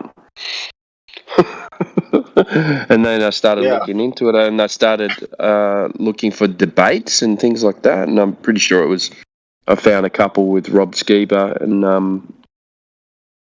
and debating some guys, and I was like, "Oh my god, there's like some actual credibility to this." And then I just could not stop. I watched videos with people from the military saying that they don't have to correct for guns and line of sight, and I was going, "What? But there's a curve there, mate. Like, what are they saying?" But one of the Captain Cook one hit me pretty hard. The 600 miles around the bottom, always correcting to the wrong direction. It's in the logs, you know, whether we take those logs seriously or not. But if it's there, always correcting the wrong way. So if they were on the bottom of the ball and they're going around that way, they should be correcting to the center, like the South Pole. But they were correcting to the north. They kept on having to correct to the north, which is opposite of what they should be doing. You know what I mean? Celestial navigating, yeah. Yeah, Polaris. Right? They're assuming Polaris is there. You know, the other magnetic things over there. Yeah. And this is my compass. And I don't really have a map. We got this makeshift map that they think it looks like. I have no fucking clue where I am. Hey, go ask those Polynesians up there again. I forgot what they said. Let's go back. We're running out of food. Okay, let's go back. Let's go to Hawaii. Yeah, man. Well, that's the other thing they don't get as well. Like, you know, when they say, "No, but you've got to point to true north," and you go, "Okay, where the fuck is true north, mate?" Oh, you just follow the latitude lines and the longitude lines, and it gets you to true north. Where are these lines? Why is this thing up here? The only north you can follow is the one on the compass. That's it. That's all you can follow. Or if you're in the north, you can follow it to the star, to the North Star. But if you're in the south, the only way you can point north is with a compass, and that's it. No, you just follow the lines. You go. Or the sunrise. You know, when the sun comes up, you can probably find you can get somewhere near it, but you know, it's still. Because it goes in an arc, so the only way that you could travel is, all right, you see where it rises, say, okay, that's east, all right, it's coming across this way, at midday hit dead kind of north, yeah? But then as it moves across the sky, you're going to start following a different path, you know? Because you're going to get disorientated. And then you go, oh, fuck, I've got to wait here for the sun to come back up because these stupid stars keep moving. I don't know where I'm going. Yeah, well, there's the sunrise. Well, oh, there's some birds. Hey, where are those birds going? I have never seen that bird before in my life. Shit. Well, follow it anyways. Oh yeah, school taught me that birds fly north. So let's follow those birds. Maybe those birds know where they're going. All right, fuck it, follow the birds. Go that way. They must be going to land. Oh, they're seabirds. Shit. Those whales. All right, follow the whales. See, maybe the whales know where they're going. All right, follow the whales. Follow the whales. Oh wait, this magnet on this glass bit pointing to one direction, always pointing that same direction. Let's follow that. They look for some animals that know where they're going. You're going the wrong way because it's not true north. Oh, okay. Finding Nemo and shit. It's fucking crazy, man. I mean, when you're out there, lost, like actually lost, right? And you're the captain, and you want to let the crew know that you're lost. You'd be like, birds are cool. All right, we're going this way. Yeah. Imagine, and then you follow the birds, and they turn around and go the other way. Oh, okay. Okay, turn around. Like, what? Are we following the birds, Captain? No. How did you do? I forgot my my thing back there. It must have been fun. Cook. The star charts must be pretty detailed, yeah. Mm-hmm. Like what time of year the stars are in a certain position, because I would imagine that used to be TV, I suppose, yeah. Sit outside, look up at the sky, kind of point where they are, where the stars are, where they rise. Because there's nothing else to watch. Yeah. You're sitting there with a fire, you're just watching the sky. Yeah. Yeah. It must have been like common knowledge, everybody's out there looking up, at night, like, well, that one right there is that one right there. So yeah, that's the shell right here. Yeah, so see this one right there. Yeah, that's thick, right? This is your bold, right? So, that's probably what the conversations were like. It's probably a boat. You gotta go fishing, man. That's probably like a big thing everybody does is fishing, because it's got sails. So everybody's got to know how to get around. It's like,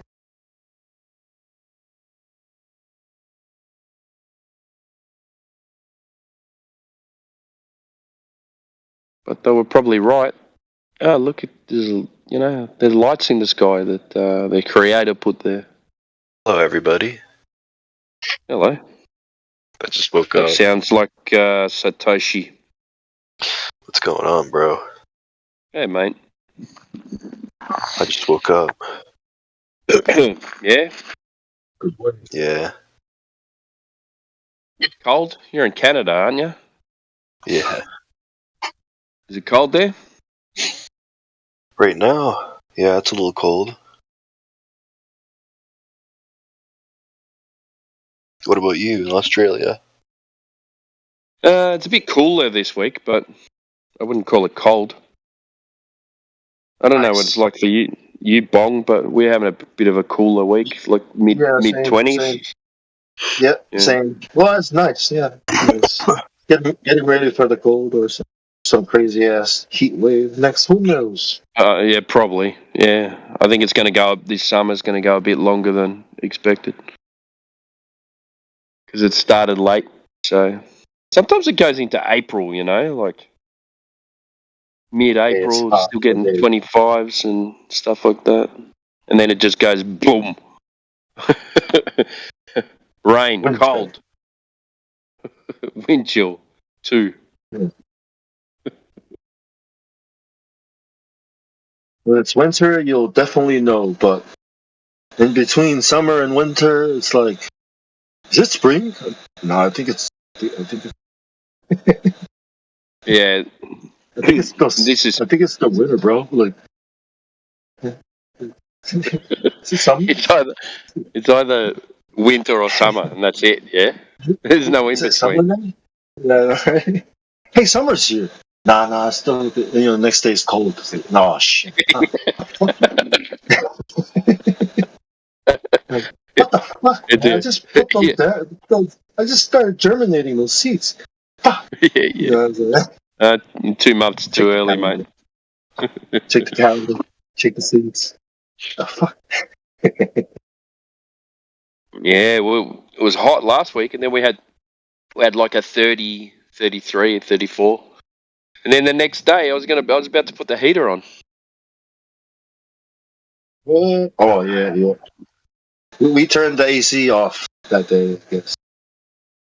Oof. Jumper pants.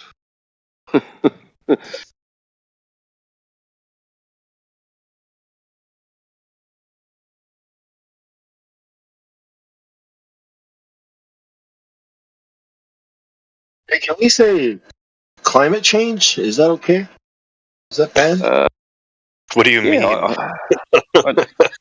Like, well, yeah, it does change. Like, what did you think it wouldn't change? Like 2 seasons, bro. Like, what do you mean? It's like, I think it was just political things that we weren't allowed to talk about, but it was only about like election fraud or something. So we're just not allowed to talk about that. yeah.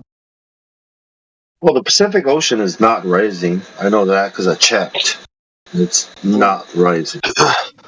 Wasn't it supposed to be year 2000? All the shorelines were supposed to be different. Yep. No change whatsoever. You remember they have those 60-minute episodes, and they go out to those Pacific Islands. Yep. And they go, oh, look, it's, this used to be above water. And she was like on a sandbar. You go, yeah, well, maybe the sandbar washed away. Like, well, what is this an explanation of? What about the land where people live? Go there. Ask them. Yeah. You don't go to a sandbar and say the sandbar disappeared. That's sea level rising. Yeah. I saw videos from the 1960s of my island. The shoreline. Yeah. The same videos I saw while I was growing up. I saw it then, and I went back in 2014. Nothing changed. More rocks here and there. We had a hurricane here and there. Okay, rocks were moving around, but the shoreline, it took the beach, but it's still there at the same place. Oh my God! So it didn't even go up, and I was like, "What the hell are they talking about? What ice is melting?" Stuff like that. I don't know how old you guys are. Hey, Timbo, by the way. But I don't know how old you guys are, but when I was about 10 years old, we had this thing in the UK called Newsround. And Newsround every day used to tell us that the oceans would rise by 10 centimetres within 10 years. And this was in the 90s. And it hasn't risen at all. Well, I have people, when you go to the ports, the shorelines, you'll see these signs that measure, how 6, 7, 8, high tide and low tide. Well, have people changed that? Have they gotten higher? Like that. Can you go and look and see if it's gotten higher? Probably not. No, there was a study done with people who were scientists who didn't believe in climate change, and they basically did some studies and proved that there has been absolutely no change to the sea levels, or if there has, it's been offset with other areas where the sea level has actually dropped. So the world sea level hasn't risen 1 centimetre or 1 inch in this was probably been 15 years ago they were making this claim.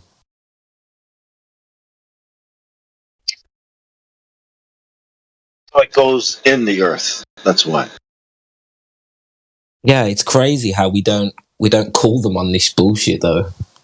They're still saying it now that the sea level's rising. I would just say, "Oh, the ice is melting, but the sea level's not rising because it's kind of like going into the earth." And there's this process because they got this documentary where the water goes down, comes back up, and goes down in Iceland, and goes all the way down, comes back up in the middle of the ocean. Something. Yeah, they'll come up with some bullshit. They have some explanation for it. Dude, that's a garbage explanation. It's like when Biden gets rid of a bunch of jobs because of COVID and then brings some back and says, "Look at all the jobs we brought to the country." But you won't notice it. It's actually, it's negligible. That's really what's happening, dude. The deception's getting more basic and obvious, isn't it? And we just accept it. Yeah. I think some people don't even know, dude.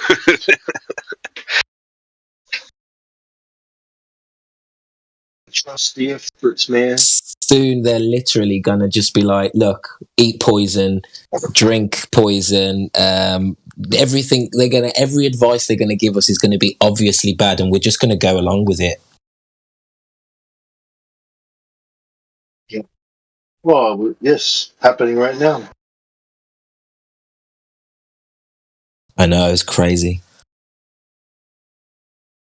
The word, I heard mom and dad, the word offends people now, and they might get rid of it. Everyone is a person, no more man or woman, like, I'm a this person. So what are we going to call them instead of mom and dad? Like, hey, you! Got a name? People. Birth people. Hey, birth guardian number 1, can I have some milk? Big Root. I think I was speaking to you last night. Yeah, I was really disgusted when I heard you were a globalist. I can't even play the part anymore. That's how ridiculous it is. Like I can trying to pretend. I can't even do it. I can't even come up with their arguments because they sound so ridiculous, gave it a go. In my head. You gave it a go, but you had too much sarcasm in your tone. The problem was I was at home and the kids and the missus were in bed, so I was trying to be. I got this really loud voice, so I got to try and be quiet. But my quiet is like everyone else's normal talking. So I was like, "Fuck, I'm gonna wake them up." So I was trying to speak quietly, but I was sounding a bit like creepy as well. So yeah, I could tell you were speaking quiet. I'm gonna turn my mic off. Yeah, we should do that though. I think one day I'm going to come in here and just be a glober and just hold the character. It's hard, man. I can't even do it for a minute. I know, it's because we know how ridiculous the arguments are. What was that, Satoshi? A lot of the arguments are based off of imagining things. Yeah. Yep. Imagine you're on a ball. Okay, let's imagine. Well, if that ball was a ball, then there would be a horizon drop of 8 inches per mile squared. So let's imagine that that's there. You would see boats go over the horizon. And it would be a ball in front blocking your view. Now, can you imagine that? Yeah, but you gotta tell them that's so big first, man. You forgot to say that first. You gotta say that first, bro. Go ahead. It's so big that it looks flat. That's the one. You gotta, bro. You gotta watch this. They can't do anything against that. Watch. They start losing, and then they pull up the argument. It's locally flat. Locally flat. Exactly. But you don't see the curvature of the Earth. But I see the stars, the moon and the sun moving in the sky. Yeah, you just said it, mate. I tell you the one that's pissing me off. Meteors keeps coming up lately. Meteors? I don't know if I don't know if that's their new angle, but I've seen a couple of debates where meteors seems to be their mic drop fucking argument. How do meteors? What? Because they claim that they come from outer space. Is that what? Well, is that why? Well, they just sort of cockily ask, "Well, what a meteor is then? Explain a meteor." Yeah, that's why. It's because they have an explanation. So if we don't have an explanation, then they win. Yeah, and so you just got to ask them: have they ever seen a meteorite land? What they say is a rock coming through space into the sky. Have they ever seen one land? No, none of them have, but I know that they pull up articles of crash sites that are supposed to be meteors, and they show pictures of shiny rocks. You know, there's no footage of that shit hitting the ground, but they claim that came from outer space. These meteorite craters, you know what they look like? They look like where water's bubbled up through the ground, like a big liquefaction water fountain. Yeah, that's what they look like to me. I went to a big one in South Australia, and the whole time I learnt in school that this place was a meteorite. We get there, it's a huge, it looks like a meteorite crater, and then we get an Aboriginal tour. You know what it was? It's a spring, a water spring, ancient water spring. Yeah, yeah. But I learnt in school that this was a meteorite crater. Yeah. No, well, who told you that? It's a water spring. This is where we get our water from. And fuck. My Rothschild's textbook tells me. I'm going to have to refer you to NASA on this one. Yeah.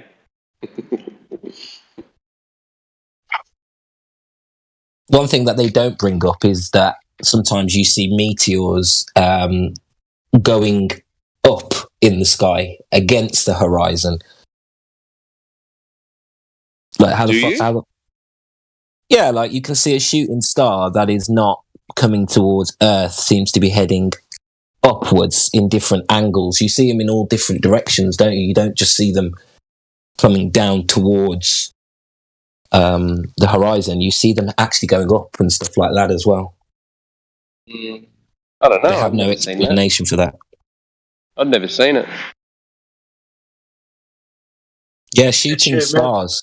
Shooting stars are the same things, aren't they, as meteors, and they've been seen to go in all sorts of directions. Well, that's what they say they are. Yeah, but has anyone ever wondered why the light is white? Like if they're burning up coming through the atmosphere, shouldn't it be like a red color with burning tails coming off the back of it? It's a burning rock. So they, I don't know. So they were probably like so the Rosicrucians and the Jesuits were probably like, all right, look, if nobody has an explanation, then we shall have an explanation. We shall have all the explanations, right? If you don't know what it is, just make it up. Yes. Put it in a book, and they'll believe it. This is science, yeah. Put it in a notebook. They use your imagination to kind of like make it work. You know what I mean? Like if you never would have gone there, right? You probably always would have thought it was a meteorite thing that hit it, right? You never would have known. Like, how do you know Australia? Exactly. Well, I went there.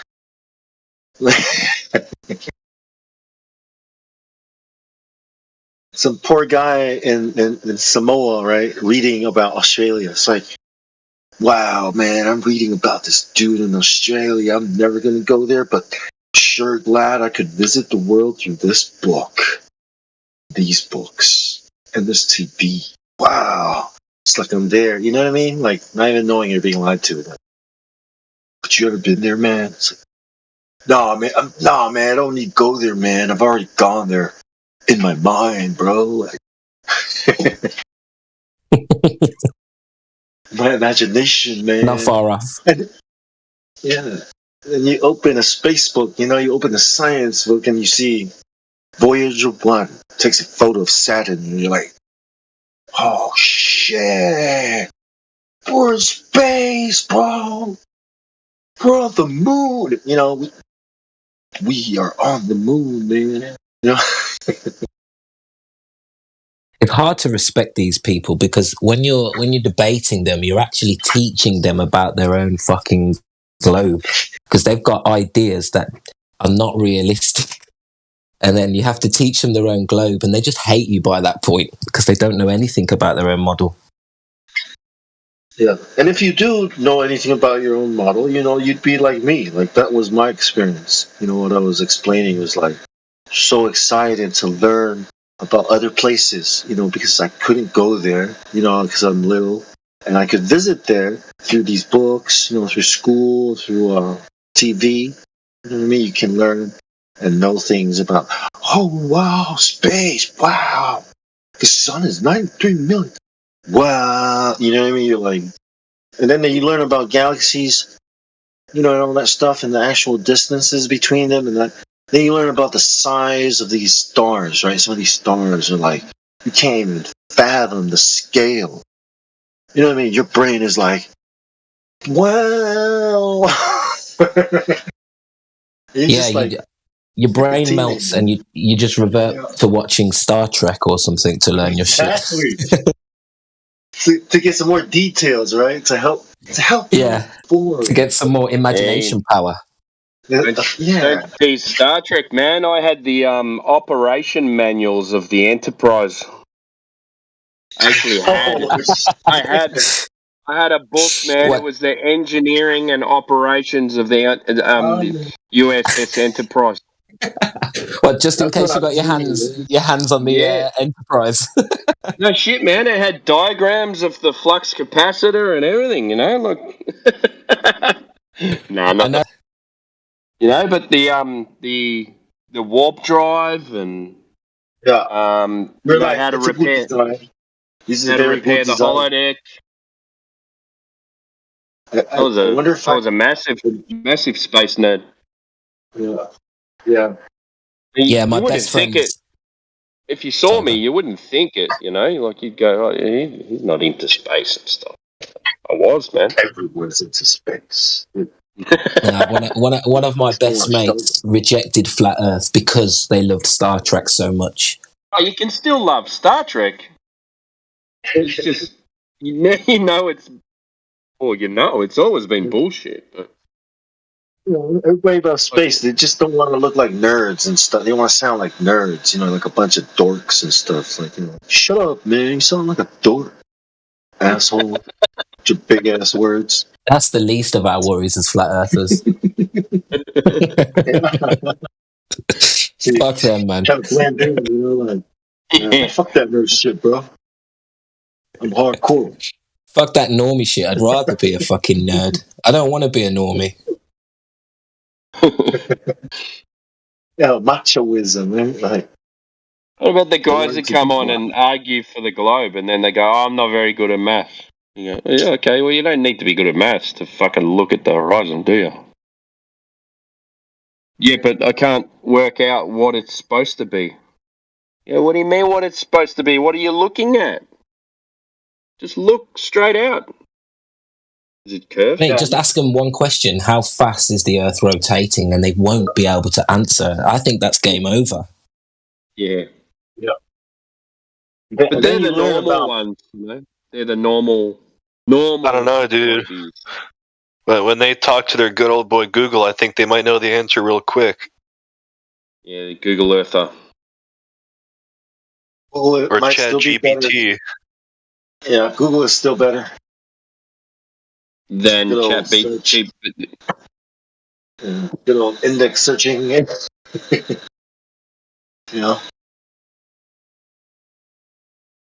then you learn about Greek and Roman mythology, right? you start to notice, like, hey, that's the name of the planets. Cool. Right? Cool. Don't even notice it. It's right in your face. Like, this is the religion. This is the religion. Like, that's so cool, man.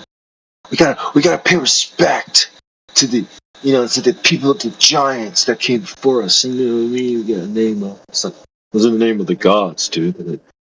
Yeah, I know. Find out you're a sun worshipper as well. Right? Right? Oh, Christmas, man. That's so cool, man. Yeah, I can understand why everybody used to worship the sun, because if you lived in a self-sustainable, world where you had no electricity, you had to do everything, that sun would be your savior. That makes sense to me. Not that it is, a deity, but it's worthy of worship, I think. Yeah, especially during winter time when everything is dead or seemingly dead, and the sun is gone away. Yeah, I mean, the fact that there's no light, imagine a world with no lights. As soon as the darkness hits, oh my God, what a dangerous world you'd be in, So to see that sun come back in the morning must be like, fuck me, thank the Lord, I survived another night. That had a lot to do with, like, agriculture, because, the seasons and the growing and the food, and people wanted to thank something, for everything. And yeah, the sun was usually, and the moon and the stars were the ones responsible for it, right? Like, the gods want us to sacrifice to them. Or else the sun would shine again. But that makes sense, What doesn't make sense is worshipping Saturn, That come from somewhere else. That come from that knowledge was passed on. Do you know what I mean? Yeah. It's all, cosmology, right? Like, how did we get here? Well, one day, the heavens got married to his sister, the earth, and they had children. It's this kind of story. Yeah. One day that star shagged that star and had that star, and that star is your daddy, bitch. Yeah. And then Uranus ate his children. I was like, what the fuck? What? Yeah. I was like, oh my gosh, I'm traumatized. That was the earliest script of Star Wars. Yeah. You see these gory ass paintings of Uranus eating his children, like biting the head off, and I'm like, what the? This was heaven eating his children. Yeah. Sweet dreams.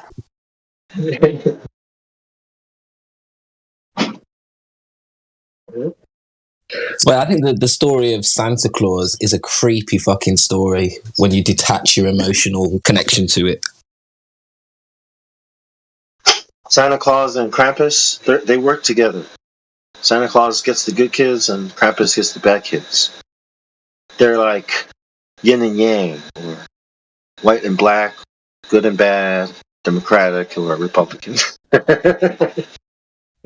Communism versus capitalism. Yeah.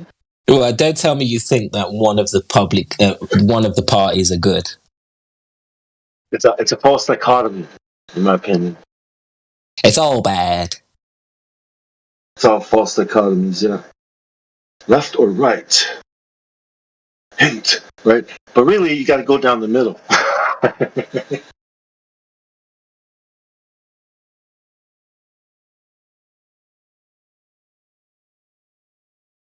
Yeah, it's all bad. Yep. I get triggered when people think that the Republicans are here to save fucking America and shit like that. My dad is so bought into that shit. Donald Trump's Save America campaign is all about. He's going to save America. Oh God, no! Please don't. Do you truly believe that, or are you trolling me? Absolutely not. Well, to continue the analogy, man versus woman, right? But really, it should be in the middle, right? Boobs and penis, you know, all in one. You know, the Baphomet. That's what they're trying to turn us into. Fucking he-she's. Yeah. To transmute, right? To let to go, but really, let to go is a spiritual thing, like the rebirth thing. It's transforming people into freaking computers or something like. They want to upload. Yeah, they want to upload their consciousness into the universe, into space. I'm like, into space?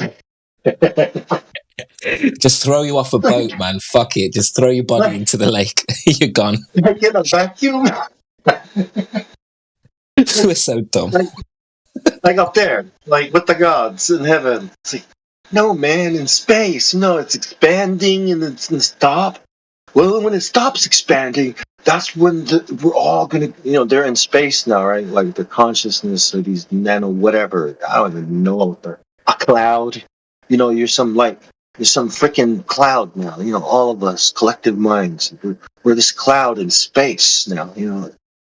That's what they want. That's what they want to live like.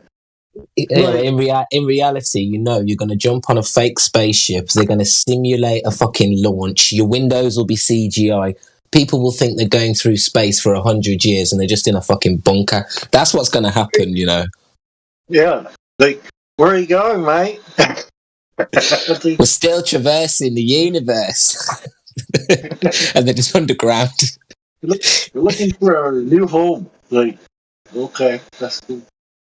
Yeah, that's the idea with AI and digital selves. I don't know, some creepy ass shit.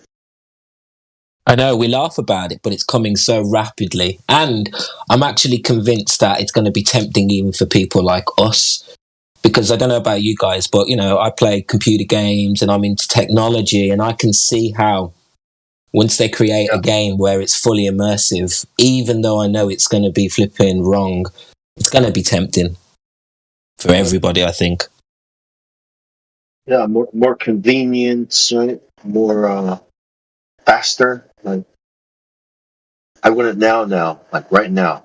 Okay, here it is. Yep, as soon as they start flipping, mixing in virtual reality and sex robots, you're going to get people who never come out of that world, I reckon. Like, we're going to lose friends to sex robots, I'm telling you. Yeah.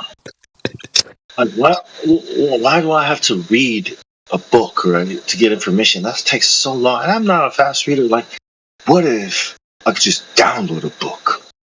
You don't want to read? It's like, first you didn't want to walk. Now you don't want to read. Oh, but there's part of me would love that. There's several books I'd love to read, but I just can't be bothered. They're too long. That'd be so convenient. It's kind of missing the whole point, right? It's like, yeah, I know. So instead of actually going to the beach, you want to upload yourself to a Unreal Engine simulation of a beach and go to that beach. Yeah. You know what I mean? And there's the beaches in front of it. It's like, what if there was a better experience at a beach somewhere else, like in a computer? And then your avatar, the world in your avatar decides it can create AI, and then they create a simulation for your avatar. So your avatar is simulating going to the beach. Yeah. Where does it end? Yes. Because if you think about it, we're just a simulation, right? What if we could go deeper? Right. Who's to say we're not already in the simulation and now trying to create a simulation within the simulation? Have you ever seen Rick and Morty? There's an episode about this. Exactly. Yeah. Yes. That could be true. Seems most likely because the simulation theory seems to me, I don't know about you guys, but seems to be really gaining legs nowadays and seems to have a lot of support. Yeah, and it's really makes the creator look like just some cruel, I guess, asshole. You know what I mean? just sadistic, some kind of, you know what I mean? That's what it looks like. Because here you are simulating something, right? Like, and you're just toying with the idea of life, of making, you know what I mean? You're playing God. Yep. Luciferianism, yeah.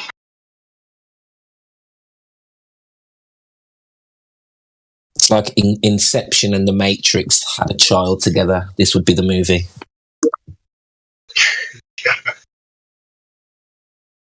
Is this real? There's only one way to find out. How? We should kill ourselves. Wait, what? Why not just slap each other just to check? It's like So the movie goes that they're in a dream. And they're like, right, we need to get out the dream. And they get out the dream. Damn, we're in another dream. They get out the dream. We're awake. Yeah, but we're in a simulation. Fuck. We're awake, but we're in a different simulation. Yeah. They should have called it The Never Ending Story. That should have been the real plot to The Never Ending Story.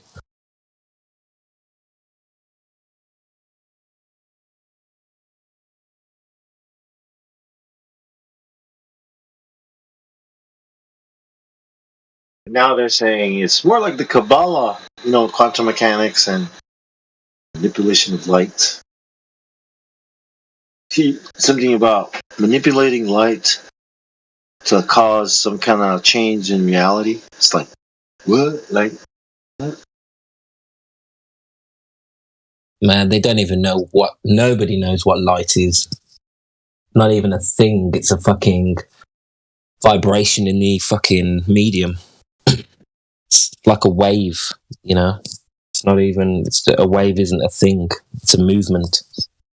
And whenever they say they're going to manipulate light, they don't know what's happening.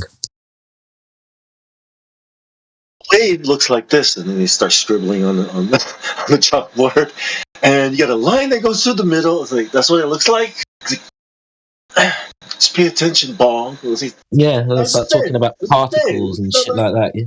Well, the particles are doing this. Right? Fuck off. Like, you don't. What's a fucking bollocks? And this is what space-time looks like. Oh yeah, okay. Like a trampoline. Like, no, Look, it's the best. It's the best. It's the best we can do. Representation.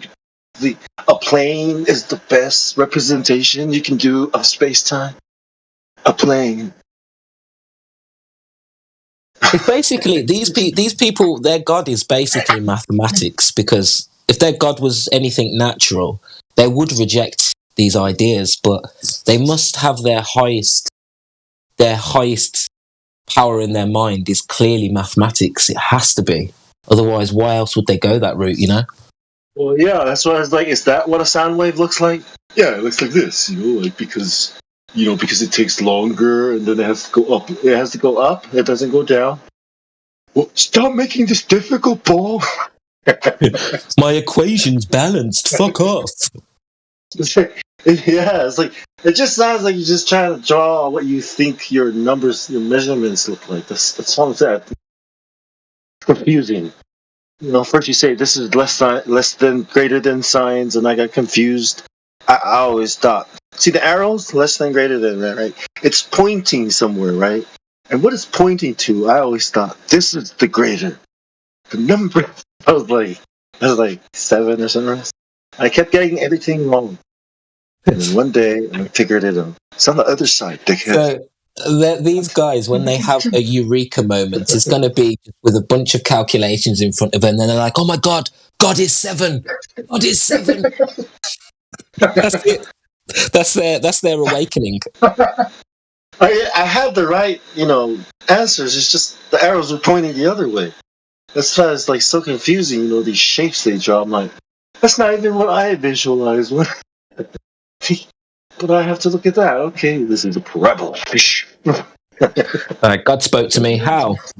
I saw 10 7s today. God spoke to me. Well, that's cool. We can build stuff with it. It works. Trying to talk to God on your calculator.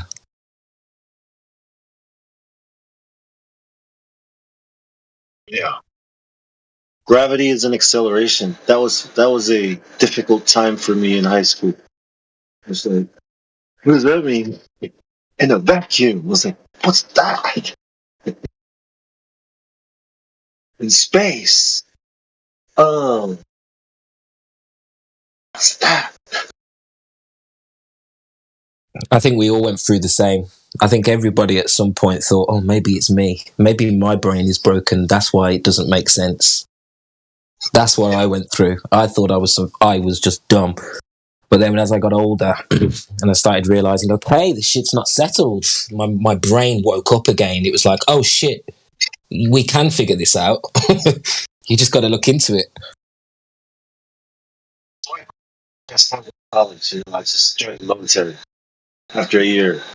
Just called the Navy up to see what they got. And like, we got this. I was like, and you get paid, and you can drink. Under 21. I was like, okay, I'm going. No, my brain is like, fuck this, let's go, man. I was like, yeah, we're out. Free booze. Yeah, right. You get to travel the world, which I did. Then you find out later that, you're not actually stupid. The shit they're teaching you is stupid. It's crazy. Yeah. We were just highly influenceable. Then we learned how to think.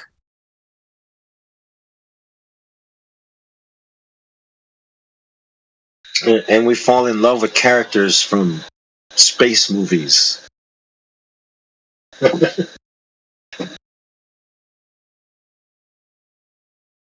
No, Luke, I am your father. No, jumps.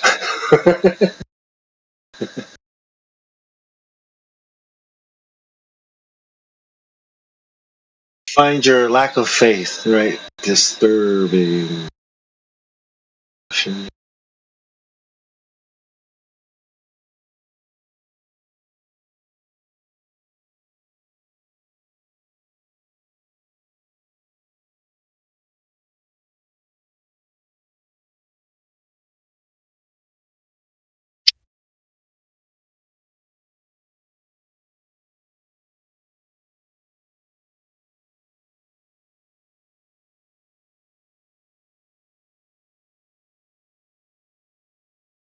It's time for me to head out. It's nice speaking with you.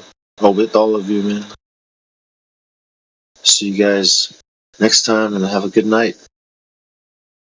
All right, dude. Have a good night. See you soon. Later, big Luke. Yeah, take it easy. Later, dude.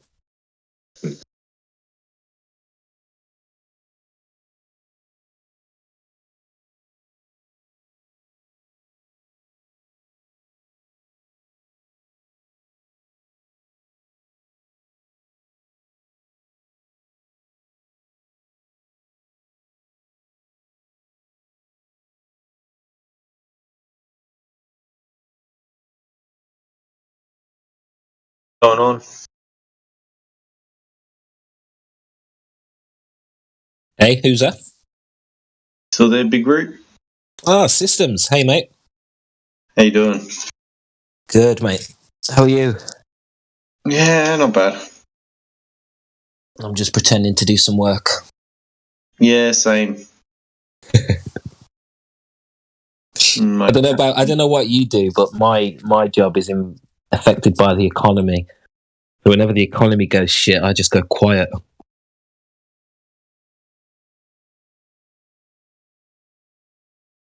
One second, sorry, I'll be right back.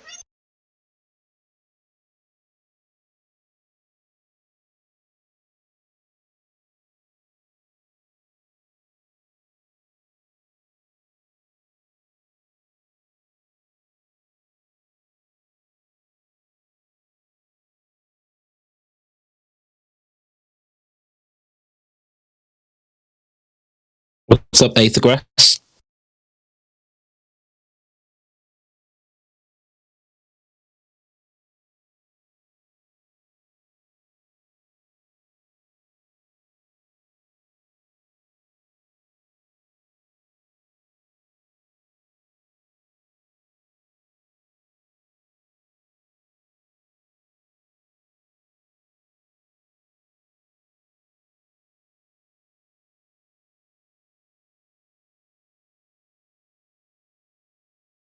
Sorry, my stupid cat didn't want to be in my office anymore. Had to get rid of my cat. Pissed up the wall. Yeah, if I don't move it out of the room quick enough, it'll find somewhere to piss. The day But yeah, I sorry. the day I fell out with my cat, he was going back and forth with me for about 6 weeks. He just wouldn't settle down on any food, and he was just like basically just looking at me, looking at the food, walking away in disgust. And I'm telling you, this cat had attitude. And then one day he looked at his food, looked at me, went in the living room, and while looking at me, pissed up the wall. I said, that's it. I'm done with him. Yeah, so unfortunately some cats just have attitude problems. Yeah, it's so strange, isn't it? Because dogs are just not like that. Yeah, exactly. I said to the missus, I said, dogs are like blokes and cats are like women. Dogs are more loyal. She didn't like it.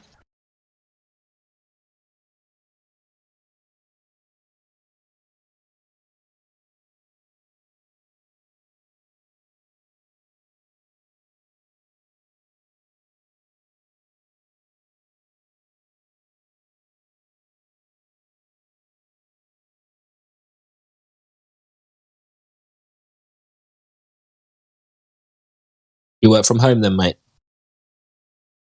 Do. How about yourself? Yeah. What you do? IT, like support and website stuff. Yeah. How about yourself? I do recruitment. So I'm working for an IT company at the minute. It's a company called CDW. Oh, okay. Just recruiting. Oh, yeah. Recruiter, yeah, just an internal recruiter. So I work for a company who will be outsourced for like a year or 6 months to companies that are going through lots of growth or something like that. So, okay. It always changes who I work for. Yeah, but I get a lot of downtime because of that. Because as you can imagine, with the economy, there's a lot of hiring freezes going on at the minute. So we get a lot of downtime sometimes. Freezes, sorry? Home freezes.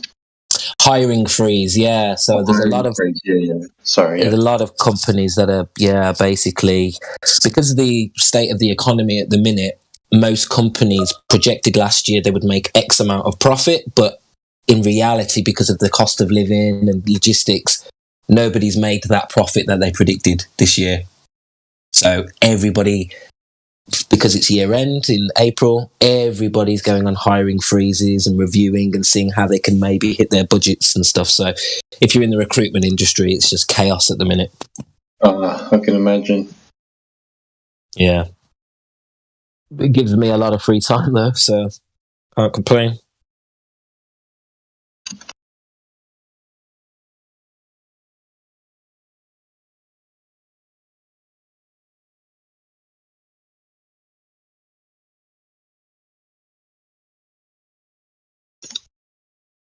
Free time's not good though. Can get yourself into trouble.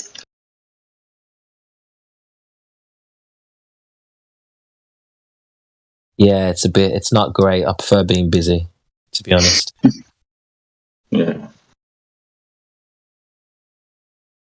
I just feel better at the end of the day.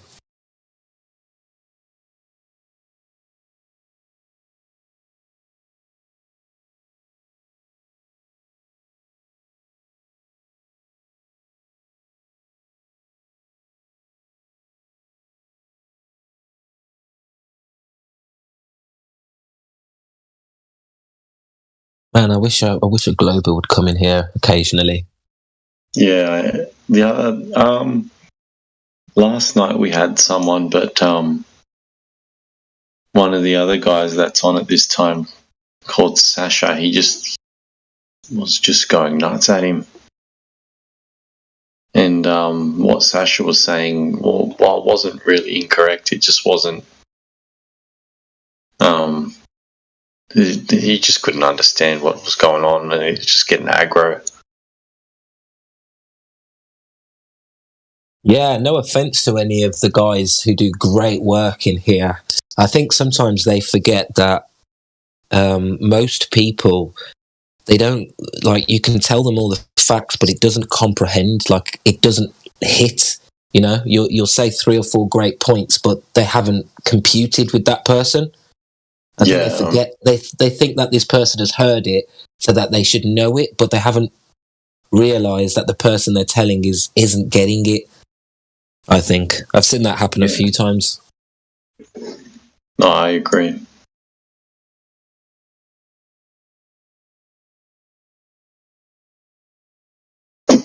I think we give these Globers that come in here a bit too much credit.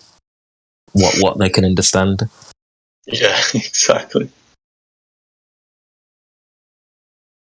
You know, if someone said to me back 10 years ago, you can't have gas pressure next to a vacuum, I'd have gone, yeah, okay, but what about gravity? Do you know what I mean? I just would have been like, yeah, whatever. Don't know what that means.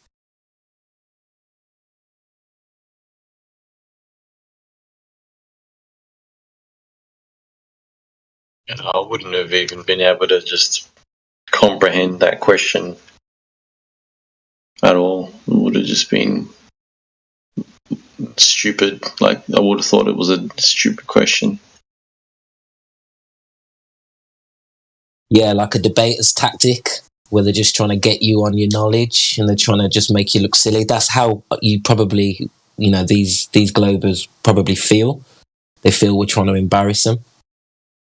Mm. They don't realise it blows their whole theory up. They normally just stitch themselves up. I know, but they don't even know. They don't even know they're contradicting themselves. It's crazy. Yeah, that's true. It's crazy. I was listening to a debate yesterday, and the same thing happens again every time, where they use the curvature or the sun setting as a proof that there's curvature of the Earth, and then the other guy will just say, okay, well, you know, the conversation will move forward. Then they're talking about Coriolis or something like that, but then they'll fully revert back to, oh, the atmosphere is connected to the Earth, or, oh no, that's not curvature because the Earth's too big, you shouldn't see curvature from there. And they don't see that they've completely contradicted themselves, and they're using these arguments for proof, but then completely discrediting their own arguments to prove the opposite afterwards. And it's just like, at that point, you've got to ask yourself, what am I doing with this person? You know, what am I doing with my time? This person is not looking for the truth. Spot on.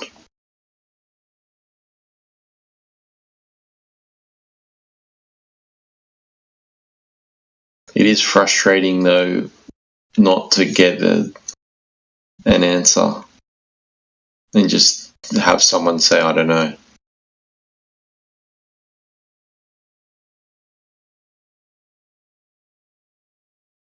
Because you can't, you can't go into it thinking you're going to replace the one model with another. But it is frustrating to hear that, you know, oh, you know, why do tides work, for example, or whatever, and it's like, I don't know. But then you've got thousands of people saying that it's because of the moon or whatever. So, you know, it is frustrating to hear, I don't know, as an argument. Yeah, do you know what? I actually heard this argument last night. There was a guy, there was 2 people debating, and long story short, the Glober was saying, oh, the moon affects the tides. And the flat earther said, well, why is gravity selective? Because it doesn't affect smaller bodies of water. Which you know, I'm like, okay, yeah, makes sense. But then the Glober said something that really stumped the flat earther, and I was like, I need to sort of make sure this argument's right in my head. But basically talking about the mass, the actual equation, mass over volume or whatever, is basically saying that because the volume of the sea as a whole entity is so big, it is subject to gravity. And then the flat earther just reverted back to, so why is gravity subjective? And I was like, shit, did I miss something here? Or did the flat earther miss what the glober was trying to prove? Do you get the argument here? Yeah, I get the argument. But it does still sound selective. Where, from the glober's perspective, if he's saying that it affects water, why doesn't it affect other larger bodies of things? Yeah, he used swimming pools and glasses of water as an example, and I'm thinking, why didn't you just say a lake? You know? Yeah, I guess the thing is, maybe on a smaller scale, the tide of a lake is just so minuscule. Like, I'm trying to empathize that the lake would be, the tide would be minuscule, like 1 or 2 centimeters as opposed to meters. But unfortunately, we don't see any movement in the lakes. You know, on a nice perfect day, we see perfect reflections, don't we? And perfect stillness. We don't actually see any current or any sort of back and forth in lakes at all, do we? That's true. From my observations, that's true. I would ask. See, a long time ago when I used to argue this, I would make up a stupid scenario like, oh, if the moon's directly above you, does that mean you can jump higher? And the globers would normally say yes. And I'd be like, okay, let's go out and test it. Yeah, well, you're right. Theoretically, you know, that should be true. You should be right in the middle of the force, shouldn't you? The attractive force. That's a good point. It's a bit of a stupid argument, but I used to get a laugh out of it.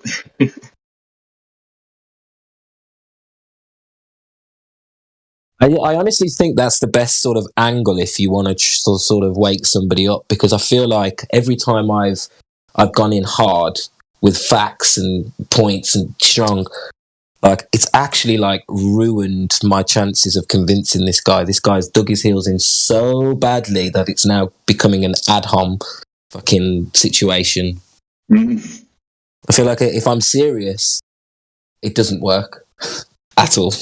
Yeah. There's more stupid things you can say, like it's always to do with gravity. Gravity's a fun thing because you could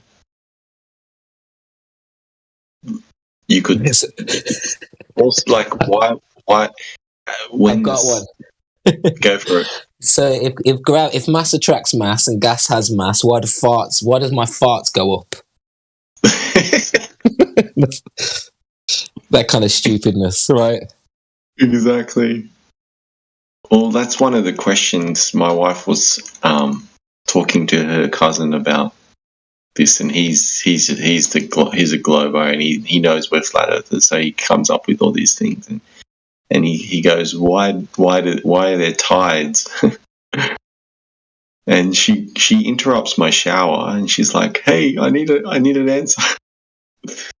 And I'm like, first of all, that's science fiction. Okay, he's got no proof for that, except for some science fiction thing he's going to find in an article. Second of all, why don't the clouds clump up around towards the moon instead? That's water as well, isn't it? His excuse was that it's gas, so it's a gas form of water, so it's not as affected. But it did shut him up, though. Yeah. Oh god. Well, we know that's that mass. Gas has mass, so it should still be attracted, shouldn't it? It should still be affected by gravity. Yeah, you would think theoretically that the clouds would clump up towards the moon if gravity was real. Yeah. the fact that we don't see any of that is, you know, is pretty obvious that there is not an external force concentrated under the moon or around the moon. There's no phenomenon that shows any force, you know, or any sort of weird behavior with clouds or water on a full moon or anything like that. So why do we just believe this shit? There could be something kind of to it, not from a gravity perspective, but it could be affecting and doing certain things that we just don't see. You know, there could be an actual purpose for it to come out and do things at night when there's less, you know. But that's all speculation, I guess. While we're on speculation, do you have a theory on why the tides are breathing, going in and out? If I was to speculate, it would have something to do with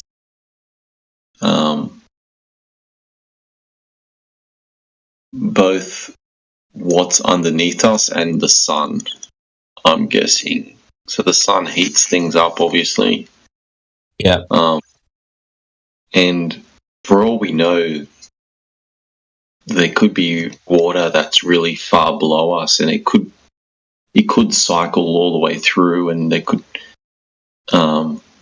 be pumps or something that we just don't see, natural pumps that are just pushing stuff up, and then at certain times of the day sucking it down. I don't know. I'm just speculating. What about yourself? Yeah. Have you thought of that before?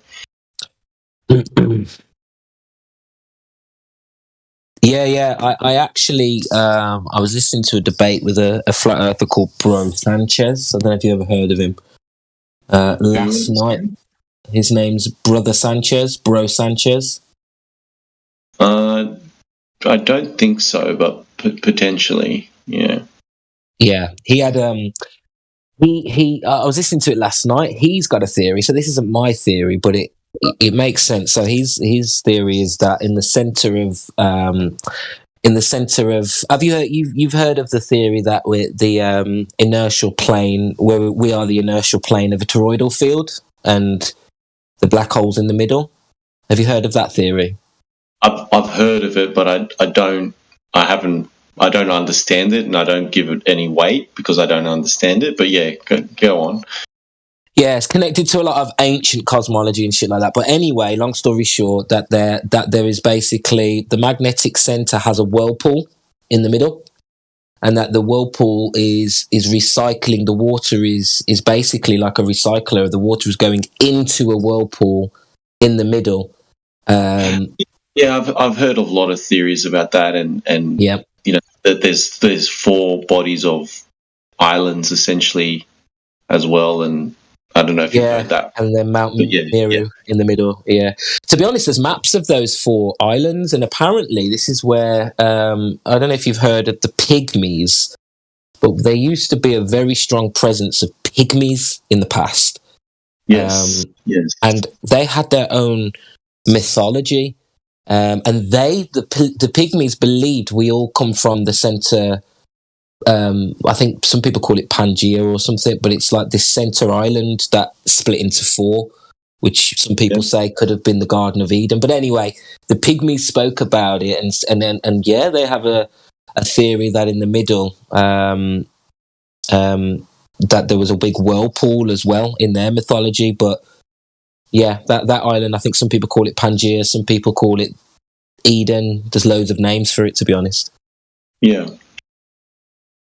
Yeah, but anyway, his theory was that the magnetic resonance coupled with the cycle of water going down into the center and coming back out on the sides basically is creating that movement, that back and forth or whatever. I mean, I wouldn't tell this in the debate. I wouldn't say this in a debate or anything. But yeah, it's an interesting theory that's backed by some, like the Pygmies, and I think there's a couple of other mythologies that talk about something similar as well. Yeah, it's definitely interesting stuff. I also just think there's just some things out there that you just don't need to understand. Although I'd love to, in a sense, I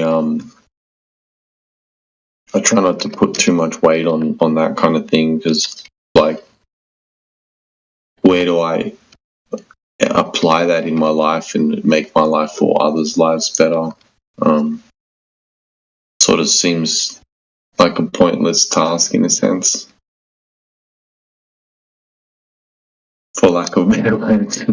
No, I agree, mate, and I've learnt this through trying to figure out history and put it into a chronology, because there's so much shit that's happened, and there is some real sketchy, like the Dark Ages is a sketchy time period. There is so many potholes that you can't actually grab onto any stories of history at all. You have to be so open.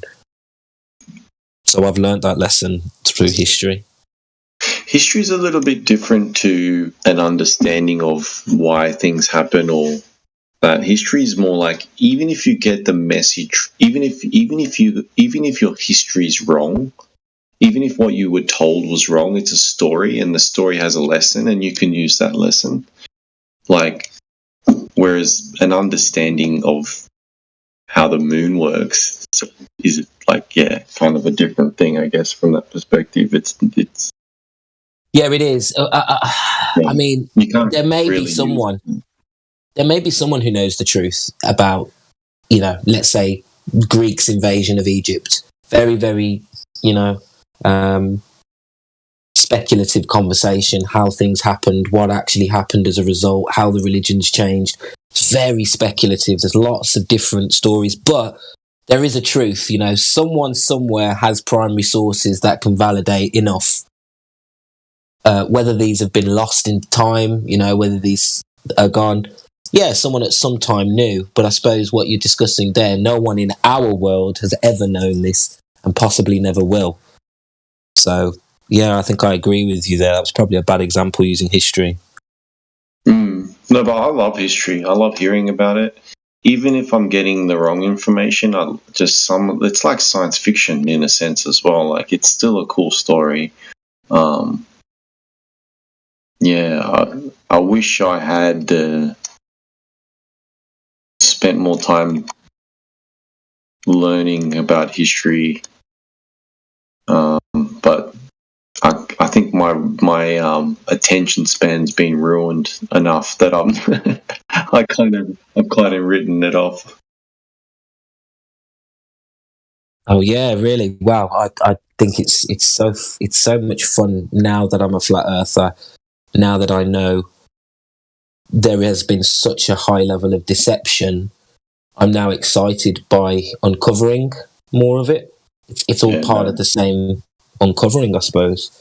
Because I don't know if you've looked into the Dark Ages, mate, but that is a conspiracy theory worth. The phantom time hypothesis, definitely some legs in that. No, I've never. I mean, I know barely anything about it, to be honest. I've never. What's the elevator pitch for the Dark Ages?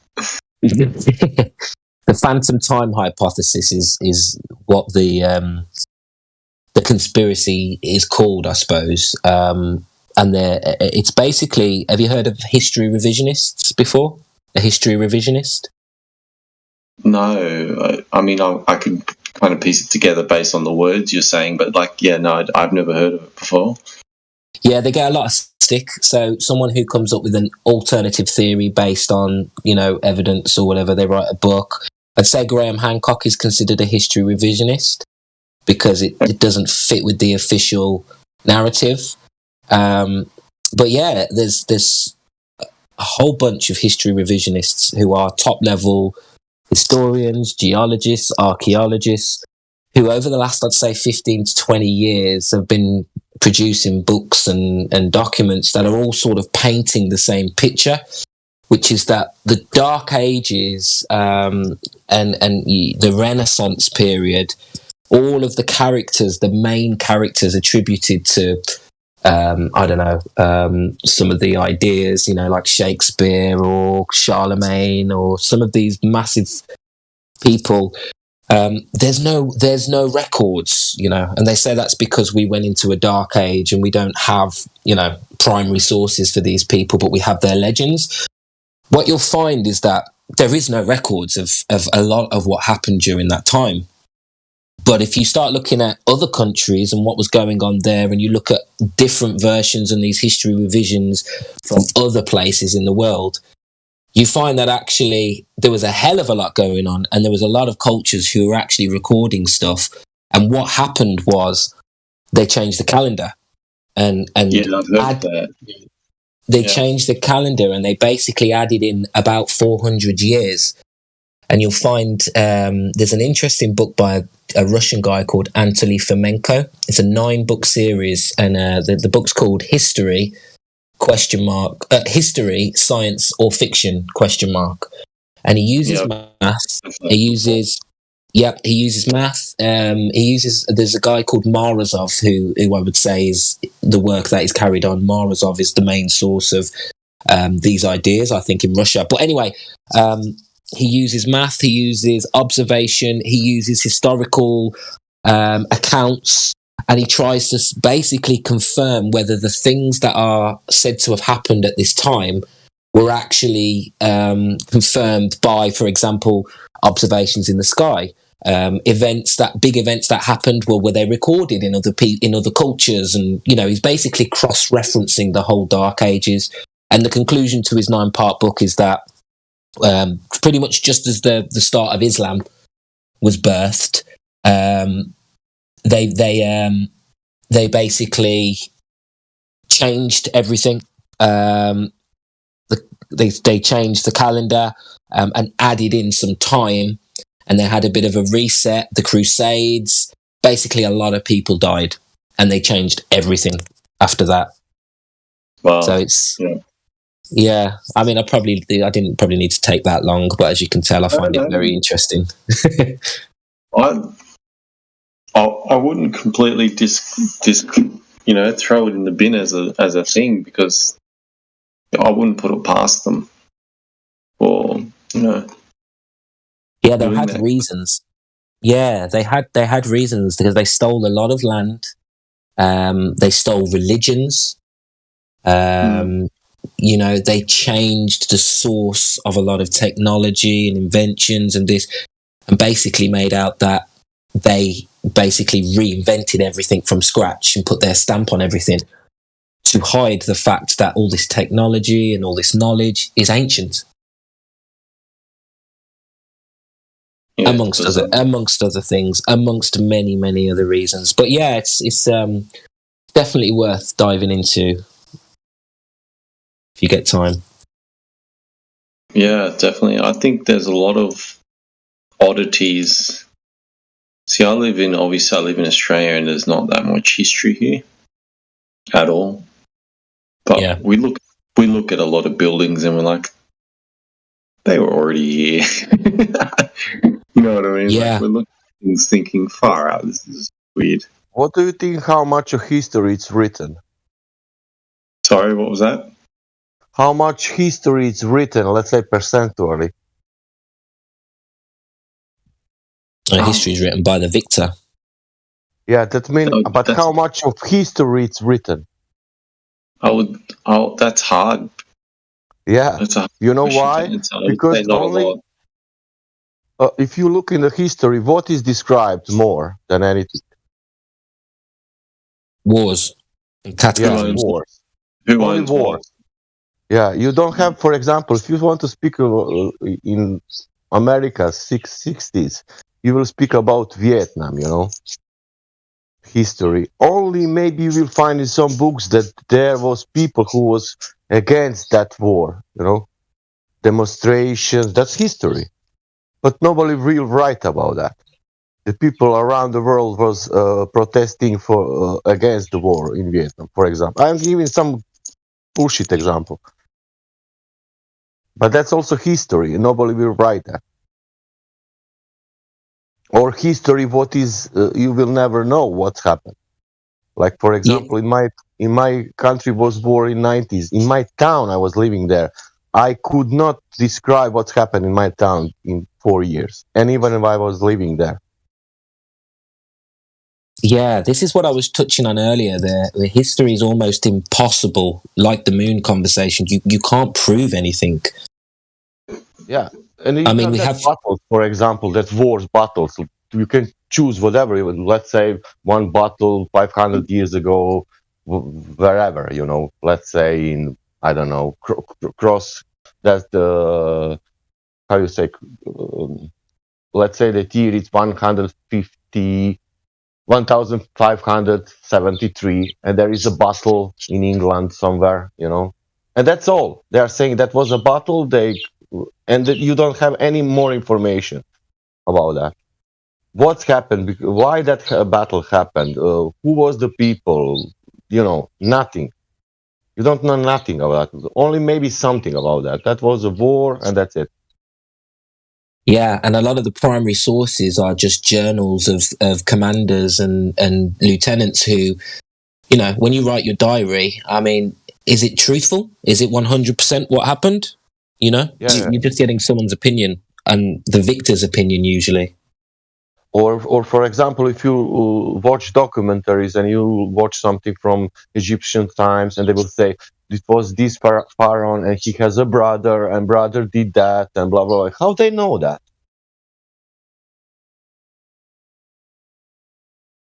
Yeah, it's amazing how many assumptions they have to make to put a full story of history together. And they're going off a few letters. You know, one letter was sent to him and it sounded like they were saying this and this happened at the same time. So it must be this. They jump to conclusions a lot.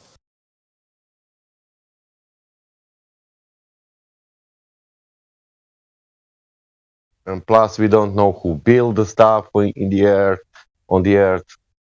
In any time, only in the last maybe 100 years, we know who built what.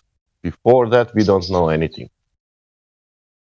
One thing we do know, we were talking about this yesterday, that almost every single civilization, if you go back to their earliest accounts, like their founding tribe, it's always built off a cataclysm. There was a massive cataclysm and they had to build on top of it. You know, that's the only consistency I'm seeing. Everybody started in ignorance. And they talk about the old world being great with all these giant buildings, and you know that's where we begin at a cataclysm. It was great. You can see that buildings. We are never ever building that. Maybe you can find one architect. I don't know, 10 of them doing that. Maybe like a hobby or something. Doing like, okay, let's do the castle or something. But that was normal building in a time, you know. All that buildings, you know, and they are almost the same everywhere, in America, in Europe, in Africa, in Asia.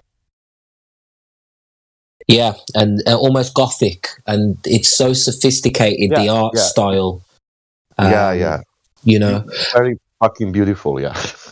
Yeah, and it's really interesting because a lot of this stuff is just medieval. It's all medieval, and we think that is a period between 13 to 1600 or 12 to 1600. But a lot of this stuff dates way older. So all of the medieval architecture is older than so-called Gothic architecture is older than the Dark Age period it's been accredited to. You know, and we didn't have that knowledge supposedly in the official narrative to build like that anyway at that period, considering we were in a full Dark Age with no plumbing, you know, or anything. No, anything.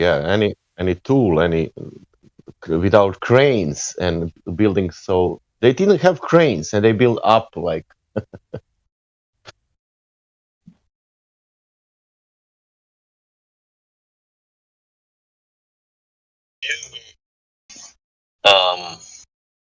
I watched this. There's in Australia. There's these two ladies that do a lot of Tartarian stuff, and they're flat earthers. And man, whenever they talk about flat Earth, they just get attacked. like just viciously attacked. Oh, we trusted you before. You're telling us about all these things, and you're going to tell us this now, and you lost all credibility. It's just I think it's amazing that you can think that the buildings were already here before in their energy devices and star forts and all this. You can open your mind to that, but you can't take a different leap or a different direction. Rather, it's not even a leap when you use logical, deduction, and they just attack it. I don't know if you've experienced that in the past when you're looking into this stuff. I come across Tartaria as a result of Flat Earth. So Flat Earth for me was the opening of the door to a lot of ideas, but I don't see how people can get to Tartaria without coming across Flat Earth.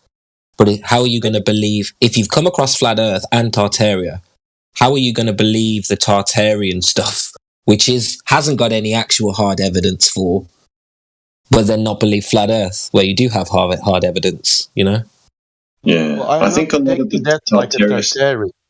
Sorry, go. I'm not taking that like a Tartaria because somebody, okay, they give that name. There is a maps or something.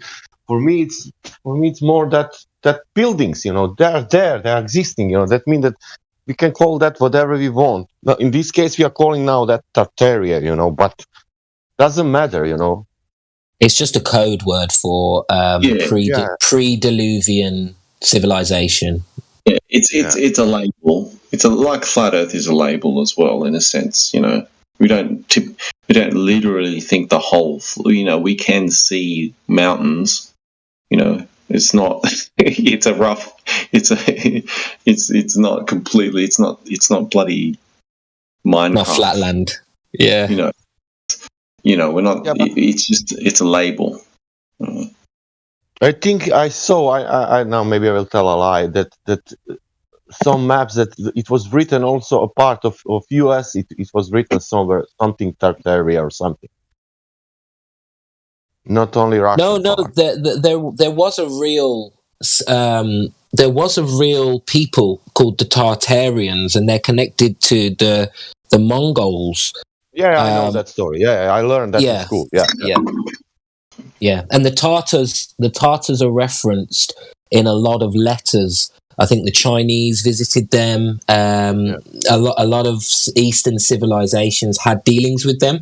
So we do have a set of people called the Tartars who haven't been taught in most history books. So people have jumped to the conclusions, right, this is, everything that we don't understand is Tartarian. But I feel like people were using Atlantis instead before, and now that they've got this knowledge of Tartaria has replaced the word Atlantis, I think, for some people.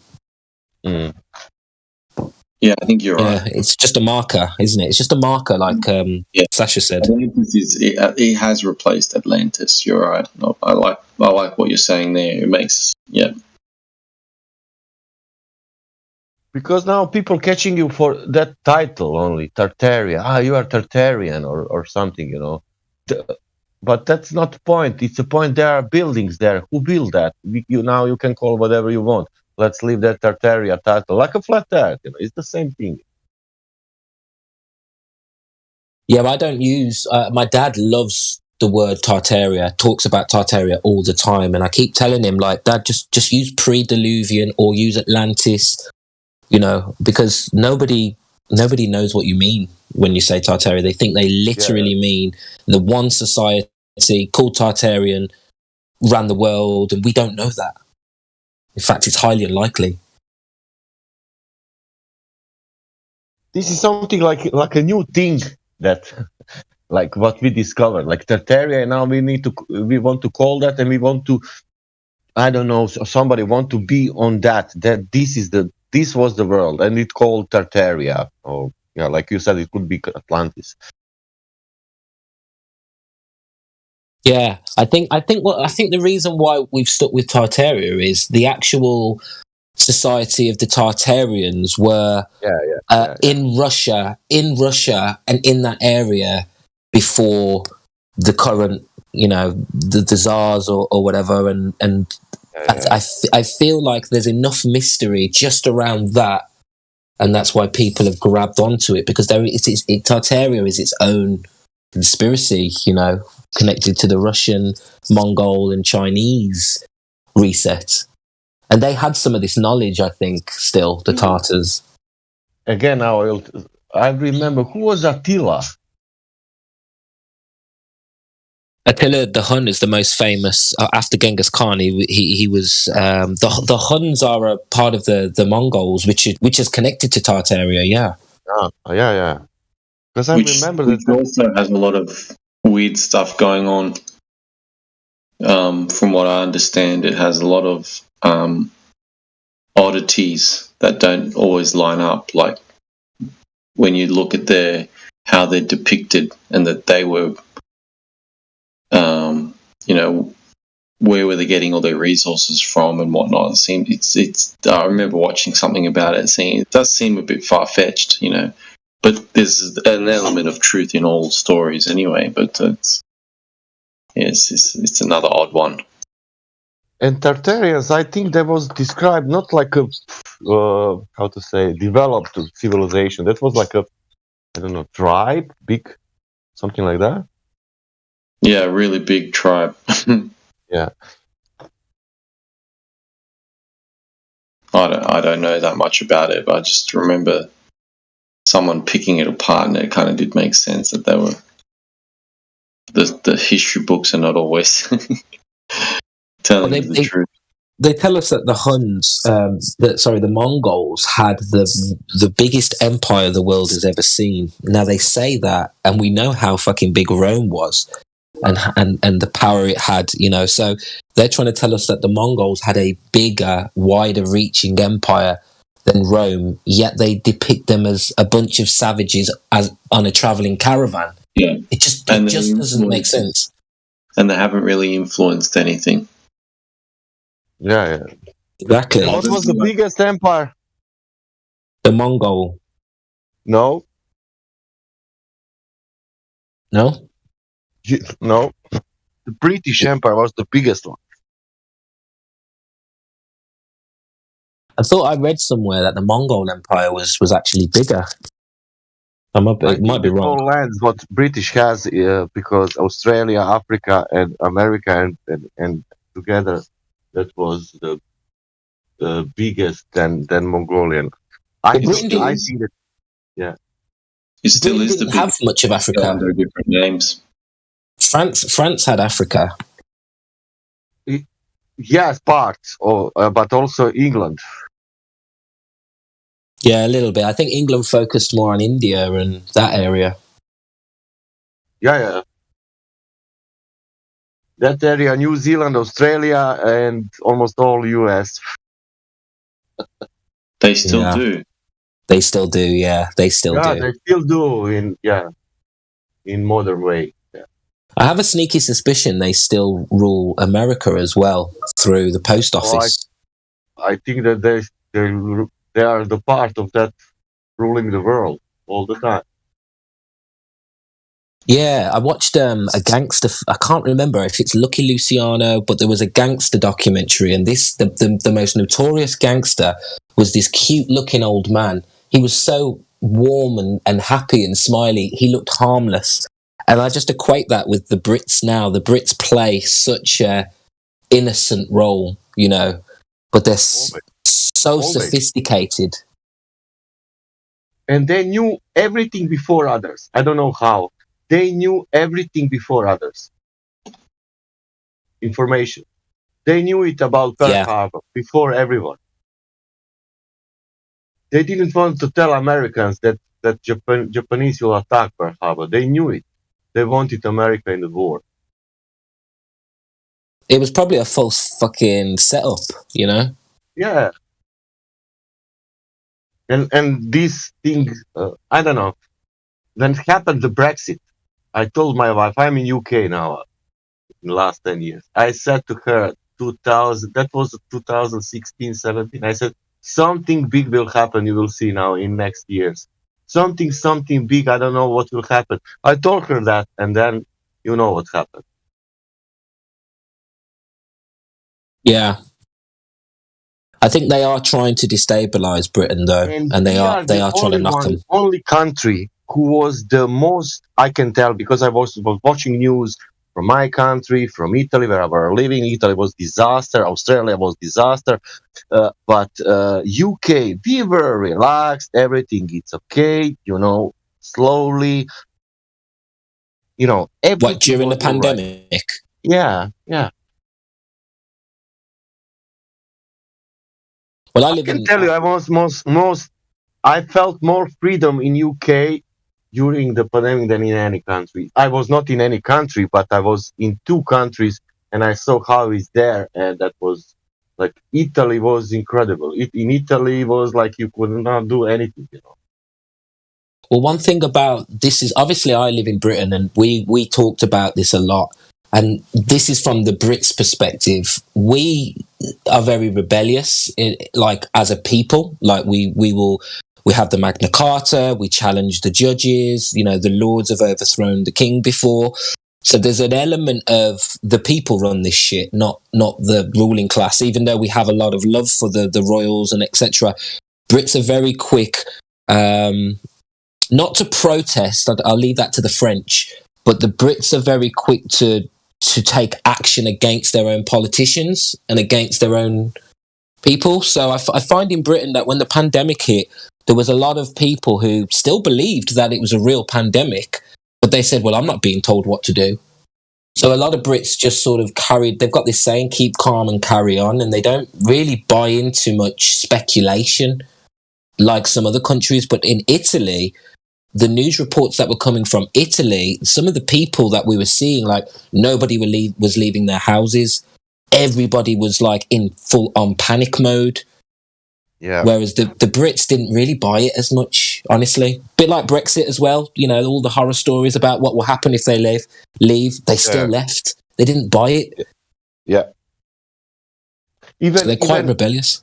Yeah. That story, because British, they will look at the prime ministers. You cannot fail, in politician in England. You cannot make corruption. You will be dead. How to say. In every other country, you can survive. But in this country, you cannot survive if you make mistake in politics. Yeah. Yeah, but the Brits are ready to hang people out to dry. Very negative in that sense. Yeah. I thought it will happen also with Boris Johnson because he didn't want to retire. To quit, because there was so many evidence. They made parties, blah blah blah, and you can do that. But for example, in my country, they did that with more people, with more, and nothing happened. Yeah, well, in all honesty, the main population really like Boris Johnson, and even though the British news doesn't represent the people. So whatever you hear on the Brits news, no, I don't watch the British news. Yeah, but I mean, you might hear that the Brits are against Boris Johnson, but honestly, he's been the most popular prime minister that the Brits have had for a very long time. He's very popular with the working class. So, like Boris, the hate campaign against Boris Johnson was more from the media and from the politicians themselves. The actual people like Boris because he's a down-to-earth, salt-of-the-earth kind of guy, So, yeah, the Brits really do like... They're very conservative-minded in general, so, they like sense and they like conservatism. They wouldn't have turned on Boris Johnson. It's built on the lies. You cannot make a referendum and say, look, we are losing money because of health. Europe is taking us money. We will have more money if we are out of Europe. We are out of Europe, and now, and how you say, NHS, for the health, has no fucking money. They are striking, Where is that money what Europe was using, taking from us? Yeah. And not only that, other things, and they are now making some agreements with Northern Ireland, and who knows how that will work, Yeah, complete shit show, mate. that whole thing was a psyop, I believe, to divide the people. Personally, I don't think it mattered to them which way it went. And look at the referendum. It was like a result was 51, I think 49. It was like that. Yeah, it really, really ruined the country. That means People. 20 million, I think that result was 20 million against 19 million, something like that. Even not even 1 million, it was more. That means 20 millions of UK people wanted to go out, but 19 million that doesn't want to go out from Europe. And can you imagine now that this is the justice, this is the right? No, it was 52% to 48, but it did work. Yeah. It did work out to a good sort of 10 million people extra. It did work out to a sizable number. 52 against 48. It's very dishonest. How to say for democracy? Yeah, but if it had gone the other way. But what if it had gone the other way? 48% leave, 52% remain. It's the same thing. The same thing. You cannot make decision on that. You need. But what do we do? But what do we do? You know, because you make an. That's the point. You must have like at least 2/3 of the country, and even that is not enough. Even then, you have, let's say, 25% of people, not 25, 33% of people who doesn't want to go out. That's still a big number. You need to get some kind of consensus. You need to have more percentual for that kind of decision, because you cannot decide only because we vote more because it's more people want, but you have almost the same number of people who doesn't want. That's not the justice. That's stupid playing who will win, I think the problem is the most influential people wanted out. So our rock stars in politics, let's say, the real, the people who really made their case, when it was debated, the Leave argument was stronger, and the Remain argument was very much around the let's stay in the club so we're not left out.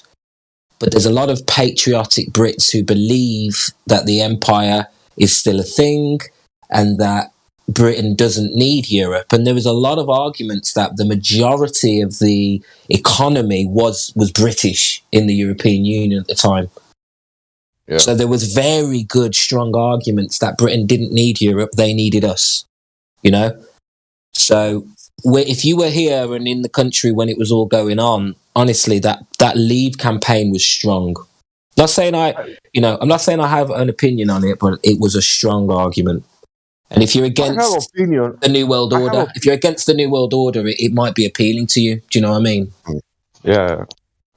For me, it's all right if one country wants to decide, like UK decide, okay, we don't want to be anymore in Europe. That's for me totally all right. But that kind of decision, 51-49, it's fucking ridiculous. Yeah, I think you're right, because it's ruined the country. It really has ruined the country in terms of division. There is no division in Britain now. We have very two clear different sets of people. I think that's happening in every country now. But you've got very conservative and very liberal, and you can pretty much, if they're liberal, you can tell what their politics is, what their beliefs are. It's like we're becoming, two teams in Britain now. Two teams of people. Well, yeah, it was before England. It was speaking French. Was speaking that will go out. Italy, Holland, like 3-4 countries was like not ready to go, but didn't want to stay anymore in Europe. That was like a news, but they the end, nobody did nothing. Only because you have Norway, for example. Norway is not in European Union, and everything is working fine. No, yeah, and Switzerland, and also you've got countries. You've got some of the Scandinavian countries who don't have to. They don't have the same connection. They're not full members, so they get a lot of the benefits, but they don't have to pay in the same amount of money, and they can still make their own decisions on laws and stuff. So a lot of Brits were basically, the shrewd ones were basically saying, well, why the hell do we need to be subjected to the EU when smaller countries who, we're a bigger country or whatever. So I think it was partly egotistical, but partly true. The EU became very bullying, and they, when they said, if a lot of the Brits who stood up in European Parliament said anything, that there became a rift between the Brits and the EU in their Parliament.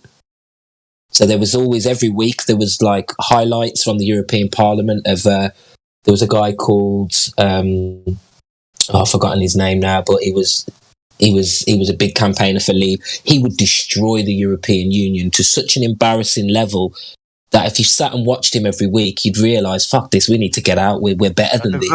The guy who is on the radio show, he has the radio show. Yeah, I've forgotten his name now. He's really famous at one point. Yeah, I know. Yeah. He looks like a frog. Farage. Farage, yeah. Yeah. He used to destroy the European Union, and he actually, I probably would say, is the main catalyst as to why we got out, because of the stuff that he used to expose. But do you remember the start? Do you know that Cameron has the meetings, blah, blah, blah, with Europe? And they came there with proposal for the, like England had a proposal, we want this. And Europe gave them all. Do you know that? Okay. He, because of that, he resigned, because he didn't want to be part of that. He said, we don't need a referendum anymore, because it was not need referendum in that time, because Europe gave them all to UK, all that what they was asked, but still they pushed the referendum. Cameron did an internal referendum in the House of Parliament, and I don't think, because that had been, there was a referendum several times. The Leave campaign have been active since the 70s in Britain, so there's been lots of these votes, and they never won. And then all of a sudden, David Cameron was asked to do another one. I think he thought that they wouldn't win, but they did this time. They agreed to do a public referendum at that point. But obviously Cameron didn't agree, but he was forced to sort of do that. And then because he didn't agree, he said he wasn't the right person to lead Britain into this referendum decision, basically. So I think you're right. I think what Cameron did is he went and got a new deal with the EU, but the backbenchers of his party still weren't happy. Yeah, because they just wanted out. They've been wanting out since the 70s. Yeah. But it's a shit show, mate. It's a shit show. I sound like I'm pro it. I'm not pro anything. I think the whole thing has ruined our country massively. And for me, was in the beginning, if somebody can go out, that's England. It's not like I'm from Croatia. Croatia entered like a 2016, I think, in Europe, or 2000, something like that. That means even with economic situation, Croatia cannot say, okay, now we will go out from Europe. But for England, for me, it was like, okay, this country can allow themselves. They're rich. They will do it like Norway. It's all right. People want that. Okay. Let's go in better future. But do you see that it's better than before? I don't think it's people in Britain are not judging it because of the pandemic. So the pandemic because of the pandemic now, people aren't really blaming Brexit for any problems. And people are looking at the EU's problems and comparing themselves to the currently where the EU are. So there's not really much anti-Brexit going on, but I think it is Brexit. We're not seeing the effects of Brexit. Everyone's blaming the pandemic. So Brexit isn't getting a hard time at all. People are still waiting for these new trade deals. People are still waiting for new opportunities. Yeah. So it's a bit delusional. And to be honest, no one's talking about it anymore. Everybody's moved on. And it's a taboo subject. We don't talk about it anymore. Too controversial. Like we are out, and now somebody will. It is what it is. Yeah. Yeah. Because the Remainers after Britain went out, the Remainers were destroyed for weeks because they were like, no, we don't accept the result. So they just got destroyed, and more people just agreed, well, we voted it, we've got to go for it. So it really shut the Remainers up. So I think they've got a few years before that movement will resurge. You know, I think we need a Labour government before that idea would resurge. I think the second Britain get a Labour government, you'll see rejoining the EU become a real thing again. Yeah, it could be. Yeah. And also losing Scotland could be also. I don't think Scotland can do anything without Britain, unfortunately. They're tied in politically so much. I know, but in this world, one country, this is England, I know, but the thing is, the countries who wanted to separate, they separated. Only some countries with war, some countries without war. Ireland tried to separate, and England took half of their country permanently, forever. You know, yeah. So it would be a war. I'm telling you, if when it comes to those British Isles, England has a full control over all of them.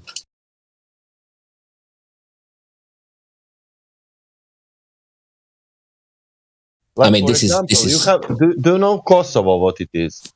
Kosovo, yeah. I remember the Kosovo wars. Do you know that is Serbia? Yep. And that's the same thing you can make like with Scotland. You know, you have Scottish people living like in Kosovo. It's living Albanians or Kosovars, however you want to call them. But that's Serbia, you know, and they have country now. There is no more Serbia there. Yeah, it's a little bit like Ukraine. Well, yeah, you can say like Ukraine, yeah. Yeah, but Britain are very preemptive. They wouldn't let that happen. They just wouldn't. Of course, that is England. Serbia cannot do nothing because all West, how to say, said the Kosovo is a country, and now Serbia can suck, you know. Yeah, because that's the point. If you're big like Russia, America, England, China, you can do whatever you want. You can occupy whatever you want, and nobody will tell you nothing, and nobody will do. They will do vetoes, but nothing will happen. You know? But if you're a small country and if you attack, then you're in trouble. Yeah, Scotland don't have. England have kept Scotland in a position where they don't have a strong enough economy to go it alone. Or if they do, a lot of people from Scotland will move to England. It happened with Ireland. So England had a control over a lot of Ireland, and then a lot of Ireland was sort of left alone and given back. But England kept Northern Ireland, and then over the years they bled out Ireland. Irish people have had it really tough over the last 100 years. To the point where all the best people in Ireland moved to England, you know, and it's an ongoing problem for the Irish. All their best people are leaving because the economy isn't good enough, you know. So if you do that as Scotland, you run the risk of losing your best people.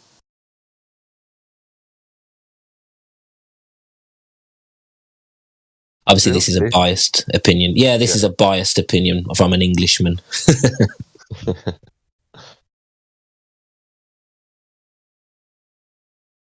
It's a real shame what England has done to a lot of countries, though, man, over the years.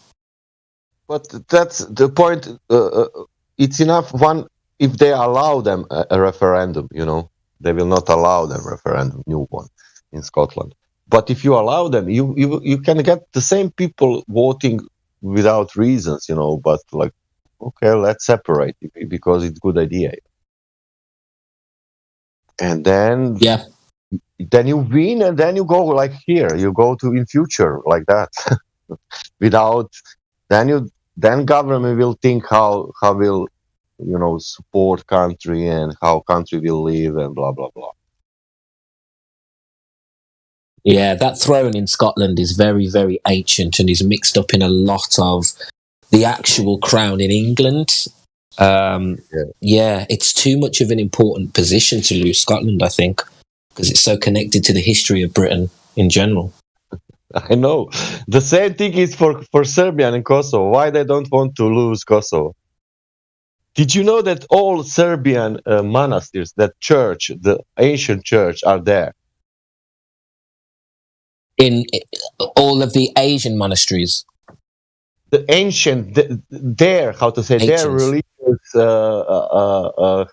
how my English is, their history is there.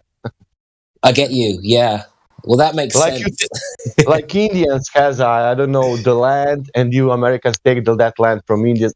And you have all graves, and yeah, all, you know, all important. The Kosovars, they are not in UNESCO. You know why? Because they don't have any, how to say, cultural or whatever historical thing there. They are all Serbs. Yeah. Yeah, no, that's similar with Scotland. You go back to the House of Stuart and some of the history. It's so important to Britain, and there's a lot of, you know, some of the earliest skeletons on the British Isles are in Scotland, you know? So that's where some of the some of the ancient shit is in Scotland for England, their origins. Even Queen has a castle there. They are spending time there in Scotland, I think.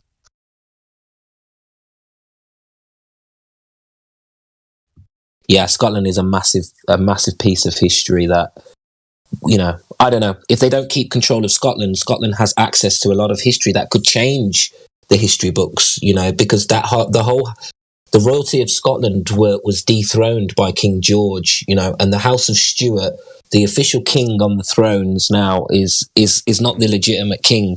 And it was through the house, you know, the last stand for the House of Stuart was in Scotland, you know. So it's got the ability, that historical story, to unlock the truth, which is that the royals on the throne are not the original bloodline. You know, they are they're either German. I think they're German bloodline now on the British throne.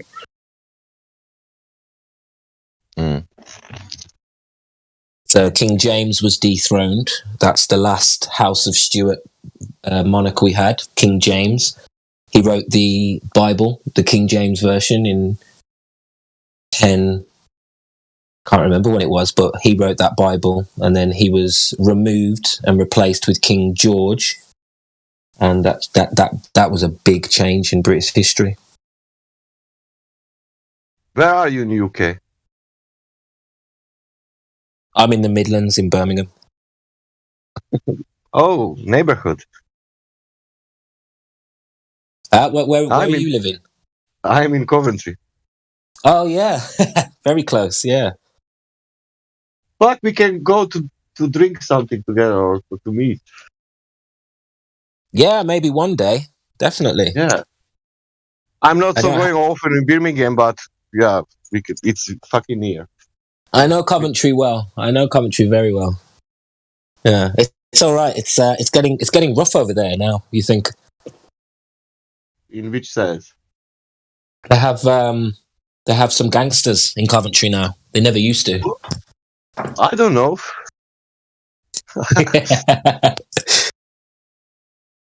How long have you lived in Coventry? In Coventry, 2015, 2006. Yeah, 7-8 years in Coventry, and 2 years in London before that, and 10 years in Italy before that.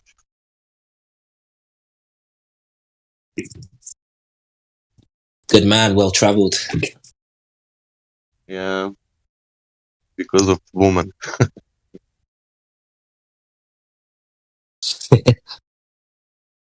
Oh, the wars that have been fought over women, eh?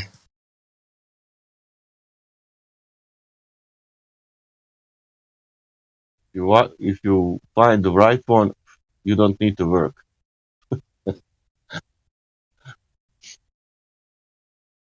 Sound like a lucky man. Yeah, she sent me last year in pension. She said you don't need to work anymore, and I said okay, thank you. So, what do you do with your time? I'm cooking, cleaning, going to shop, and bringing my daughter in school. That's my job. Being dad at home and everywhere. That's really nice, man. Yeah. I have now all free time. I can do whatever I want. And I'm here, spending more time here.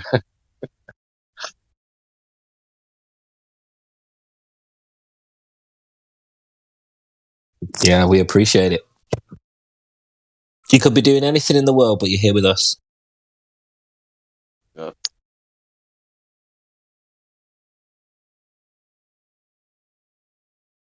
I don't care if Earth is globe or flat. I want to listen, and I'm here.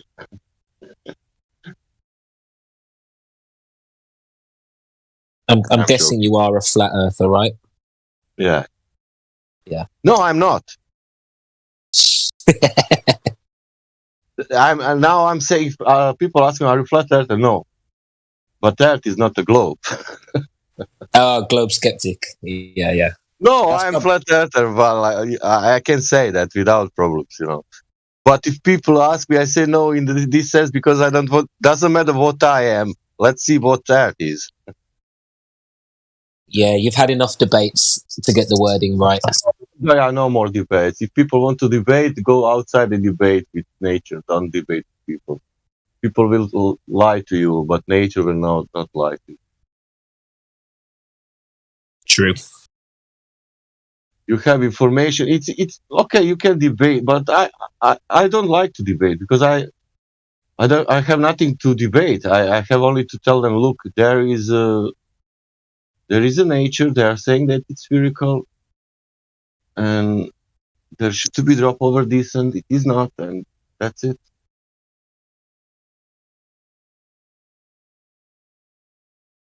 Well, why is not refraction? That for me, it's ridiculous. It's like a stories. Man, be honest.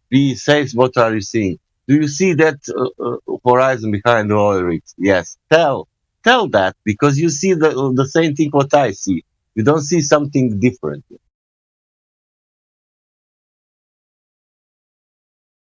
I think a lot of these people have never understood anything in their lives, so they don't expect to start understanding stuff today, It's not only that they didn't research. You cannot come in some place and speak about something and you don't know anything about that. You people coming asking, do you believe in NASA? And I will say no. And if he asks why, I will tell him, but he will not ask why you are not believing in NASA. Because, guy, I watched like 1,000 hours of NASA. No, not 1,000, but for sure 6 hours of faking. It was documented, not documented. Some guy put it together, all fake things. And I saw that with my eyes. And I made conclusion. Did you see that videos? No.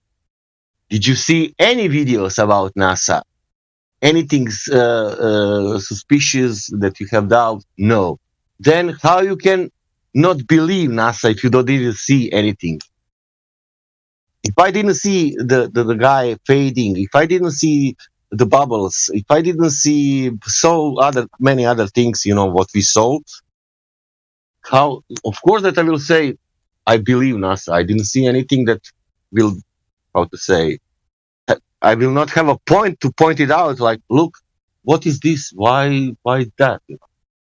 I will say everything is so bright. Yeah. NASA is showing what is showing. What are you finding that you don't believe in NASA? Not only moon landing. No, man, it's not only moon landing. Make your research. And look what NASA did. Look all that stuff. Look all rockets going into space. Look all stuff, and then make your conclusion. Is that all right? Is something suspicious? Something. I could understand if you show me. Okay, this is bubbles. Okay, and now some explanation, but not explanations. Something what will give you. Okay, that has sense. Because of that, I saw the bubble.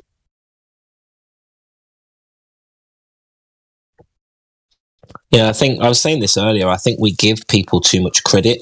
We assume that because we think and we want to think for ourselves and think things through, we assume that other people have the same mind. But I don't believe that anymore. I truly believe that most people don't understand, simple things, and they just nod along and they just pretend they do, but they don't really know. They just believe stuff, They don't believe that they can know anything.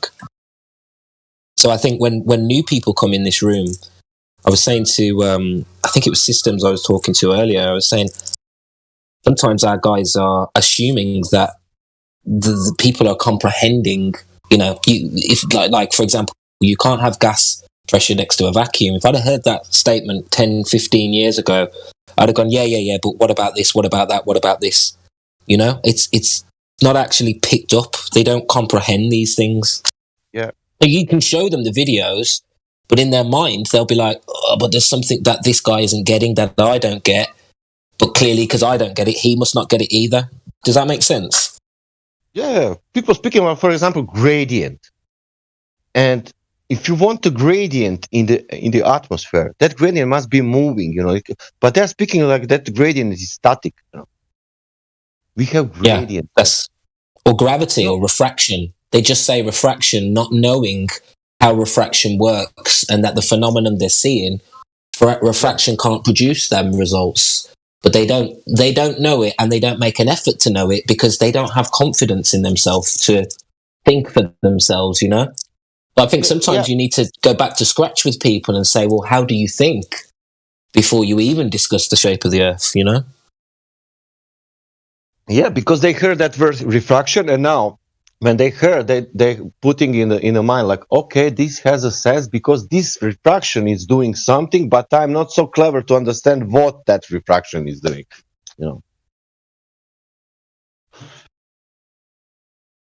But then you go and find out what is refraction, and then you learn, research everything about refraction, and then you get the result.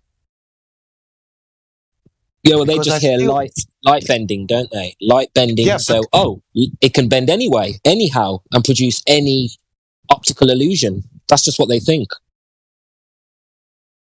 Yeah, but then you show the Black Swan example, and I want to know what is refraction is doing in Black Swan example. Well, the thing is, when you actually look into it, there is refraction in the Black Swan image. It's just not on the horizon. It's on the actual rig itself, Yeah, but refraction on Black Swan example only making a little bit distort the crane up and nothing else. Yeah, that's where I've seen it. Yeah, that's distorted only that, but the physicality of the earth, in this case water, because oil rig is in water, it's there. That water behind should not be there. Plus, refraction can't loom a horizon behind the object you're focusing on. It's the object you're focusing on will have refraction. The background cannot be refracted from